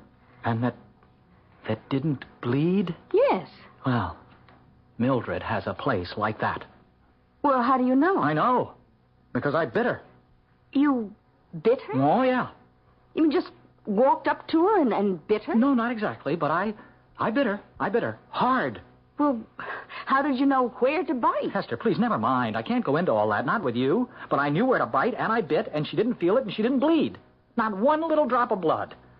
Well. I mean, it scared me so I couldn't make love to her. I told her I had a headache. She wanted to concentrate on it and make it go away, but I told her no, I wanted to keep it. That made her mad. Oh, naturally. Oh, Hester, what am I going to do? Well, what do you want to do? Well, I can't stay married to a witch. Witches can be very nice, you know. Well, I'd always be looking at her and thinking, holy cow, she's a witch. Matthew, may I call you Matthew? Oh, certainly. We've known each other so long. Look, Matthew, witches are people, flesh and blood people. The magical power they have only means they have a greater grasp on reality than other people. They have greater use of their extrasensory powers. Real flesh and blood? Of course.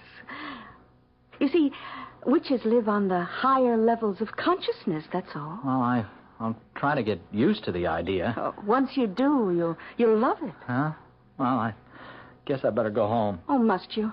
Do you think I should tell Mildred I know she's a witch? I wouldn't. It's possible that she doesn't even know it herself. Yeah, she is very young. Maybe she hasn't found out. Yeah, I'd better go home. She really had a terrible stomachache last night. Oh. You know, for a witch, she certainly gets a lot of aches and pains, more than I do, really. Well, she's only human, Matthew. Well, thanks, Hester, for talking to me. It helped a lot. Oh, I'm glad. Here, let me take you to the door. Oh, I'm all right, really. Oh, sure you are. Thanks again. I'll be fine now. Who's that? Who? Where? Crossing the street. Boy, it's Mildred. Well, is she coming here? Yeah, it looks like it. She looks like she's in a hurry. Oh, she shouldn't cross the street in the middle of the block. That's right. No, she's up. Mildred! Mildred, look out! The truck! Look out for the truck, Mildred!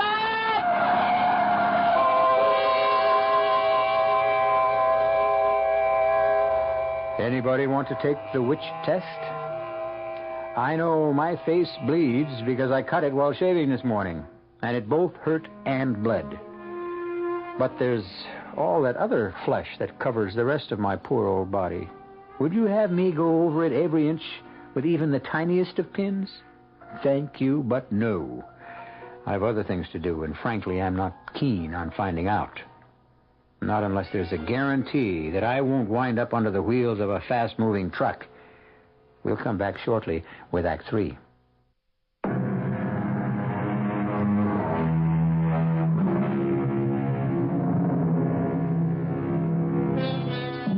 Poor Matthew. Poor 40-year-old Matthew, who married Mildred, a 20-year-old witch. Poor Mildred, who could make warts vanish and dispel her own aches and pains by sheer force of concentration, but who died suddenly and carelessly, albeit painlessly, under the wheels of a 2-ton truck. What price being a witch? What price being the widower of a witch? Well, I can't tell you how much I appreciate this, Fred. You know, the two of you coming over here for dinner. Oh, How's the steak, by the way? Oh, it's great. Marvelous. You two are about the closest friends I've got now. You're the only ones who knew about Mildred. I mean, knew all about her. I'm really very grateful to you both. Don't mention it, Matthew. We're happy to be here. Oh, you know, this is the first time I've seen anybody at all since Mildred got run over. I've been in shock. Well, who can blame you? Where was the second sight witches are supposed to have? She didn't even see the truck, and it was a big one. Second sight doesn't mean sight with the bodily eyes, Matthew. Well, it should, I think. Well, the thing I don't understand is what she was doing on my street. Did she have any friends on my street? No, Fred, that's just it. Our friends lived over in our part of town. Mm-hmm. Well, then what was she doing there? Well, it looked to me as though she was coming to see you. She crossed the street right smack in the middle of the block. Yeah, directly opposite to your office. That's how we happened to see the whole terrible thing. She looked as though she was in an awful hurry. She didn't look to the right or to the left. Just put her head down and charged across the street right in front of this huge truck. Why should she be coming to see me? You think maybe she knew you were there? She didn't know I was still seeing you. Well, then why? She couldn't have been shopping in my neighborhood. There aren't any stores. It's got to be that she was coming to consult me professionally. It's got to be. No, Mildred wouldn't do that. Mildred took care of her own aches and pains. Well, maybe this time she couldn't. Well, she'd had a stomachache the night before. Was it a bad stomachache, Matthew? Oh, it was pretty bad. But she got over it. She didn't take anything for it. Mildred? Mildred would never take anything for anything. She just concentrated and the pain went away. Mm-hmm. Well, maybe it didn't. Oh, yes. She was fine in just a few minutes, and she was fine the next morning. Pain isn't always a curse, you know. Pain is a signal that something's wrong. If we didn't have pain, how would we know something was wrong? Well, it's our thinking that's wrong. That's what Mildred said. So when she had a pain, she changed her thinking. Sounds so simple. Yeah, for her it was. Nope. I'm not satisfied. Matthew, I want your permission to do an autopsy on your dead wife. An autopsy? Yeah.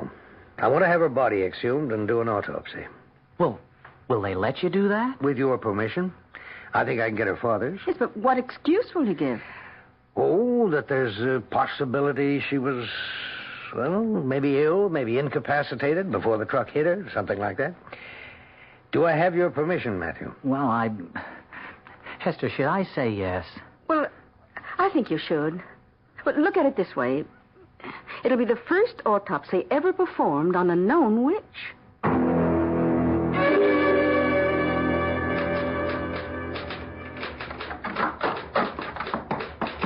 Hello, Matthew. Hello, Hester. And how are you? Oh, I'm not too good. I'm sorry. Is anything wrong? In particular, I mean? Oh, I miss Mildred. Well, of course you do. You know, it's a funny thing. I was a bachelor all my life. I mean, I was 40 when Mildred and I got married, and we weren't married very long. You'd think I could just go back to being single. Well, I guess it doesn't work out that way. No, not for me. The only really good time I've had since Mildred died was the night you and Fred came to dinner. Oh, that was very nice. Did you really enjoy it? I know I'm not much of a cook. Oh, I loved it. Well, good. Maybe we could do it again sometime. Look, how would you like to come to my place for dinner? I'm a very good cook. Or so I'm told. Say, I'd like that. I'd like that a lot. Sometime next week? Or this week?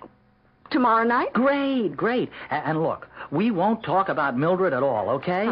If that's the way you want it. Well, sure. I've got to forget all about her and her being a witch and all that. You think Fred's done the autopsy yet? I'm darned if I know why he wanted to do that. Well, he was curious about why a witch like Mildred would be coming to see a doctor. Well, I don't know why I said, okay, go ahead, and then why her father said okay. Matthew, Mildred's father knew. Knew what? That Mildred was a witch. No. Well, he suspected something. He knew she had these self-healing powers ever since she was a little girl. Now, she'd fall, skin her knee, and then she'd go off somewhere by herself, and in a couple of hours it would be all healed. Can all witches do that? Not all witches choose to do that. Some witches choose to do other things. Like what? Oh, like seeing into other people's minds. Reading their thoughts? Oh, what's so bad about that? We all have the same thoughts, more or less. Well, I don't want anybody reading mine. I wouldn't care if you read mine. Oh, I wouldn't do that. Why not? Well, I just wouldn't. You could, if you tried. No, I wouldn't try. Listen, why didn't Mildred cure her father of anything? Tell me that. She cured my warts. Her father didn't choose to be cured, not by witchcraft. He was afraid of witchcraft. He chose to come here instead. Why wasn't I afraid? Oh, well, for one thing, you were in love. And for another... Yeah? What's the other thing? I think you'd better find that out for yourself.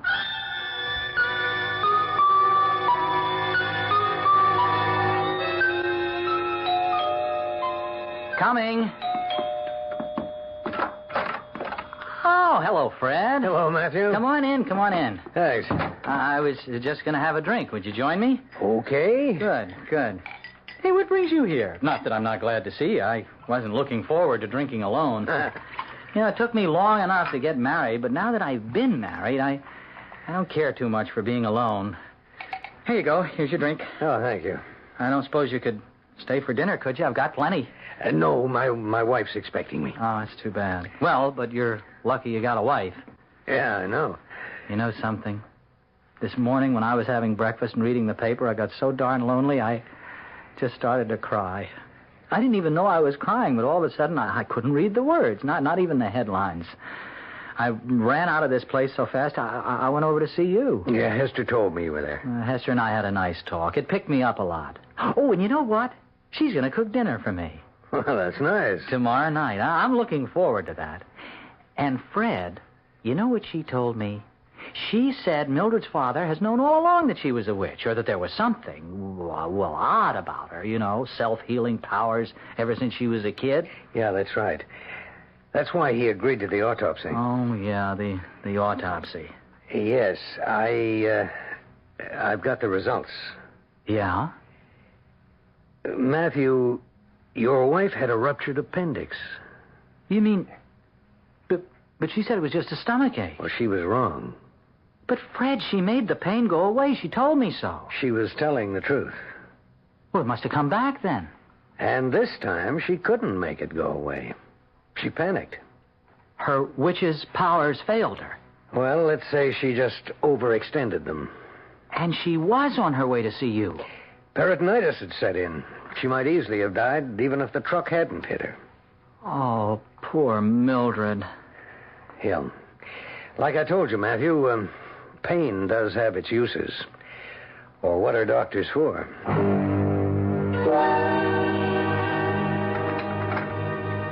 Hester, I want to help. Now, there must be something I can do to help, huh? Well, now, you you want to peel the potatoes? Sure. Well, just sit down here. All right.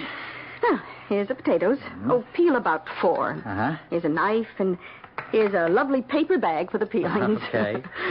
Hey, this is great, sitting in your kitchen, peeling potatoes and everything. You know something? It's good that we're sort of the same age. Don't you think so, Hester? I mean, Mildred was so darn young. Boy, was she ever young. Of course, that made her attractive in a way, but in another way it didn't. I mean, you never heard her talk, but she had this sort of squeaky voice. I used to think it was cute, but I don't know. I mean, I think after a while it might have gotten on my nerves. Now, you, on the other hand, have a very well-modulated voice. Do I? Maybe Mildred talked that way from being a witch. Oh, I don't think so. No? Matthew, you must understand that witches are not harpies or hags or conjurers or shamans. I mean, they are quite simple, ordinary people, really. Only they maintain contact with the deepest powers we possess. Other people lose that contact, but witches hold on to it. Contact with what, Hester? With the unconscious mind, Matthew. With that reservoir of strength and passion and feeling with the simple, uncomplicated drives to fight, to conquer, to possess, to love and be loved. Well, is that what it's like down there in the unconscious? Well, don't you feel it is? Oh, yes, I do. You see? Hester, I want to conquer you. I want to possess you. I want to love you, and you should love me. Oh, I do love you, Matthew. You do? I always have. Well, you never told me. I wanted you to find out for yourself. Well, say. I think I better get back to peeling the potatoes. This is all kind of overwhelming. Oh, darling, well, you'll get used to it. Matthew, hey, look what you've done. What have I done? What's this? What's what? Here on the table. Well, I don't know. What is it? I believe it's the tip of your thumb.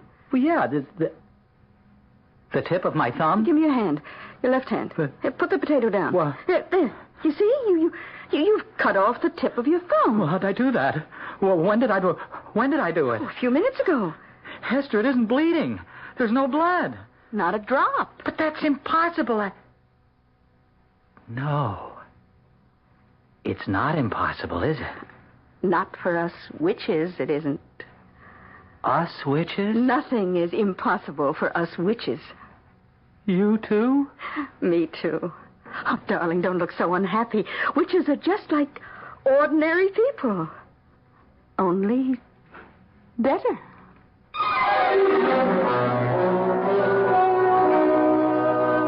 Witches are just like ordinary people, only better. You know, that sets me to thinking.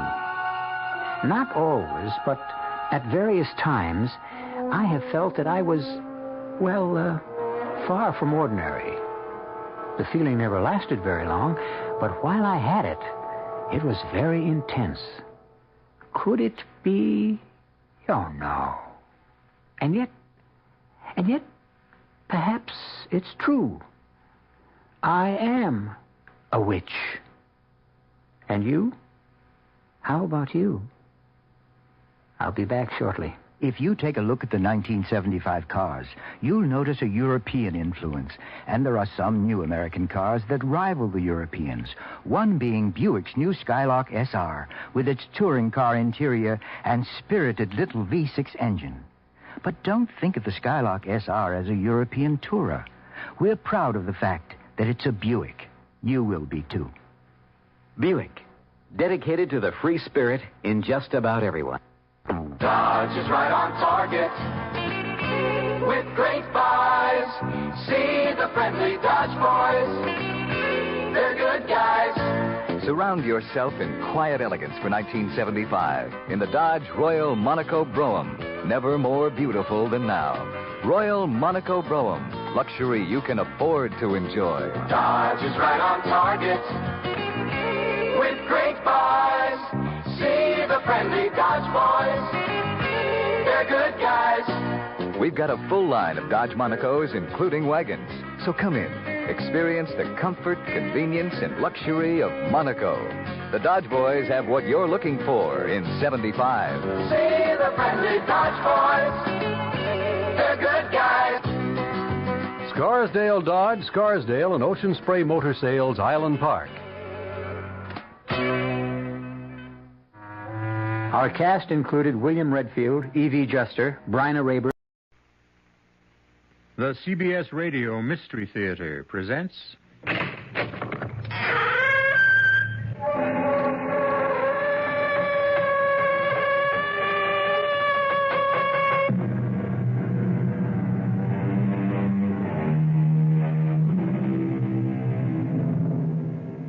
Come in. Welcome. I'm E.G. Marshall. It's only human, I expect, to envy the wealthy, the successful, the newsworthy. Yes, all these advantages are something to be a little jealous of, but only up to a point. Beyond that, a host of problems, very different from ours, and far more disturbing and deadly, haunt the fabulously rich, the superstar, the headline maker.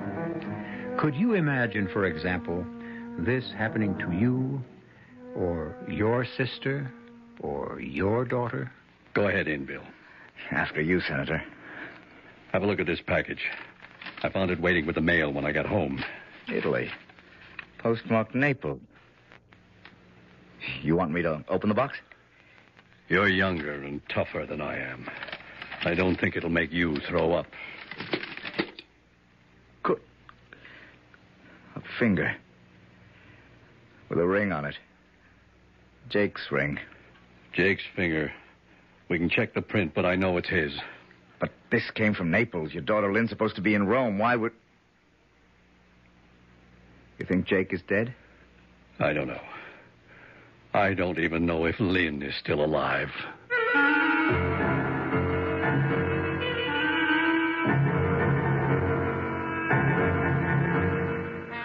Our mystery drama, See Naples and Die, was written especially for the Mystery Theater by Ian Martin and stars Michael Wager. It is sponsored in part by Buick Motor Division and Anheuser-Busch Incorporated, Brewers of Budweiser. I'll be back shortly with Act One. When you buy a mid-sized car, you expect certain things from it, mainly a reasonable combination of comfort and economy. Well, friend, Buick has a mid-size to meet your expectations. The 1975 Century Regal. It's a joy to look at, a joy to ride in, and Buick's new V6 engine makes it a joy to drive, especially past gas stations. Buick Century Regal, dedicated to the free spirit in just about everyone. Hi, this is Pearl Bailey. Today I'm not going to try and entertain you. Instead, I'm going to put before you the distressing story of the needy children of the world. They need your help. The bright side is that you can give them all of this by working with Save the Children Federation. Together, you can forge a better world, one in which children can have hope instead of despair. To find out how, you write today to Save the Children Federation, Box 120, Grand Central Station, New York, New York, 10017. Please help these children.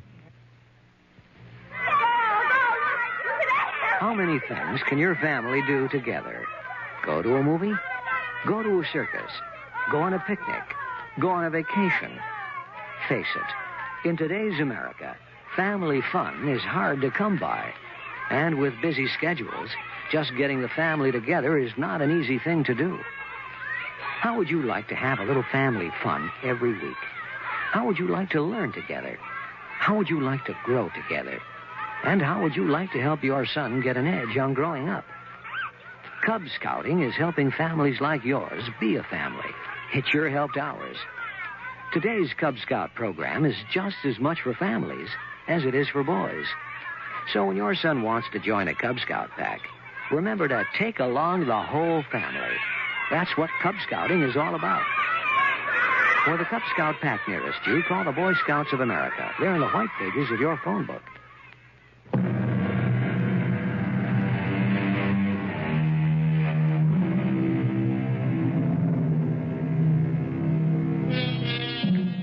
Senator Henry Chalmers Winstead, born 1918, of a wealthy and distinguished family, which contained in its history 1 Secretary of the Treasury, 8 congressmen, several judges. Senator Winstead, chairman of the Senate Judiciary Committee, and certainly his party's nominee to run for the next president of the United States. A man to be envied? Let's find that out from someone who knows him perhaps best of all, Bill Desmond. When the senator calls, I jump. He's that kind of man. He never orders, just asks. You never refuse. Not out of fear or ambition, out of respect, admiration. And if you'll accept the word in its proper context, love. That's why I was there, looking with a churning stomach at that grisly present from Naples and listening to the phone ring. I want you to listen in on this, Bill. Take it in my study. But don't let her know she's being monitored. Senator, if it's Lynn, I don't... Please, Bill. Everything I have in the world may be at stake. Okay, sir, I'm with you. This is Senator Winstead. I want to talk to Miss Beth Chalmers. If there's any question, tell her that her father insists on talking to her. I hurried into the senator's study and picked up his extension quietly without any telltale click. You learn a lot about that sort of thing these days in Washington. They had just started to talk. Lynn? Yes, Daddy? There really isn't anything funny about this, Lynn. Why did you refuse to take my call? Well, I thought you might be some smart aleck reporter that had... What's the phrase of choice today? Cracked my cover. Blown it. Oh, is that all? What else? Where are you, Dad? In Washington. Was something wrong? You can tell me that in person. I want you home on the next plane. Lynn, did you hear me? How could I miss? So did most of Rome. May I ask you why I'm being bullied like a witness before one of your subcommittees? If it hadn't been for special circumstance, I wouldn't have been soft enough to allow you to go barging around Europe alone and, well, confound it, I really despise the word, incognito. But it's such a lovely word. It's so romantic. It's my affair. The word I get from my sources is exactly that. Affair.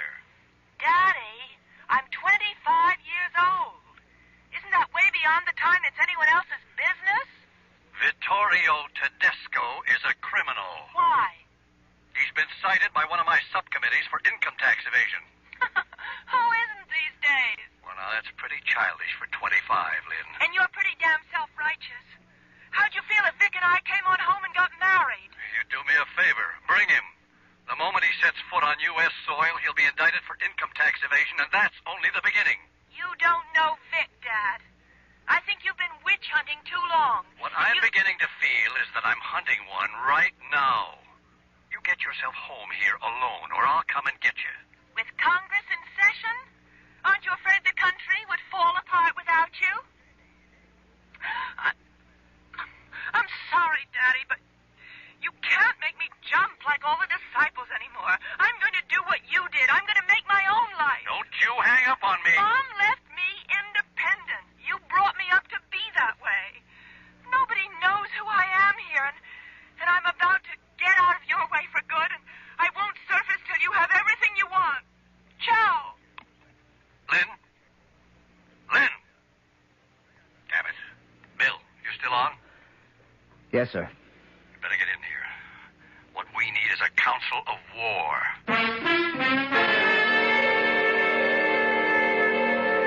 Why didn't you tell her? What about Jake? She had no idea I sent Jake off to keep an eye on her. Well, we're not going to sit here and do nothing. Of course not. There's more to that box than that obscenity I showed you. Here, read this. I find your daughter irresistible. Also, fortunately, she feels the same way about me. Since I feel I'm a little old for her, I hope we never have to use that lever. Why don't you let me go right over now and take care of that dirty... That's what I want, Bill. But I couldn't be the one to suggest it. Maybe we'd be better off just hollering copper. Finish the note. What evidence, what proof do we have? Well, the note came with the finger, didn't it? Oh, no. Completely separately. Read. I think you might want to reach me after you read this. Any evening between 12 and 1 a.m. Washington time, I will try to reach you at Rose's hideaway. The phone is safe. Marriage, naturally, is not the only option. Unless we can make a bargain. I hope Jake put his finger on that. No signature. And typed. And no doubt who it's from. Vittorio Tedesco. Yes. What's his price? Quash the income tax indictment against him, I suppose. Could you? I can't, in all honesty. Are you even considering this proposition? Jake Muldoon was my sergeant at the invasion of Truk. If it hadn't been for his hand in the way, a Japanese bayonet would have cut my throat. My daughter is all I have left from a family that once had a wife and 2 sons as well. I lost them all to violence. Ellen to cancer, Jim and Grant in 2 wars, Korea and Vietnam. I have no family left but Lynn. And you and Jake. What else can I do? Push the button. Call in everyone, including the Marines. Well, it's a consideration. Except they already have Jake. But not Lynn. You heard the phone call, Bill. I can't stop Lynn from marrying that gangster if she wants to. Yeah, it would raise such a smell your whole candidacy would go out the window. I can't quash the indictment against him, nor would I even try. Except for Lynn.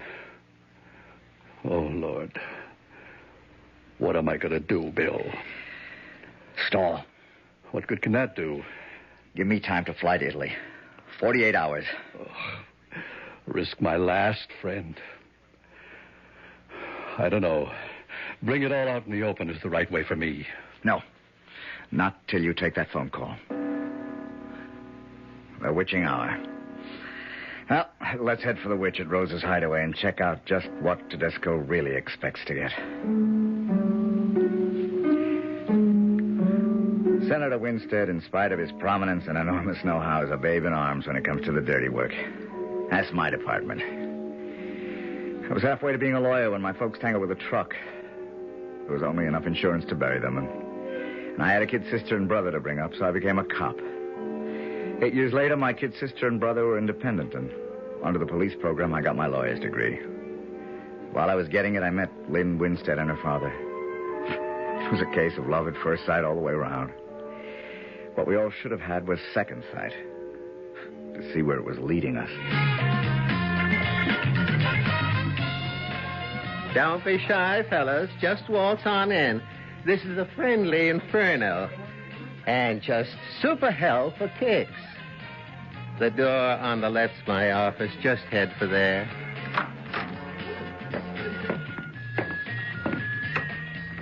I'm Rose, Senator. I was expecting you, not the BF. This is my administrative assistant, Bill Desmond. I don't go for gunsels. Except on your side. No rods in here. I have a license for it, Rosebud. Well, don't let my name at a club fool you, Mac. I wanted to, I could take it away from you. No need. We're only here for a phone call. The Senator, not you. Bill is in on all of this. I brought him in. I don't know, but... Hold it. Just remember, this is my territory. No funny moves. Like otherwise, the morning paper gets a tip. Senator Winstead was frequenting a gay bar. You'll forget it, Bill. Yeah. No, that's fine. Put it through. Then switch it on my office phone. A certain party looking to reach you, Senator. Now, the next time this phone rings, he'll be on the line from overseas.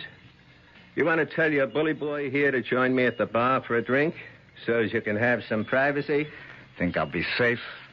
As long as you're under Mother Rose's wing. Go with him, Bill. I'll take the call. But I want Bill if I need him. You hear that? Yes, sir. We'll handle him with TLC. Tender loving care, sir. It's the nurse's credo. It had better be the way you're handled.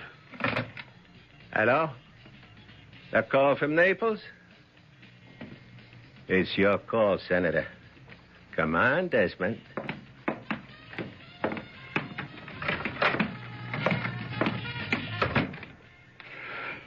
Who's talking? I don't have to ask who you are. The voice is enough identification. You really have to ask who I am? No, but can we stop the games? As you've set it up, there's no way this phone call can be monitored. That was the idea. So let's not waste time. Jake, is he all right? I'd have thought your daughter would be your first concern. She is. If you've got her. You gave me proof enough you have Jake. Let's cut your worries. I have them both, Senator. Jake against his will, as you can imagine. Your daughter, that's another story.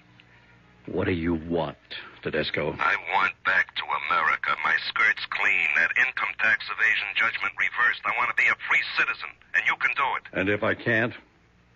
I'll send you your friend Jake piece by piece. I'll marry your daughter and make sure you couldn't be elected dog catcher. I need time. How do I get in touch with you? I'll call here tomorrow and the day after, same time. If you're not there 48 hours from now, well, I sent you Jake's finger because I wanted to be sure you understood we weren't playing any games. I'd hate to get into the same sort of thing with your daughter. But I have too much at stake to have any scruples. You'll have my answer within 48 hours. If you feel you must wait. But what else can it be?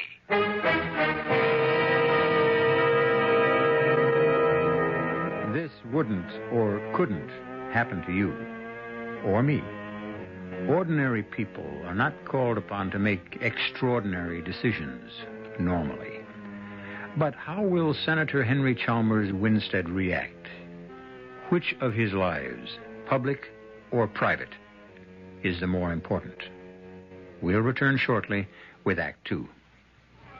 Hi. Hi, I'm in nuclear research. Nuclear research? Uh-huh. Hey, wow. I took you for a salami. I beg your pardon? A salami salesman, I thought for sure. Nuclear research. Yeah. And so young. Doesn't that take years and years of college? Not necessarily.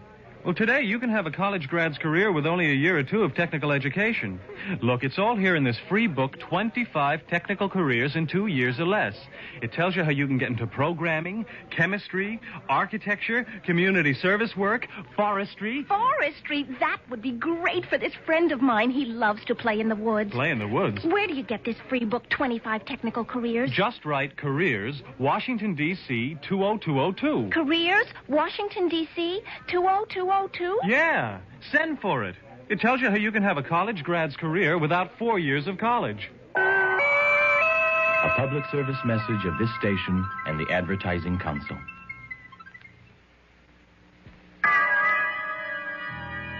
Who knows how to help you solve your shopping problems? Your Better Business Bureau knows. Sam Spud, private investigator. Oh, Sam, I'm so glad you called. You sound rattled, Angel. I'm frantic, Sam. I went to buy the carpet for the office, and I got so confused. There are too many kinds. I didn't know what to ask or what to buy. I'll help you, young lady. Mercy, who are you? I'm the man from the Better Business Bureau. Now, when you're choosing carpet, make sure you pick a long-wearing one that'll go with your walls, draperies, and upholstery. Beware of so-called fantastic bargains. And don't buy a carpet that isn't labeled as to fiber content. Oh, Sam, now I know what to look for and ask before I buy a carpet. You floor me, Angel. Just another helpful tip from your Better Business Bureau.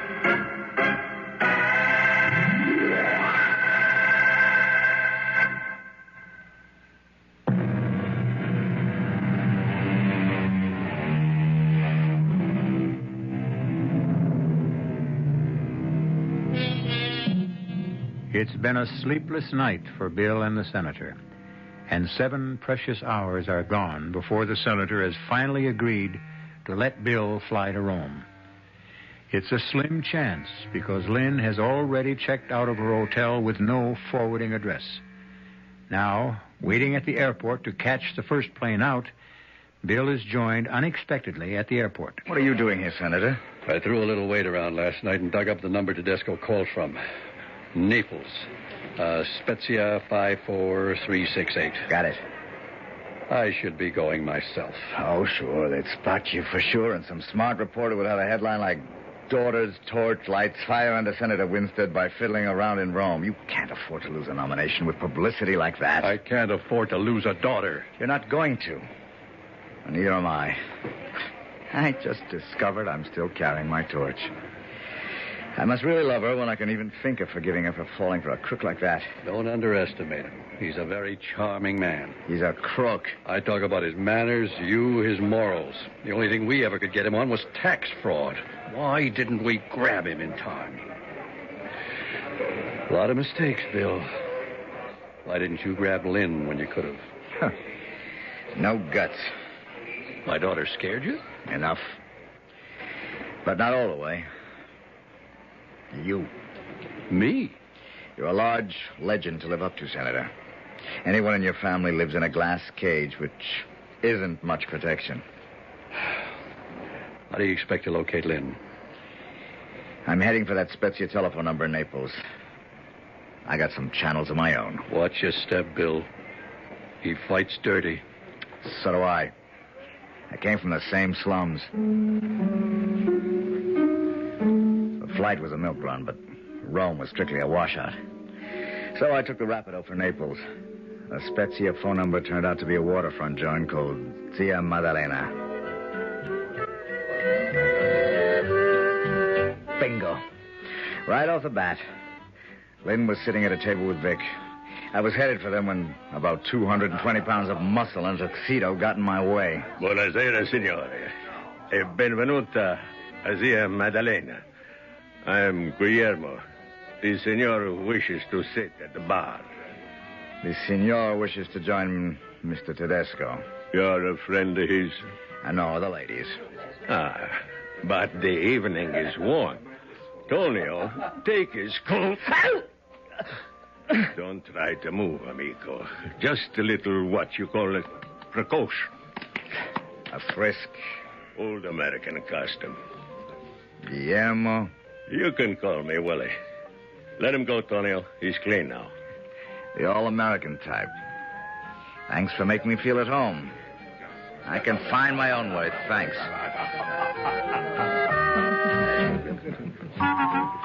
Beth Chalmers. Imagine bumping into you. Bill. I hope I'm not breaking up anything or something like that. No, not at all, Bill, senor. how did you... Oh, excuse me, Vic. This is an old friend of the family, Bill Desmond. Vic Tedesco. How are you, Mr. Desmond? Do you, expect to be in Naples long, Senor Desmond? Oh, no, I just came here to pick up a couple of packages. I hope to get the first train out. Oh. Well, we were just going to have a brandy. Will you join us? Oh, I don't think that... Matter of fact, I was going to ask Beth to join me in a dance. Why don't you, Beth? Oh, you sure you don't mind, Vic? No, not at all. All right. As a matter of fact, I have some business to attend to. Please, enjoy yourselves. But I'll be jealous of every moment you're away, Carissima. I expect to marry La Signorina, so treat her very carefully, huh? Bill, I want you to get out of here. Just as soon as you do. Oh, I'm not leaving. So be a good little bird dog and stick your tail between your legs and run back to Dad and tell him it's no good. I agree. The whole thing stinks. I don't want to talk about it. Then why are you dancing with me? I was afraid you'd tell Vic who I really am. He knows, knucklehead. He knows. No, he doesn't. He thinks... Where are you taking me? The terrace. Out! I'm not going. That's what you think. Bill, you hurt me just now. What do you think you're doing to your father? Dad? He can take care of himself. He's above us all in an ivory tower. And don't talk to me about his career. For 25 years, that's all I've ever lived. My father's life, never my own. I've had to fight off charlatans, lounge lizards, fortune hunters, and social climbers. And as for any real man, the very thought of trying to live up to my father has turned them off. You ought to know that. Well, it didn't turn Vic off because he doesn't know who I am. I'm just the girl he loves. Can't you understand that? For once, I know I'm loved for myself alone. Oh, Lynn, what do you use for a brain? He doesn't love you. He just wants to use you. How? To blackmail your father. Oh, he'll be ridiculous. He doesn't know who my father is. And Vic doesn't need money. He's got all the money. It isn't the money he wants. Then what? He needs your father's influence. To suppress the evidence against him on an income tax indictment. What are you trying to do to me, Bill? I'm just trying to get it through your fat head that if... I thought you were dancing. Enjoying the view? Not particularly. Not what I'm looking at, anyway. Now, that's not very polite. Apparently, Mr. Desmond doesn't care for me. I suppose he's been trying to tell you what a monster I am. Oh, it doesn't matter what he's been saying, because I don't believe him. You might as well know that once I gave Mr. Desmond the gate, and he seems to be suffering from a bad case of sour grapes. Oh, well, Beth, I'm sorry. Don't let him spoil our evening, huh? It's already spoiled. I'd like to go back to my hotel, please. I'll go along with you and see that you get packed. I think you have a train to catch, Mr. Desmond. Guillermo, prenda la signora Macassino e quietala con l'altro, eh? Si. Guillermo will take you to the train. Now, just a minute. I brought your coat and the package you checked. Okay, Willie, don't crowd me. I know when I'm licked. Arrivederci, Beth. The word for us in Italian or any other language is goodbye. Come on, Vic. Oh, don't you worry. I won't let you out of my sight again. In Italian, she meant addio, Mr. Desmond. I always wanted a trench coat like this here. Yeah. Good all-purpose coat and real handy for covering a gun, huh? Which is covering you, so let's just play it cool, huh? And why not, Willie? My girl just stood me up. You and me can go steady now. A clown, huh? That's me, Willie. Always good for a laugh. So, which way to the warehouse? You speak Italian, huh? I know a magazzina ain't no train. Down the steps to the end of the terrace. And just take it easy. I wouldn't want a cold turkey. I like the view better from up on the terrace. Yeah, real pretty town. I was born in Napoli. You like the place? My most favorite. What is it they say? See Naples and die. Like I said, a clown. Now, just slide in easy, under the wheel, and back into the corner. Okay. Now, cross your hands and put them up there above the dashboard. Now, that's a good boy. Now, you move one finger, and I put a bullet in your gut. Is that what you did with Jake Muldoon? No. With him, we just removed the finger. That's a hot one, ain't it? Funny, Willie. Real funny. I guess the real clown is you.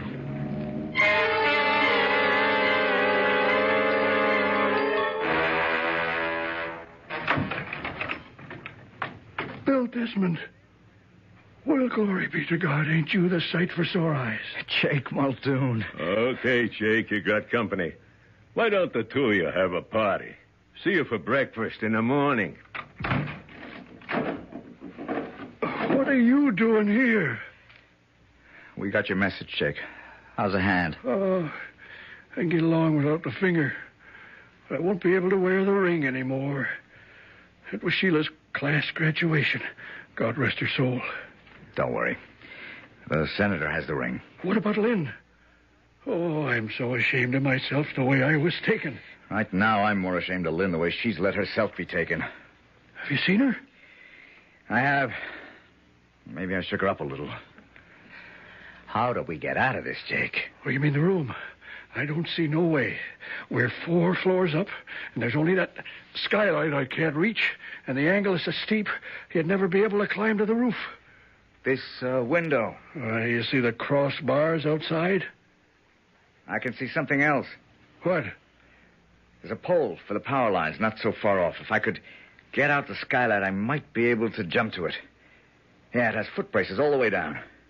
We'll try it. We'll need this table. Me on top, and you on top of me. I may have a bad hand, but I still have a good pair of shoulders. But I'm not going to leave you behind, Jake. Since I lost my Sheila 2 years ago, there's only been the senator, you, and his little girl. I'm expendable, Bill, like we used to say in the forces. Well, this isn't the Army, Jake. At least they had a kind of decency there's none here. And I'm looking to do more than try to rescue Lynn from her own pig-headedness. I want to nail that over-sexed godfather at the same time. You think I ain't with you on that? Do you know where Lynn is staying here in Naples? Well, sure. Digging that out was what got me nabbed. Okay. Now, if I can just get out of here, I think maybe I could get us all out of this, including the senator. If Lynn will cooperate. She always walked in your footsteps and worshipped the dust blew out of them. Not for some time. Sure. She was only waiting to be asked back. And when you didn't, what would she do but tempt you a little, get your dander up? Well, maybe you're right. Get up on the table, Jake.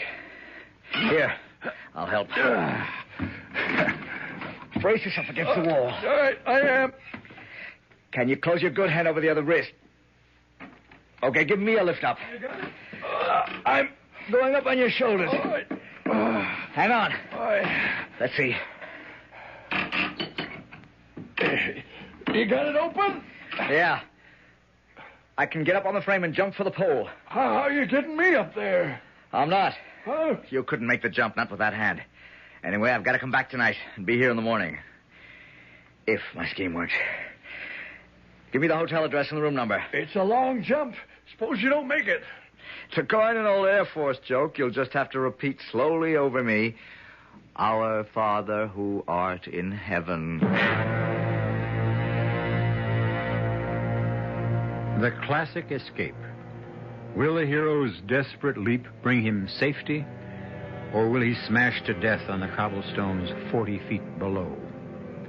Except that isn't the real question in this story. What has to be saved is the career of a senator who aspires to the highest honor his country can offer. I'll return shortly with Act 3.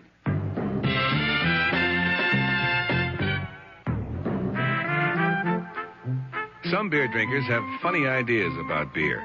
They think beer improves with age, like wine.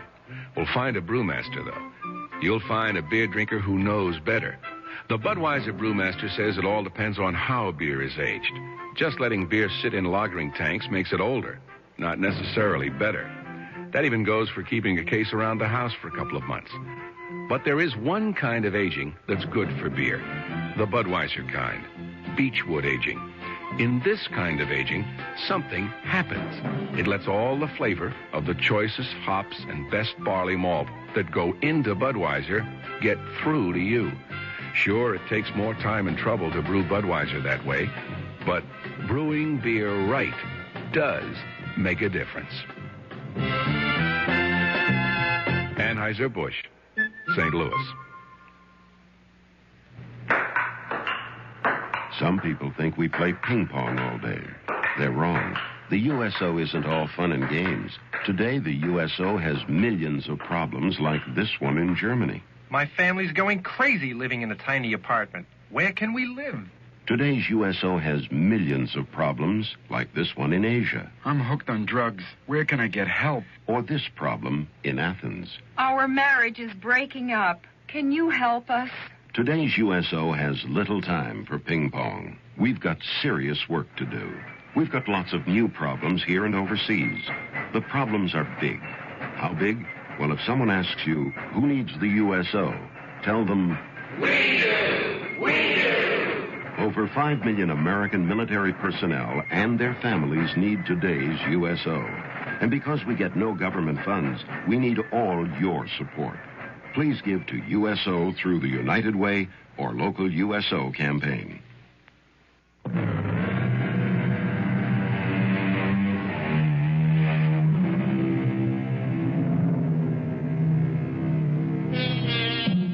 It's the old analogy of the snowball or the dominoes, the chain reaction. A man with no integrity uses a lever to force a man of integrity to give in to his demands. When he doesn't, the man with no scruples goes further and further to win what he wants. While Bill Desmond is risking his life to save the senator's future, Lynn, the girl he loves, is finding out what risk her headstrong selfishness has put her in. Vic, if you really love me, let's pack up right now. Let's go home and get married. Hey, subito, pigeon. What do we do about your father? What does that mean? Now, how long do we have to keep up the pretense, huh? Beth? Or shall I say the real name? Lynn Winstead. So you do know who I am? Oh, your ex-amour gave it away. That isn't true. You've known from the beginning, haven't you? Suppose I have. So Bill was right. You've just been using me. You think my father can quash the indictment against you. Like that. And I go all dewy-eyed on me, Angel. Those things are done every day. A business proposition. Give a little, take a little. We're done, you mean? I'm growing up fast. I was fool enough to think it was only me you were interested in. I was. I am. Don't sell it short. I'm getting my eyes opened, all right. But I'm not kidding myself anymore. I'm not going to marry you, Vic. So? Well, I'll just have to hold you for ransom. You really are what Bill said you were. You're a gangster and a crook, and now a blackmailer. Names don't faze me, sugar. The means are all I care about, and I got 'em to spare. Your father. The big, lily-white crusader with the next nomination in his pocket and the big job dangled in front of him like a carrot on a stick. Well, I'm the stick, baby. I can jerk away that carrot. If he wouldn't come through for me, I loved the idea of hitting back at him with those headlines. Senator Winstead's daughter, wife of exiled crook. You named me. You'll never be able to do that now. Oh, I got a lot of ways to go. I got you sewed up 7 ways from nowheres. Mia Amore. I'm not going to outline them all. A couple you don't even know about, but I'm giving you a night to sleep on it. Now, you get in touch with your old man and close his papers on me, or he's going to find out he doesn't have a daughter anymore. I didn't know about all this then. I was too busy making the jump, which turned out to be easier than finding my way back to Naples and Lynn's hotel. And getting into it unnoticed. It wasn't hard to see that Vic had it well staked out. But 4,000 lira got me in the trash exit, and another odd 2 up the service elevator to the right floor. Not bad for under 10 deflated American bucks. Who is it? You alone? Lynn. Yes. Who is it? Bill. Let me in before the house dick picks me up for a peeping Tom. Bill. It is you. Oh, wait a minute. Oh, Bill. Oh, thank God. Oh, you don't know how glad I am. Sure, how glad I am. Hey, listen, let's close the door before the house clerk raises the room rents. Oh, you're just the most beautiful thing I ever saw. Well, you still are the same for me. Maybe you'd better let me in on how you changed your mind so fast.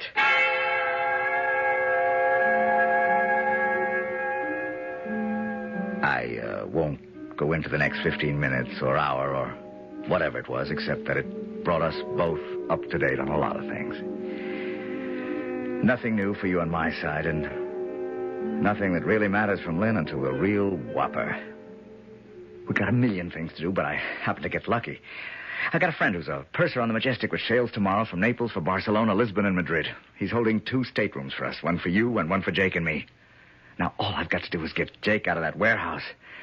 I can get by Vic's watchdogs, but we got to figure out also how to smuggle you out. Bill. What? It's no good. Oh, honey, this is no time to back out.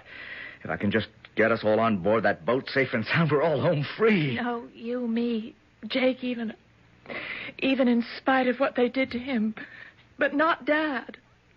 Why not? Oh, Bill, I'm so ashamed of myself.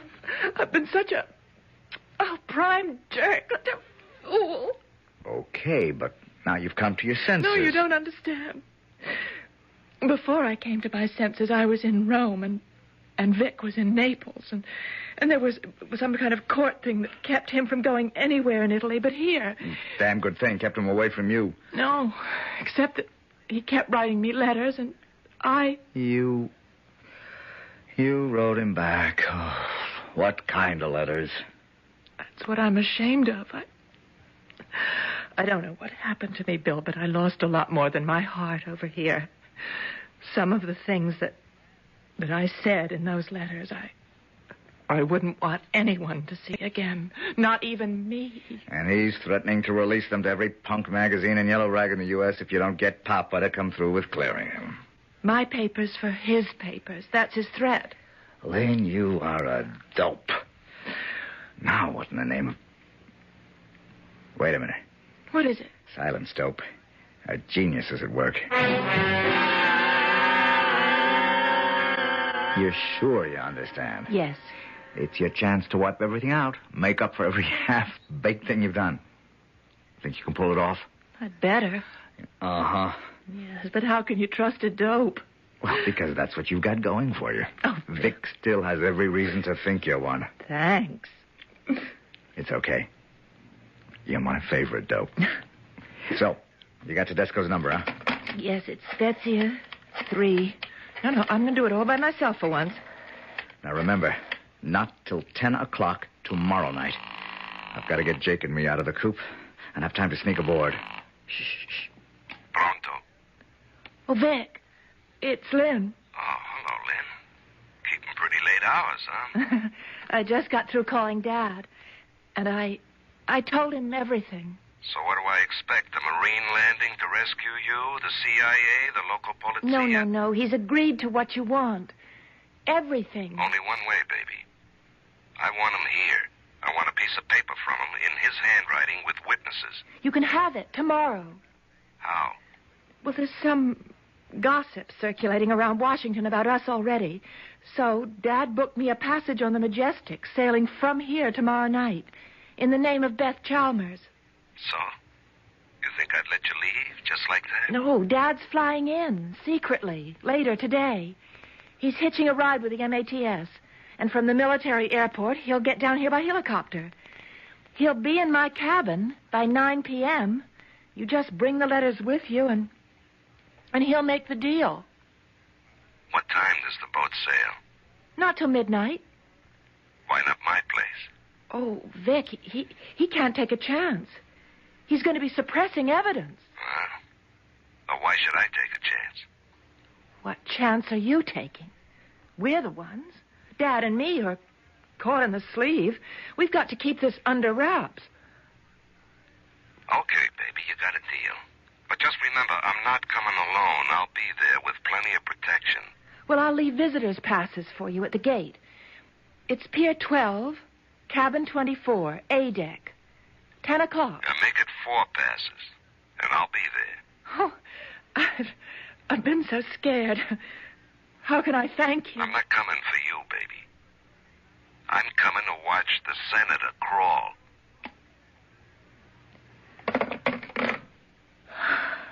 He's coming. You brought it off. With 3 of his gunmen. We'll take care of them. And you. Oh, I don't know, Bill. I feel somehow so dirty. Well, it's a dirty league, and this linen couldn't be washed in public. Now, I gotta get back to jail before they know I'm on the loose. See you on the boat. Oh, by the way, you have an extra pair of pantyhose you could lend me?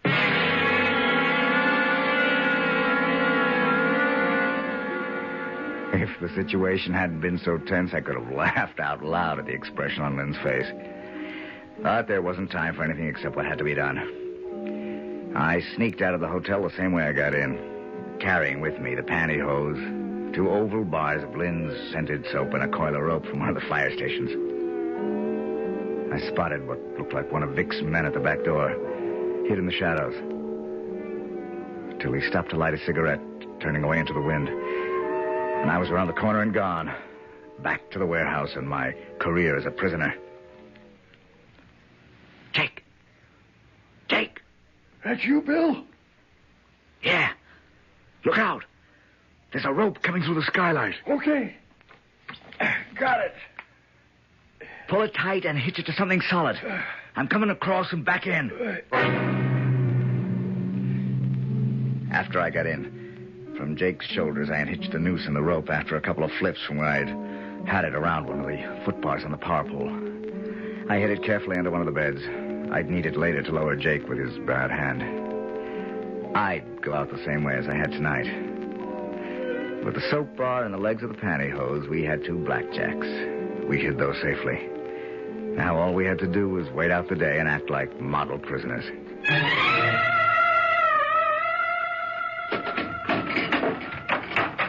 Well, will you look at the 2 dukes sleeping like they was babes? Hey, wake up, you bums. Oh, buongiorno, Guillermo. Okay, cut out the humor. I brought you both some grub. And this here's Tonio. He and a friend will bring you your dinner around 6. Then, guess what? There's a file in the cake you baked. Like I said, a clown. This time, you ain't beating your gums. Out of the goodness of the boss's heart, you'll all be on your own tomorrow morning. Well, in case I shouldn't see you again, ciao. Come on, Tony. You may not see me, Willie, but you'll hear from me.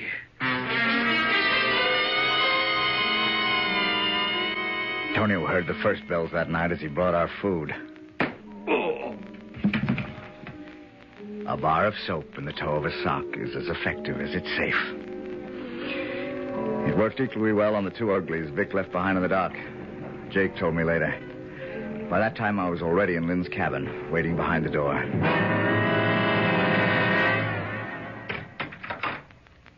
Vic. Oh, I was afraid you wouldn't get here. Wouldn't have missed it. 10 on the nose. You have the letters? Right here. Oh, good. Then come on in. Meet my father. Got your rod, Willie? Yeah. I think we'll just let Willie check things out first, all right? Go ahead. You can trust him to keep his mouth shut. Va. Okay. There ain't nobody else here. That's what you think. The double cross. Don't move toward his gun, Desmond. I got one, too. I'd like to ram it right down your lying little throat, sweetheart. All right, now the three of us are just going to stroll out real casually. And this time, no surprises. Oh. Jake! Hi, Miss Winstead. Long time no see. I don't think I hit Willie quite hard enough, Jake. Would you like to do the honors? With pleasure. Didn't I tell you, you ugly spalpeen, you'd be hearing from me again?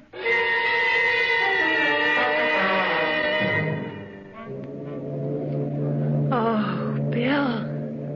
It feels so fresh and clean. I feel as if I'd just broken out of a spider web.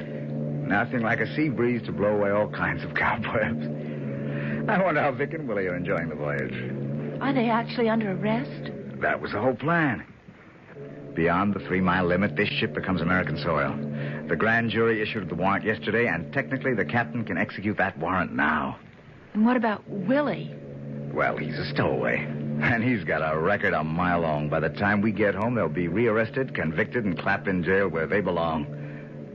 Let's forget about them. But how could you ever forgive me? Or forget? Well, we made up the story that your father was going to be here when he wasn't. Let's say the letters and all the rest. Never happened either. I don't deserve to get out of trouble so easily. Who said you did, lady? You don't know the trouble you're headed for.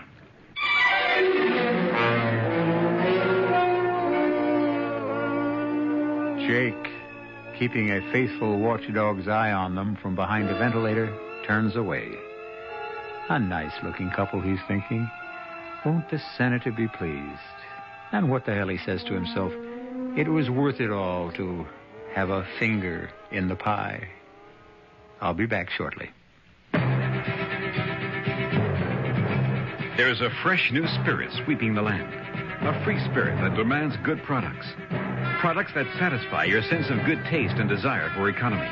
But above all, products that perform. Buick has been touched by this spirit. And this year, our crisply designed, solidly built Buicks will bring joy even to the most demanding of free spirits. The 1975 Buicks, dedicated to the free spirit in just about everyone. A variety of assistance is available to the blind. Rehabilitation and library services can be had in every part of the nation. Cash payments for the needy and training in skills and techniques. You can help. For information, contact your local affiliate of the National Federation of the Blind or write me, Kenneth Jernigan, President, National Federation of the Blind, 218 Randolph Hotel Building, Des Moines, Iowa, 50309.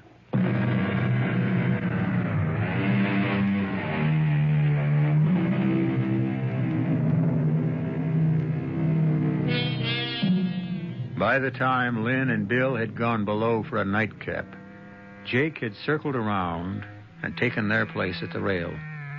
Putting one arm along it, he could almost feel the wraith of his own Sheila, warm and loving, nestling in it. The Lord taketh away, but the Lord giveth. Lynn and Bill were his children. And the senator was his, well, why not his father? Wasn't that the name they gave the first president? Our cast included Michael Wager, Marion Seldes, Larry Haynes, Dan Acco, and Ken Harvey. The entire production was under the direction of Hyman Brown. Now, a preview of our next tale. She was a priestess in the temple of Apollo at Delphi. and she fell in love with me. Hey, Pop, you know the sun's getting hot out here. Maybe you ought to get inside. Anyhow, you swallow a few grains, and you go into a deep trance. And when you come to, or wake up, it's hundreds of years later. Oh, rave on. Now make plans to break out, Augie. Quickly before they come for you. Go get your gold. Sure, get the gold. And then where do I hide? You can hide anywhere. A secluded spot, a cave, a forest, a desert. Yeah, great. And what do I do for chow? I'm trying to explain this, Augie. You don't eat. You don't drink. You don't have any wants. You have no needs. You're oblivious to cold, to heat, to rain, to snow. And in several hundred years, you come alive again. Radio Mystery Theater was sponsored in part by Anheuser-Busch Incorporated, Brewers of Budweiser, and Buick Motor Division. This is E.G. Marshall inviting you to return to our Mystery Theater for another adventure in the macabre. Until next time, pleasant dreams.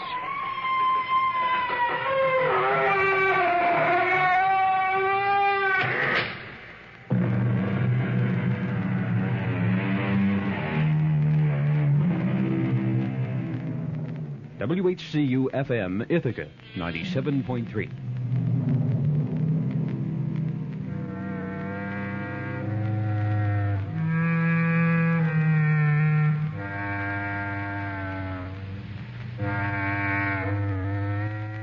Mildred Barrick has been the leader of the 60-member Lansing unit of senior citizens for the past 5 years. Once a month, their luncheon meetings weave social ties. I like people. I like to be with people. I work and enjoy people. Friday afternoons bring a special treat at the Senior Citizen Center in Ithaca. Mildred Barrick gets a chance to pursue a pastime she had liked since she was a girl. I'm not much of a round dancer, but I like the square dancing. There are 11 units of senior citizens in Tompkins County. Total membership reaches 2,400, and there are many activities to enjoy. Well, I'm quite a clubber. I belong to quite a few organizations. In fact, this week I've had meetings, day meetings and 4 or 5 night meetings. And I am alone, so I like to get out and be with people.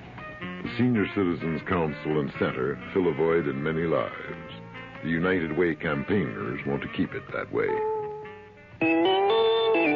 CBS News. After remaining silent on the matter for years, Nelson Rockefeller has admitted that as New York governor, he was aware of a $100,000 payment to the State Republican Committee by concessionaires seeking a racetrack license. I'm Jim Kilpatrick reporting on the CBS Radio Network. Answering questions submitted by CBS News, Rockefeller said he ordered then New York State Republican Committee Chairman Judson Morehouse to return the money. Rockefeller denies there was any wrongdoing involved. The $100,000 was returned on orders from Rockefeller, but the contributors were allowed to keep the racetrack license, and the entire incident remained secret for 6 years.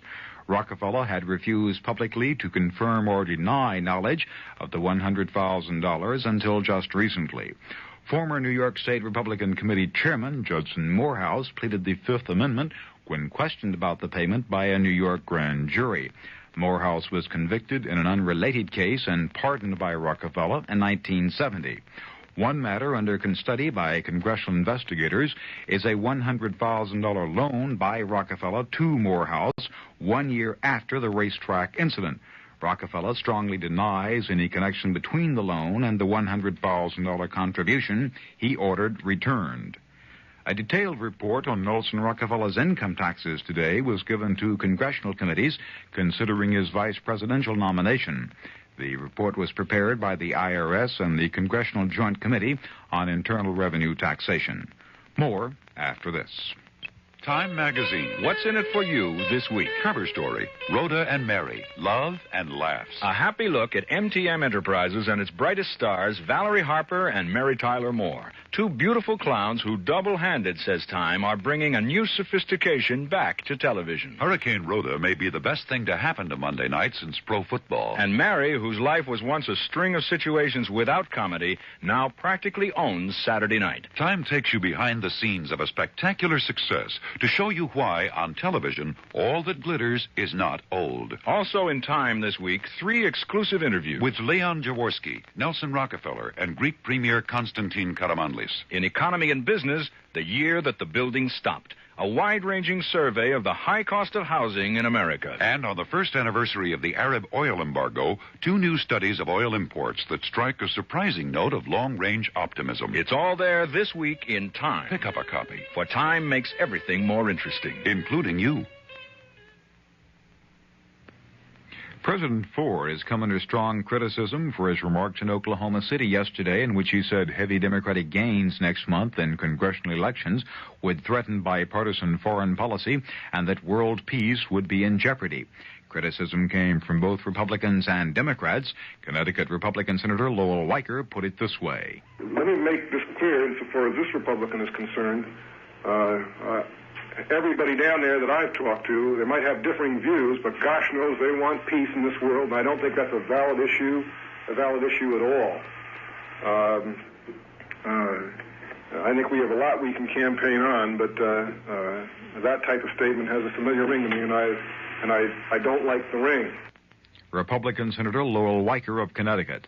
Democratic Senator Hubert Humphrey called the president's remarks an unfair and regrettable attack on the Democratic Party. I recall that in 1970, Mr. Nixon and Mr. Agnew tried to use the same scare tactics to help elect Republicans to Congress, and the American people then registered their disapproval of this campaign technique when they went to the polls. I think they are going to do the same thing again. Senator Humphrey. White House News Secretary Ron Nessen says Mr. Ford is surprised by the criticism. Nessen said President Ford did not intend to say the Democrats are a party of war. FBI Director Clarence Kelly says today the Bureau of Investigation remains stumped in its search for Patricia Hearst, the newspaper heiress was abducted last February in California. The Boeing Aircraft Company has confirmed that a delegation of Soviet officials are in Seattle to discuss the possible purchase of Boeing 747s, but the company will say little more. Boeing says the talks are consistent with the June Nixon-Brezhnev-Moscow agreements, which call for a continuing orderly expansion of economic and technical cooperation between the two countries. More after this. The CBS Radio Mystery Theater presents...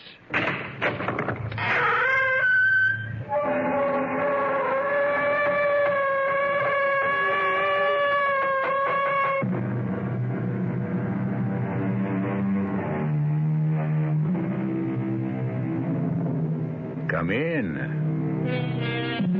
Welcome. I'm E.G. Marshall. And we hold these, what shall we call them? Meetings, adventures, seances, nightmares, usually at this time and place. So what is your terror? Are you interested in immortality? Would you like to live forever? Does the prospect of life everlasting intrigue you? Well, if it does, or even if it doesn't, stay with us, and you'll meet a gentleman who can sell you eternity. The catch? The hitch? The fine print? There isn't any. Would I lie to you? I got all this gold. Let's make a deal. What good is gold? Gold? Gold is... I notice you have some in your teeth. Is that what gold is used for? Let's make a deal. What is a deal? I'll give you half. No. I am not amused by gold. Come. You must go back. No. Come. I'm warning you. Okay, you asked for it. Come, Augie. Time to return. The bullet. It just went through you. Put your toys away, Augie, and come back to your cage.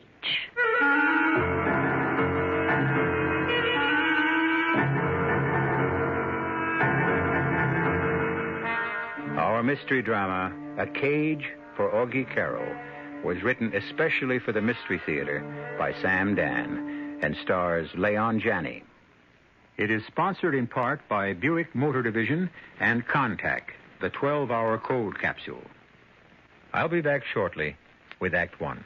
When you say bye.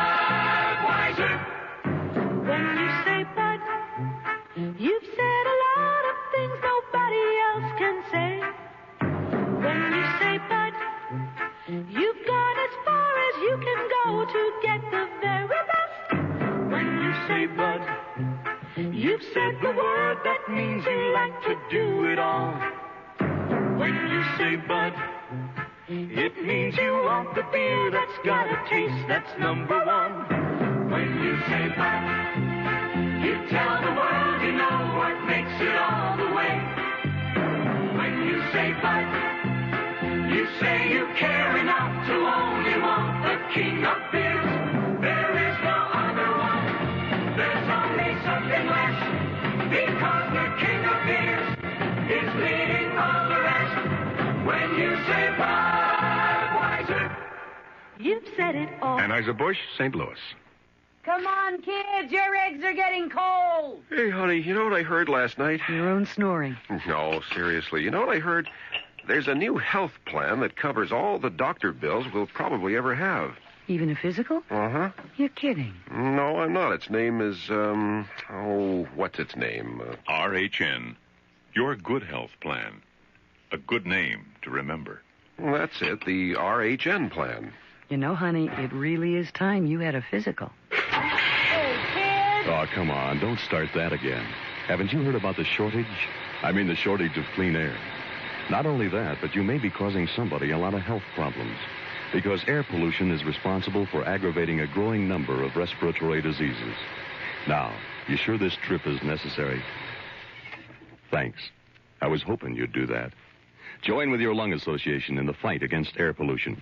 It's a matter of life and breath.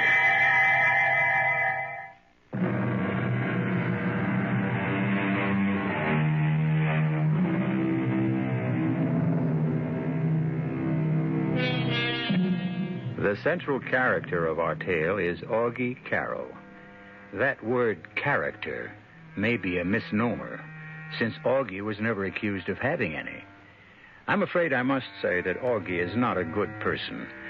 As a child, he took things that belonged to others. When he grew up, he continued the practice. Of course, there was a dramatic increase in both the value of the objects and the violence of the methods. Against the wall, it's a stick-up. You punk! It is true, of course, that the wages of sin is death. But those are the final wages, the severance pay, so to speak. And the fact is, our Augie possesses quite a fortune. However, Augie is unable to enjoy his wealth at this point in time. There's a stumbling block, or I should say a cell block. For a jury of his peers has awarded Augie the status of non-paying, of involuntary guest at a leading state penitentiary for the next 99 years. However, Augie is no ordinary inmate. Even here, he's a great man. And even here, he has what is known as clout. Let us meet Augie in the exercise yard of the great prison. Hey, Augie, any cigarettes? Okay, beat it. All you guys. Except you, Pop. I want to talk to you, Pop. The rest of you clowns, take off. Sure, Aug. Okay. Sit down, Pop. Take a load off your feet. What do you want with me, Aug? You know who I am, huh? Doesn't everybody know who you are? Well, how come you never come around and see me, Pop? Why should I do that, Augie? Come on, you're no jail rat. Who's looking out for you, Pop? Who's, giving you protection? Who? Nobody. Listen, Pop. You're talking to me. Augie, I'm the oldest one in here. I can't do anybody good. I can't do anybody harm. I want nothing. Nobody wants anything from me. Pop, there's got to be organization. You know what I mean? I know, but I'm just out of it. Nobody's out of it. Everybody's got to be part of the organization, that's all. All right, Augie, count me in. You got to pay your dues. Dues? I don't have a cent. Come on, Pop. You get stuff from the outside. Your folks send you cigarettes, a little dough, this and that. I don't know a soul on the outside. I'm all alone in the world. All I own are the clothes on my back. You're lying, Pop. And I don't even own those. Those belong to the state. My boys can make it rough. Augie, I'm going to die soon. I'm so tired. You'd be doing me a favor. Okay, but the joint's got to be organized. You got to give me something. Like they say, a token of good faith, you know? Yeah, I know. Come to think of it, I do have something. Hey, now you're talking. Tell me, Augie, what do you want more than anything else in the world? You nuts? Tell me. I want to bust out of here. No, you just say that. Because that's what every con is supposed to say. But you really don't want to break out. Yeah, how do you know? Because if you wanted to escape, you'd do it. Huh? You've done it before, but you don't want to. And I know why. Yeah? Why? You're a dead man on the outside, Augie. That's what 99 years means. You have no friends now. They all want you for the gold. What gold? The gold you stole on your last job. The gold you got hidden away. Everybody knows about it. Cops, crooks, they'll all hunt you down for the gold. You stay here because it's the only place you're safe. Anybody ever tell you talk too much, Pop? But even here, how long can you be safe? You're scared stiff. Some mobsters will come in and bust you out. Well, you better shut up. I can give you the one thing money can't buy. Yeah. What? What you need. A hideout. A hideout? That's right. A place where you'll be absolutely safe and secure and comfortable. Where is it? Where? Huh. Well, that's hard to say. Come on, where is it? Right now, it's in my cell. What are you talking about? All right, okay, pull it on the door. What are you talking about, Pop? You'll see. I'll bring it here tomorrow afternoon. Bring what? Your hideout. How can you bring... Okay, there's no more talking. Button up, and that means everybody.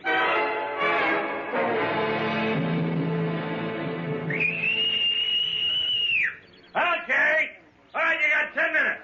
You can sit down. You can smoke. Hey, Pop. Hey, Pop. You come on over here. Oh, good afternoon, Augie. Yeah, well, what was that line you was handing me yesterday? Well, I promised you a hideout. Huh. I have it here with me. In this little bottle. See? This little white powder. Pop, you know you're crazy. And you have enough of this powder to last through eternity.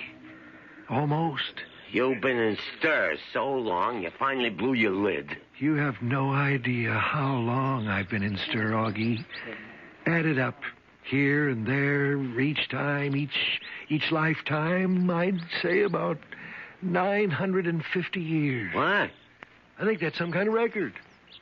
Listen, Pop, just beat it, huh? Why don't you believe me? A guy says he's done 950 years in jail, and he wants to know why I don't believe him. Oh. This powder, Augie.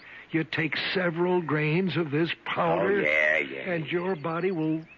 Well, it goes into a state of suspended animation. That's the modern term. She called it a trance. She? Who you talking about? Yes, it's at least 2,600 years ago. But I'll never forget her. Oh, for crying out loud. I never knew her name.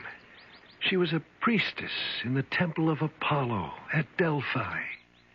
And she fell in love with me. Hey, Pop, you know the sun's getting hot out here. Maybe you ought to get inside. Anyhow, you swallow a few grains, and you go into a deep trance. And when you come to or wake up, it's hundreds of years later. And it's a new world, a new society.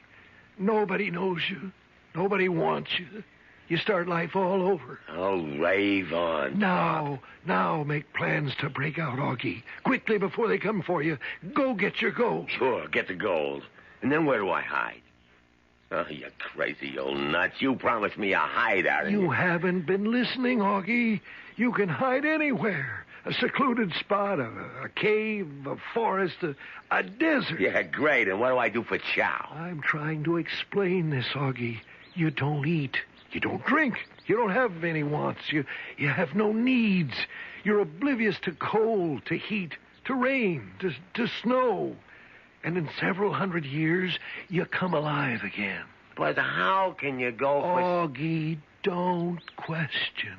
What do you mean, don't The ancients, they lived close to the gods. All the gods.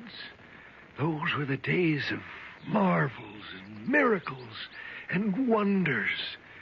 Today, we don't believe anymore.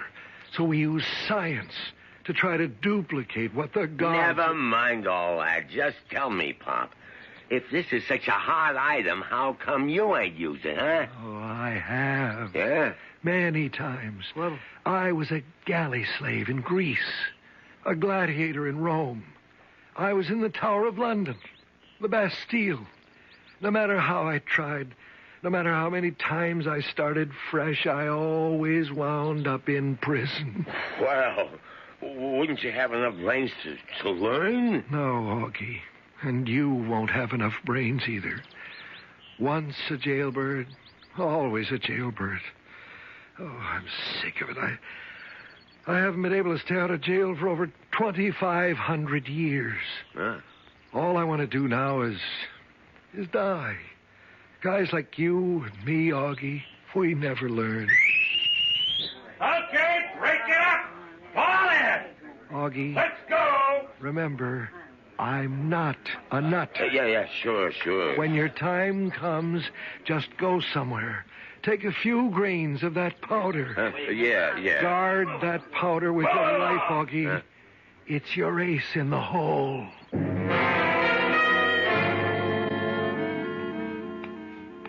Oh, good morning, Augie.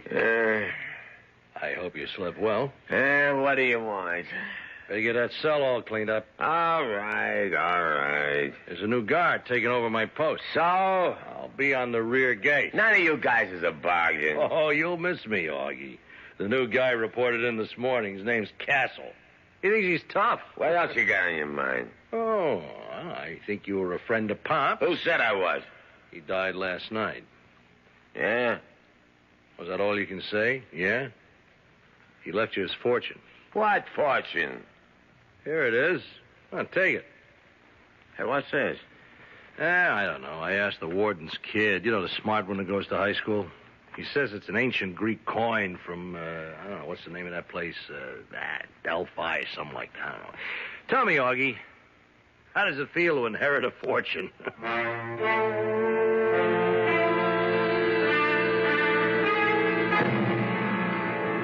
Hey, you got to door. Bring it up. What do you punks think this is, a town hall meeting? Start walking. So, not you. You're Augie Carroll, huh? And you're the new screw, huh? A little tap across the gut. I also got one that'll knock your teeth out. Yeah, figure you're pretty good with that club, huh? Well, you could find out the hard way. Figure you're tough, don't you, Castle? Mr. Castle to you, punk. What do you want? This is a penitentiary. So? You know what that means. It's a place where you do penance. Have you been doing any penance, Augie? Okay, Castle, what's your game? I want you to call me Mr. Castle. Yeah, what else you want? I want you to think about your sins, Augie. Think about them and repent.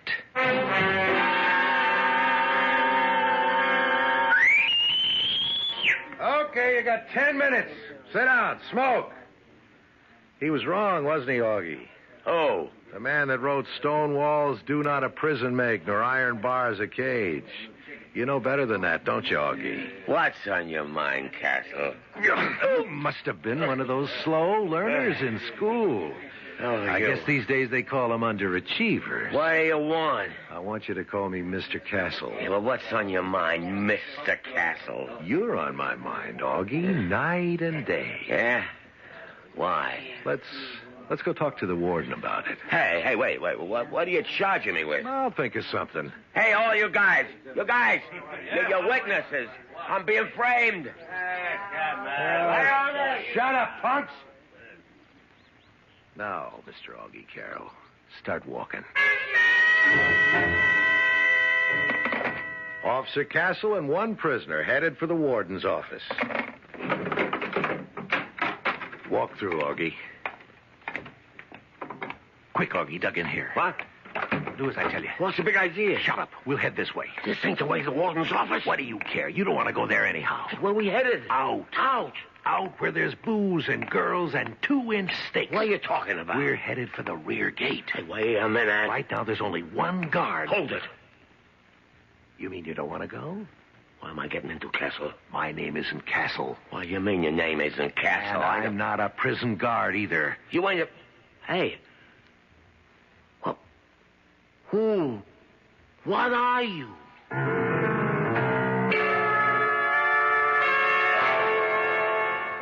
That's a pretty good question. You must admit, so far, our tale is replete with people who are not what they seem.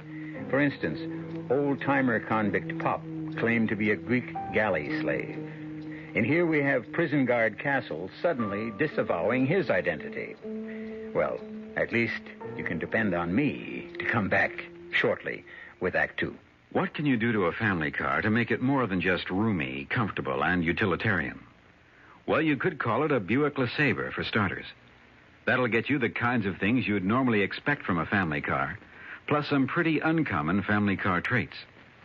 Like a level of exterior and interior elegance befitting a night on the town. The distinct formal roofline on the 4-door hardtop LeSabre is highlighted by opera windows on either side. On the inside, you'll find comfortable cloth or vinyl seats, plush carpeting throughout, plus available options such as tilt steering wheel and automatic climate control air conditioning to turn ordinary errand running into motoring for pleasure. The 1975 Buick LeSabre. Consider it a family car as well as an instrument of pleasure. Buick's LeSabre. Dedicated to the free spirit in just about everyone.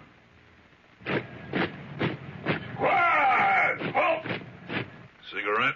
No need for that. I'm ready. Blindfold? Dash it, man. Let's get it over with. As you wish. Ready? Ready? Fire!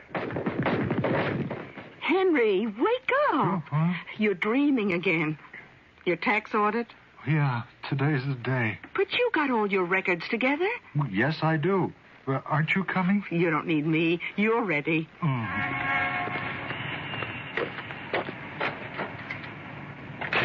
Can I help you, sir? Well, Oh, you're here for an audit. Uh-huh. Won't you have a seat? Thank you. Well, now, let's see.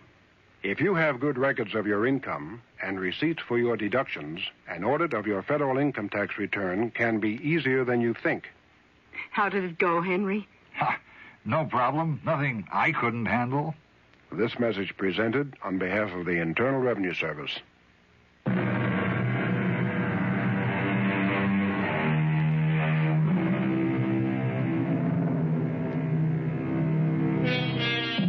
Well, you know what's been happening to Augie Carroll, a hoodlum presently resident in one of our state institutions.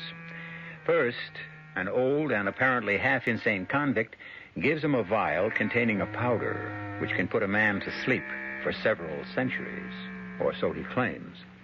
Now, Augie is being conducted to the rear gate of the prison by a guard who has just revealed he isn't a guard at all, but someone who's going to help Augie escape.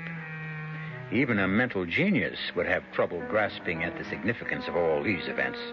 It's no wonder, then, that Augie insists on stopping short to think things out. Well, what do you mean you ain't a real guy? That's it, Augie. How'd you get that uniform? How'd you get in here? It's a long story, but right now we only have time for a short one. Well, start talking. Let's talk about 100 little blocks of pure gold. Each block weighs exactly 1 pound. So you freelanced that one, Augie, and the big guy wants his piece. My deal with him was I could operate on my own, too. I don't owe him nothing. But this was his idea, Augie, to spring you. It's worth a piece, isn't it? What's he want? 50%. No dice. Okay, Augie. Stay here. Keep 100% of nothing. What's the matter? Lose your nerve? You afraid to bust out? I ain't afraid of nothing. Well, do we go or do we stand here in the corridor much longer? Okay. Okay, we go. Start walking.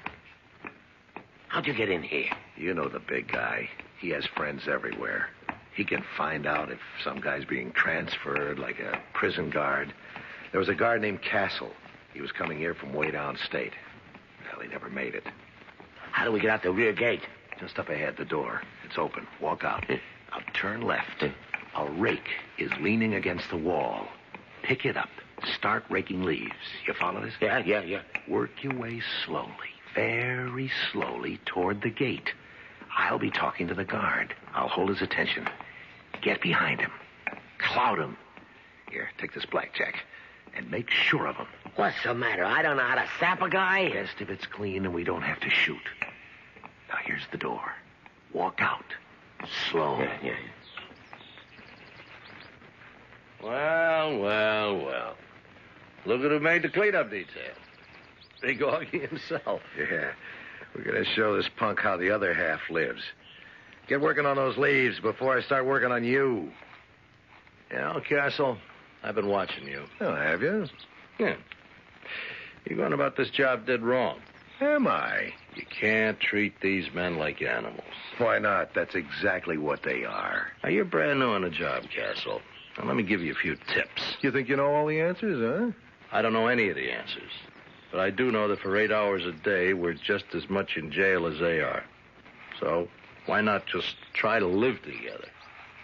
Now, give a guy a break and never do what we're doing now. What's that? Never let a con get behind you. Hey, what's this? Slug him. Rear gate! Run for it. Yeah. Rear gate! There's the car. Get in the back. Hey, what's this? Dame behind the wheel? Jump in and shut up. Get out of here, Ginny, fast. That box on the back seat. Slacks, sports shirt, change. Pass me a shirt and pants. Who's this dame? We need a wheel person, don't we? I never heard of a dame who could... Woman's lib, Augie. A fantastic thing. Now, you always thought dames were only for having laughs with. There's a million other great services they can perform. Ginny, stop the car. Augie, your jailbird suit and my uniform. Toss them behind those bushes out of sight. Yeah, that's it. Okay, good deal. Okay, get going, Ginny. Wait a second. Head back toward the jail. What's the matter, Augie? Changed your mind? Busting out of jails is something I know more about than anybody in the country. In 2 minutes, you'll have cars, motorcycles, helicopters heading this way after us. But who's going to bother with a car that's kind of loafing along toward the jail? So we pass the jailhouse, pick up the pike, and head south instead of north. Move out and go slow. Slow, you understand? She understands. And why don't she say so? What can I tell you? She just isn't a talker, that's all. Looks like we lost everybody, so now let's head for the gold. The gold, huh? That was the deal. We spring you, you get those little blocks of gold, and we split 50-50. We, the big guy, and you. And, you and her, what do you get? Ginny and I are on the big guy's payroll. We get a salary every week. Is that so, Ginny? Yeah, she really don't talk, does she? Well, she's a very serious person. Very deep. She can't be bothered with trivia. Yeah? What does she talk about? It depends. On what? On whatever suits her mood of the moment. I don't like a dame that never opens her mouth. It may very well be, but the fact is you don't have to like her, Augie. So to business. Let's head for the gold. Now? Augie, yesterday is dead. Tomorrow may never be born. All we can rest on and swear by is today. Okay. Keep heading south. You heard the gentleman, Ginny. Yeah, how about if we stop for some chow, huh? Oh, you can't risk being seen, Augie. We gotta eat. Oh, I guess. Ginny, that's a diner up ahead. Pull into the parking lot. I'll go in and pick up some food. Augie, you try to keep out of sight. This ain't the first time I've been on the lam. Augie? Huh. Well, what do you know? She talks. Listen, what gives with a dame like you? Never mind all that. I don't have much time. You don't have much time either. Yeah, why? He's gonna cross the big guy. He is? Yeah, he wants all the gold for himself. He does? Where do you come in? The two of us, we're together. So what does he want to do? You take us to where it's hidden. He shoots you. We take the gold and leave the country. So? Why is that a bad idea? Oh, it's a great idea. It's got one thing wrong with it. It can't work. Why not? You know why not? You don't cross the big guy. Because if you do, there's no place in all the world you can hide from him. And what does Castle, or whatever his name, say to that? Oh, he laughs. He figures he's pretty smart. Well, he went to college. Okay. Well, why'd you tell me all this for, huh? Because I don't want no part of it. I don't want to get in wrong with the big guy. That's good thinking. It's not like I didn't try to talk him out of it, but I don't know, sometimes the guy just won't listen to reason. Yeah, I know. So, well, there's something he don't have to know. Yeah? What? You don't have to know that I'm giving you this little .32 revolver. Take it. Sure, thanks. Now remember, you're safe till we get to the gold. And then... Look, you don't have to tell me what to do. You know, it's really a shame. He's so educated. He speaks so nice.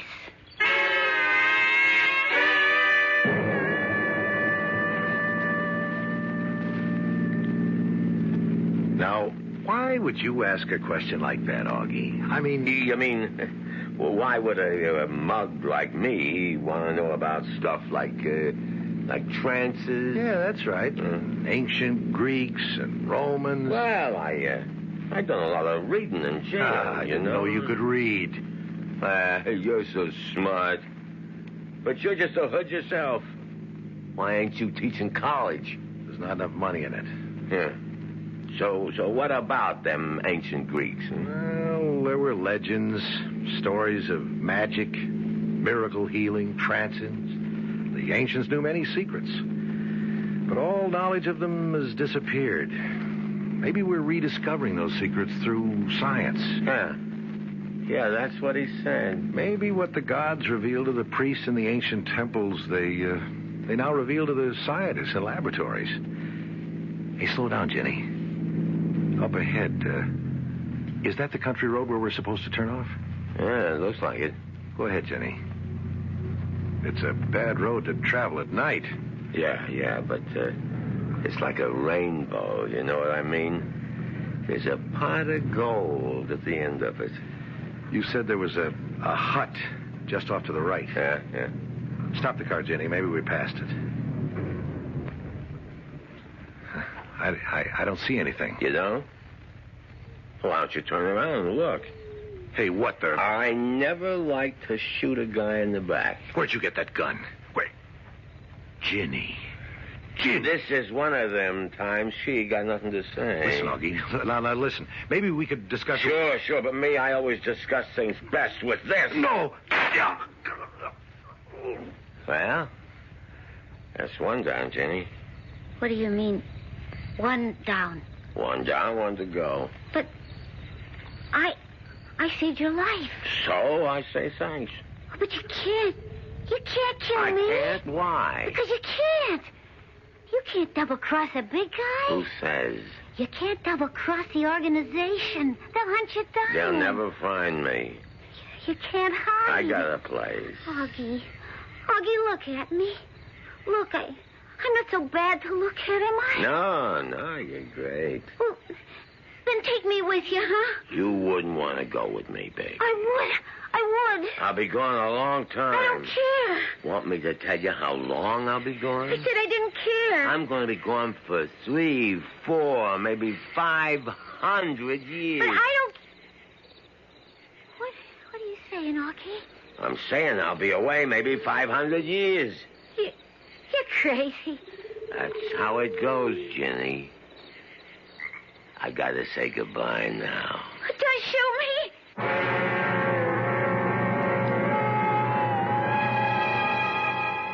Well, the die, as they say, is cast. Augie has reached and decided to cross his Rubicon. The vial of white powder is in his pocket. Now, to pick up the gold, find some remote spot, and sleep perchance to dream, for 300, 400, 500 years. We'll see how this all works out when I return shortly with Act 3. Give your hand to a friend. Give your heart to your love. But give your cold to contact. The sooner the better. The common cold is a rotten thing. You miss so much.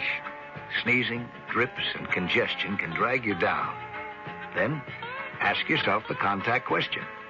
6 or 3 or 1. You'd need 6 cold tablets, 2 every 4 hours, or 3 ounces of Cold's liquid, 1 every 4 hours, or just 1 contact for up to 12 hours continuous relief of those symptoms. That's daytime, then nighttime relief. Both the others have things for aches and fever, and the liquid, something for coughs. Not found in Contact 600 Tiny Time pills. Give your cold to contact. 6 or 3 or 1. Take Contact. Only as directed. We're about to join Hazelton Chevrolet's recreational vehicle team, and the coach is setting the fall lineup. All right, man, I'm going to set the fall lineup now. As you know, this is the time of year when we here at Hazelton Chevrolet really pull out the stops on the deals on motorhomes, mini motorhomes, and truck and tent campers. And sportsmen, of course, will be able to set their sights on special offers on Crown tent campers, open road mini motorhomes, Titan motorhomes, and Layton truck campers as well. Now, we've got to keep in mind that folks will be taking their fall vacations, too. So remember, guys, this year, Hazelton Chevrolet's recreational vehicles will be the best team in the league. And the prices may never be lower. Now that's a winning combination. Well, you just heard it, folks. Join the winning team at Hazelton Chevrolet Recreational Vehicles, just east of Rochester on Fairport Road, 1 minute from Expressway exit 31F East, serving the automotive needs of this area for over 55 years.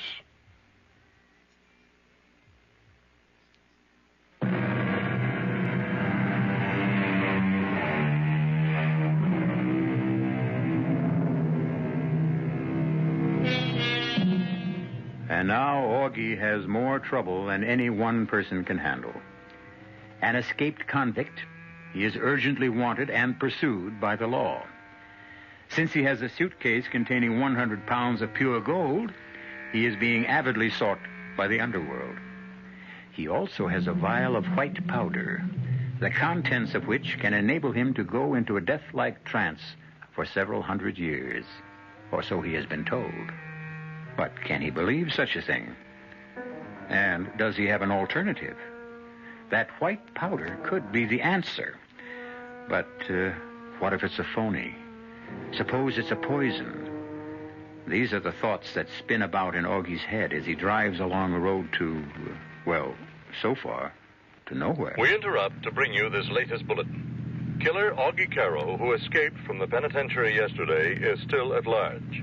However, a spokesman for the authorities is confident that Augie will be captured. As the spokesman said, too many people want this guy. He'll turn up in a day or two, dead or alive. Yeah. And I can also turn up in 300-400 years, too. And how do I know Pop was on the level?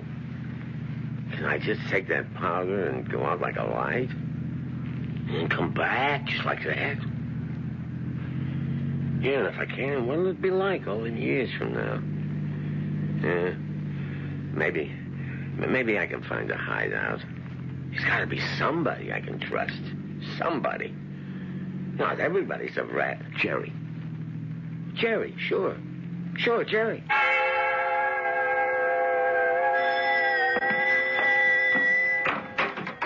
Augie. Let me in quick. Why, sure. Need a place to cool out. Well, sure, Augie. Only what? Well, only the cops will be sure to check here. So what? You're clean. You are clean, ain't you? Sure. So they gotta take your word. You ain't seen me. Now, first thing I gotta do is hit the sack. Just go in the bedroom. Let me take that suitcase. No. It looks heavy. Hey, keep your hands off it. Okay. Sleep as long as you like. And there's plenty to eat in the refrigerator. I'll see you later. Where you going? I'm working tonight. The band's still playing at the Silver Slipper? Oh, yeah, sure. We're in solid. Who got you the job? You did. And who staked you to all them music lessons? You did. I just want you to remember what you said a long time ago. You said you'd never forget it. I haven't. Okay, beat it. I want to sleep. Sure, Augie. I'll see you. Jerry? Yeah? Come here. Well, what is it, Augie? Hey, tell me, Jerry, what's this card? Card? I just seen it on the table on the phone. Oh, that card. Yeah, it says, City Police Force Special Investigations. Sergeant Morton, private number 2278308. Well, let's, That's what? Well, the cops were here, Augie. Yeah? Well, you know, they'd be sure to come here. Yeah? And this cop, this Sergeant Morton, he said to me, have you seen Augie? And I said, no. And he said, well, if you hear any news at all about Augie, just call us at this number. He left the card. And were you gonna call him if I showed up? Augie, how could you even ask me such a question? Were you, Jerry? Never, Augie, never. And why did you keep the card? Well, you know how it is. Why did you keep the card, Jerry? Well, you know, look, the guy, he just left it. If you wasn't going to use it, why did you keep it? Augie, Right here, right next to the phone. Handy. Augie, will you listen? And all you got to do while I'm fast asleep is make one little phone call. The cops get me, and you get all the gold in the suitcase. Right, Jerry? Augie, please. You shouldn't have kept the card, Jerry. Augie, you've got to listen to me. You don't believe that I'd ever call the cops? Oh, I know that you never call the cops, Jerry. Augie, don't. Please, you can't. You can't. You can't even trust your own brother. What a world.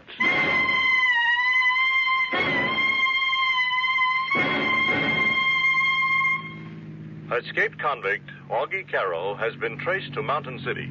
He is armed, he is dangerous, he is vicious.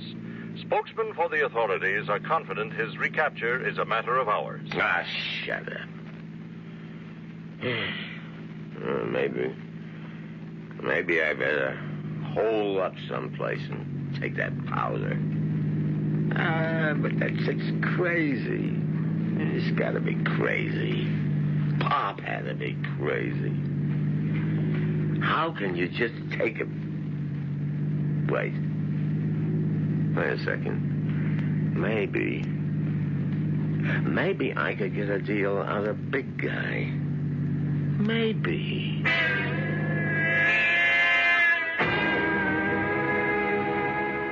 Yeah, it's me, Augie.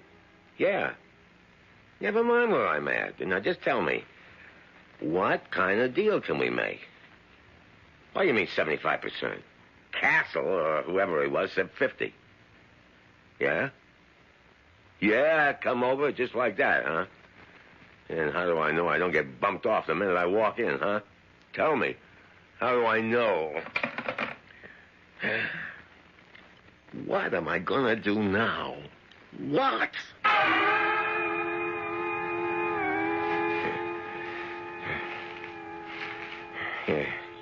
Here, right here. Right by these rocks. Yeah, nobody could ever find me here.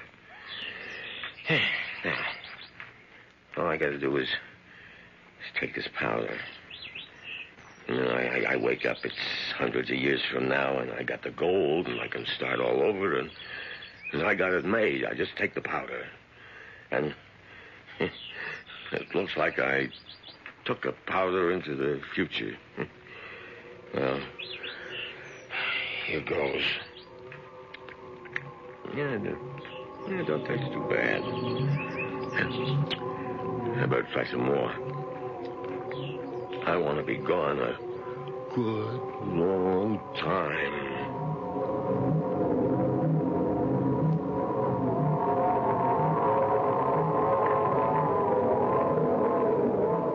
This powder, Augie.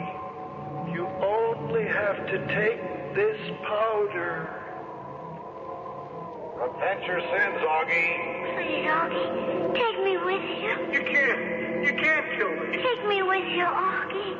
You can't hide, Augie. Take me with you, Augie. Hide.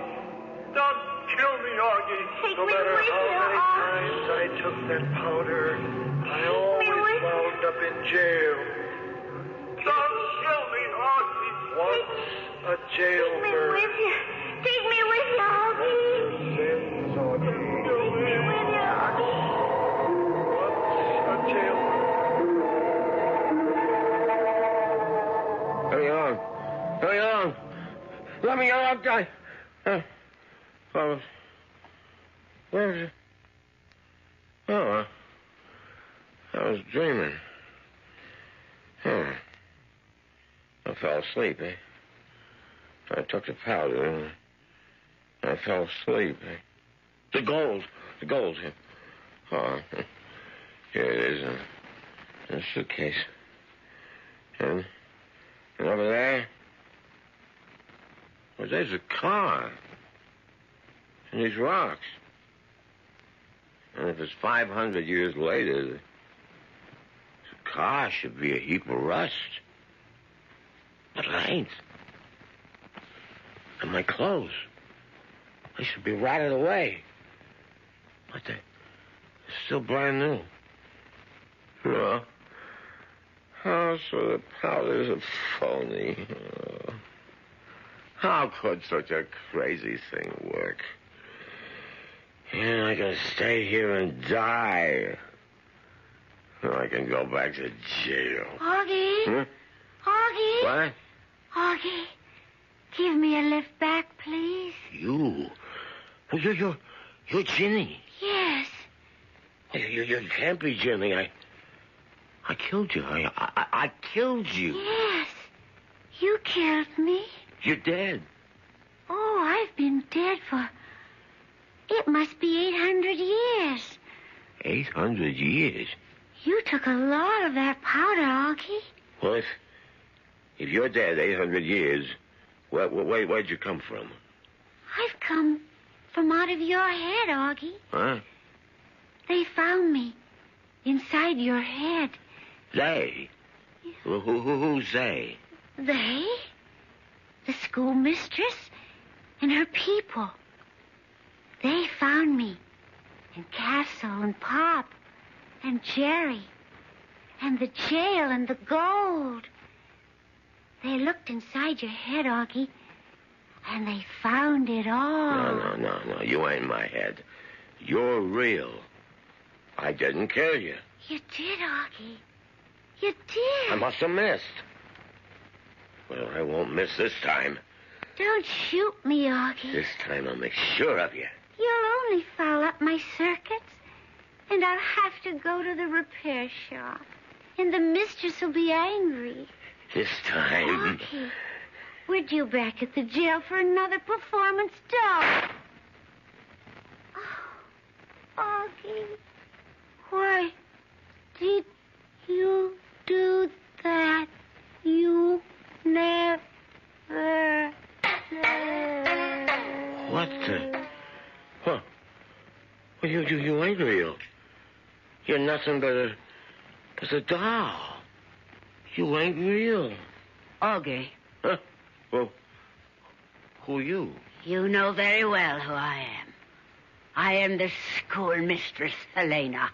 Yeah? And you must come back to the cage. Where am I? I realize you're a member of a lower order of life with an undeveloped mentality.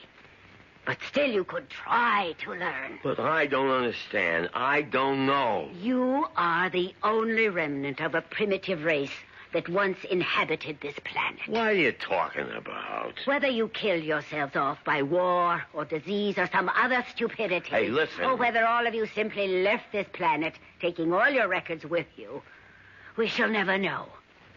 But you are the sole survivor.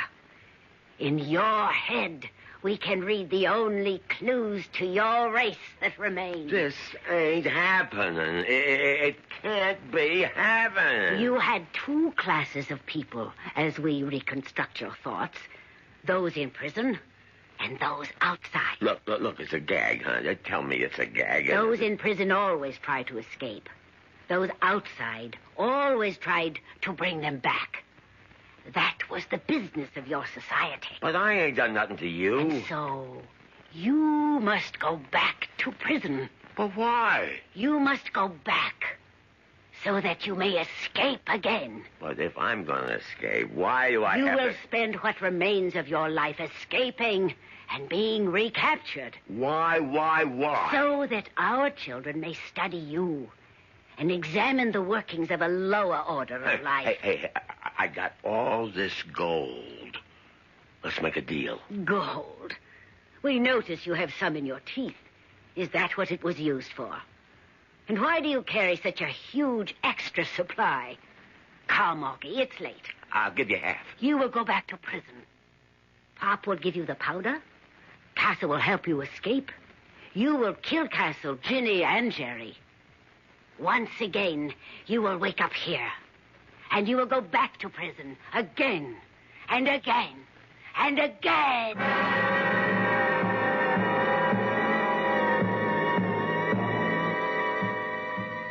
As they say, there is no armor against fate. Poor Augie, condemned to eternal escape and recapture. But isn't that everyone's fate? Don't we strive to escape our faults? And aren't we constantly being recaptured by our weaknesses? Let me recapture you in just a few moments. You're 17. Well, that's plenty old. Old enough to know about things like grass and speed and acid and smack. We probably can't tell you anything about the stuff you haven't already heard, or maybe even found out for yourself. So we don't intend to give you any advice. You wouldn't listen. But the trouble is, neither will your kid brother. He doesn't know half of what you know. He doesn't know how dope can affect your body. He's never spent a violent night hugging a friend who was on a bad trip, or watch a guy nod off in class and fall to the floor. He's just a kid, and a real setup for anybody out there selling the stuff. We'd like to warn your little brother. Too bad he doesn't trust us. We can't get to him. But maybe you can. An advertising council campaign.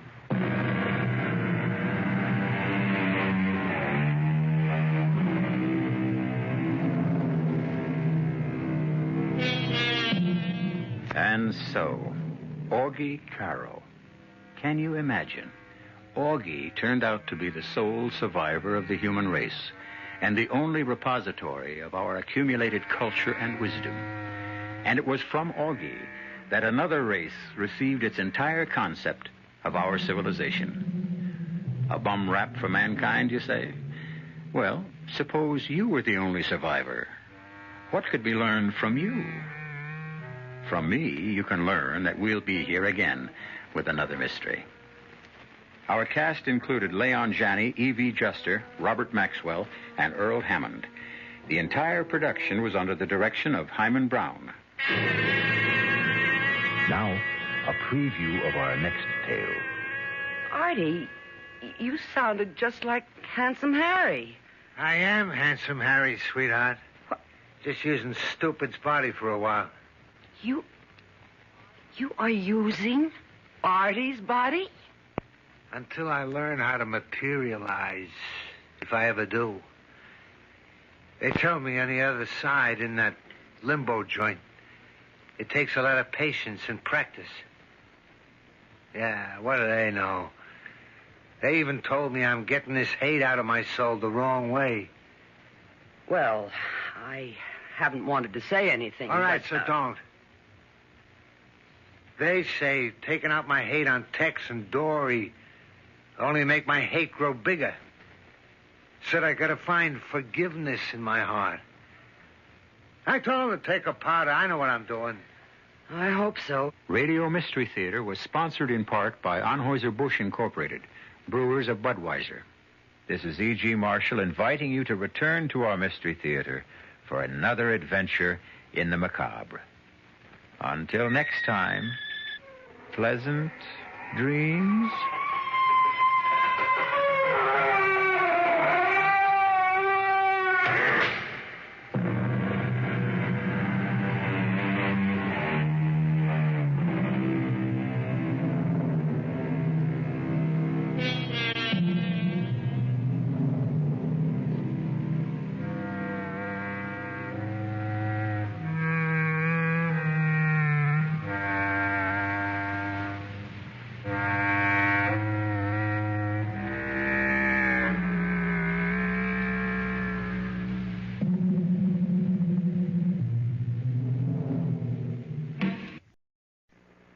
The CBS Radio Mystery Theater presents...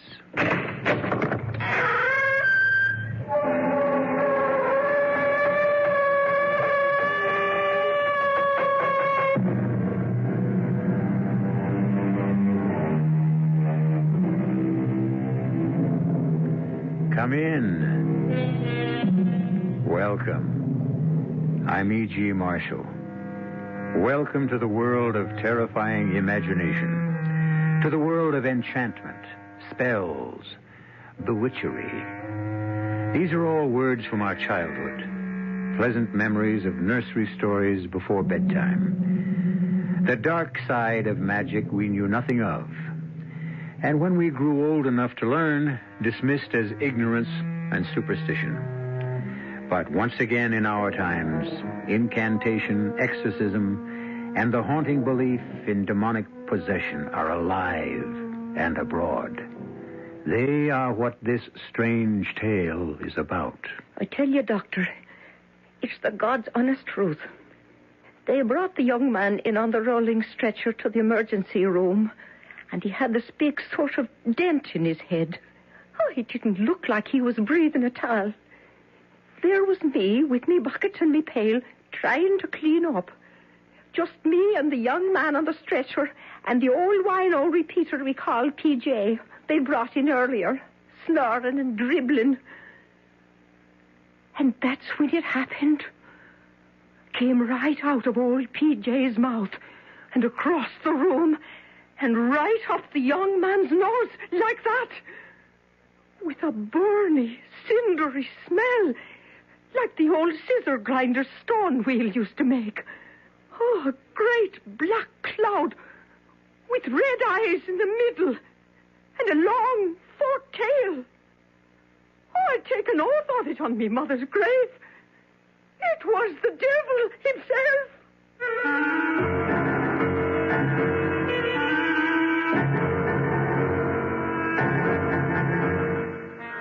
Our mystery drama, Possessed by the Devil, was written especially for the Mystery Theater by Ian Martin and stars Donald Buca.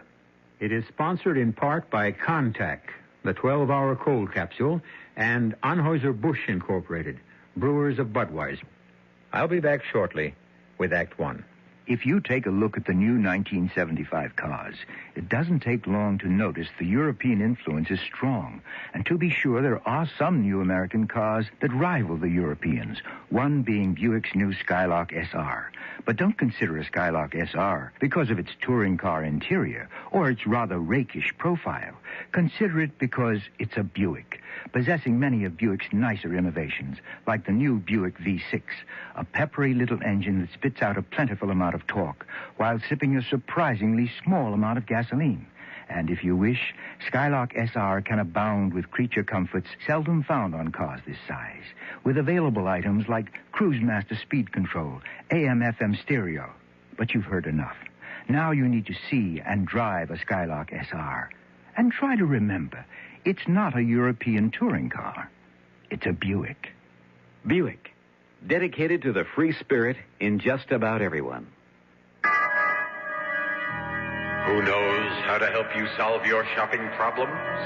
Your Better Business Bureau knows. Oh, dear. All of this furniture is so beautiful. Look at this beautiful leather chair and this gorgeous oak table. And the prices are so low, I don't know which one to buy first. I'll help you, madam. But who are you? I'm the man from the Better Business Bureau. Listen carefully. New federal regulations require that furniture be properly labeled, describing what it's made of, plastic, wood, veneer, and so forth. Be sure to read the labels on the furniture. They'll help you.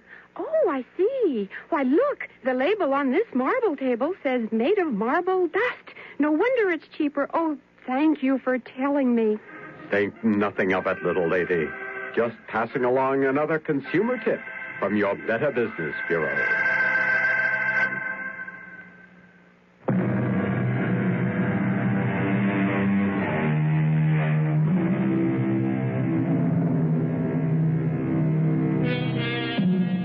From the beginnings of history, it is there in some form. Possession. The incubus who ravishes maidens while asleep. The succubus who tempts man into seduction in his dreams. The Dybbuk, that lost soul who dies before his time and is compelled to wander in space till he can steal a body to live out his allotted years. Fact? Superstition? Hallucination? Here is such a modern legend. You be the judge. Okay, Doctor, an IV set up for old Wally Wino here, glucose, and start it right away. Yes, Dr. Daniels. He don't look like he's long for this world. He hasn't got a cell he hasn't drowned in alcohol. His liver is like a washboard. But I'm not sure I concur with your diagnosis, Mrs. Gideon. Still, I don't know this time. Another emergency. And this is supposed to be the quiet hour. Do you want me to get out for a while, Doctor? I'm near finished. No, go ahead with your cleaning. Just don't get run over by the stretcher. Put him over here, boys. Now, what have you brought me this time? Oh, you poor old souse. Dead to the world's the word for you, all right. You got me sympathy. With my arthritis, many's the time I've been tempted to have a go at the hard stuff myself. Oh, but thanks to sweet Mary, she's held me back. A little sacramental wine to ease me bones keeps me going. I had a few tonight, I can tell you. Oh, but there's always them breath sweeteners to take it away. I hope. Well, how's your patient, Mrs. Gideon? Oh, Doctor, I hope he's not a Catholic. The father might never make it in time. How's yours? Oh, mine's out of my league. What I need is a brain surgeon. Speak of the devil, Considine just walked past the door. Dr. Considine. Dr. Considine, sir, I've got an emergency here. Mother of heaven. And me here alone with two near corpses. I didn't see it. I couldn't have. Oh, but I did. I seen it. Oh, the good saints preserve me. Hey there, Mother. Well, where am I? Oh, in the Mercy Hospital. Oh, you shouldn't be getting up. Oh, ma'am, you're sure a different kind of nurse. Oh, I'm no nurse. I'm the cleaning woman. Oh. And you hadn't oughtn't to be sitting up, not with that clout on the head someone's after giving you. What clout on the head? Why, that great big dent as big as a soap plate they brought you in with. What are you talking about? I'm late for the operating room already. Dr. Considine, he has a depressed skull fracture. I don't even know if he's still alive. Good Lord, what are you doing on your feet? Dr. Considine, will you help me get him back on the... Hey, hold up. Wait a minute. Look, there's nothing wrong with me. Mister, an ambulance just brought you in here with a skull fracture. You were out cold in deep shock. But there's nothing wrong. There's nothing the matter with my head. Look. Holy mother. Excuse me, Mr. Mike. Michael Damon. Oh, well, I'm Dr. Considine, Chief of Neurological Surgery here at the hospital. Would you mind sitting down on this chair for a second and letting me check you out? Well, sure, Doc. Look, I've got to admit I don't remember how I got here to the hospital, so maybe you ought to have a look at me. Mrs. Gideon, what's the matter with you? You look like you just saw a ghost. It wasn't no ghost, sir. Dr. Daniels, get over here. Yes, sir. Would you mind casting your eagle eye over the back of this young man's head and show me one scintilla of evidence of skull fracture or concussion? Doctor, all I know is Jake Bronstein brought him in on the wagon and he had a decompressed area you could have laid your hand in. That's right, sir. I saw it myself. Someone here has been drinking. Daniels, look. If this is your idea of a joke, No, never mind. We'll discuss this later. Mr. Damon? Yes, Doctor? For your own protection as well as the hospital's, may I suggest that we take some x-rays of your head? Oh, nurse. Yes? You can let Dr. Daniels take over on the IV with the old man. And wheel Mr. Damon straight to x-ray. I want a full set of head plates. Yes, Doctor. Now, Mr. Damon, there are a couple of questions I'd like to ask you. Excuse me, sir. Dad? Mike, are you all right, son? Oh, I feel fine, Dad, except for a headache. Oh, Dr. Considine, this is my father, Reverend Damon. Oh, how do you do? Nurse, can we get going? Yes, sir. Dad, What happened? How did I get here? Well, perhaps you can explain, Reverend, as we walk along. I want to get to X-ray. Well, I wish someone could explain to me what happened. I can, sir. Let me check the IV on old PJ. Wait a minute. What is it, Doctor? PJ here. He's bought it this time. Oh, this is not my night. We might have pulled him through. Oh, there's going to be the devil to pay around here. Oh, you can say that again. It's the God's truth, Dr. Considine. Came right out of the old man's mouth and across the room and up the young man's nose like that, with a burning, cindery smell like the old scissor grinder's wheel used to make. A great black cloud with red eyes in the middle and a long forked tail. Oh, I'd taken off on me mother's grave towards the devil himself. Yes, Mrs. Gideon. I think you can leave the medical discussion to us, and I'm sure you have important work waiting. Oh, bless us. I left me pail and mop there. I hope nobody's been after stealing that mop. It had a brand new head on it. Well, at least I know now where the smell of alcohol came from. I can't blame you for that, Daniels. But I just can't accept it. In an emergency room, you concentrate on a seemingly healthy patient while you lose a really sick old man. PJ was a repeater, Doc. He's long overdue for uremic poisoning or cardiac arrest. But this young guy, Damon... Well, complete your sentence. I was just thinking... That magnificent body, physically way above par, and the injury I thought I saw... Well, would have left him a vegetable for the rest of a long life if we'd pulled him through. What injury? That depressed fracture. Most of the brain should have been injured beyond repair. You say what you thought you saw. Apparently you didn't see anything. You heard Mrs. Gideon back me up, Doctor. Come in. Oh, it's the wet plates, Doctor, from X-ray. Light up the viewing fields, Daniels, and let's have a good look.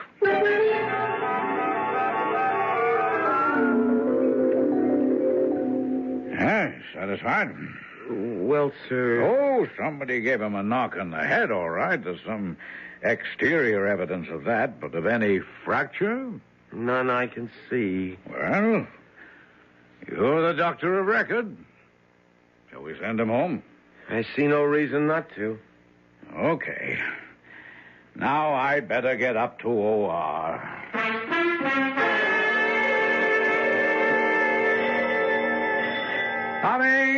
Coming! Trudy! Well, don't look so disappointed, Rod. Come in. Say, sweetheart, what are you doing here at this hour? Oh, I couldn't sleep after your call, so I drove over. Is Mike back from the hospital? No, I thought the bell was Dad and Mike. They're on the way home right now. How come you didn't go to the hospital? Well, we've been trying to get in touch with Anton Azarak. Oh? So Dad thought one of us should be here in case he called back. Oh. I mean, to find out what happened. Yeah. All right, Janda. Cool it. Oh, what a name for a cat. Why, I see nothing wrong with it. I think a martyr belongs in a minister's family. Oh, is that my fate as your wife to be? Of course not. We just called her that because Mike and she never seemed to get along. Well, it's hard to figure about the cat. Mike is such a kind, gentle sort of a giant. I thought all animals loved him. Well, it depends what the word includes. Oh, wait a minute. There's a car now. The return of the prodigal son. Now maybe we'll find out just what happened last night.